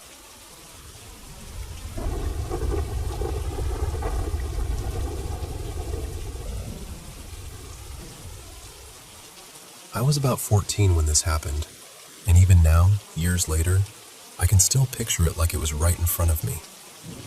It was a Saturday night, and I was home alone. My parents were both working late, and my older sister, Marissa, was sleeping over at a friend's place. That kind of thing wasn't unusual for us. We were pretty used to being in the house by ourselves, so I never really thought of myself as someone who got scared easily, especially not just because it was dark or quiet. It was close to midnight when I finally decided to go to bed. I climbed up into the top bunk, turned off my bedroom light, and got settled in. A few seconds later, I realized I'd left the bathroom light on. The bathroom was right across from my room, and because we always slept with our bedroom doors open back then, the light spilled out so brightly it lit up most of the hallway. So I started to climb back down from the bunk to go switch it off. And that's when I saw it. There was this tall, shadowy figure stepping out of the bathroom. I remember it so clearly it still unsettles me to talk about. It looked too tall for the doorway, like it had to reach up, grip the top of the frame, and duck its head to get through. Then it turned slowly and moved toward my sister's room. When it got there, it did the same thing again, grabbed the top of the doorway, lowered itself, and walked inside. The whole thing probably lasted 10 seconds, maybe less, but in my mind, it stretched out forever. What makes it so hard for me to dismiss is how clear everything looked. The hallway was bright. I wasn't dreaming. I wasn't half awake. I saw it, plain as day, and the second I realized what I was looking at, fear hit me so hard I completely froze. I didn't scream. I didn't run. I just slowly lowered myself back onto the bed and stayed completely still. I remember staring through this narrow gap between my mattress and the bed frame so I could keep my eyes on my sister's doorway, just waiting for that thing to come back out. But it never did. I stayed there, frozen, listening to every little sound in the house, too scared to move and too scared to even call out. I don't know why I didn't grab my phone or run downstairs. I think I was just in shock. Eventually, I heard the front door open. My parents were finally home. I jumped down from the bed, bolted downstairs, and told them what I'd seen. They looked confused more than anything and asked why I was still awake. That's when we realized it was already around 1 in the morning. I had been lying there, staring at that doorway, for over an hour. I told them everything, every detail, but they didn't believe me. I get it, I guess. To them, it probably sounded like a tired kid spooked by shadows. But it didn't feel like that. It felt real. Real in a way I still can't explain. That night, I shut my bedroom door before I went back upstairs, and after that, I never slept with it open again. When I told Marissa the next morning, she started closing hers too. And honestly, when you reduce it down, I know how it sounds. A teenager home alone late at night sees something strange and gets scared. That's an easy story to shrug off. But what stays with me is how vivid it was. The shape of it, the way it moved, the way my whole body locked up before I could even think. It's been about 10 years now. I still don't really believe in ghosts or spirits or anything like that. But I also can't explain what I saw that night. And that's the part that still gets to me.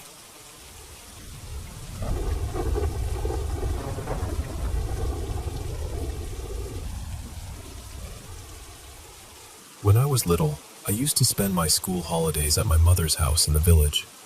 Not too far from her home, maybe a short walk down the road, there was a path leading toward the next village.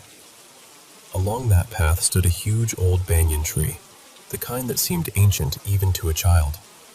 For as long as I can remember, people spoke about that road in voices, especially after sunset.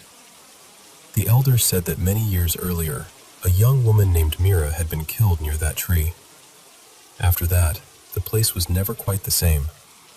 People in the village had all kinds of stories. Some said that if they passed that way alone, they could hear a woman calling, almost as if she were just behind them.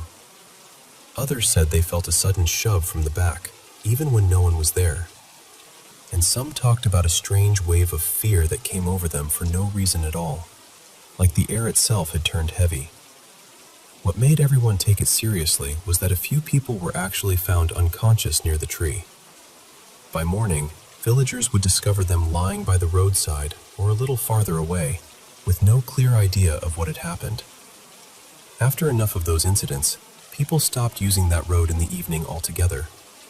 Even during the late afternoon, some said the place felt wrong, too quiet, too tense, too unsettling. So for months, everyone took the longer way around. Finally, the villagers called in a sorcerer from another area.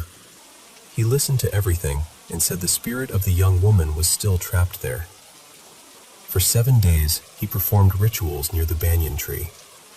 Then, at the end of it all, he drove a large iron nail deep into the trunk and told the villagers that the spirit had been pinned there and would not wander anymore. And strangely enough, after that, the stories stopped. People slowly began using the road again, though many still hurried past that tree and avoided looking at it too long. I went back to the village not long ago, and I saw that same banyan tree still standing there. It looked older, quieter somehow. And the nail? It was still there.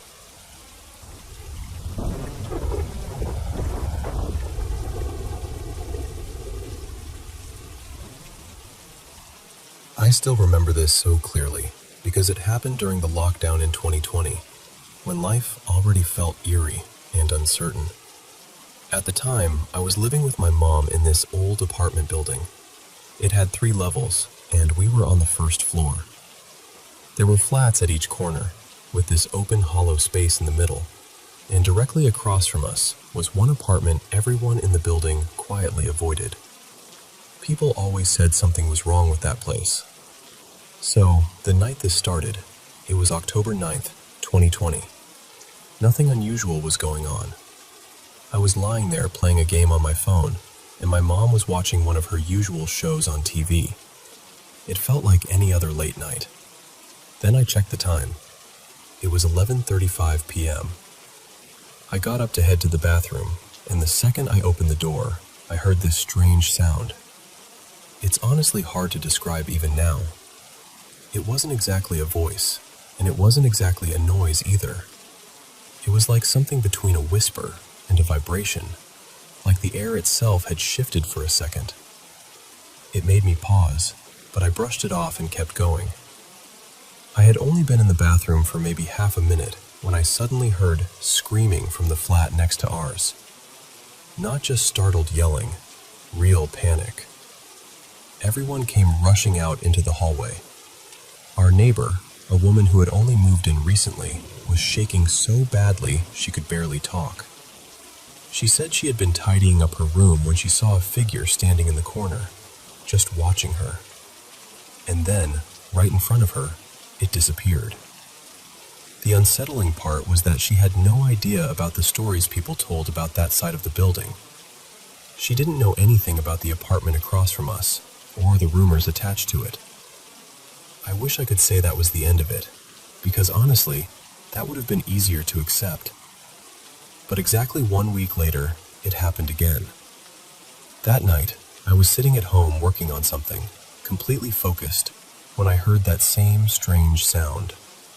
The second it reached my ears, this cold feeling ran through me. I turned and looked at the clock immediately. 11:35 p.m., the exact same time. This time, I didn't hesitate. I rushed straight to the door, and before I could even fully open it, another scream rang out, this time from a different neighbor. We all stepped out again, hearts pounding, and found him standing there pale and breathless. He said he had seen someone standing near his bedroom entrance. When he got up in shock, whatever it was darted toward the front door and vanished. Just gone. After that, nothing else happened while we stayed there, and we lived in that building for almost another year. No more sounds, no more screams, no more sightings. But even now, I can't shake the feeling that whatever it wasn't just there to scare people. It felt deliberate, like it was appearing for a reason. Like it was trying, in its own strange way, to get someone's attention, or maybe tell us something we were never able to understand.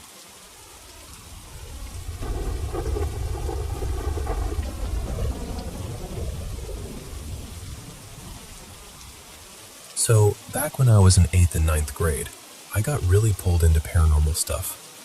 I had a girlfriend then who was super into witchy things, and through her, I ended up getting fascinated by it too. Before long, we were using a Ouija board constantly, like almost every day after school. After a few weeks, something weird started happening. Every time we asked who we were talking to, it gave us the same answer. Him. At first, it honestly didn't scare us that much. We were kids, and it all felt more exciting than dangerous. But over time, the tone changed. It got mean. The board started swearing at us, telling us to leave it alone, telling us to screw off.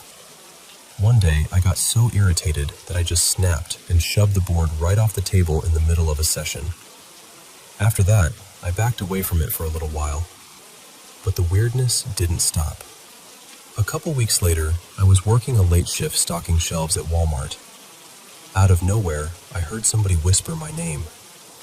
I figured I imagined it. Then I heard it again, louder this time. I checked the next aisle thinking maybe someone was messing with me, but nobody was there. Then it happened a third time, clear enough that I actually shouted, "Okay, who keeps calling me?" Nothing answered. Maybe half a minute later, one of my coworkers came up to me looking seriously unsettled. She asked, "Did you just hear your name called 3 times?" I said yeah, and she told me she was a medium, and that hearing your name called like that could mean someone in your family was about to die. Now, I've always been interested in paranormal stories, but I'm skeptical too. So I remember thinking it was kind of wild that she introduced herself as a medium with that much confidence. I tried to keep the conversation normal and started talking about what I wanted to do with my life, my plans, all that. She cut me off and said, "Every time you talk about your future, I hear this ugly little laugh. Something negative is attached to you. It doesn't want good things for you." She had no idea about the board. None. And the second she said that, my stomach dropped, because in my head I immediately connected it to him. When I got home and finally went to bed, the house phone rang not long after. I heard my mom out in the hallway saying, "Oh no, I'm so sorry." I was downstairs before she even hung up. Somebody in our extended family had just passed away.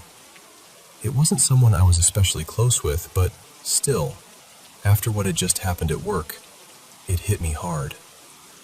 You'd think that would have been enough to make me stop. But honestly, at that age, it made me more curious. It scared me, sure, but it also made everything feel real in a way I hadn't felt before. So not long after that, I invited my best friend and my girlfriend over to my parents' basement to use the board again. That ended up being the last time I touched one for years. It was the middle of the afternoon, bright outside, nobody else home. We'd been sitting there maybe 20 minutes when all 3 of us suddenly smelled breakfast sausage cooking. Not faintly either. It was strong, unmistakable, like somebody was frying it right beside us.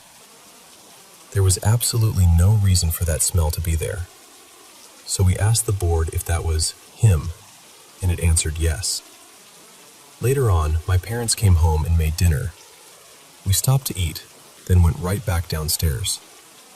By that point, we were pushing it, really pushing it, asking it to prove it was there, asking it to touch us, moving around the room trying to feel cold spots.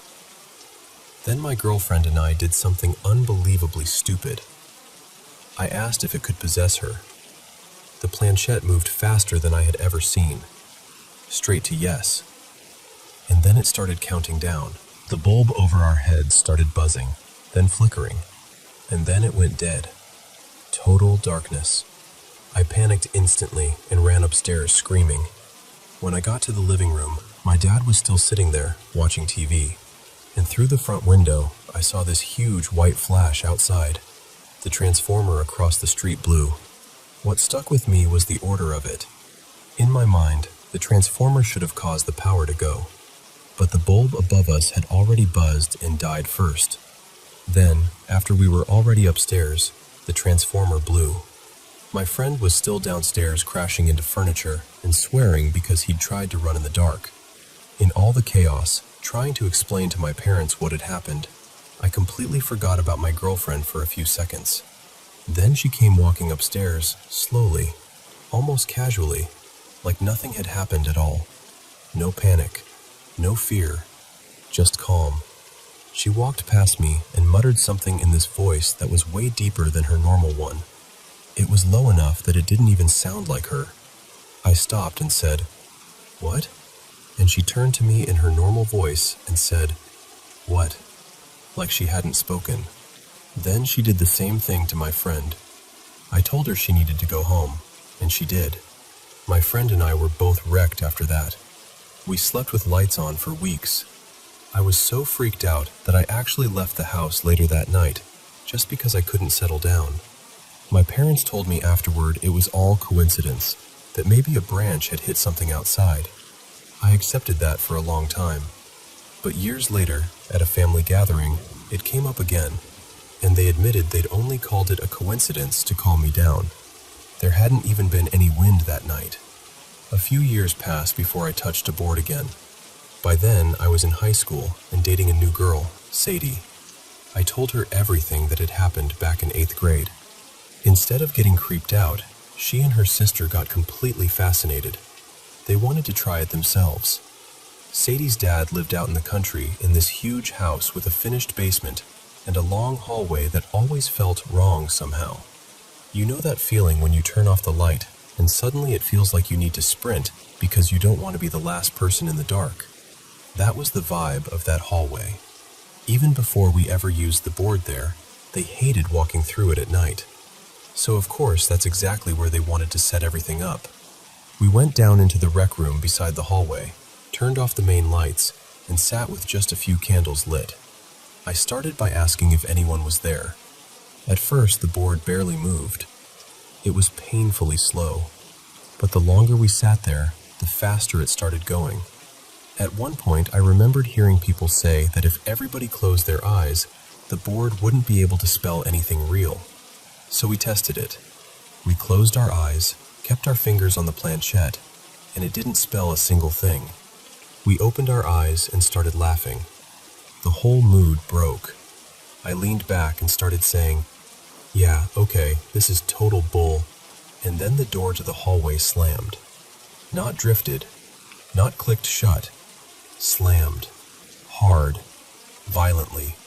Like someone had put their whole body into it. The girls screamed and told me to go check.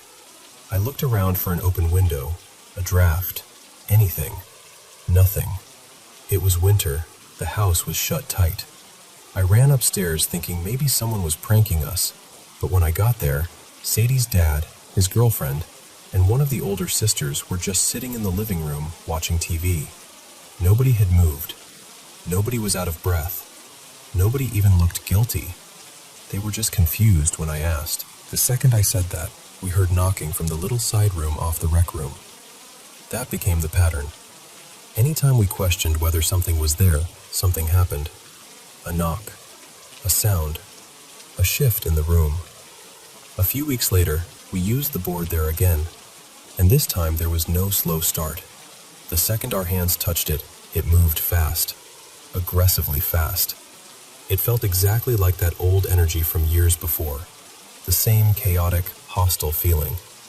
At one point, the planchette shot right off the board, slid across the coffee table toward me, and dropped straight into my lap. We kept asking what it was, and every time we asked its name, it gave us a different one. It felt like we were talking to more than one thing, like one was trying to seem harmless and another wanted us scared. Then I had this thought that hit me all at once. What if it's all the same thing pretending? So I asked, "Are you one spirit pretending to be different ones?" It moved to yes. I got chills all over. I looked at Sadie and told her, "I think this might be him." Then I asked directly, "Are you him?" Yes. We asked if it was good or bad. It spelled out evil. We asked if it wanted us there. Yes again.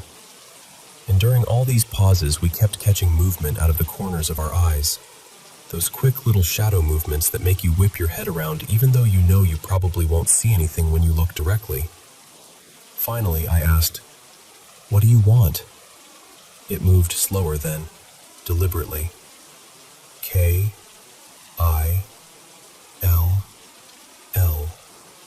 And when it got to the last letter, it hovered there, making these tiny circles over the L like it wanted to make absolutely sure we understood. We asked who it wanted killed. It spelled out Sadie's sister's name. That was it for me. I said, "Nope, forget this." I forced the planchette to goodbye, and I told them I was done. Completely done. That summer, my parents rented a little cottage near the beach. By then, Sadie and I were fighting all the time, and honestly, the relationship was already falling apart. The cottage was tiny. My parents had one room, and right across the hall was the room Sadie and I were sleeping in. Above our room, there was this little loft space with a wooden hatch and a ladder leading up to it. I slept up there. She slept in the room below. That night, we ended up talking again about the stuff at her dad's house, especially the door slam. Then, because we were young and stupid and already annoyed with each other, we got into an argument and went to bed angry. Sometime around 3 in the morning, I woke up to a whisper saying my name. At first, I ignored it. I figured Sadie was still awake and trying to talk to me from below. Then it came again, clearer. I whispered back, irritated, "What do you want?"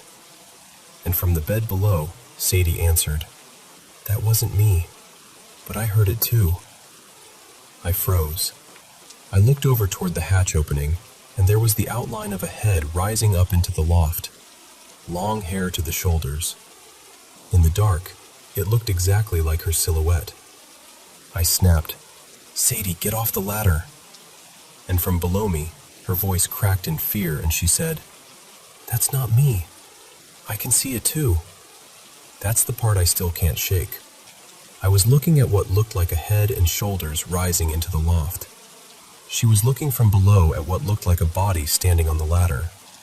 We were both seeing different parts of the same figure at the same time. We both lunged for the lights. Once they were on, that was it. No more sleep. No more darkness. I dragged my pillow over by the hatch and stayed there the rest of the night, keeping her in sight, both of us wide awake until morning. And after that, I was done with Ouija boards for good. That was the moment I finally felt, deep down, that whatever had been following me all those years had gotten close enough. And I never wanted to invite it in again.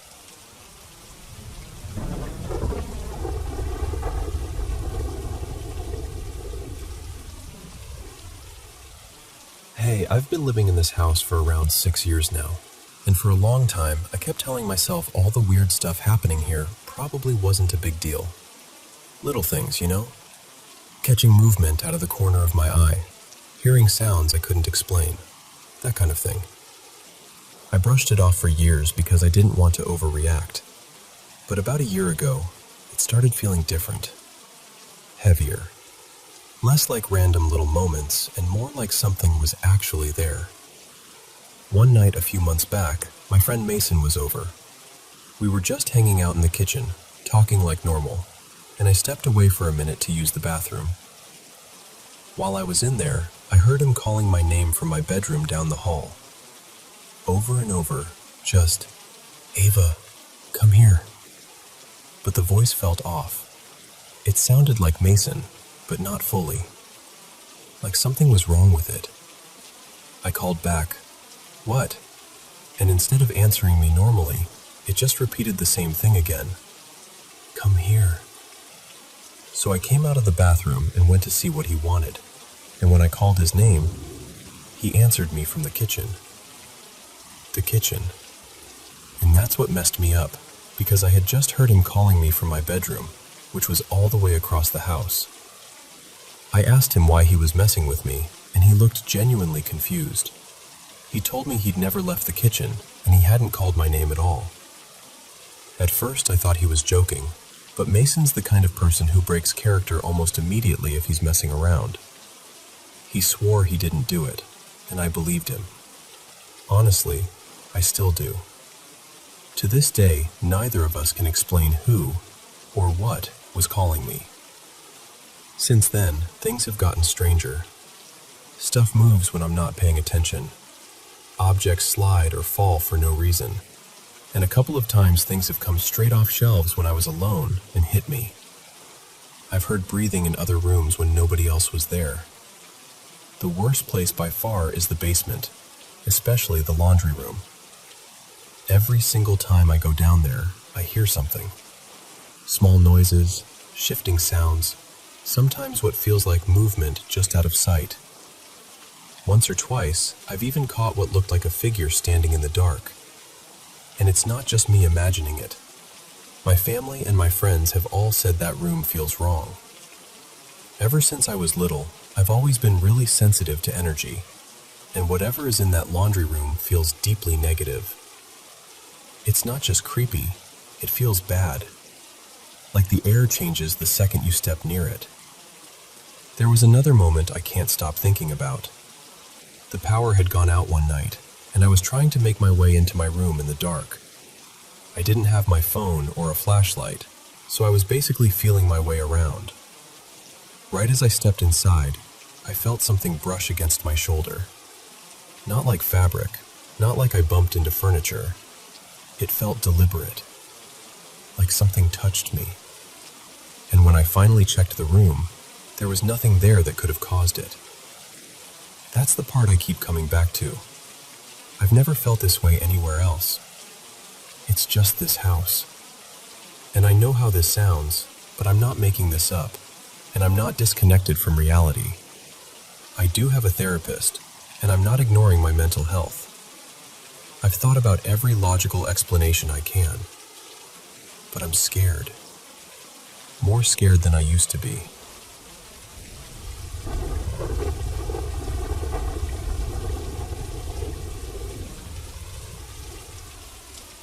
So there have been 2 times in my life when I felt completely certain I had a real encounter with something paranormal. I've moved around a lot over the years and lived in all kinds of places. Most of the strange things people talk about, I usually think can be explained away.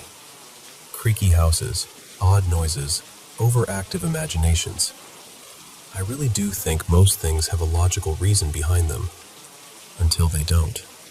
And out of everywhere I've ever lived, only 2 places ever made me feel, deep down, that something was truly wrong there.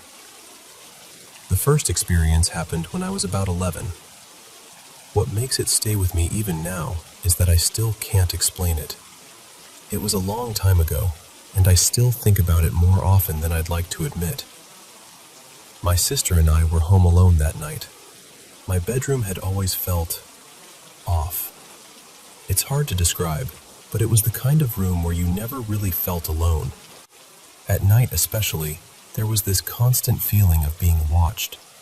Sometimes, lying in bed, I'd even feel what seemed like cold breath against the back of my neck, just enough to make me freeze up under the blankets. That evening, we left my room to make ourselves something to eat. We didn't hear the door close, didn't think anything of it. But when we came back down the hall with our plates, the bedroom door was shut tight and locked. And the strange part is, the lock only worked from the inside. It was one of those little twist locks on the handle. There was no keyhole, no way to lock it from outside the room. My mom always insisted the door must have swung shut on its own, and that maybe one of us had turned the lock without realizing it before we left. But the window was closed, and even if the door had somehow drifted shut, I still can't make sense of how it would have locked itself. What stayed with me even more was how my mom reacted afterward. She had the lock removed not long after that. Then, within a few weeks, we moved out. For a while, we stayed at the house of the man who later became my stepfather, even though it made her commute way longer every day. Looking back now, I honestly think she knew something wasn't right in that house. I think she just didn't want us to be scared. The second experience happened years later, when I was 24. One night, my electronics started acting up in the weirdest way. Not all at once, just one thing after another, like something was trying to get my attention. I woke up at around 3 a.m. because a personal massager I owned had turned itself on by itself. I know that sounds ridiculous, but it scared the life out of me. I turned it off, tried to laugh it off, and went back to sleep. A little while later, it turned on again. I shut it off a second time, then a third. By that point, I was so unnerved that I finally took it outside and tossed it straight into the dumpster. What really got to me was that after that, it never made another sound. For the next few days, I'd walk past that dumpster half expecting to hear it rattling around in there, just to prove to myself it had only been broken. But every time, there was nothing. Just silence. After that, my computer started shutting itself off at random. I tried to be rational about it. I checked the temperature, messed with the settings, convinced myself it had to be overheating or pulling too much power. But eventually, I got so frustrated that I snapped. Out loud, to an empty room, I said, "Don't you dare shut this off again." The second the words left my mouth, the computer went black. That was the moment my stomach dropped. Not because one thing malfunctioned, but because two different things responded at once, like something had heard me. I moved out not long after that, and ever since then, I haven't had another experience like either of those. But those two places, I still can't explain them, and honestly, I'm not sure I want to.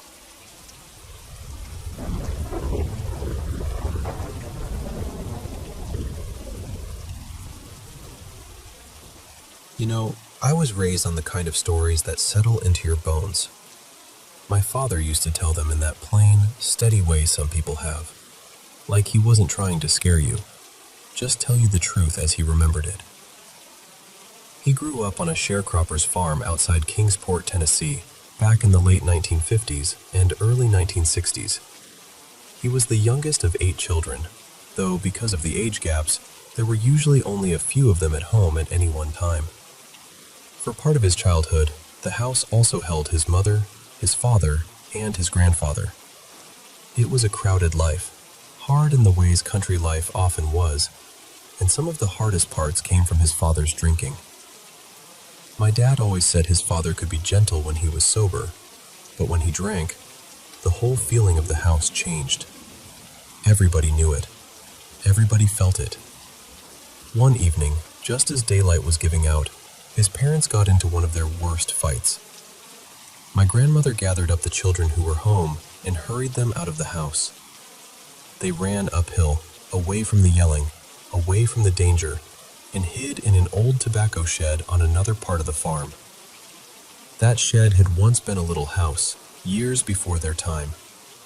By then it was mostly used for storage, stacked with tobacco sticks and smelling like dust, wood, and old seasons. They stood there in the dark, trying not to breathe too loud, peeking through the opening as my father's dad moved around the yard below, searching for them. He circled the house and the outbuildings for a while, then finally went back inside. After that, they stayed put, waiting for things to calm down. And as the dark settled in completely, they started hearing something from the back of the shed. At first, it was faint, then clearer. A baby crying. Not outside, not far away. Inside that shed, back where the tobacco sticks were piled. 2 farm dogs had followed them up there and stayed close while they hid. When the crying started, those dogs pricked up and trotted toward the sound, disappearing into the darkness at the back. Everybody held still. Then, just seconds later, those same dogs came flying back past them like something had chased them out. They bolted from the shed and tore downhill at a dead run. That was all the rest of the family needed. My dad said they ran right after the dogs, nobody willing to stay and find out what a crying baby was doing in an empty tobacco shed in the middle of the night. The next morning, in full daylight, they went back to look. There was nothing there. No baby. No animal caught somewhere. Nothing at all. That was one of the first stories he ever told me. Another one centered around his grandfather, a man who had his own habits and routines. He'd stay out late in town some nights, drinking, and when he came home, he wouldn't go through the front door. Instead, he'd slip into his room through a window everyone kept unlocked for him.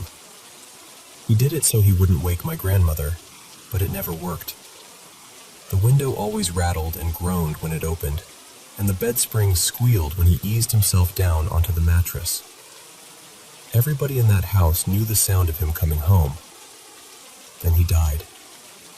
And not long after that, they started hearing the same thing. That old window opening in the night. The same scrape, the same rattle. Then the sound of somebody climbing into that bed. The first time it happened, they figured one of the children must have come in that way for some reason. They checked the room. It was empty. The next time they checked faster. Still empty. Dad said the boy turned around, quiet as a shadow, and headed home. Never came back. Finally, my grandmother got tired of the whole thing. She told the boys to drag that bed out of the room and move it somewhere else. And once they did, the noises stopped. Just like that. Never happened again. There was another room with its own trouble. An old iron pot hung in the fireplace, and inside it rested a big brass spoon. They hardly used them, but every now and then, out of nowhere, they'd hear the sharp ringing of that spoon striking the pot. Every time they checked, nobody was there. Nothing was moving. No explanation at all. My grandmother endured it until she'd had enough, then took the spoon out for good. Once she did, the ringing never came back. What stayed with my father most, though, wasn't just the sounds. It was the feeling. He always said the strange things in that house came with a change in the atmosphere. Not cold air, not a breeze, nothing like that. He said the best way he knew to describe it was that the air felt charged, almost like the house was holding its breath. You could be going about your chores, doing ordinary things, and then little by little, you'd realize something had shifted. The whole place would feel wrong. He told me my grandmother felt it too, maybe more than anyone. She'd sometimes be coming back down toward the house after milking or working outside, carrying on with the day as usual, and before she even reached the porch, she'd know. Something about the house would feel bad. The closer she got, the worse it became. Then she'd hear it, crashing from inside like furniture being overturned, dishes breaking, things slamming into walls. The first time it happened, she grabbed one of her sons and ran back with him, sure they were about to find the house wrecked. But when they opened the door, everything was in its place. No broken dishes, no overturned chairs, no sign of any disturbance at all. After that, when it happened again, she handled it differently. She simply turned around and stayed away for a while. An hour later, she'd return, and the feeling would be gone. The house would be quiet, perfectly normal. One of my favorite stories he told me happened in the kitchen. It was just him and my grandmother at home that evening, getting supper started before the others came in from work. He was helping her prepare things, and after a while he started to feel it, that charge in the air. He noticed my grandmother had gone still too, glancing around without saying a word. Then came the knocking. Loud, hard. Not just somebody at the door, but the kind of pounding that feels angry. My dad moved automatically to answer it, and my grandmother snapped his name so sharply it stopped him cold. She told him not to open that door. She just stood there staring at it. Then the knocking came again, even harder. He started toward it a second time without thinking, and this time she caught him by the shoulders and held him back. Both of them stood there looking at that door, knowing full well it wasn't even locked. And then they heard footsteps. Heavy footsteps. They began at that very door, the one that had never opened, and crossed the kitchen floor. Slowly, deliberately, right in front of them. My father said those steps moved from one side of the kitchen to the other, as if somebody unseen had walked straight through the room. His mother and he just stood there frozen, watching nothing and hearing everything. The footsteps reached the far door, then stopped. Silence. And the second it went quiet, my grandmother grabbed him and ran. She yanked open the nearest door and pulled him outside so fast they barely touched the steps. He told another kitchen story too, one from a bright daytime, which somehow made it worse. Slow, loud, clear as anything. Only the hallway was in full view, and nobody was there. All three of them went silent. The footsteps stopped too. They stared at the empty hall, then at each other, wide-eyed and holding their breath. After a few moments, when nothing else happened, they started laughing the way people do when they're scared and trying not to be. One of his sisters, trying to be brave or maybe just trying to break the spell, called out, "Well then, come on in and eat with us." And instantly the footsteps started again, only this time they were running, straight toward the kitchen. My dad said the three of them screamed at once. Both sisters grabbed him and took off out of that house in a blur. He always laughed a little when he told that part, saying he had never seen either of them move that fast before or since. That's how he told those stories. Calm, matter of fact, never dressed up more than needed.